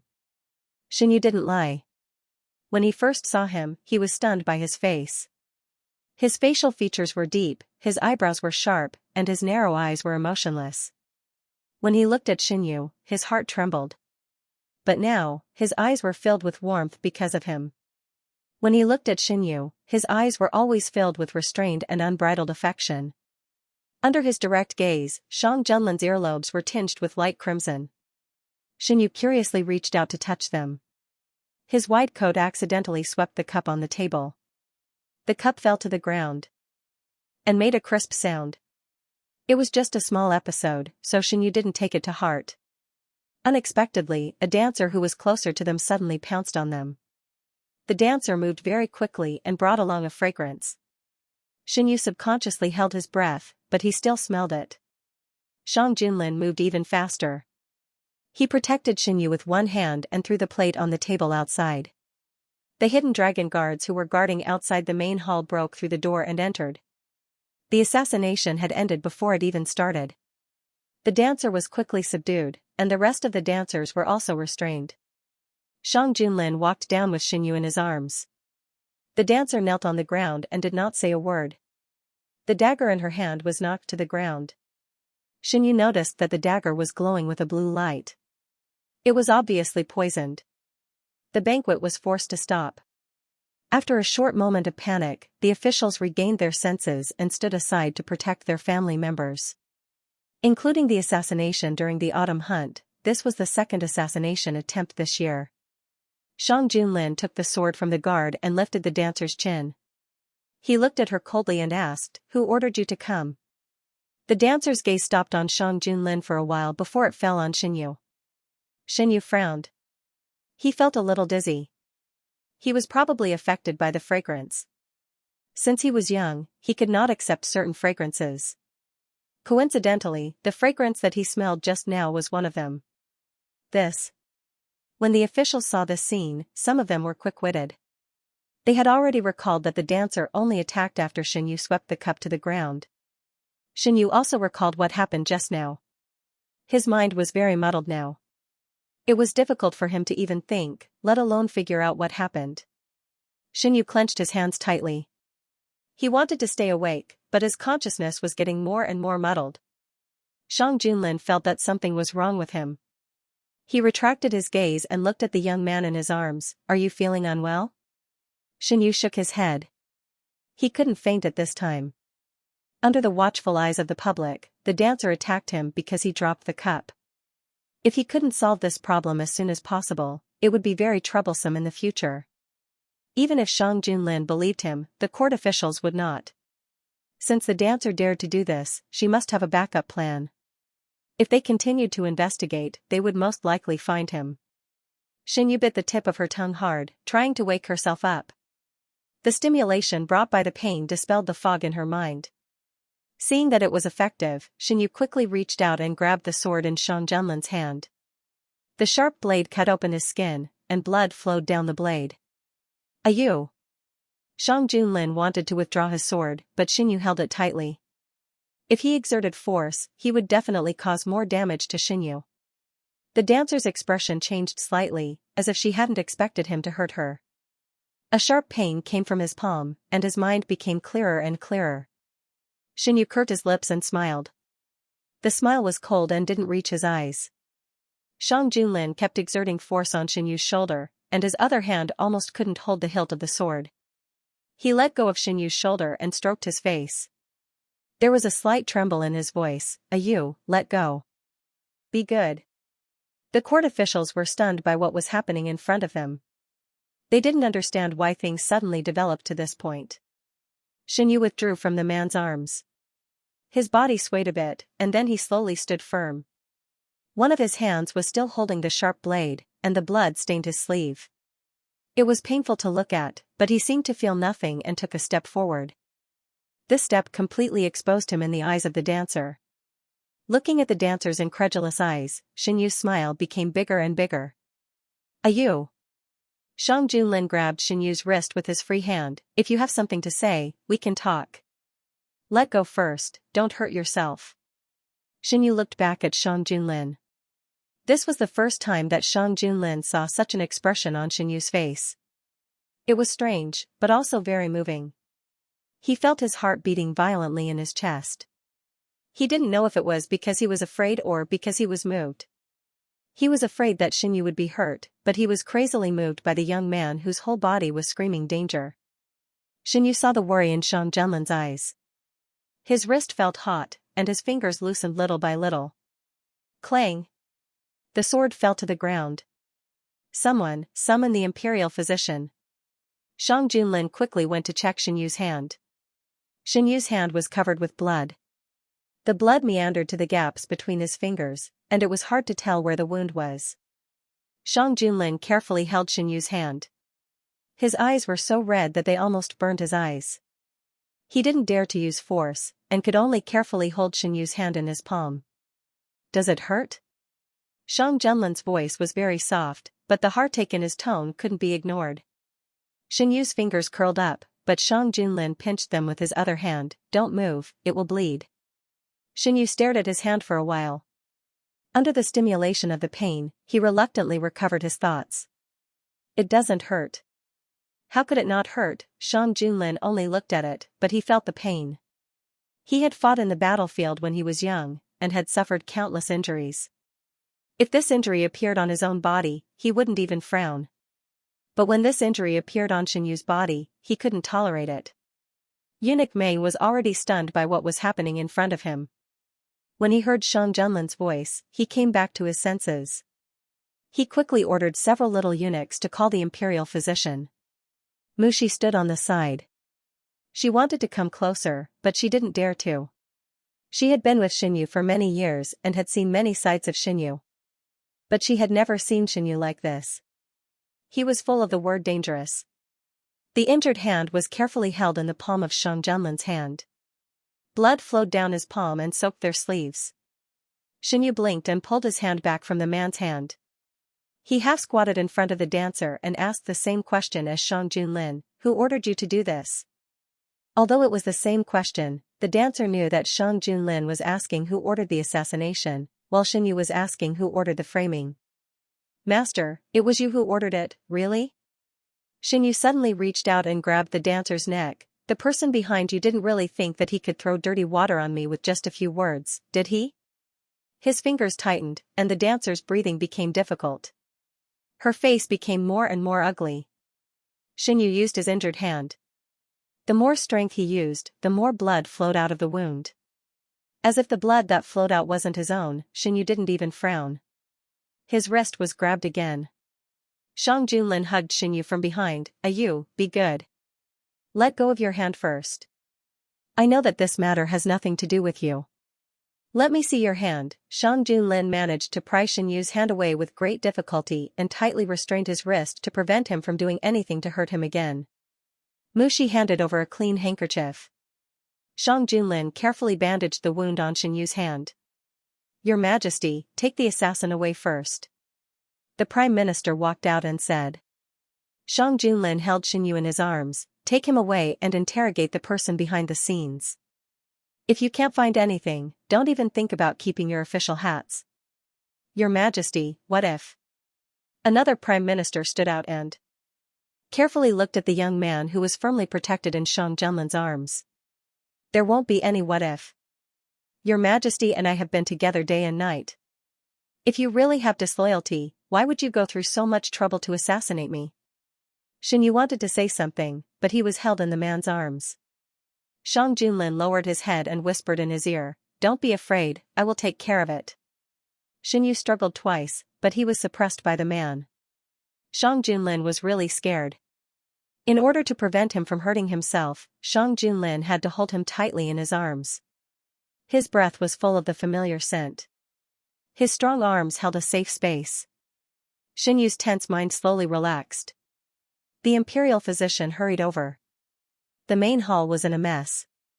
Shang Junlin carried Xianyu to the back of the hall. The Prime Minister and Fang Jun were left to deal with the matters in front. Imperial physician Gu had already learned about the general situation on the way. He first checked the pulse, then treated Xianyu's wound. The handkerchief was untied, and the blood on his palm was wiped away little by little. Xianyu shrank his fingers in pain. Shang Junlin held his wrist, and his voice was indiscernible. "Do you feel pain now?" The pain constantly stimulated the nerves. Xianyu's mind was sometimes confused and sometimes sober. He looked at Shang Junlin for a while, then leaned over to his face and bit his chin. It was not heavy, and he didn't even feel pain. Shang Junlin only felt that his heart was lightly stung, and it was sore and numb. He held Xianyu's head and let him lean on his shoulder. He asked Imperial Physician Gu, "How is Ayu's condition?" "The wound on his hand is a bit deep. Don't let it come into contact with water for a short period of time. He also needs to avoid certain foods." This official will list some precautions. "Also, this official wants to check what your Majesty ate today." "What's the matter?" Xianyu rubbed Shang Junlin's shoulder and whispered, "It's a fragrance. I can't stand the fragrance of that dancer." "If you can't stand it, then why were you so close to her just now?" Xianyu admitted that he was in the wrong, so he didn't say anything. Imperial Physician Gu checked Xianyu's pulse again. At Xianyu's request, he also checked Shang Junlin's pulse. Without a doubt, Shang Junlin didn't have any problems. The fragrance only worked on Xianyu. Shang Junlin called Eunuch Meng over and whispered a few words to him. Eunuch Meng left the back of the hall and went to do what Shang Junlin instructed. "Will this fragrance affect Ayu's body?" Shang Junlin held Xianyu's injured hand and didn't dare to use too much strength. "At present, other than causing a certain degree of drowsiness, there won't be any other symptoms. This official needs to observe for a few days to see what will happen next," Imperial Physician Gu answered cautiously. Shang Junlin rubbed Xianyu's fingers and didn't say anything. Imperial Physician Gu took out the medicine from the medicine box. "This is for external application. Apply it once a day in the morning and once a day. It's good for the recovery of the wound." This official will prescribe another prescription to remove the effects of the fragrance in your body. Mushi put the medicine away. She was worried, but the emperor was present, so she couldn't ask directly. "Miss Mushi, please decoct the medicine on this prescription quickly. This official needs to see the effect." Imperial Physician Gu handed the written prescription to Mushi. Mushi didn't dare to delay and took the prescription to decoct the medicine. Cough, cough. Xianyu coughed a few times in a low voice. Because he had lost too much blood, his face was very pale. Shang Junlin was anxious, but he couldn't do anything. A strong sense of powerlessness swept over him. He could only hug Xianyu harder in his arms. The pain gradually disappeared, and his consciousness gradually became dizzy.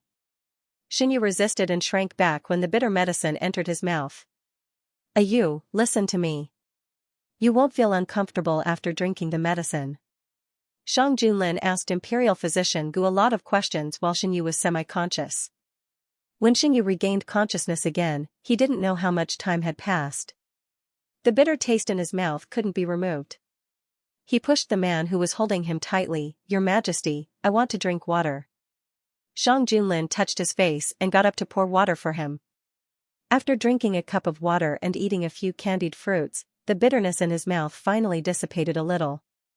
Xianyu looked around at the layout of the surroundings. They had already returned to Yuzhong Palace. "Your Majesty, that dancer, I will take care of it." "Ayu, you don't have to worry." Shang Junlin helped Xianyu sit up. "I have already handed this matter to the Prime Minister and Fang Jun to take care of it. Nothing will happen." Xianyu leaned against the headboard of the bed. He had already changed into his pajamas. His right hand hurt a little. He raised his hand and saw his tightly wrapped palm. He could feel a slight pain when he moved his fingers. Shang Junlin held his hand and stuffed it back under the quilt. Imperial Physician Gu said that this hand can't be used for the time being, and it can't touch water. Xianyu nodded.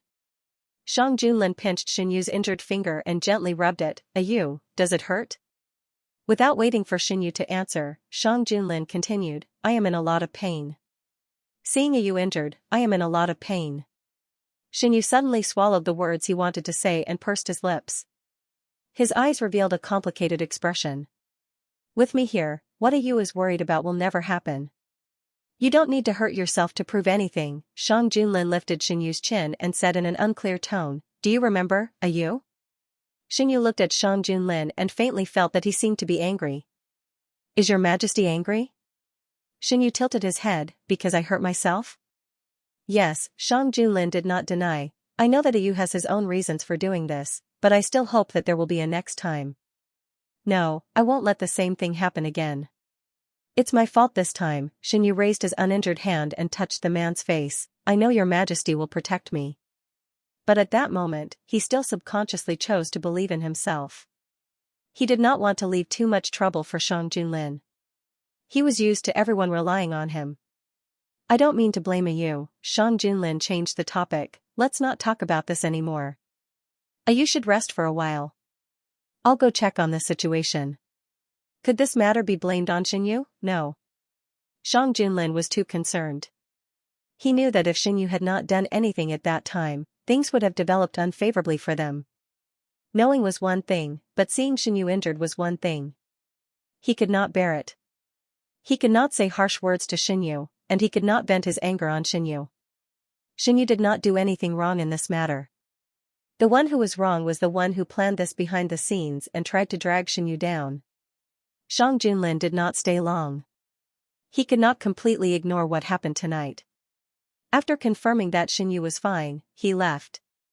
Xinyu leaned against the headboard and looked at the bed curtain above his head. His eyes were a little dazed. Tonight was destined to be a sleepless night for many people. Xinyu's hand was injured, and he was affected by the incense. His whole body was weak. It was not until dawn that Shang Junlin came back. Xinyu closed his eyes and saw Shang Junlin come in. He sat up from the bed. Why is you not asleep? Xinyu smelled blood on the man and frowned slightly. What did your majesty do? Shang Junlin stopped in his tracks. Nothing much. I just saw Fang Jun interrogate the assassin. Xinyu looked at him suspiciously. He seriously suspected that Shang Junlin had done it himself. Xinyu didn't know. What he suspected was the truth. After he was injured, Shang Junlin had nowhere to vent his anger, so he went to see the dancer who had tried to assassinate him. No one knew what kind of torture the dancer had suffered. Later, when Fang Jun went in, he only saw the dancer's blood-stained clothes and Shang Junlin, who was so cold that no one could get close to him. I have never thought of myself as a good person. How much blood did you make you bleed today? I want you to pay back double. After ascending the throne for so many years, especially after Xinyu entered the palace, Shang Junlin's temper had been restrained. Fang Jun hadn't seen the emperor so angry for a long time. When the ministers who hadn't left heard the commotion, they didn't dare to raise any doubts about Xinyu. They clearly realized that Xinyu was Shang Junlin's reverse scale. Anyone who touched him would die. No one dared to provoke the angry emperor. They weren't stupid. After the incident, they realized how Shang Junlin and Xinyu interacted at the banquet. They knew how they got along in private. As Shang Junlin said, if Xinyu really wanted to harm him, he didn't have to go through so much trouble to arrange for the dancer to assassinate him. The ministers were temporarily placed in the palace.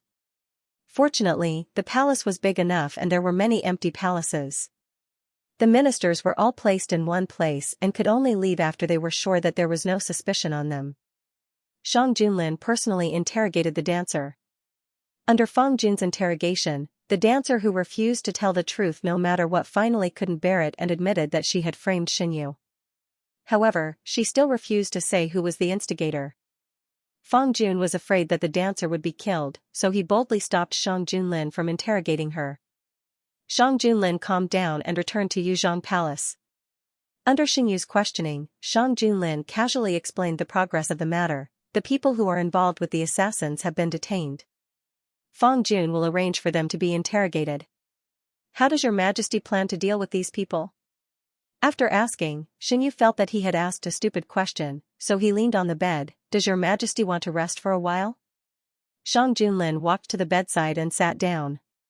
He tucked Xinyu in. I have something to deal with later, so I won't rest. Mushi, ask the kitchen to prepare some food. Xinyu didn't insist.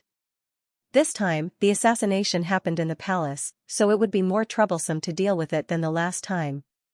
Are you as hungry?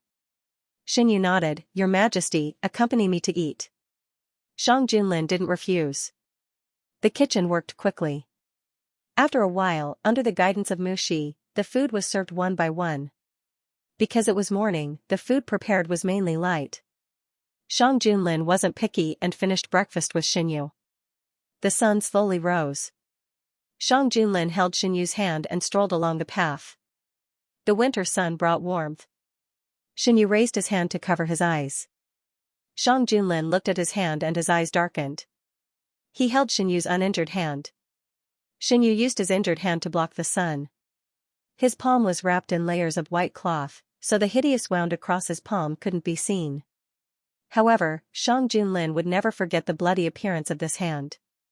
Noticing the man's gaze, Xinyu put down his hand and waved it in front of Shang Junlin. Imperial Physician Gu's medicine is very effective. It doesn't hurt anymore. You, don't hurt yourself next time. Shang Junlin's gaze was complicated, and his tone was a little depressed. I won't. Xinyu didn't like Shang Junlin's expression.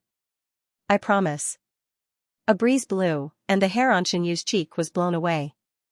He stopped and turned to look at Shang Junlin. If it weren't for this accident, I wouldn't have been able to see such a beautiful sunrise with your Majesty. Your Majesty, don't think about those unhappy things. Look ahead, how beautiful it is. A huge red sun was slowly rising. Not far from the prison of the Ministry of Justice, a silent battle gradually came to an end. The leader of the Imperial Guards wiped the blood on his face and ordered in a hoarse voice, see if there are any survivors. Their purpose was not only to eliminate the people hiding in the dark trying to rescue the King of Yu, but also to find the mastermind behind these people.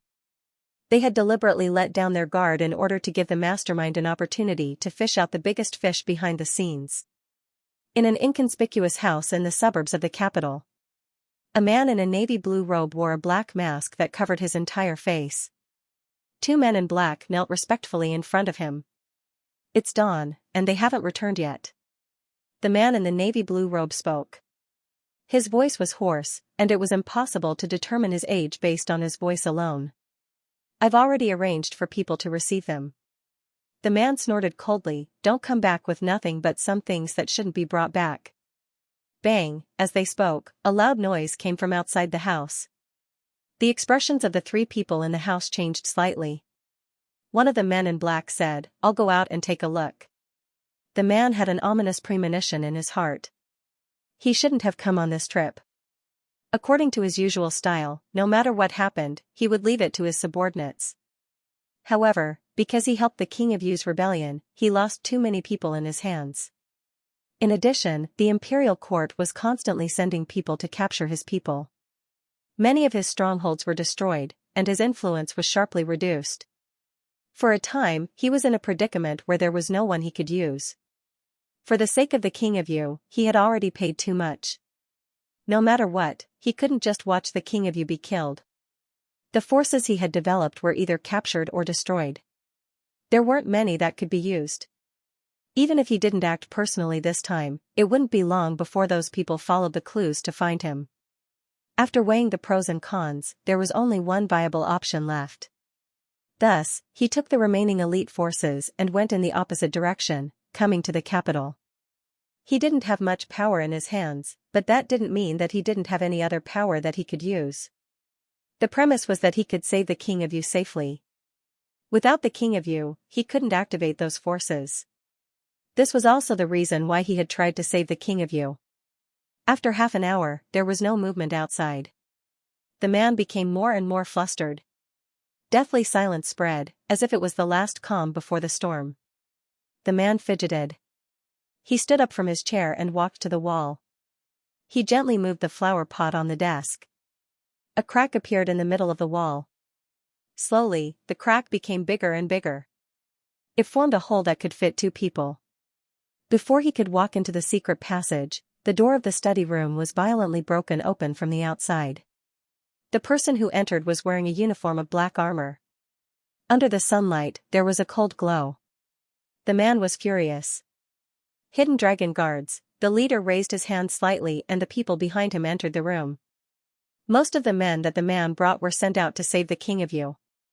Facing the hidden dragon guards, they didn't have the ability to retaliate. On the first day of the new year, the imperial court was very busy. Xianxia took an afternoon nap and went to the imperial study to look for Shang Junlin. The prime minister, Fang Jun, and the other ministers were all there. The incident that happened near the prison of the Ministry of Justice had already spread to the palace. Some of the officials were released after they were confirmed to be fine. Those who stayed behind went to the imperial study. Eunuch Meng was waiting outside. When he saw Xianxia, he hurriedly welcomed him. "Are you here to see His Majesty?" "His Majesty is having a meeting with the other ministers." Xianxia thought for a while and didn't go in. Instead, he went to the side chamber. "I won't disturb His Majesty and the other ministers. When His Majesty is done with his work, please help me inform His Majesty." "How is your arrival a disturbance?" Eunuch Meng led him to the side chamber and arranged everything before leaving. Xianxia had been in the palace for more than a year. Other than a few days ago, he rarely came to the imperial study. Previously, in order to urge His Majesty to eat, Xianxia went to the imperial study instead of the side chamber. Even though he didn't come often, the layout of the side chamber had changed a lot. There were many small details that Xianxia liked. Xianxia didn't have to wait for long before Shang Junlin came over. If you want to see Zhen, you can go in directly. You don't have to wait for Zhen in the side chamber." Shang Junlin walked forward and stroked Xianxia's cheek. "It's not good to disturb His Majesty's business." Xianxia didn't want to be entangled in this issue. "I came to ask, did the assassin confess?" She didn't want to say anything. Fang Jun said to let her rest first so that she wouldn't die without getting anything out of her. "What about the other people who had contact with the dancers? Did they get any useful clues?" On the way here, Xianxia heard from Mushi that all the dancers, including the dancers who had performed last night, were now detained. The guards were very strict. Outsiders couldn't get any useful information. Xianxia wanted to know. The fastest way was to ask Shang Junlin. Xianxia rubbed the teacup in his hand, his voice very soft. "I want to know who has such great malice towards me." If this happened in his previous life, Xianxia could understand. He had made a lot of enemies in his previous life, and there were as many people who wanted him dead as carps crossing the river. But in this life, he had entered the palace without doing anything. Even if he had made enemies, it was too late. It might not be because of you. Shang Junlin felt that in the end, this matter was very likely because of him. He had been on the throne for so many years, and there were many people who hated him. Even before he ascended the throne, there were many people who wanted him dead. Although those who took action were dealt with by him, it was inevitable that there would be fish that escaped the net. "Your Majesty, can I go and see the assassin?" Xianxia wanted to make sure whether the assassin was coming for him. If so, was there a backup plan? Xianxia didn't like to feel a sense of crisis at the last moment. If he wanted to do something, he had to nip all the dangers in the bud. Shang Junlin thought of the appearance of the dancer when he left, and his voice was slightly hesitant. "Wait for 2 days." Xianxia only wanted to see the assassin once. Hearing this, he nodded and thought of another matter. "Your Majesty, why did you come out so quickly? Have you finished your discussion?" "Of course not." After Shang Junlin received the news that Xianxia had come, he dropped the half-discussed matter and came out to see him. Anyway, those matters couldn't be resolved in a short time, and the ministers could continue their discussion after he left. The ministers didn't expect that Shang Junlin would suddenly leave in the middle of their discussion. They looked at each other. "Does Your Majesty have something important to say?" Eunuch Meng laughed dryly and didn't know how to answer. It was impossible for him to not report Xianxia's arrival. Otherwise, he would be the one to suffer. However, he didn't expect that His Majesty would directly abandon the minister and leave. Looking at Eunuch Meng's expression, the Prime Minister guessed something and said to draw everyone's attention, His Majesty must have something to do, so he left in a hurry. Let's continue. As Shang Junlin said, without him present, the ministers could continue their discussion as usual. The Prime Minister and Fang Jun controlled the topic. They were discussing matters related to the assassination this time. Unlike the last time, the assassination was carried out in the palace and involved more people and a greater variety of people. Xinyu didn't want to delay Shang Junlin for too long, but Shang Junlin refused to go back alone, so he had no choice but to go with him. When the minister saw that Shang Junlin went out and brought back Xinyu, they all widened their eyes. Only the Prime Minister and Fang Jun had a hint of understanding in their eyes. "Your subjects greet your Majesty, Your Highness." Regardless of what they were thinking, they all stood up and saluted the moment they saw them. "You don't have to be so courteous." Shang Junlin hugged Xinyu and sat down on the main seat. Some of the ministers saw this scene and opened their mouths, wanting to say something. "This matter involves Your Highness. I think Your Highness has the right to know everything. They slandered Your Highness for no reason, so there must be a reason. My dear ministers, what do you think this reason is?" Shang Junlin made the first move, so the ministers' thoughts were led away by him. They no longer thought about whether it was appropriate for Xinyu, as Your Highness, to appear here or not. "Your subject thinks that we can start from the people around Your Highness to see if they have a grudge with Your Highness in the past. Plotting to murder Your Majesty is a serious crime. No matter whether Your Highness really did it or not, as long as you are suspicious, you will be estranged from Your Majesty." The minister who spoke glanced at Shang Junlin and slowly looked away. "Of course, Your Majesty and Your Highness have a strong relationship and are not deceived by outsiders. This assassination can be said to be killing two birds with one stone. No matter whether it succeeds or not, Your Highness will be implicated. Your subject thinks that the person who planned this must have had a conflict with Your Highness. Your subject may ask, Your Highness, can you think of any suspicious person?" Xinyu had been thinking for a long time, but there was no result. Otherwise, he would not have wanted to see the dancer. Until the leader of the Imperial Guards and the leader of the Hidden Dragon Guards came to report, they did not come up with any useful results. "The person behind King Yu has been caught?" Xinyu could not believe it when he suddenly received the news that the person behind King Yu had been caught. "I sent the Hidden Dragon Guards and the Imperial Guards to act together. They split into two groups and finally caught the person. This arrest had been planned for a long time. It started from the first time King Yu was locked up in the dark prison. After almost a year, they finally succeeded. Congratulations, Your Highness, for getting what you wanted. It's all thanks to you." Shang Junlin hugged Xinyu and kissed him on the forehead.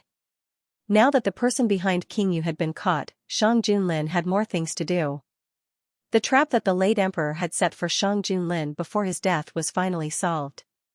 The person behind the scenes was locked up alone in the dark prison. In order to prevent any accidents from happening, the prison was heavily guarded.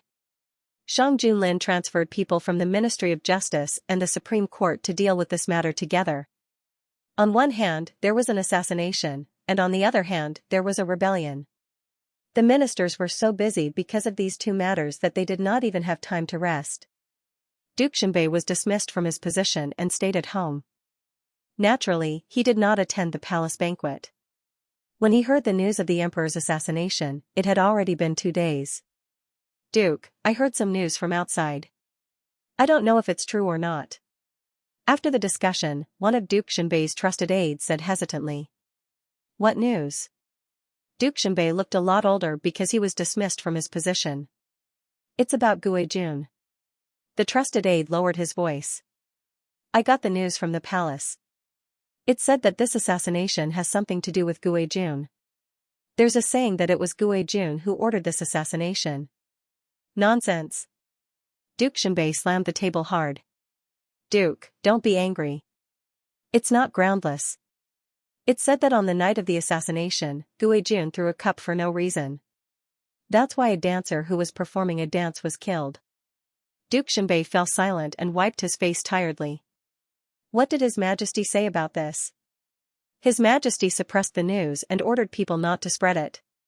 Whether this is true or not, it's extremely unfavorable to the Duke's mansion. I know that Xinyu would not do such a thing. There must be some misunderstanding. If the assassination was true, it would bring disaster to the 9 generations. Duke Xianbei stood by the window and watched the sun slowly set. He suddenly remembered something that happened many years ago. Just at this time, the trusted aide spoke again. I'm worried that this matter might be related to the forces that Madame mentioned in the past. If it's really related to them, I'm afraid that there will be endless troubles in the future. Saying that there would be troubles was not a big deal. The accusation of assassination was obviously to send everyone to a dead end. Let's wait and see. If it doesn't work, I'll go to the palace. The two people in the room didn't notice that a corner of clothes flashed in the corridor outside the room. Xianxia passed by here by accident. He didn't expect that he would hear such a big secret. Of course, he hoped that Xinyu's fate would be miserable. The more miserable, the better. But the premise was that he would not be implicated. He had been in this era for many years. He knew that ancient times were different from modern times. He and Xinyu had the same father but different mothers. If Xinyu committed the crime of exterminating the 9 generations, he would not be able to escape. He didn't want to die with Xinyu at all. When he heard that Shang Junlin had suppressed the matter, Shen Qingran felt relieved. At the same time, there was a strong jealousy. Why could Xinyu have the best of everything? After entering the palace, he was doted on alone. Now, the high and mighty emperor was willing to suppress the news of the assassination for him. Jealousy was like a poisonous snake gnawing at his heart. Shen Qingran wanted to destroy everything, but he couldn't do anything. Shen Qingran woke up in the middle of the night. He found a person wrapped in a black robe standing by his bed. Who are you? Who I am is not important. What's important is that I can fulfill your wish. Do you want to replace Xinyu's position? It should be you who entered the palace. Why did Xinyu get all the benefits? A hoarse voice came from the hood, carrying with it a strange and bewitching power. Shen Qingran was not bewitched. He stared at him with vigilance. What do you want to do? I can help you replace Xinyu's position, as long as you agree to a small request of mine. You can do it just because you say you can? Don't fool me like I'm a 3-year-old child. Shen Qingran wanted to replace Xinyu's position, but he wouldn't believe what others said. If it was in the past, he might have foolishly believed it. Now, he only believed in himself. You said that you can help me replace Xinyu's position. Presumably, other people can do it too. Go find someone else. Compared to me, there are a lot of people in the capital who want that position. After that, he covered his head with the quilt. Apparently, he didn't want to continue the conversation. The black-robed man stared at him for a while. Then, he gave a light hum and left. Everything that happened in Count North's residence was passed to Xinyu's ears through Yinhua. Yinhua was the name Xinyu gave to his force. It was mainly responsible for delivering information for Xinyu. In his previous life, Yinhua was developed to the extreme in Xinyu's hands. Their intelligence network was spread all over the world, which was very convenient for King Yu. In this life, Xinyu returned to the time when Yinhua was still in its embryonic form. Everything had to start from scratch. Fortunately, Xinyu didn't lack time. After a year of development, and with the experience of his previous life, Yinhua grew very fast. Xinyu sent people to the northern desert with Jiang Huiqing. In addition to protection, the other purpose was to root Yinhua in the northern desert. You mean, you didn't track down the black-robed man? Xinyu played with a red plum in his hand. Mushi lowered her head. Yes. That man appeared suddenly and disappeared suddenly. Our people lost track of him. Xinyu put the red plum into the white porcelain vase. Pay more attention to the people around Shen Qingran. In this world, as long as something has existed, it will leave traces. What Yinhua needs to do is to find the person according to these traces. I understand.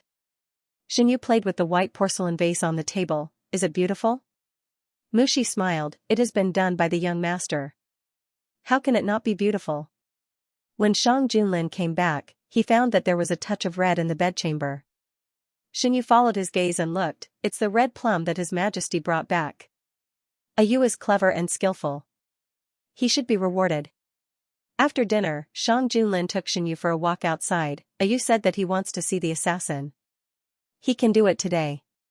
Xinyu asked, did Lord Feng and the others find out anything? Shang Junlin's gaze fell on Xinyu. They found out something. The assassin confessed that the person behind the scenes arranged the assassination not to kill me, but to put the crime of assassination on you. These days, I have been thinking about who has such a big grudge against me that they didn't hesitate to plan an assassination just to frame me. I didn't expect that they would hate me so much. Your Majesty, do you still remember the person who was treated as an assassin by you when you first met me? I'm wondering if there is any connection between the two. Xinyu kicked away the stone beside his feet. Shang Junlin frowned. You means that the people who are targeting you are the same group of people? I'm not sure. Xinyu only had this thought. It's been so many years, no one knows who wanted to kill me. If I didn't kill them directly at that time, Xinyu raised his hand to cover Shang Junlin's mouth. If your Majesty didn't kill them directly and make them afraid, there might be a second and third assassination later. I was lucky enough to meet your Majesty once, but I can't be so lucky every time.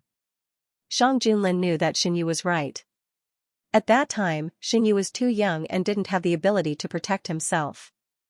If his actions didn't frighten the people behind him, what awaited Xinyu would most likely be endless assassinations.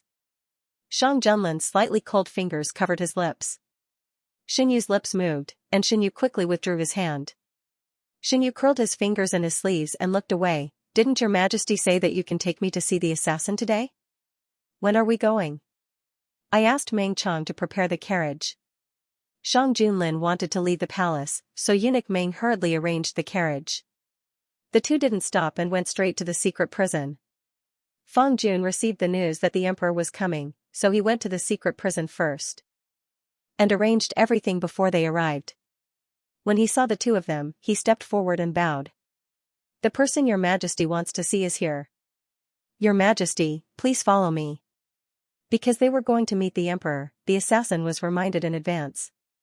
She was escorted by two jailers and brought to Shang Junlin and Xinyu. Because of the incense, Xinyu's memory of that day was relatively vague. He didn't even remember what the assassin looked like. After seeing the assassin today, his memory of that day became much clearer. The assassin's expression was wooden. When she saw Shang Junlin, she shrank back reflexively. The wooden expression in her eyes was replaced by fear. Xinyu raised his eyebrows and whispered in Shang Junlin's ear, "What did your Majesty do to make her so afraid of you?" Shang Junlin's emotionless eyes swept over the assassin. He squeezed Xinyu's hand and evaded Xinyu's question, "Ask whatever you want." Xinyu just asked casually and didn't want to get an answer. Since Shang Junlin didn't say anything, he didn't ask further. He turned to look at the assassin who was kneeling in front of the jailers. "Besides you, did they arrange any other action?" Xinyu was half leaning on Shang Junlin and asked. "Yes." "What action?" "I don't know." "Was there anyone else besides you who tried to assassinate him?" "No." "Is there anyone else in the palace other than you?" "Yes." "Who gave you the incense?" "Master gave it to me." Xinyu asked a lot of questions and the assassin answered all of them. When Xinyu asked the last question, the assassin became silent. "Why me?" After a long time, the assassin answered, "It's Master's order." After a round of questioning, Fang Jun seemed to have gotten something out of her, but at the same time, he seemed to have gotten nothing out of her. Fang Jun explained, "This woman seems to have undergone special training. It took me a lot of effort to pry open her mouth." When they came out of the dark prison, Xinyu suddenly thought of Zhu Wang, who was also locked up in the dark prison. He pulled Shang Junlin's sleeve. "What's wrong?" "Your Majesty, send someone to check Zhu Wang's attitude. Zhu Wang has an old grudge with my mother. Maybe we can get some clues from him." "Okay." Shang Junlin called the hidden dragon guards and whispered a few instructions. When they came out of the dark prison, the sun was blocked by the dark clouds. Xinyu looked at the sky. "It seems like it's going to rain." Sure enough, after the horse carriage traveled for a while, it started to rain. The rain got heavier and the sky got darker. Seeing that the rain would not stop anytime soon, Shang Junlin ordered them to find a place to take shelter from the rain. The sun was shining just now, and now it's raining so heavily. Xinyu lifted the curtain and looked outside. After receiving Shang Junlin's order, the horse carriage turned around and drove to another place. They found a house nearby to take shelter from the rain. The road from the palace to the dark prison was very remote. The people who lived nearby were not high officials or nobles. Eunuch Meng chose a house nearby. The owner of the house was very kind. When he heard that they were here to take shelter from the rain, he quickly welcomed them in. Xingyu and Shang Junlin were wearing casual clothes when they left the palace. Although their identities could not be identified, it was not difficult to tell from their clothes and actions that they were not ordinary people. There was only a woman in the house. According to the woman, all the men in the house went out to do business. Usually, she was the only one at home. "Young masters, please drink some tea to warm your body." The woman brought out some hot tea from the house and placed it in front of Xinyu and Shang Junlin. "Thank you, auntie." Xinyu picked up the teacup and took a sip. The weather is really changeable. The sun was shining just now, and now it's raining so heavily. I don't know if my husband got caught in the rain. The woman looked at the rain outside the house with a worried expression. Xinyu found a lot of unfinished umbrellas in the house. He guessed that the business the woman was talking about was selling umbrellas. Xinyu sat for a while and felt a little cold. He slowly moved to Shang Junlin's side and said in a low voice, "Your Majesty, I'm a little cold." The outside of the palace was not like the inside of the palace. When they were in the palace, wherever Xinyu went, the ground would be heated up. Their house was obviously not in such a good condition. Coupled with the rain, the temperature in the house was very low. Shang Junlin reached out and hugged Xinyu in his arms. He held Xinyu's hands in his palms and asked, "Do you feel better?" When the woman came out, she saw the tall man holding the slightly thin young man in his arms. She smiled kindly and put the food on the table. "Young masters, you have a good relationship. I don't know when the rain will stop. If you are hungry, you can eat some first. The conditions in the house are simple and crude. I hope you don't mind." The rain showed no signs of stopping. The woman went to do her own things. Xinyu nestled in Shang Junlin's arms and fell asleep. After a long time, Xinyu woke up and found himself in the carriage. Shang Junlin hugged him with one hand and played with the hair beside his face with the other. "Has the rain stopped?" "Yes." The carriage shook. Xinyu was drowsy and his voice was getting smaller and smaller. The man came back and saw the woman staring at the purse on the table. He walked over and asked, "What is this?" There were traces of rain on his body. The woman suddenly woke up and said, "It was left by someone who came to our house to take shelter from the rain." "Someone came here?" The woman nodded and told the man what happened just now. "I didn't open the purse. It's probably filled with silver. I know you have good intentions, but you should be careful when you are alone at home. What if it's a bad person?" The woman took a dry cloth and wiped him. "I saw the person's eyes were clear. He doesn't seem to be a bad person. Besides, who dares to do anything in front of the emperor?" The man picked up the pouch. The pouch was well made and looked expensive. It was heavy in his hand. When the pouch was opened, the man paused.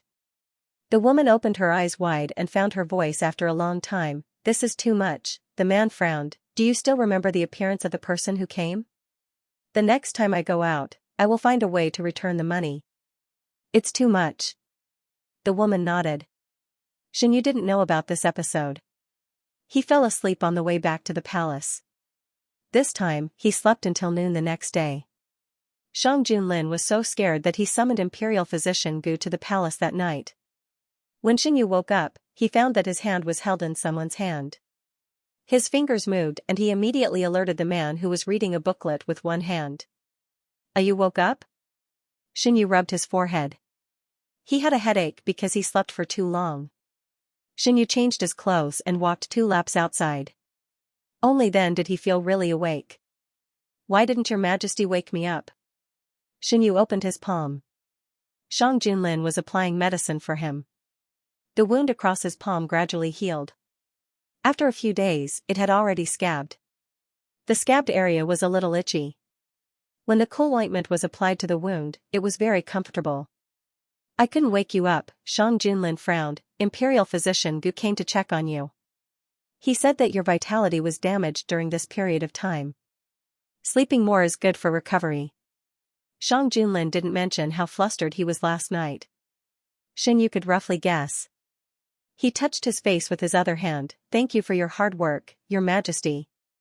After applying the medicine, Shang Junlin handed the medicine bottle to eunuch Meng, who had been waiting beside him. You, give me a kiss and I won't be tired. Okay, Your Majesty, come closer. Shen Yu raised the corner of his mouth. Shang Junlin followed his words and leaned over. A soft kiss fell on the corner of his lips. Shang Junlin caught the young man, who slipped away after kissing him, and kissed him back deeply. The palace servant quietly retreated. Shen Yu raised his head.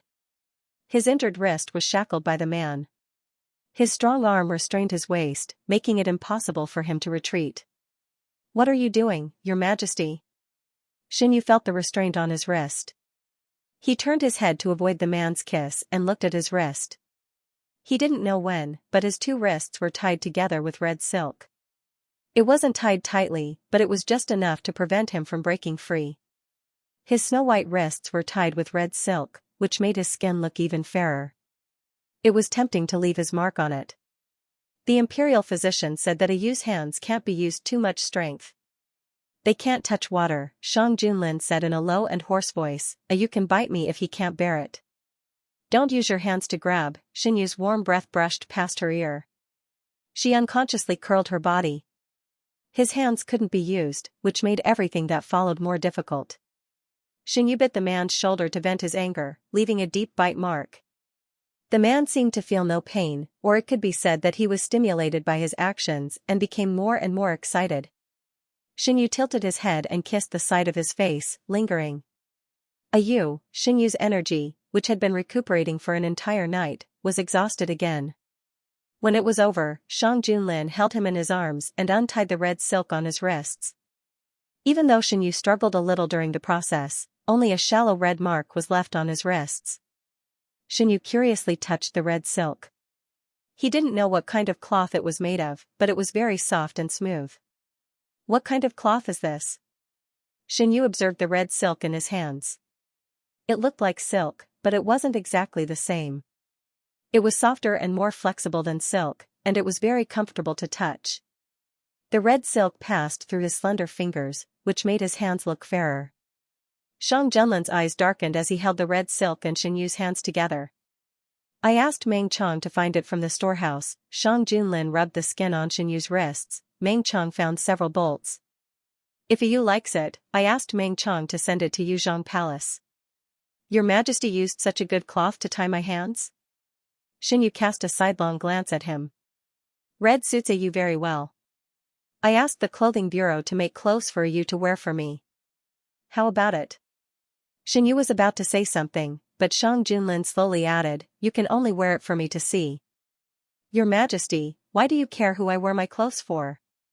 Because this kind of cloth is most suitable to be made into close-fitting clothes. Naturally, it can only be shown to me, Shang Junlin answered seriously. Shen Yu pinched his arm. Your Majesty, why don't you ask the clothing bureau to make it for you? A yu reminded me. When the time comes, I will ask the clothing bureau to make a set for me and a yu to wear it together. Your Majesty also wears red? Shen Yu raised his head and looked at Shang Junlin. He rarely saw Shang Junlin wearing any color other than black. In fact, Shang Junlin was very suitable for black. The man was tall and had a cold face. When he wore a black imperial robe, he had an oppressive aura. Shen Yu liked Shang Junlin very much. However, this didn't prevent him from wanting to see Shang Junlin wearing other colors. Different colors gave people different feelings. Shen Yu imagined Shang Junlin wearing a red robe. It would definitely bring a different sensory stimulation. A yu wants to see me wearing red? Shen Yu nodded. I allow it. Shen Yu was stunned for a moment. Then he realized that Shang Junlin was talking about wearing a red robe. Commoners all wear red when they get married. It's normal for you to like it. Your Majesty, why did you suddenly mention this? I just thought that Your Majesty would definitely look good in red. What does it have to do with commoners getting married? Shang Junlin smiled but didn't say anything. Shen Yu raised his hand. Speaking of which, on the day I entered the palace, Your Majesty also wore a black robe. Shang Junlin grabbed his hand and kissed it. Yes, most of the imperial robes are black. The details are slightly different. On that day, the robes were embroidered with red and gold threads. At that time, Xinyu had just entered the palace, so he didn't pay attention to these things. Later, because he fainted, he didn't pay attention to these things. Thinking of this, he opened his mouth and asked, "When I entered the palace, I suddenly fainted. Was it related to the person who arranged this assassination?" It had been a year since the incident. Shang Junlin didn't talk about it, and Xinyu didn't ask about it either. It wasn't until later that he encountered a similar incident in the Xianxia mountain. "I originally thought that they were targeting you because of me. Now, it seems like that's not the case. No, I should say that it's not completely the case. I've already investigated the person who did it that day. According to the confession, the person who's more suspicious is the person standing behind King Yu. However, I can't rule out the possibility that what you said is true." Shang Junlin's memory of that night was especially vivid. After changing more than half of the palace staff in Yuzhong Palace, the same thing never happened again.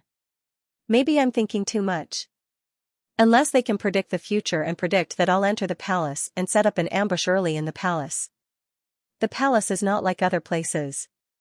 If they set up an ambush at the last minute, it will definitely attract the attention of others. Xinyu denied this conjecture. "The person behind King Yu has been caught. I've handed the person over to Feng Jun. In a few days, there should be a result. This year's New Year is really chaos." Not only did the ministers not enjoy the New Year's holiday that they should have, but they were also busy every day because of various things. Among them, the 3 cabinet ministers were the most mentally and physically exhausted. Needless to say, the Prime Minister and Feng Jun, Shang Junlin would hand over everything to them. The other cabinet minister, who was born in an aristocratic family, also needed to be busy with various things. Almost everything that happened in the imperial court had to go through the cabinet ministers, including King Yu's rebellion and the palace banquet assassination. Although Shang Junlin had handed the matter over to the Prime Minister and Feng Jun, it did not mean that Duan Daren could completely stay out of it. What should be understood and what should be followed up, nothing could be left behind. Because these two matters involved too much, the aristocratic family officials and the humble family officials had to put down their grudges and deal with this matter together first. Political fights were fine, but after these troubles were solved, they would stop fighting. Without the upper-level officials who were in cahoots with the northern desert people, the atmosphere in the officialdom changed. Although there were some small conflicts, the overall atmosphere was still very harmonious. He Qingyu, Fang Jiai, and the others quickly gained a foothold in the northern desert. Jiang Huiqing should have been like them, shining in the northern desert. However, the emperor gave a secret order, so he had to change his appearance, hide his identity, and go to the northern desert. Other than He Qingyu, no one else knew about this for the time being. The assassination had not yet spread to the northern desert, but the news of the King of Yu's rebellion had already spread throughout the Great Huan. The movements of the imperial court were too big, so it was hard not to know. Especially after the King of Yu and the people behind him were arrested, the imperial court had no more misgivings. They issued orders everywhere to encircle and annihilate the remnants of the rebels. If they encountered them, they could be executed on the spot. There were also remnants of these people in the Subei army. He Qingyu had borrowed a small group of soldiers from the Subei army to begin a search in the territory of the Subei army. Under his and Jiang Huiqing's cooperation, they had successfully dealt with quite a few of the forces that the imperial court had ordered to exterminate. Sometimes, He Qingyu and Jiang Huiqing would work together with the Northern Desert Army. The Northern Desert officials were used to the two of them disappearing together and reappearing together a few days later. They thought that the two of them were trying to accumulate more merits, so the officials who were on good terms with the two of them often teased them. But no one knew that their true goal was to make Jiang Huiqing disappear from the public eye for a while. Jiang Huiqing hadn't been in the northern desert for long and hadn't done anything particularly eye-catching.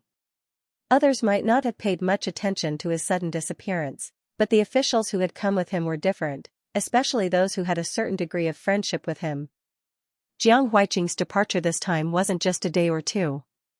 It was easy to cover up for a short period of time, but it was easy to raise suspicions if it took too long. Thus, they arranged a play. A play where one person was seriously injured and one person substituted for the other. As usual, He Qingyu and Jiang Huaiqing led the Northern Desert Army together. Less than 2 days later, He Qingyu appeared at the entrance of the yamen, carrying the bloodied Jiang Huaiqing. What's going on? The young official who had just been demoted didn't have time to think. He hurriedly called for people to come forward and help Jiang Huaiqing out of He Qingyu's arms. Several people helped He Qingyu into the yamen. Quickly call a doctor. After a busy period, the two were settled down. The officials also learned the whole story from He Qingyu, who was still conscious. They had misjudged and were injured by the traitors. He Qingyu's injury was relatively light, so it didn't affect his work after being bandaged. Jiang Huaiqing's injury was more serious. After the doctor examined him, he was still unconscious. Huaiqing was injured so badly because he took a hit for me. This was the first time the usually steady person had shown a sign of panic. The officials who were familiar with them were very uncomfortable. Jiang Darren is blessed by the heavens. Nothing will happen to him. Yes, we'll invite the best doctor in the Northern Desert. If it really doesn't work, we'll submit a memorial and ask His Majesty to send an imperial physician. Don't worry too much. Nothing will happen. You're also injured. Take care of yourself. I know, He Qingyu wiped his face. The man who had always cared about his image couldn't hide his disappointment. Since Huaiqing was injured because of me, I should take good care of him before he recovers. I'll bring him to my fu and take care of him until he recovers. Everyone knew that he had a good relationship with Jiang Huaiqing. After something like this happened, he must be upset. Seeing that he wanted to bring Jiang Huaiqing back to his fu, they didn't dissuade him. What's more, he was willing. What was the use of dissuading him?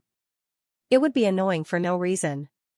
Like this, He Qingyu brought Jiang Huaiqing back to his fu. Along with him was the doctor who treated Jiang Huaiqing. No one noticed that a few days later, an inconspicuous carriage drove out of the side door of He Fu. Inside the carriage was the heavily injured and unconscious Jiang Huaiqing. The carriage drove all the way to an inconspicuous residence outside the city and stopped. Jiang Huaiqing dismounted. Inside was the person who had been waiting for him for a long time. Sir, the travel permit and the relevant documents have been prepared. Jiang Huaiqing changed his clothes and fixed his appearance. After half an hour, he looked at himself in the bronze mirror. It was both familiar and unfamiliar. Your Excellency, when you reach the Northern Desert, you can take the token and go to this place.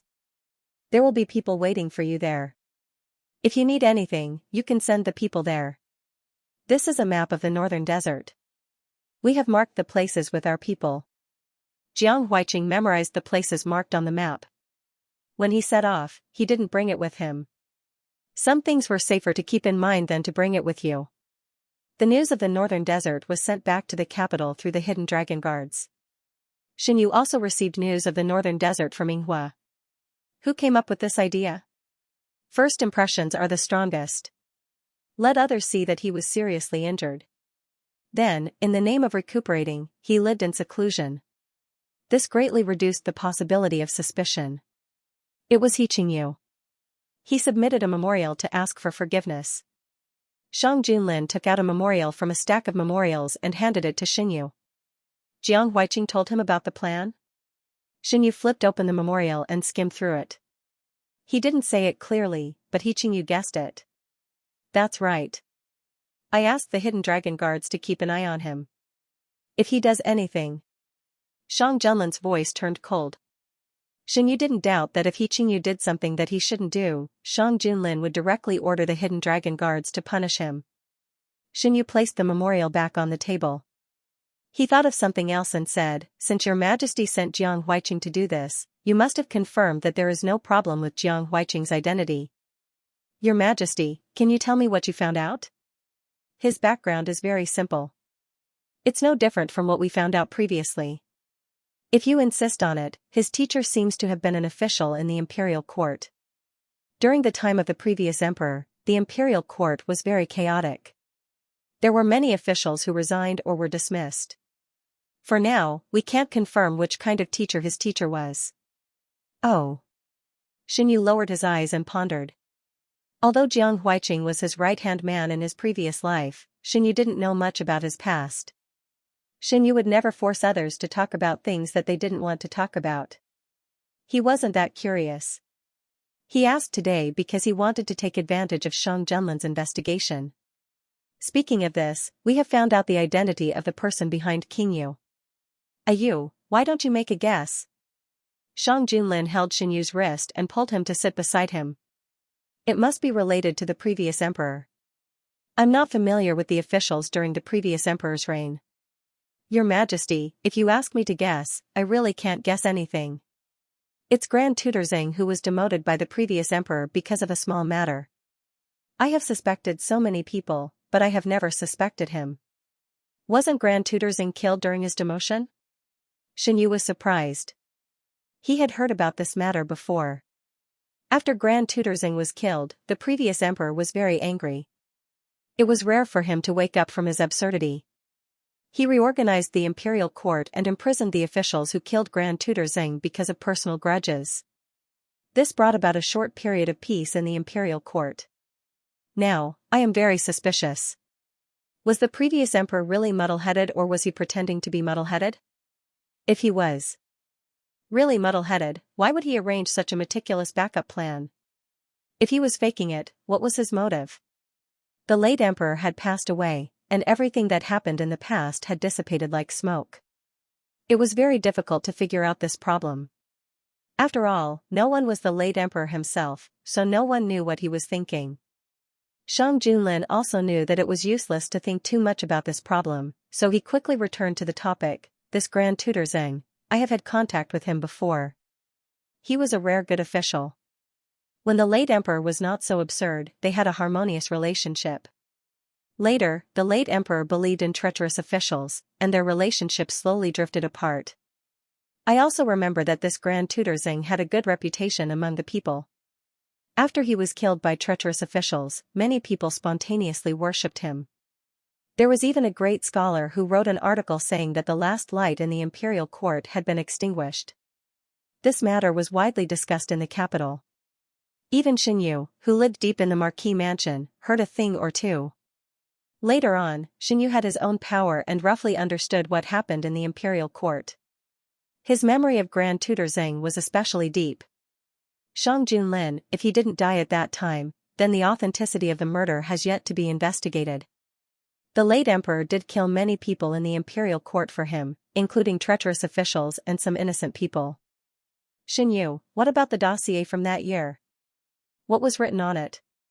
Shang Junlin, after Fang Jun found out the identity of the person behind the scenes, he immediately went to look at the dossier. The records were just like what I said before. Grand Tutor Xing was already a dead man. Xinyu, no wonder we couldn't find him before. A dead person naturally wouldn't be placed on the list of suspects. When Grand Tutor Xing died, Your Majesty had already stood out in the imperial court. Could it be that the late emperor began to suspect him at that time? How did he know who would ascend the throne in the end? Shang Junlin, I spent most of my time at the border, so I didn't know much about the late emperor's thoughts. When the incident with Grand Tutor Xing happened, I was far away at the border. When I came back, everything was already settled. As for the backup plans left behind by the late emperor, I didn't know about them at first. It was only after the assassination attempt that I slowly found out that the things the late emperor left behind were far more than I imagined. Xinyu, according to what you said, if he wanted to appoint the Prince of Yu as the new monarch, he could have given the position of crown prince to him in advance. But he didn't. From beginning to end, Emperor Xian never agreed to appoint a crown prince. If there was another crown prince, it would be much more troublesome for Shang Junlin to inherit the throne. However, the previous emperor didn't. As the only legitimate son of the previous emperor, Shang Junlin naturally inherited the throne of the Great Huan dynasty. Not to mention, he also had outstanding military achievements and held most of the military power in the Great Huan dynasty. The other princes were no match for him. Moreover, Grand Tutor Xing, why didn't Teacher Tan and the others know his true identity? Why was he never willing to show his true face in front of his subordinates? Because he couldn't. If a dead person reappeared in the world, it would definitely attract a lot of unnecessary trouble. How did Lord Feng find out his true identity? Also, he shouldn't have used his original appearance. Xinyu asked. If Grand Tutor Xing had used his original appearance, he should have been recognized when he was first caught. Although it had been more than 10 years since the incident, Grand Tutor Xing had left a deep impression in the hearts of the people. When Lord Feng had just entered the imperial court, Grand Tutor Xing was still active in the court. It was said that Lord Feng had almost entered Grand Tutor Xing's tutelage. This matter was also a coincidence.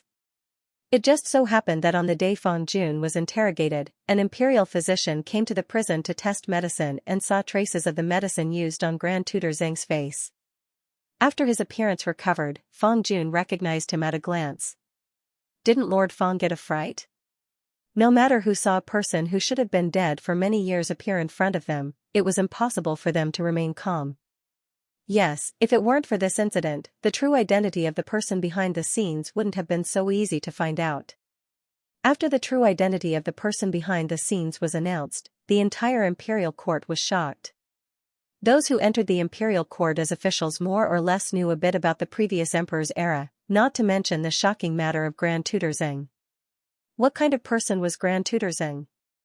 He was a clear stream in the later years of the previous emperor's reign, a good official praised by countless scholars and literati. Now that they were told that Grand Tutor Xing stood behind the king of Yu and helped him plot a rebellion, many people's first reaction was disbelief. Is there some kind of misunderstanding? Grand Tutor Xing lived an honest life and worked hard for the great Han dynasty. After being demoted, he was killed by a traitor. Now, you're saying that he's not dead? Not only is he not dead, but he also committed serious crimes such as assassination and rebellion. I don't understand, why? Why do you have so many whys? If you want to know, you can go to the Ministry of Justice's prison and ask him. Maybe you can get some useful information from him. The ministers of the imperial court, including Feng Jun, were all deeply puzzled. Unlike the others, Feng Jun could ask the person in question face to face. In the Ministry of Justice's prison, Grand Tutor Xing was tied to a pillar. Feng Jun sat across from him, his mood complicated. He had once envied Grand Tutor Xing's character, fantasizing that if Grand Tutor Xing hadn't been killed by a traitor, the turmoil in the great Han dynasty would have been reduced. Now, this person had really appeared in front of him again, but in such a way. Grand Tutor, why are you doing this? Feng Jun used the previous address. Grand Tutor. Grand Tutor Xing was in a daze. It's been a long time since someone called me that. Why are you doing this? I'm just following orders. Whose orders? Feng Jun frowned. Other than the previous emperor, who else could it be? Grand Tutor Xing laughed softly, his voice hoarse. Was it the previous emperor who asked you to overturn the great Han dynasty? Why would he do this? Feng Jun didn't understand. Who knows? He's the ruler and I'm the subject. I have to obey his orders, don't I? Just like right now, no matter what Shang Junlin wants you to do, no matter how outrageous it is, you can only do it. Grand Tutor Xing's expression was strange, as if he was laughing, but also as if he was mocking something. Feng Jun's expression turned serious. His Majesty is His Majesty. He wouldn't do anything to harm the great Han dynasty. Right now, this official is interrogating you. Don't involve other places. What orders did the previous emperor give you? Don't you already know? To help the king of Yu ascend the throne. Grand Tutor Xing's mocking smile widened. Why does official Feng keep asking? I already told you, but you don't believe me. Then tell me, what crime does your emperor want to accuse me of? What do you want me to confess? Feng Jun wasn't angered, his voice still calm. Is the He family also your people? You mean the He family that was stupid enough to send their entire family to prison? Grand Tutor Xing sneered, just a stupid dog. Why did they attack Gue Jun? Feng Jun glanced at him without emotion. Don't tell me this was also the previous emperor's order. You've already said everything. What else does official Feng want me to say? This interrogation seemed to have yielded a lot of information, but in reality, there was very little that was useful. After sorting out the confession and the interrogation process, Feng Jun sent it to the imperial palace. Imperial study. Feng Jun knelt on the ground. Eunuch Meng took the confession from his hands and handed it to Shang Junlin with both hands. Shang Junlin picked up the confession, opened it, and read 10 lines at a glance. His eyes darkened slightly. Make arrangements, Xin wants to see him. Your Majesty? Fang Jun raised his head in surprise. Shang Junlin rubbed the confession in his hands, his voice without the slightest trace of emotion. There are some things that Jin wants to confirm personally. Fang Jun knew that once Shang Junlin made up his mind, he would not be swayed by others, so he swallowed the words of dissuasion that were on the tip of his tongue. This subject obeys. Fang Jun went to the Ministry of Justice in advance to make arrangements. The Minister of Justice walked beside him and was quite puzzled. Why does Your Majesty suddenly want to come?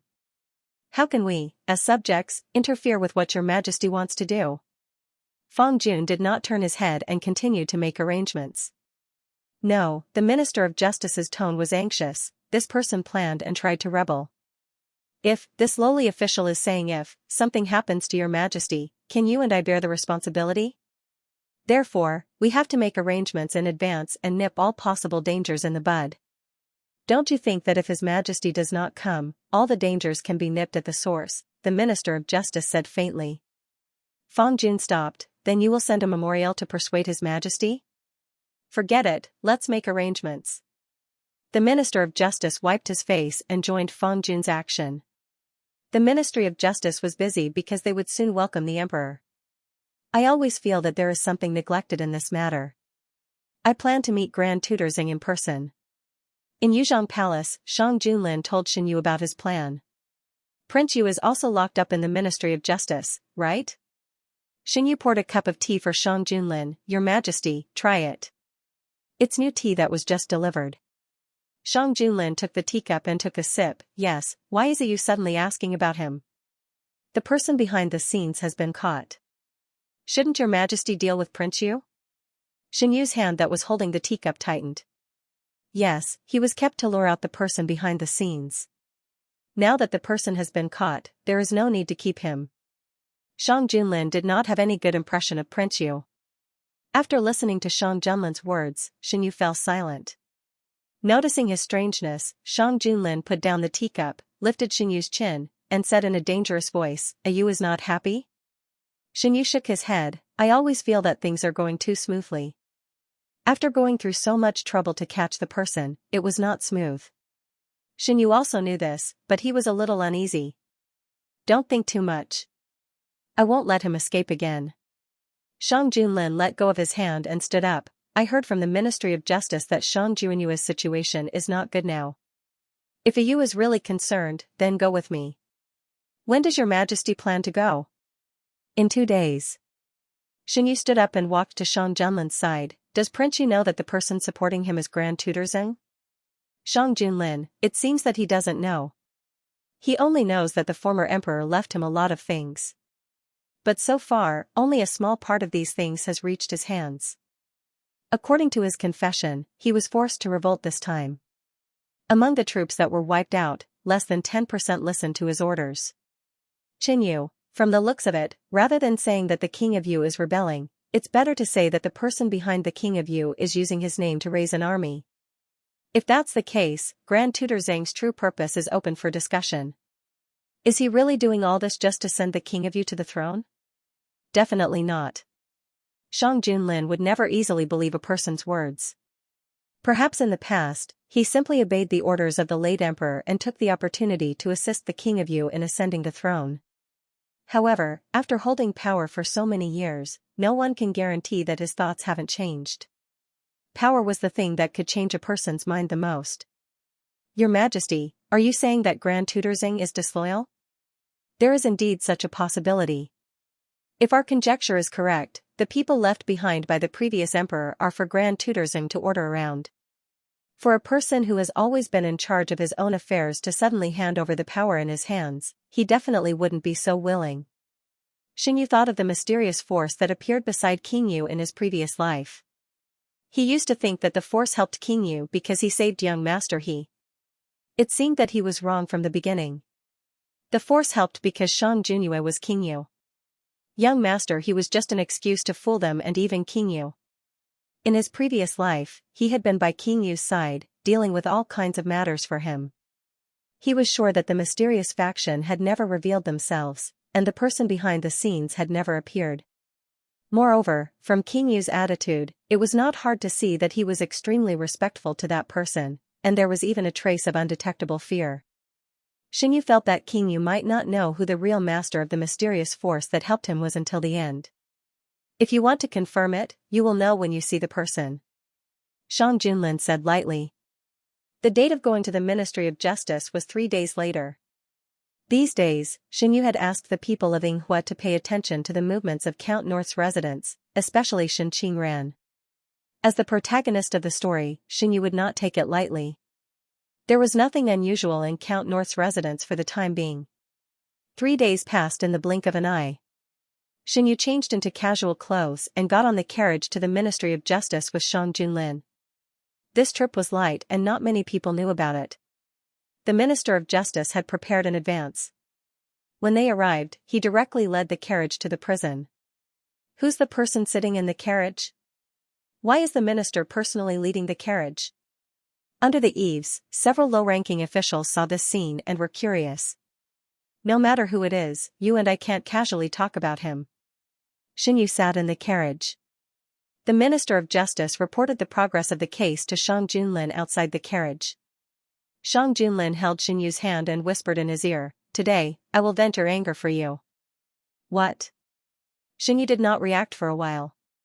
Will you be afraid? Shang Junlin did not answer Xinyu's question. Xinyu was even more confused. Afraid of what? Your Majesty is talking about what will happen later. Yes, interrogation of the prisoner may be tortured. Your Majesty, do you think I'm such a coward? Xinyu pressed his finger against the man's broad palm. Your Majesty, you don't have to worry about me. Xinyu's heart. Shang Junlin's palm. Xinyu's hand. Xinyu's hand touched. Xinyu's hand's palm's hand. Xinyu's hand was itchy. He withdrew his hand. Your Majesty can do whatever you want. I didn't come with your Majesty to restrict your Majesty's actions. I know. No matter what happens later, you can't be afraid of me. Shang Junlin held Xinyu's hand tightly. I won't. Not long after, the carriage stopped. As before, Shang Junlin got off the carriage first, followed by Xinyu. Shang Junlin carried Xinyu out. He ignored the Minister of Justice's stunned gaze and said, "Take me there." The Minister of Justice quickly restrained his expression. Yes. He knew that His Majesty would come, but he did not expect that His Majesty would bring His Majesty with him. When he saw Xinyu coming out of the carriage, his first reaction was shock. Why did His Majesty bring His Majesty with him? At present, everyone in the court knew that the Emperor doted on His Majesty and discussed important matters of court with him. It wasn't that the officials didn't want to object, but Xinyu had grasped the degree so well that they couldn't find a reasonable place to refute. If His Majesty brought His Majesty to other places, the Minister of Justice could understand. But why did His Majesty bring His Majesty to the prison of the Ministry of Justice? Suppressing the various thoughts in his heart, the Minister of Justice obediently led the way with his head lowered. He was just curious, but he did not dare to ask. The structure of the prison of the Ministry of Justice was different from that of the secret prison. The Minister of Justice led the two through the prison cells and came to the innermost part. The criminals who had committed capital crimes were locked up here. The jailers who guarded here were selected in advance. They knew Shang Junlin's identity and did not dare to neglect him. They took out the key to open the door and brought the prisoner to the interrogation room. Grand Tutor Xing was tied up. 2 jailers stood on either side of him. This was to prevent him from suddenly attacking people. There has been a lot of commotion in the prison these days. I was wondering what had happened. It turns out that His Majesty came personally. Grand Tutor Xing raised his head and looked at the man sitting opposite him. Zhen didn't come here to reminisce about the past.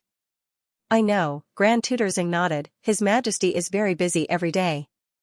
It is not easy for him to take time out to see me. But, His Majesty can come alone, but why did His Majesty bring the person sleeping next to him? The prison is not like other places. It would be bad if he was frightened. The Minister of Justice stood respectfully behind Shang Junlin. When he heard this, he was about to scold him for being rude when he heard His Majesty speak. You know my identity?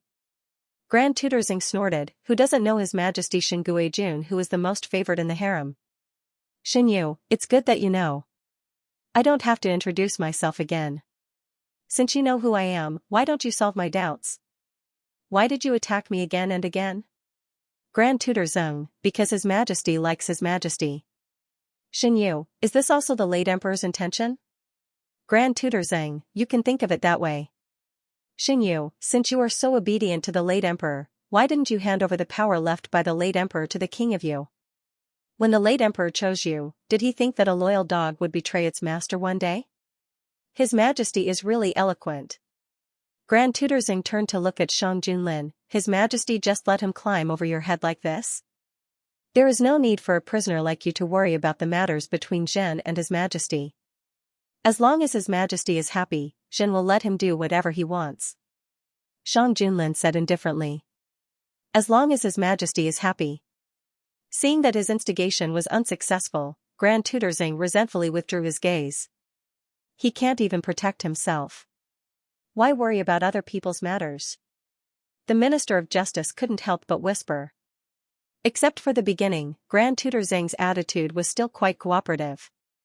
He would answer all of Shang Junlin's questions. These were the results of Feng Jun's interrogation. Shang Junlin asked again to lower Grand Tutor Zeng's guard.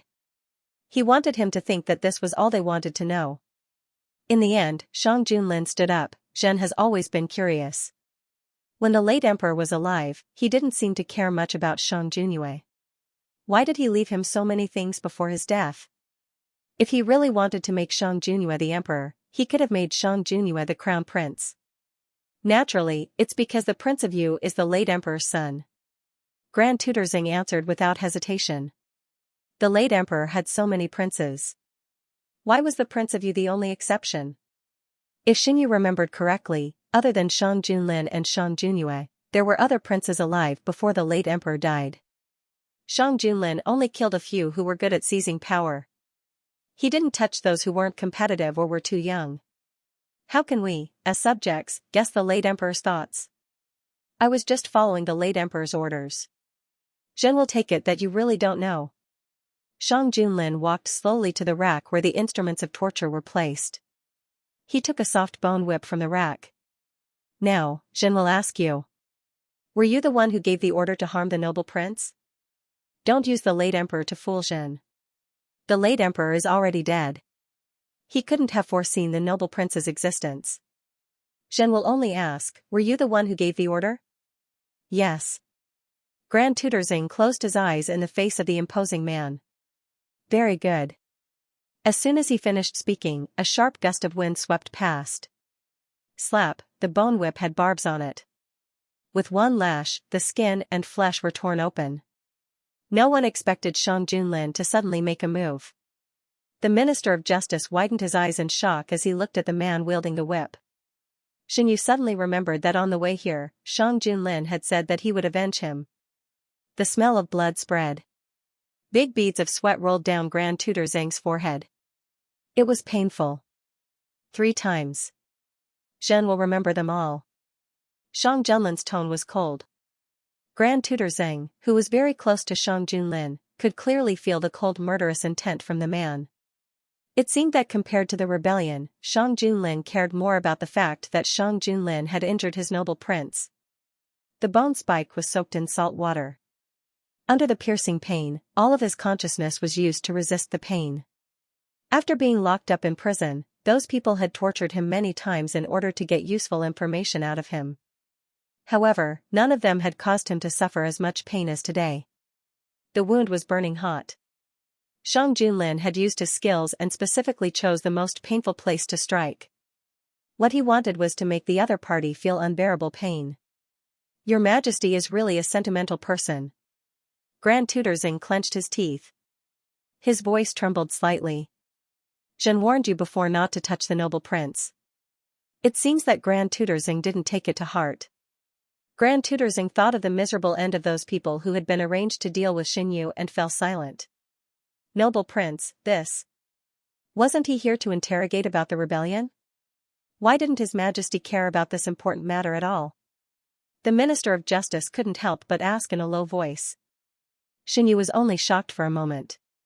When he heard the Minister of Justice's question, he got up and walked to Shang Junlin's side. He hooked his finger and said, "Your Majesty." Shang Junlin threw away the bone whip in disgust and held Xianyu's hand. His fingers were slightly cold. Shang Junlin turned his head and looked at Xianyu for a while. When he saw that there was no fear on his face, he was slightly relieved. "You were ordered by the late emperor to assist the king of you to ascend the throne. However, you, who had been in power for many years, changed your mind halfway. Instead of wholeheartedly serving the king of you, it's better to slightly change the situation. It's still you who helped the king of you to ascend the throne. However, the one who can really make the decision is you, who controls the forces left behind by the late emperor." Xianyu's indifferent voice smashed into Grand Tutor Zhang's chest. Grand Tutor Zhang's mind was mostly occupied by the pain. He had no time to spare more energy to deal with Xianyu's question. "Yes, you're right. Obviously, those forces are in my hands. Why should I lower myself to the king of you? In fact, I don't mind telling you that the late emperor chose me to do this because he thought that I wouldn't be tempted by power. However, he never asked me if I was willing or not. I'm not willing. I have a bright future. Why should I be a dead person who can't see the light of day?" Grand Tutor Zhang looked at Shang Junlin's face, which was somewhat similar to the late emperor's, and almost couldn't control his emotions. "If you really didn't want to, you could have refused at that time." Xianyu's tone was calm. He wasn't affected by Grand Tutor Zhang's attitude. "It's useless. Like I said, the late emperor was the emperor, and I was the subject. If I didn't agree, then I would have really died. It's said that the late emperor was angry because of my death. How many people know that the person who was sent to kill me wasn't some treacherous subject, but the late emperor? The late emperor wanted his own bloodline to become the master of the great Huang country. I didn't want to. Unfortunately, he didn't completely let down his guard against me until he died. If not, why would I waste so much time on the king of you? Now that the forces under my command have been almost wiped out, and I'm locked up in prison, I know that I can't escape this disaster. Perhaps I shouldn't have chosen this path in the first place. It's better to die cleanly than to die now." Grand Tutor Zhang glanced at Xianyu. The young man was dressed in white, and his temperament was like bamboo. Standing in the dark prison, he didn't fit in with his surroundings. He was just like the old him who was able to protect his own heart even when he was surrounded by treacherous people. Grand Tutor Zhang lowered his head and looked at Xianyu. He remembered that he used to be high-spirited and vigorous. He was able to form his own faction in the materialistic officialdom. He wasn't affected by external factors, and his reputation spread far and wide. Who wouldn't praise him for his strength of character? In the end, he became the kind of person that he used to hate the most. "Don't you want to know about the late emperor's other arrangements? I can tell you what I know. In exchange, I only ask one thing. The mistake I made was my own, and it has nothing to do with Grand Tutor Zhang. The dead shouldn't appear in this world again. Right now, you are a prisoner. What qualifications do you think you have to make demands? Moreover, many people in the court already know your identity. No matter what your original intention was, the one who pushed you to this point was not others, but yourself." Xianyu said. "You are right." Grand Tutor Zhang froze, his momentum waning. "It is nothing more than deceiving myself. The previous emperor left behind 500,000 soldiers and horses. I can only mobilize half of them. I don't know where the rest are. He also left behind a large amount of money and jewelry. I can only take 30% of it. Oh right, this batch of property includes a large number of armor left behind by the once invincible Lin family army." Grand Tutor Zhang explained a lot. Xianyu and Shang Junlin stayed in the prison for more than 2 hours before leaving. Sitting in the carriage back to the palace, Xianyu held a hand stove. "Your Majesty, how much of Grand Tutor Zhang's words are true and how much is false?" Xianyu didn't think that Grand Tutor Zhang would reveal all the truth because of one caning. If it was really that simple, Feng Darren wouldn't have asked for so long without any useful information. No matter how much of it is true and how much of it is false, Zhen will send people to verify it one by one. Although he said the arrangements left behind by the previous emperor, he didn't say where these undiscovered arrangements are. Only he knows if he really doesn't know or if he deliberately doesn't say. Xinyu nodded. Let Fong Darren continue to interrogate him. Maybe he can find something. Xinyu originally wanted to take this opportunity to see the King of Yu, but he had been delayed at Grand Tutor Zhang's place for too long. The sky was almost dark. In addition, Shang Junlin didn't want him to see the King of Yu, so he didn't go. After returning to Yuzhong Palace, eunuch Meng hurriedly ordered people to prepare hot water. Xinyu took a comfortable bath and changed into clean clothes. Shang Junlin also changed into light clothes. If he didn't need to go to court, he wouldn't wear a complicated ceremonial robe. Instead, he preferred simple casual clothes. A man in a black wide-sleeved robe sat on the edge of a soft couch. In front of him was a small table with a thick stack of memorials. The man's back was straight as he wrote his comments. He was very fast and placed the booklets to the side. After a few books, eunuch Meng would take them down and place them on the table on the other side. It was very warm in the bedroom. Xinyu had just finished bathing and was wearing thin clothes. Hearing footsteps, Shang Junlin looked up. He put down his pen, picked up his cloak, and walked towards Xinyu. Why are you wearing so little? I'm not cold. Xinyu raised his neck so that the man could tie the belt of his cloak for him. Even if you're not cold, you can't wear such thin clothes. Yes, Your Majesty. Shang Junlin nodded in satisfaction. Xinyu was hugged by the man and sat down on the soft couch. She happened to see the half-approved memorials on the small table. They were presented by the officials of Lin County. After a year of hard work, the flood control in Lin County was very effective. This year's spring flood was the best time to check the results. After getting a used prescription, the people I sent to Lin County to control the flood were treated as if they had found a treasure. This year, they followed the contents of the prescription. Last year, several small floods were passed without any mishaps. Shang Junlin stroked Xinyu's long hair on her back. It's good that it's effective. Xinyu's eyes curved. The reason why he took out these things was because they could be of use to De Huan. In the face of a natural disaster, human strength would always be insignificant. However, not all natural disasters could only make people helpless. Some could be prevented in advance to minimize the losses as much as possible. After the beginning of spring, the imperial court fell into a new round of busyness. The reform of the new commercial law was proposed at this time. Unsurprisingly, there were many objections in the imperial court. Any reform would have to go through this. Xinyu accepted it well. Shang Junlin ignored the arguments in the imperial court for a few days and finally agreed to the reform proposed by the Minister of Revenue. Your Majesty, you can't. Compared to the previous dynasty, De Huan already gives preferential treatment to merchants. We can't let them grow. The Minister of Revenue was dissatisfied. Have you carefully read the proposal I proposed? If you have carefully read it, you will never say such a thing. If you want to object, I welcome it. However, the reason for your objection must be substantial. Don't just think about it. The official did not carefully read the new commercial law proposed by the Minister of Revenue. He was speechless by the Minister of Revenue's words. Well, this matter will be handed over to the Minister of Revenue. Is there anything else to report? Shang Junlin's attitude was very clear. Since this matter had been decided, there was no need to talk nonsense. The first thing to do in the new year was to change the law regarding merchants.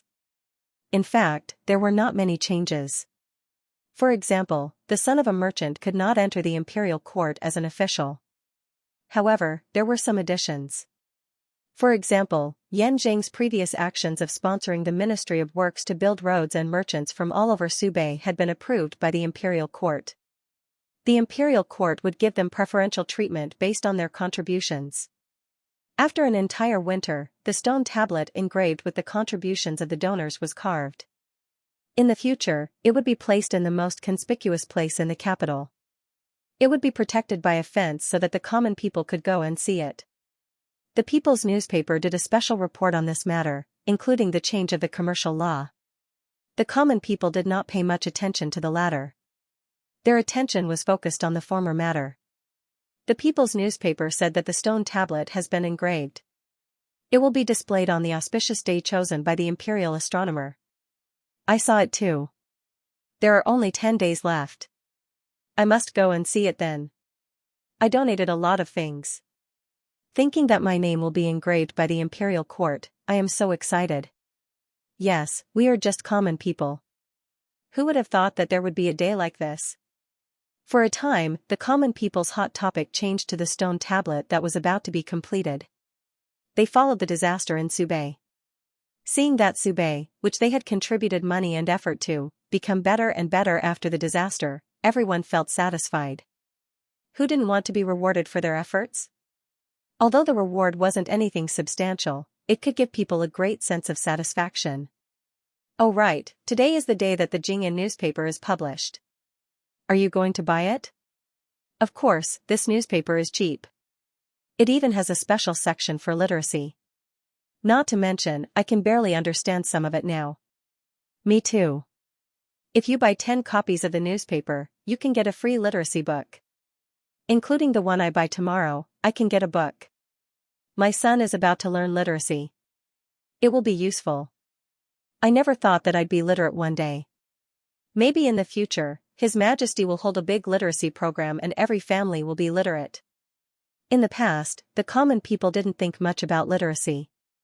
Since the publication of the newspaper, they gradually felt the disadvantages of being illiterate.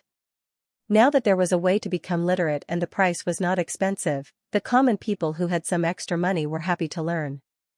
The Xianxia newspaper that the common people talked about was a newspaper jointly published by Xianyu's bookstore and the imperial court. It was cheap and published once every 10 days. Later, after discussion between Xianyu and Shang Junlin, they opened a special section in the newspaper. It was not big, but it would put some basic words for the purchasers to learn. The aristocratic ministers were busy with various things in the imperial court and didn't notice the changes in the common people. When they found out, the foundation had already been laid. Even if they were dissatisfied, they couldn't do anything. King Yu was dreaming again. He knew that he was dreaming because the development in the dream was completely different from reality. In the dream, all his plans were carried out smoothly. Under his plan, Shang Junlin's reputation was getting worse and worse. The most important thing was that Xianyu didn't enter the palace. The one who entered the palace was Shen Qingran, the son of a concubine of Count Shenbei. From the beginning to the end, no one in the palace was conferred the title of nobility. In this dream, the person that Xianyu fell in love with was him. The camp that he chose was also him. Xianyu went back to his fief with him and took care of everything for him. Under the tyrannical rule of Shang Junlin, a steady stream of people came to seek refuge with him. They brought a lot of money and soldiers. In the dream, it was as if he had the help of God. Everything went smoothly. He saw Shang Junlin lose little by little. The imperial court's prestige collapsed, and his own power grew stronger and stronger. Time passed quickly in the dream. He saw a major flood in a neighboring county. He stepped forward bravely at the critical moment. He saw a plague break out in the south. He led people to get rid of the plague. The people gradually shifted to him. The northern bandits rebelled. Shang Junlin led troops to battle. He died in the last battle. Since then, the world was in chaos. He ascended the throne with the support of the people. Then he woke up from the dream. The night before his ascension, he was woken up by the jailer. For the next few days, he repeatedly had the same dream. Without exception, he woke up on the night before his ascension. At first, the dream was vague. Later, it became more and more real. It was so real that he couldn't help but wonder if things would develop like in his dream if Xianyu didn't enter the palace. The jailer who was guarding King Yu realized that King Yu had started to speak nonsense. It was all disgraceful words. He did not dare to hide it and reported this matter. King Yu went crazy. People who don't know will think that we are abusing him. Shang Junlin listened to the report and sneered. Xianyu sat on the side and fiddled with a chess record. The chess record was found in the imperial library. Seeing that Xianyu was interested, Shang Junlin gave it to him. What did he do? Xianyu put down the chess record and asked. Replying to Your Highness, the prisoner has been talking nonsense in the prison. He said. The Minister of Justice glanced at Shang Junlin and bravely continued that he is about to ascend the throne. Your Majesty, please forgive me. This subject is just repeating, we didn't do anything. Why are you so afraid? Shang Junlin was displeased. The Minister of Justice thought, "You didn't do anything. But with the cold air around you, I would believe you if you said that you were going to drag me out and behead me. Tell me the details." "Yes. Some time ago, King Yu's behavior was not quite right. The jailer didn't take it seriously. In recent days, the jailer found that he often talked nonsense. Something about the flood in Lin County, the plague in the south, the rebellion of the northern bandits. Finally, he said that he was the one who ended everything and that he should be the destined ruler of Dehuan. Xinyu didn't take it seriously at first. The more he listened, the more he felt that something was wrong. A single incident could be a coincidence. What if everything was related to the previous life? His heart sank unconsciously. Was King Yu talking about the previous life? Was he also reborn? "Your Highness, do you know why King Yu said such things?" Xinyu Yu's hand slowly clenched by his side. It was because he was dreaming. I have confirmed that what King Yu said was in his dream. He seems to be unable to distinguish between dreams and reality. The Minister of Justice said. Did he dream of the previous life? Xinyu fell silent. According to the Minister of Justice, he didn't seem to dream of the previous life. Otherwise, he wouldn't be immersed in the dream and not wake up. Should he tell him to turn the dream into a nightmare? Xinyu was thinking about something and didn't notice that the Minister of Justice had left under Shang Junlin's signal. He also didn't notice that Shang Junlin had walked to his side. "What is you thinking about?" "Shang." Junlin looked at Xinyu, who had fallen into silence after listening to the Minister of Justice's words, and his expression was unclear. "I'm thinking about what the Minister of Justice said. Is Prince Yu pretending to be crazy or acting dumb?" Xinyu came back from his thoughts. Shang Junlin, you thinks he's pretending? Xinyu, what else could it be? Your Majesty once locked him up in the dark prison for so long, but nothing happened to him. How could he go crazy after just a few days in the Ministry of Justice's prison? Shang Junlin, Ayu's words make sense. Xinyu, whether he's really crazy or not, we'll know when we see him. Shang Junlin fell silent and looked at Xinyu without saying anything. Your Majesty, why are you looking at me? Xinyu opened his eyes wide with an innocent look on his face. Shang Junlin raised his hand to cover his eyes and said with an inexplicable emotion, "So, Ayu wants to see Prince Yu?" "I'm a little concerned about his dream." Xinyu didn't deny it. "I want to know what's going on. I remember that Ayu also had a dream before. When he woke up and saw me, he was very scared. What did Ayu dream about that day?" Shang Junlin couldn't forget this matter because the emotions that appeared in Xinyu's eyes that day were something he had never seen before. A person's eyes couldn't lie. If he was really afraid of someone, no matter how well he pretended, there would still be clues in his eyes. He was sure that Xinyu wasn't afraid of him. When they first met, Xinyu didn't show any fear in his eyes. Later, when they met day and night for a long time, he didn't see any fear in Xinyu's eyes. No matter how good a person was at disguising himself, it was impossible for him to not leave behind any flaws for a long time. I had a bad dream. I didn't see His Majesty in the dream, so I woke up in fright. To be honest, that dream didn't have much to do with the previous life. Rather than saying that it was related to the previous life, it was better to say that Xinyu was afraid that he would follow in the same footsteps in this life. Shang Junlin didn't care about Prince Yu, but if this matter was related to Xinyu, he couldn't ignore it. Hence, he instructed the hidden dragon guards to get information about the dream from King Yu no matter what method they used. Perhaps he dreamt of what he thought about during the day. That night, Xinyu dreamt of something related to his previous life. The flames of war swirled in the air as the sounds of killing shook the heavens. He was protected in someone's arms as they passed through the rain of blades and swords. At first, he thought that the person protecting him was Gu Huai from his previous life. Later on, he realized that it was wrong. The time and place were not right. He had never had such close contact with Gu Huai before. The two of them only had a cooperative relationship. Other than the necessary interactions, Gu Huai rarely took the initiative to talk to him. However, the man in his dream was different. His mouth opened and closed as if he was talking nonstop. Xinyu wanted to hear him clearly, but it was as if there was a layer of cover. No matter how anxious he was, he couldn't hear him. The weather was very cold.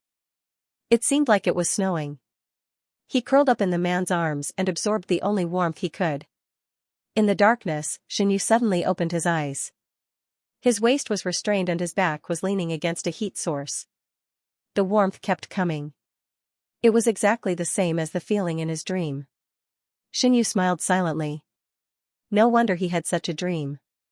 In the dream, they were in a world of ice and snow, isolated and helpless. Outside the dream, they were hugging each other and sleeping in a warm palace. It was so nice. Xianxia turned around and sniffed the man's scent that made him feel at ease. He slowly closed his eyes. The arm around his waist pulled him closer to his chest.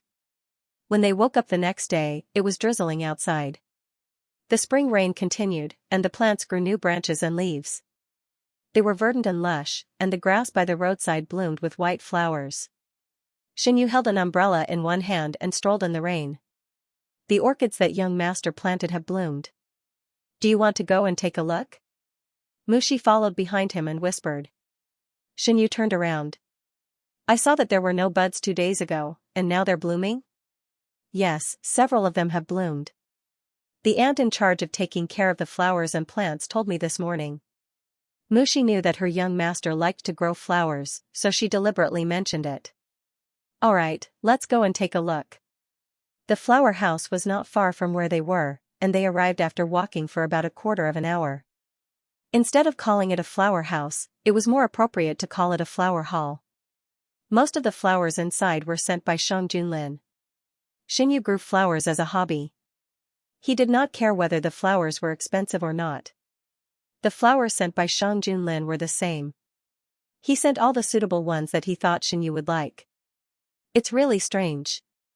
The flower sent by Princeton has bloomed for almost half a year, but there are no signs of it withering. The flower was in a conspicuous position. Mushi saw it as soon as she came in. Xianxia looked up. It's blooming beautifully. As if it understood Xianxia's praise, the flower swayed gently. Xianxia looked around and saw the flower that Mushi was talking about. He walked over. When the flower was sent by His Majesty, it was withered. Look, young master, it's full of vitality now. The flowers in the flower house were carefully taken care of. Not to mention that Xianxia personally took care of them, but the fact that these flowers belonged to Xianxia made the palace servants dare not be careless. Now, everyone in the palace knew how much His Majesty was favored. Serving His Majesty well would have a better future than serving in other places. Xianxia walked around the flower house and asked, "What's the situation outside the palace?" Mushi, everything in the Marquis mansion is as usual. Duke Xianbei and his confidants have secret talks in the study room every day. Inghua's people found a way to sneak in and found that they were talking about how to get Duke Xianbei back to work in the imperial court. Xianxia, Duke Xianbei has always valued the development of the Marquis mansion. Now that he has been stripped of his position and Shen Qingran can't be relied on, he has to find a way to return to the imperial court. Mushi, those confidants of Duke Xianbei seem to want Duke Xianbei to come to you for help. They said that with His Majesty's favor, as long as you are willing to speak, the predicament of the Duke Xianbei's mansion can be easily solved. Not only the Duke Xianbei's mansion, but other officials also said so. After Duke Xianbei lost power, not everyone drew a clear line with him at the first time.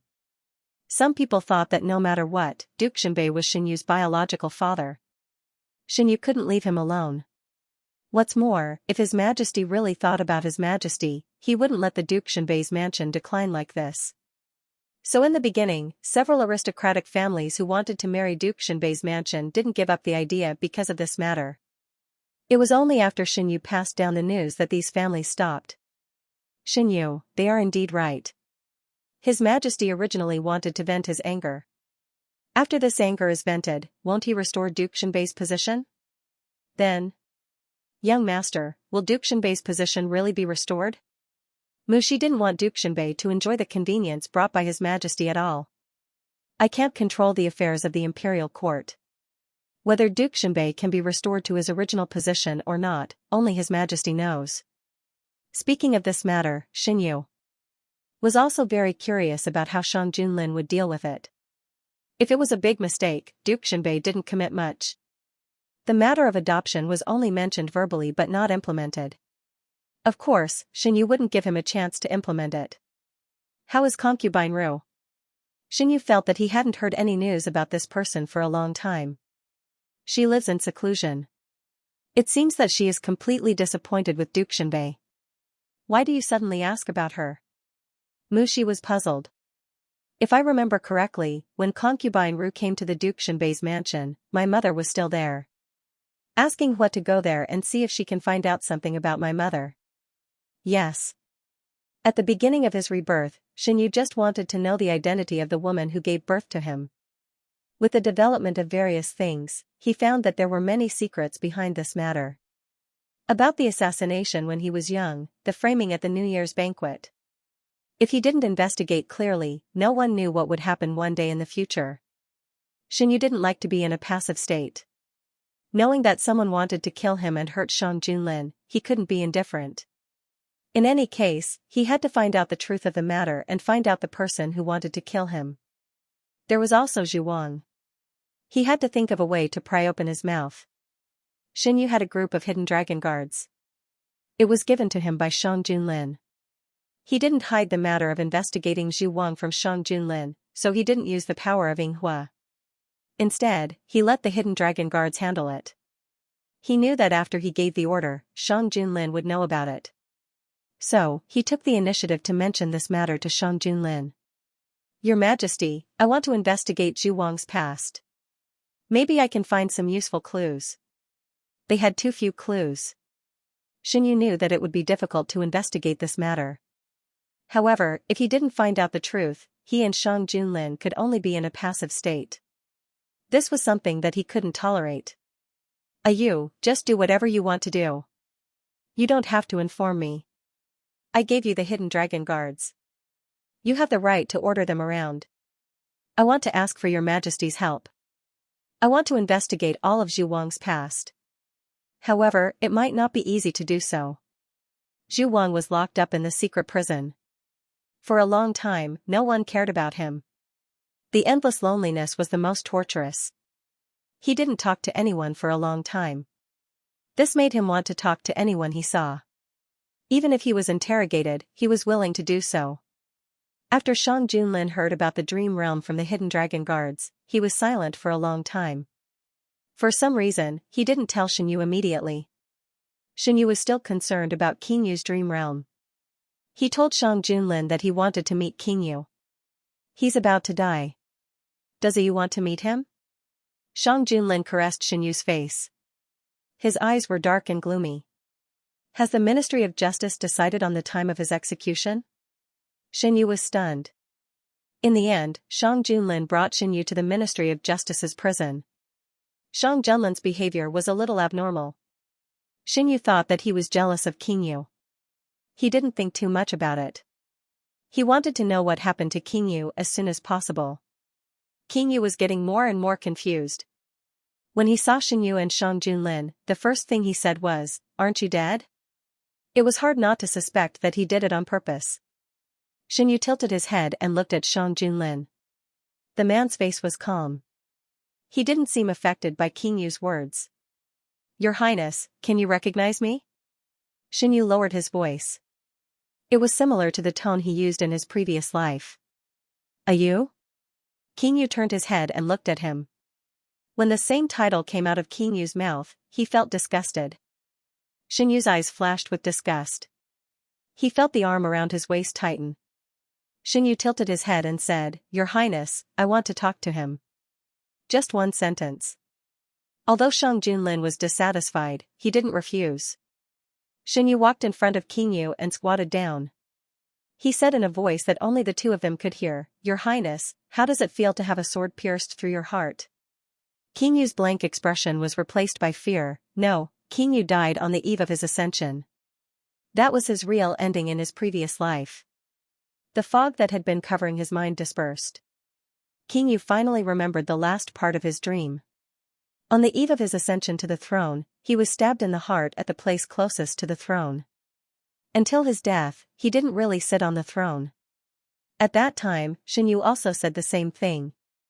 Now, the same words awakened the truth that he didn't want to face. It turned out that he didn't wake up at the most critical time in the dream, but he didn't want to believe the final result. Subconsciously, he chose to forget this memory. Xianyu looked at Qingyu's frightened appearance with satisfaction. He stood up straight and turned around without mercy. The hem of his cloak was grabbed and his movement was hindered. Xianyu stopped, but he didn't look back. He heard Qingyu's hoarse voice behind him. How do you know? Those things are real, aren't they? So what if they are real, so what if they are fake? The result is the same. Xianyu's voice was calm. His purpose of coming here had been achieved. He was now sure that Qingyu was only dreaming about his previous life, and not like him, he was reborn. He was too familiar with the Qingyu of his previous life. The one sitting at his feet now was not the same person. You betrayed me twice, Xianyu. Why? Qingyu clenched the hem of his cloak tightly. He didn't want to let go. He wanted to know the answer. In his previous life, they had a good relationship. Xianyu also devoted his heart to him. Why was it that in the end, it was Xianyu who destroyed everything he had? Qingyu couldn't understand. In his previous life, Shang Junlin didn't exist. Xianyu didn't enter the palace. He didn't even have any relationship with this person. Why did he fail in the end? He was only one step away. Shang Junlin stood not far from the two of them and heard their conversation clearly. The aura around him became extremely cold.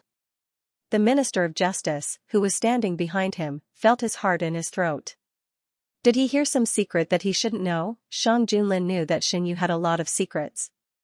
For example, he was obviously not valued by Count Jinbei, so why did he know so much that he shouldn't know? He didn't delve into it because he knew that Xianyu didn't want to talk about it. She was willing to show her differences in front of him, which showed her trust in him. Didn't Shang Junlin want to know Xianyu's secret? No, he wanted to know more than anyone else. But he was willing to wait for the day when Xianyu was willing to take the initiative to tell him. Shang Junlin had always thought that he could ignore it. He had always been the most patient hunter, but at this moment, he realized that he could not do it. He could not remain indifferent to the fact that Xianyu and the Prince of Yu had a common secret, especially when it was related to the dream that the Prince of Yu had. Shang Junlin had already gotten all the information about the dream from the hidden dragon guards. He couldn't imagine how Xianyu would give everything to the Prince of Yu. He couldn't imagine how intimate the two of them might have been, even if it only happened in the dream.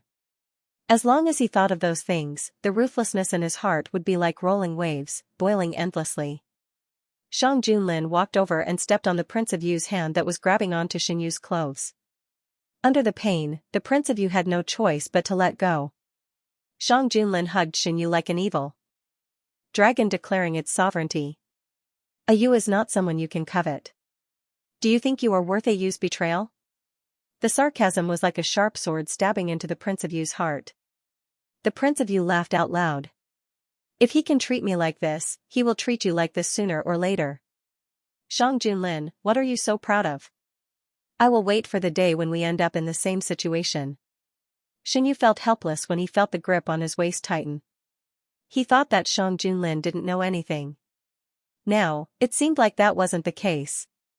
The Prince of Yu struggled madly. Shang Junlin frowned. When the Minister of Justice saw this, he quickly ordered the guards to restrain the crazy Prince of Yu. Don't you have anything to say to me? The Prince of Yu struggled to look at Xianyu. Why did you betray me? If it wasn't for the guards holding him down, he would have pounced on Xianyu. Xianyu sighed. What does the Prince of Yu want me to say? Other than the fact that I tried to get close to you using deception as an excuse, what else do I have to say? Qingyu was stunned for a moment before he struggled even harder. He whimpered and mumbled some unclear words. Xianyu had already settled the grudges from his previous life. Although the result was tragic, in this life, the Prince of Yu would pay the price for his crimes. A Yu doesn't have anything to say to me? After returning to the palace, Shang Junlin dismissed the palace servants. Only Xianyu and himself were left in the huge palace. Your Majesty knows the content of the Prince of Yu's dream? Shang Junlin nodded. Xianyu looked at the man. Is your Majesty afraid? What is there to be afraid of? Shang Junlin stroked Xianyu's face and gently stroked it. Even if a Yu is an immortal or a demon, he can only be mine. Xianyu choked on the words he wanted to say. He originally wanted to ask if Shang Junlin was afraid that he would treat him like how he treated the Prince of Yu. However, when he heard Shang Junlin's words, he suddenly realized that Shang Junlin and Shang Junlin were two completely different people. Would Shang Junlin be afraid of him because of this? He already knew the answer in his heart. Actually, I also had the same dream as the Prince of Yu before I entered the palace.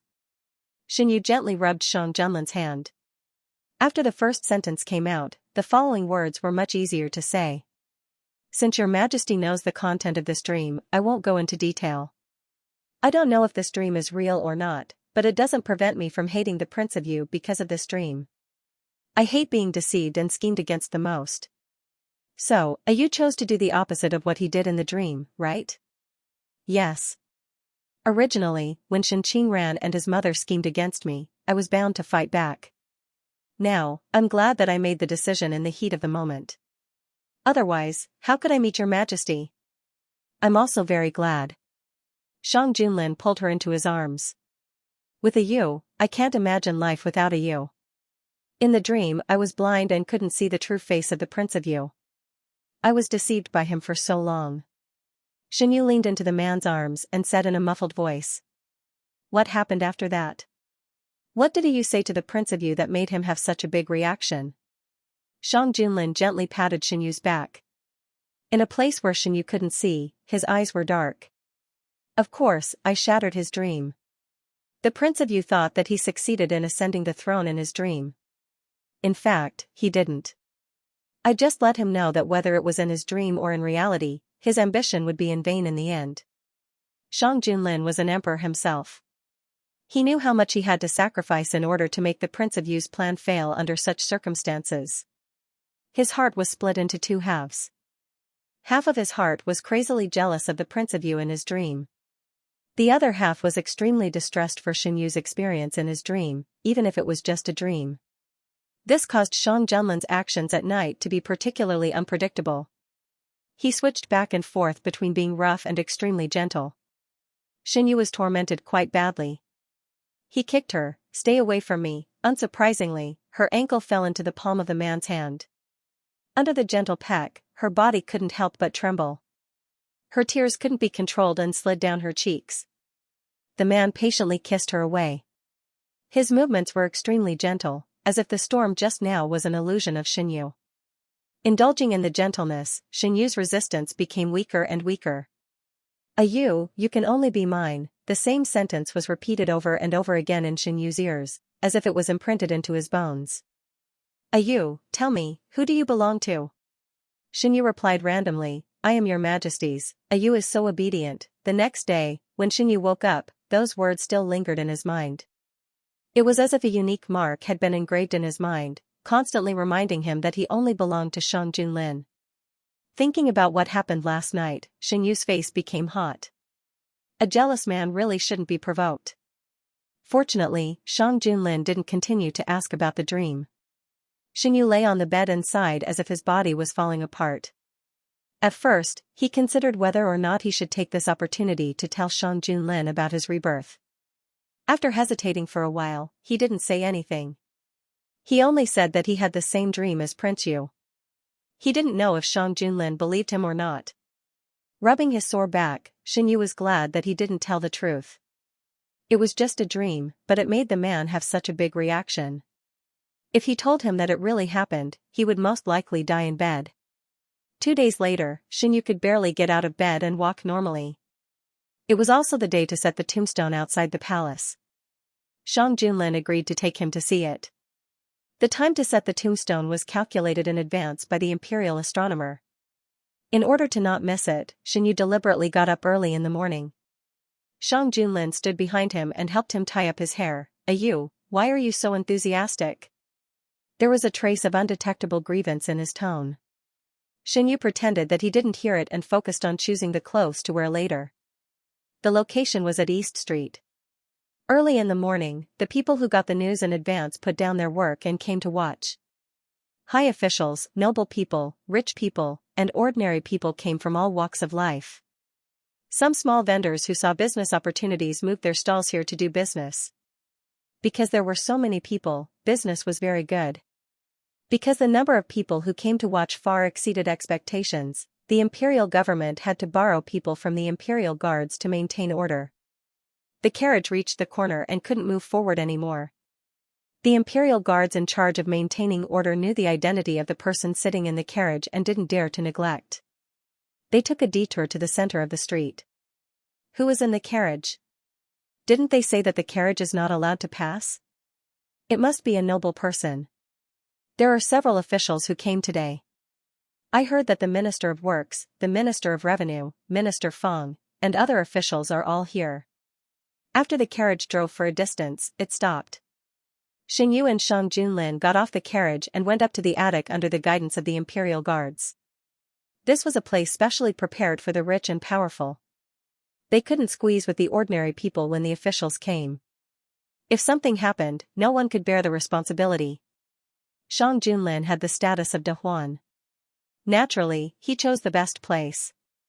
Xingyu and Shang Junlin entered the inner room. Through the window, they could see the situation outside clearly. There are so many people. Xingyu sighed. In the center of the crowd, there was a huge tombstone covered with a red cloth. When the auspicious time came, the officials of the Ministry of Rites would lift the red cloth. The servants brought tea and all kinds of snacks. Xingyu picked up one and tasted it while looking down. Eh? Your Majesty, look. What is happening over there? Shang Junlin looked in the direction Xingyu pointed. He saw several imperial guards below them surrounding a husband and wife who were about 40 years old. He didn't know what they were talking about. Isn't this person the woman in the house we went to take shelter from the rain last time? Xingyu recognized the woman. Xingyu still remembered that this woman made delicious snacks. Meng Chang, go and take a look. Seeing that Xingyu was concerned, Shang Junlin ordered.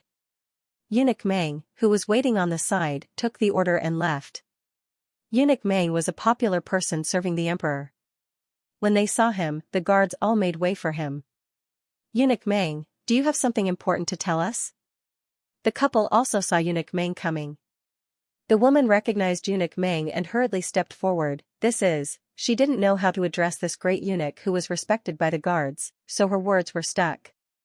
Why are you two here? Eunuch Meng took the initiative to speak to ease the awkwardness. The woman nudged the man with her elbow. The man reacted and took out the pouch in his arms. We are here to return this to you. It's too precious. Eunuch Meng didn't accept it. Since it's given to you, just accept it. Xingyu looked at what was happening below and wondered, do they want to give something to Eunuch Meng? That pouch was left behind by Meng Chang before I left. It seems that they want to return it. People who practiced martial arts had good eyesight. In addition, the couple was standing not far from here, so Shang Junlin could see what the man was holding in his hand. Thinking that Eunuch Meng could handle this matter, Xingyu stopped paying attention and turned to the center of the crowd. The crowd below was surging, and all kinds of discussions were incessant. I've been looking forward to it since the day I got the news. I finally waited until today. Yes, in order to see this scene with my own eyes, I didn't set up my stall today. Many people didn't set up their stalls, or they closed their stalls early and came here. Fortunately, it's still the end of the year, so there aren't many things to do. I also brought my child here. This is a big event worth spreading. Xingyu noticed that there were not only adults below, but also many children. They should have been brought here by the adults. The guards who were transferred here did their best to maintain order. Although there were many people, there was no trouble. Time passed little by little, and the auspicious hour was getting closer and closer. Finally, the auspicious hour arrived. An official from the Ministry of Rites with a good reputation stepped forward and lifted the red cloth on the giant monument in front of everyone. The crowd began to stir.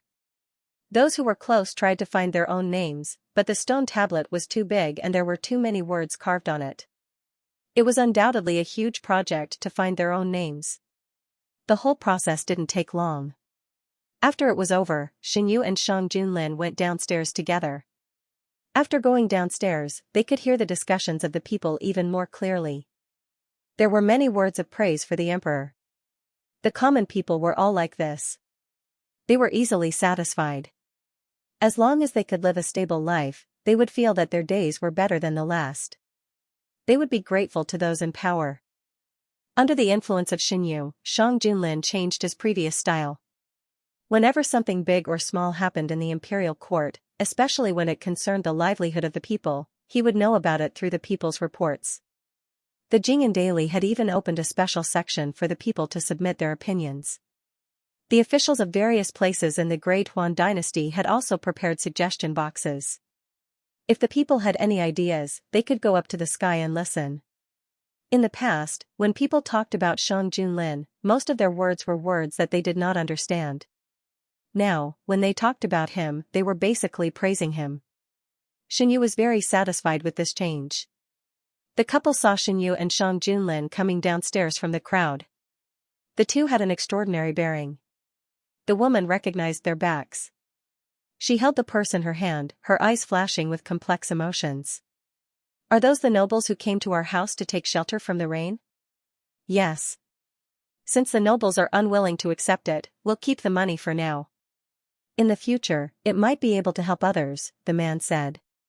Don't spend the money recklessly. I know. After the people behind the scenes were caught, the forces behind the king of you were dealt with one by one. After Gu Huai cleaned up the forces on the surface, he returned to the capital to report. The weather gradually warmed up. The new business laws were implemented in an orderly manner. Because of the donation to Subei as a foundation, other than a few stubborn old officials in the court, the implementation of the new business laws did not encounter many obstacles. Businessmen who could make it big were not fools. They knew better than anyone what kind of policies were good for them. After this, Yan Zheng's position in the business circle of the capital became more stable. During the time he stayed in the capital, he became close friends with boss Jin. Because of the cooperation with Xinyu, he was destined not to stay in the capital forever. Just like now, after the weather warmed up, he prepared everything and needed to set off for Subei again. Before he set off, Xinyu gave him some information through shopkeeper Su. The people of Yinghua gradually gained a foothold in the northern desert, and the information was continuously sent back. Since they were collaborators, Xinyu was not stingy to give Yanjing more convenience. In fact, Xinyu originally planned to meet him in person, but the emperor did not allow it. He thought about it and felt that there was no need to meet him in person, so he handed the matter over to shopkeeper Su. Compared to him, Yanjing and shopkeeper Su communicated more. The two of them were more familiar with each other. When he came to the box, Yanjing saw that shopkeeper Su was alone. He could not hide his disappointment, but he did not show it on his face. He warmly greeted shopkeeper Su. Shopkeeper Su pretended that he did not notice. In his line of work, he was used to seeing men and women. Yanjing hid it very well, but as the two of them spent more time together, it was inevitable that they would find some clues. According to Xinyu's instructions, shopkeeper Su told Yanjing some things about the northern desert. Boss Yan, the situation in the northern desert may be very different from before. Other things are not important. Boss Yan, you should take care of yourself first. Only in this way can the cooperation last long, right? I know. I know what to do. This time I came back, but I didn't get to meet your son. This is a gift I brought back from the northern desert. Take it as a New Year's gift to your partner. The manservant standing behind Yanjing came forward with a small box in his hands. This? Shopkeeper Su looked embarrassed. Your son also gave me a gift for the new year. This is just a gift in return. I don't mean anything else. During the new year, Xinyu did give Yanjing a New Year's gift. Shopkeeper Su knew that he was the one who gave the gift. Xinyu never mistreated the people around him. Shopkeeper Su himself also received a gift. Seeing that he could not refuse, shopkeeper Su accepted the gift. I will give it to my son. Thank you, shopkeeper Su. Boss Yan, you don't have to do this. My son has always been generous to the people around him. During the new year, he always gives us gifts, I know. Yanjing knew that shopkeeper Su was persuading him tactfully. He smiled bitterly in his heart. I know how to repay kindness. If it weren't for your son, my life in the capital would not be so smooth. It's just a small gift. It's not worth mentioning. Yan Zheng's words defined his relationship with Xinyu. He was just a benefactor. Everything he did was to repay his kindness. There was no other reason. Yanjing was not wrong. When he came to the capital, although he had some arrangements, if it weren't for Xinyu, it would not have been so easy for him to achieve his goal. Xinyu had indeed done him a great favor. Seeing this, shopkeeper Su did not say anything else. Let's not talk about this. The last time I went to the northern desert, I found that shopkeeper Su's lipstick and other women's products were selling very well. The customers there all asked me to bring more next time. Shopkeeper Su, how many products do you have? Yanjing put aside his thoughts and talked about business. Recently, there are a lot of new products in the store. Boss Yan, you can take a look. The two started to talk about the products to bring to the northern desert. In the end, they decided to go to shopkeeper Su's store to take a look. Yanjing's gift and the account book of shopkeeper Su's store were sent to Xinyu. Mushi came over with the account book. Xinyu saw the extra wooden box on top of the account book at a glance. What's this? Mushi took the box and said, Shopkeeper Su said that this is Boss Yan's gift to you in return. Do you want to open it and take a look? Xinyu faintly felt a little pain in his waist. He waved his hand and said, just put it in the warehouse. Hearing this, Mushi put the wooden box aside and took out the account book and put it in front of Xinyu. This is the account book of shopkeeper Su's store last month. Please take a look.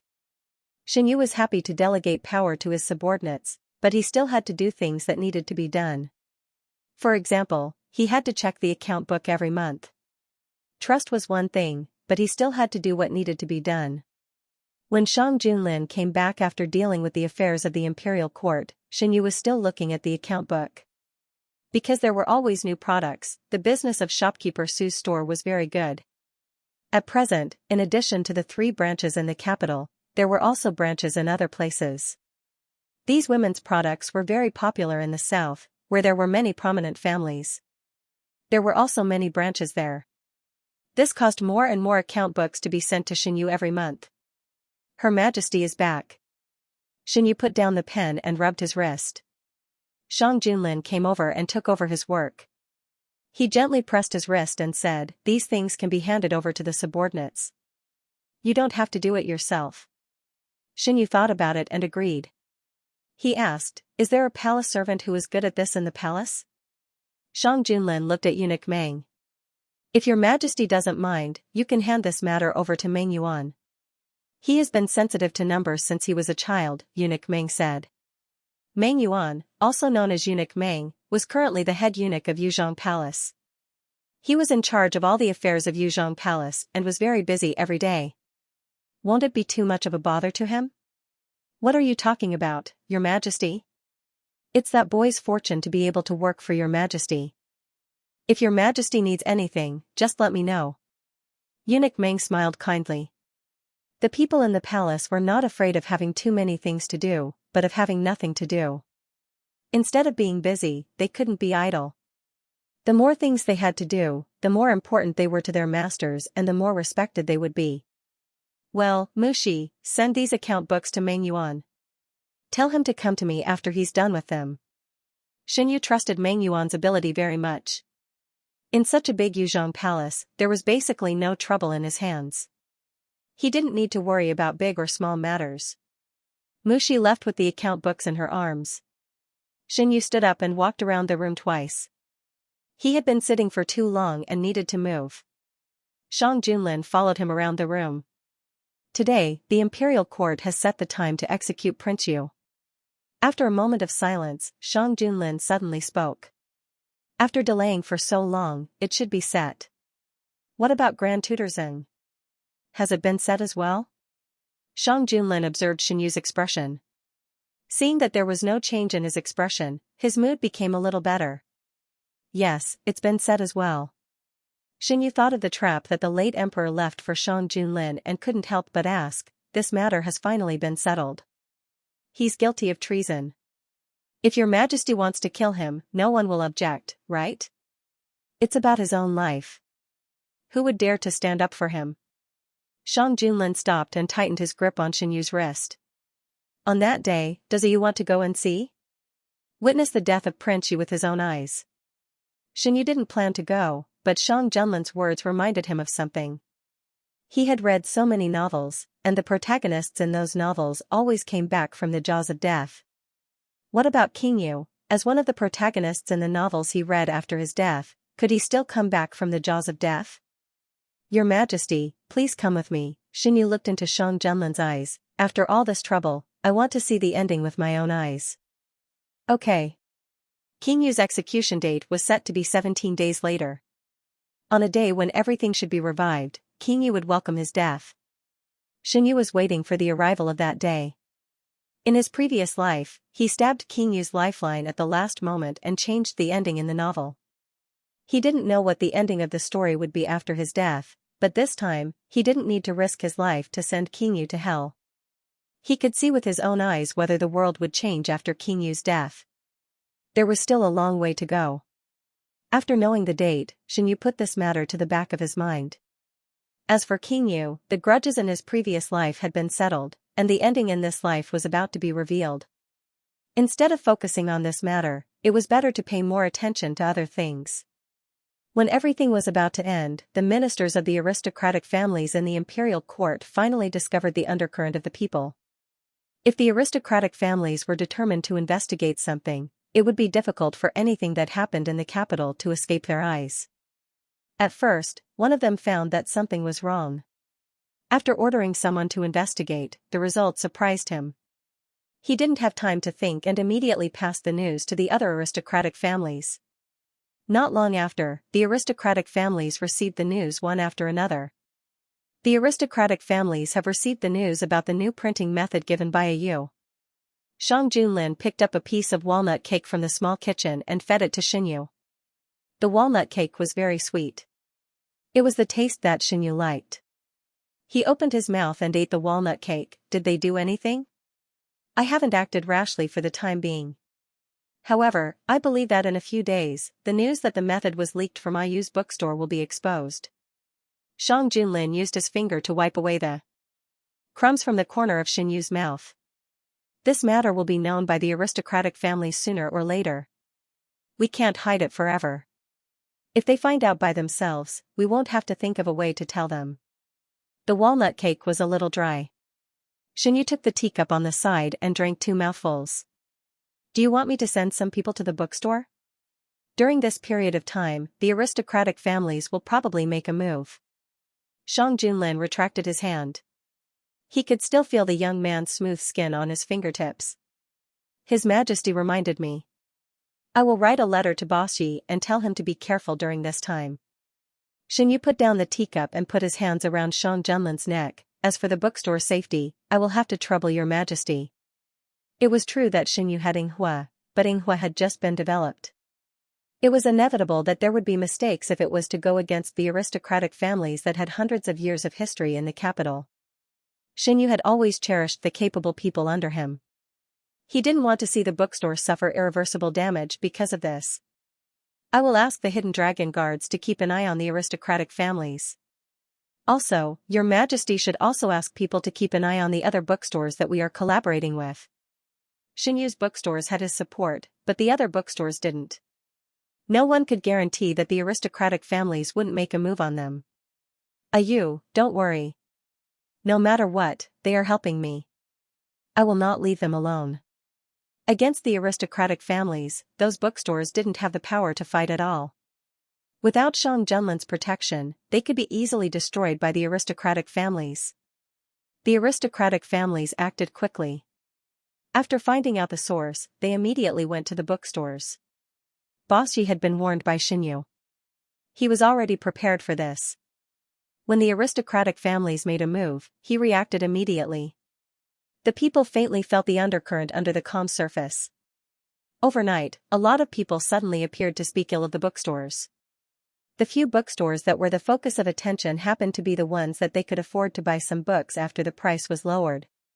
Because Jing Security News was organized in cooperation with the imperial court, the aristocratic families didn't dare to do too much in the first place. They always had to test the waters first to determine how far they could go. The common people wouldn't know about these hidden schemes and games. After the beginning of spring, the flowers and plants in Yuzhong Palace glowed with new vitality. Yuzhong Palace was the most beautiful palace in the imperial harem. After Xingyu moved in, Shang Junlin was keen on stuffing things inside. Now, Yuzhong Palace was more magnificent than before. Even the emperor himself lived here. All the resources of the palace were tilted to this side. The food in the palace was good, and Shang Junlin raised him well. Today Xingyu was better than before in all aspects. Shang Junlin tied up the young man's hair. Because there were still a few months before he turned 20, he still didn't wear a crown. His black hair was only tied behind his head with a hairband of the same color as his clothes. Your Majesty is getting more and more familiar with it. Xingyu stood up and straightened his robe. Shang Junlin pinched Xinyu's face. Is you satisfied? As long as it's your Majesty, I'm satisfied with anything. Pleased by Xinyu's words, Shang Junlin's mouth slightly curved. A Yu's mouth is really like honey. Xingyu gathered the hair on the side of his neck. Does your Majesty like it? I like it. He put his thumb on her soft lips and gently pressed. It's very sweet. The tip of Xinyu's tongue swept over and touched the finger on her lips. Facing the man's suddenly dark eyes, she blinked innocently. It's not sweet. I'll try it. Shang Junlin's voice was slightly hoarse. After he finished speaking, he withdrew his finger from Xinyu's lips. Xinyu's chin was gently lifted. The man's breath came closer and finally fell on her lips. Their lips touched, sucked, gently ground by the tip of his teeth, and attacked. Xingyu half closed her eyes and responded. It's sweet, very sweet. Shang Junlin's voice was vague as if it came through a thin fog. Xinyu's body went soft. Her whole body weight was supported by the man's arm. Her fingers subconsciously wanted to grab something, and she clenched the cloth under her hand. Before everything became out of control, Xingyu stopped Shang Junlin's further actions. Don't, we still have to go out of the palace later. Shang Junlin paused for a moment. A little later. We can go another day. After he finished speaking, he wanted to continue. Xingyu hurriedly reached out to stop him. Boss Yi is still waiting outside the palace. It's not good to let him wait for too long. Shang Junlin irritably made a tisk sound and let go of Xingyu. Why now? Xingyu hurriedly withdrew from the man's arms and tidied up her clothes. Her hair was also a little messy. After the two of them tidied up, eunuch Meng dared to call for the meal. During the meal, Shang Junlin thought of something and suddenly said, directly call him into the palace. He won't go out of the palace today. Xingyu looked up with chopsticks in her mouth. What's wrong? It's convenient to meet people in the palace. After meeting him, I'll ask the people from the clothing bureau to come over. Ayu has grown taller, so she needs to make new clothes. Xingyu didn't think much about whether she could leave the palace or not. She nodded and said, Your Majesty, it's up to you. After the meal, the two of them took a walk in the small garden. This matter almost became their daily routine. Every time after the meal, Shang Junlin would take them out for a walk. Your Majesty, Boss Yi has arrived at Yuzhong Palace. Eunuch Meng walked over to the two of them and said. When Xingyu and Shang Junlin returned, Boss Yi was already waiting in the hall. Seeing the two of them, Boss Yi respectfully saluted. This commoner greets Your Majesty, Your Majesty. No need to be so polite. I asked you to come here today to ask about the situation outside. If the bookstore encounters any difficulties, you can ask someone to tell me. I will solve it. The bookstore is fine for the time being. At the beginning, Your Majesty asked us to cooperate with the imperial court to set up Jing'an newspaper. At this time it has become a protective umbrella. Because of Jing'an, they still have scruples. What about you? Did they make things difficult for you alone? Boss Yi was stunned for a moment. He didn't know what to feel in his heart. He didn't expect that Xingyu would care about him alone. Replying to Your Majesty, they privately found this commoner 2 days ago and said that they are willing to spend a lot of money to buy the new printing method from this commoner. As long as this commoner is willing to not use this method in the future, and will not spread this method. Boss Yi said the conditions of the aristocratic family. They are really generous. 10,000 taels of gold, not including other benefits. Shang Junlin coldly sneered. The atmosphere in the hall was getting colder and colder. Xingyu held Shang Junlin's hand and squeezed it. You continue. The benefits were given. What about the threats? What did they use to coerce you? The aristocratic family had always been domineering. Xianxia didn't think that they would only give benefits and not say a word about threats. Use the bookstore. They said that if I don't know what's good for me, there's no need for this bookstore to continue. When he was threatened, Boss Yu was angry. Now that he was asked by Xianxia, he didn't have much emotion in his heart. They dared to say such words. They shouldn't know that the person behind you is me. If they knew the existence of Xianxia, they would be able to guess that the person behind him was Shang Junlin. At that time, what they would do was not just to threaten Boss Yi, the bookstore's owner. There was no movement in the imperial court, which meant that they didn't know that Shang Junlin was behind this matter. However, it couldn't be hidden for a few days. As long as they started to attack the bookstore, they would find that this bone was not so easy to chew. After understanding the situation, Boss Yu was secretly sent out of the palace. Xianxia had many shops outside, but few people knew that the real owner of these shops was him. This bookstore was taken over by Xianxia.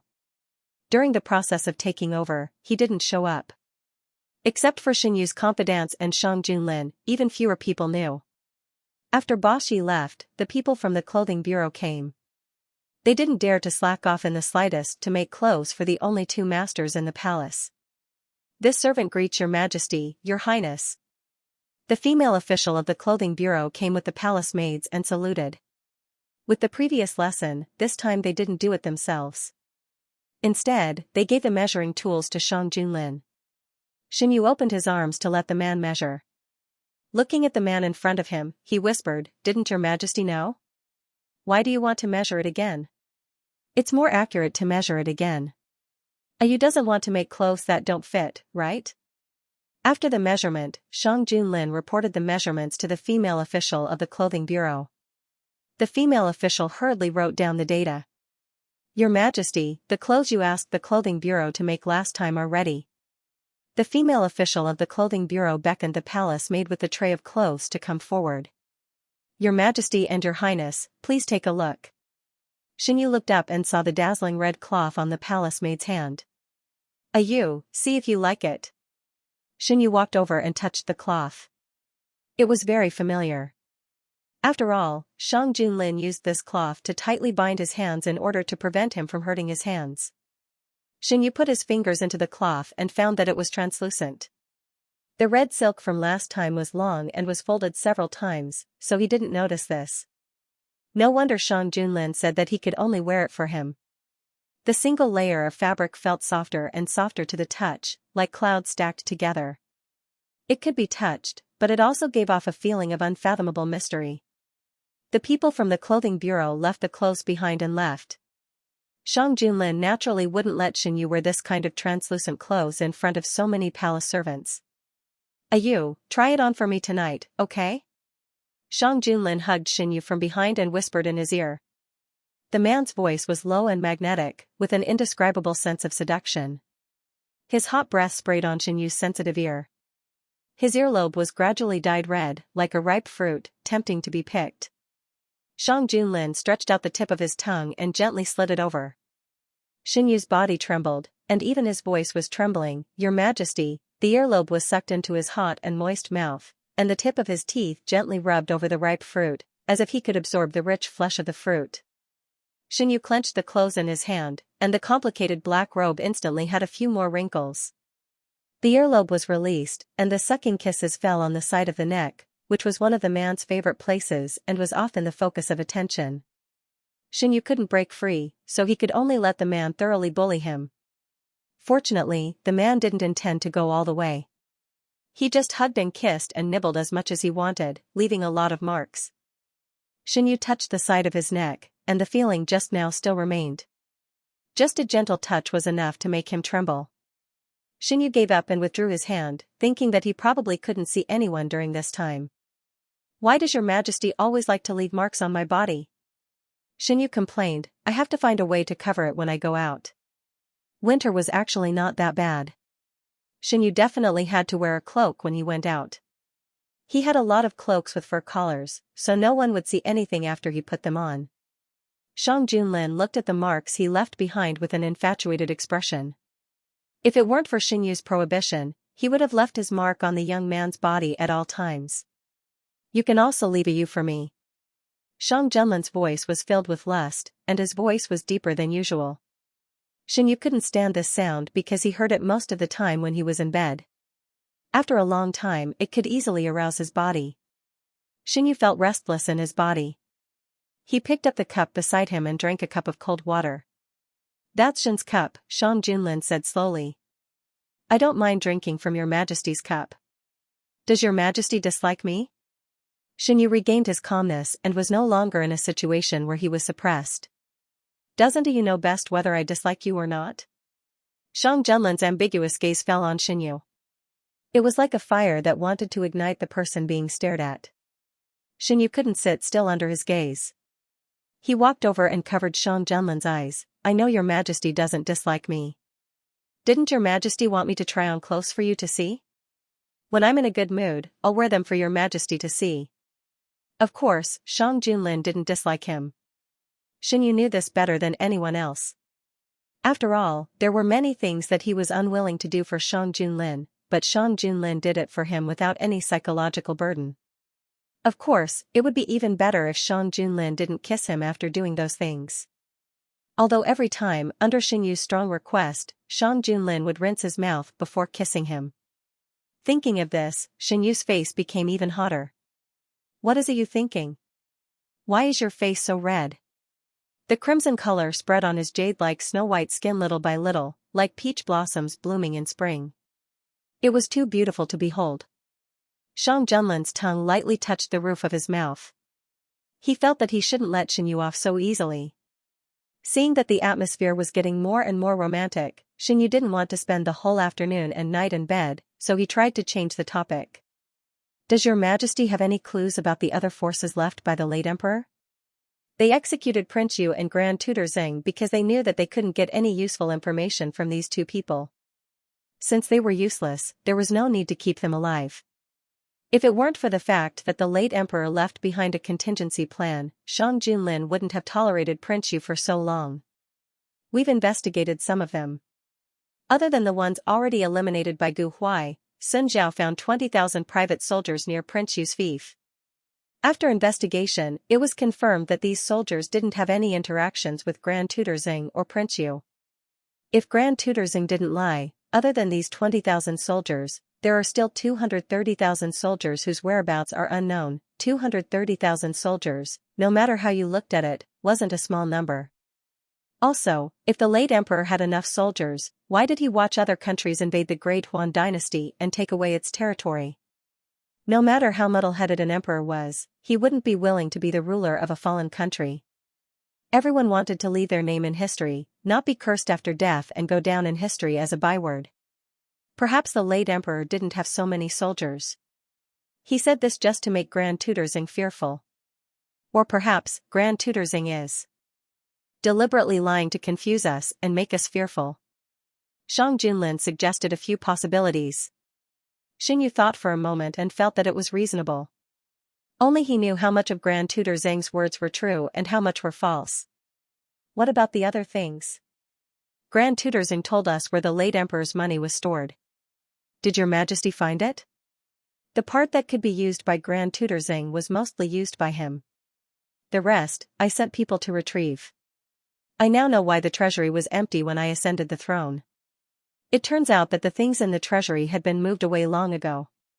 Xinyu was stunned. Those were all things in the treasury? There were a lot of imperial goods. After the Ministry of Revenue checked them, he told me that there were many things that were once recorded in the treasury but were later inexplicably lost. Your Majesty. Xinyu knew that Shang Junlin's ascension to the throne was far more difficult than it seemed on the surface, but he didn't expect the late emperor to go to this extent and secretly move the things in the treasury. Was the late emperor's extravagance and waste in his later years a cover for this matter? Seeing the worry in Xinyu's eyes, Shang Junlin sighed and hugged her in his arms. I'm fine.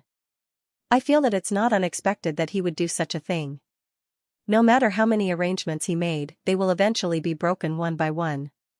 You will help me, right? Xinyu leaned in the man's arms and nodded gently. In a place where Xinyu couldn't see, Shang Junlin's mouth curved up. His Ayu was the most soft-hearted. He didn't care about what the late emperor did, but he cared about Xinyu. If Yu could be more soft-hearted towards him because of the late emperor's matter and be more reluctant to leave him, it would be best. Because the remaining half wasn't found, this matter wasn't made public for the time being. Grand Tutor Xing gave a lot of things, and Shang Junlin sent a special official to handle each of them. If the information was verified to be true, then it would be dealt with accordingly. After Gu Huai completed his task and returned to the capital, he didn't get a promotion, but the imperial court gave him the general's mansion, which was located in a bustling area of the capital. The previous owner of this mansion was the once prominent Lin family.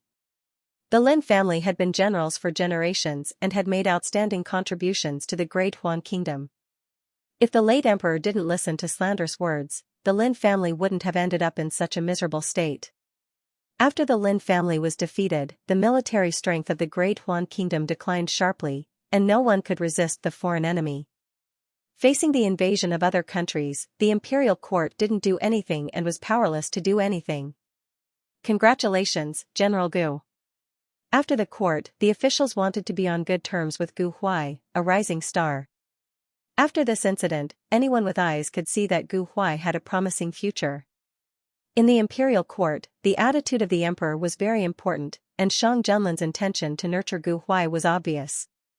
In addition, Gu Huai was a military general and didn't have much to do with the civil officials, so the officials didn't mind being on good terms with him.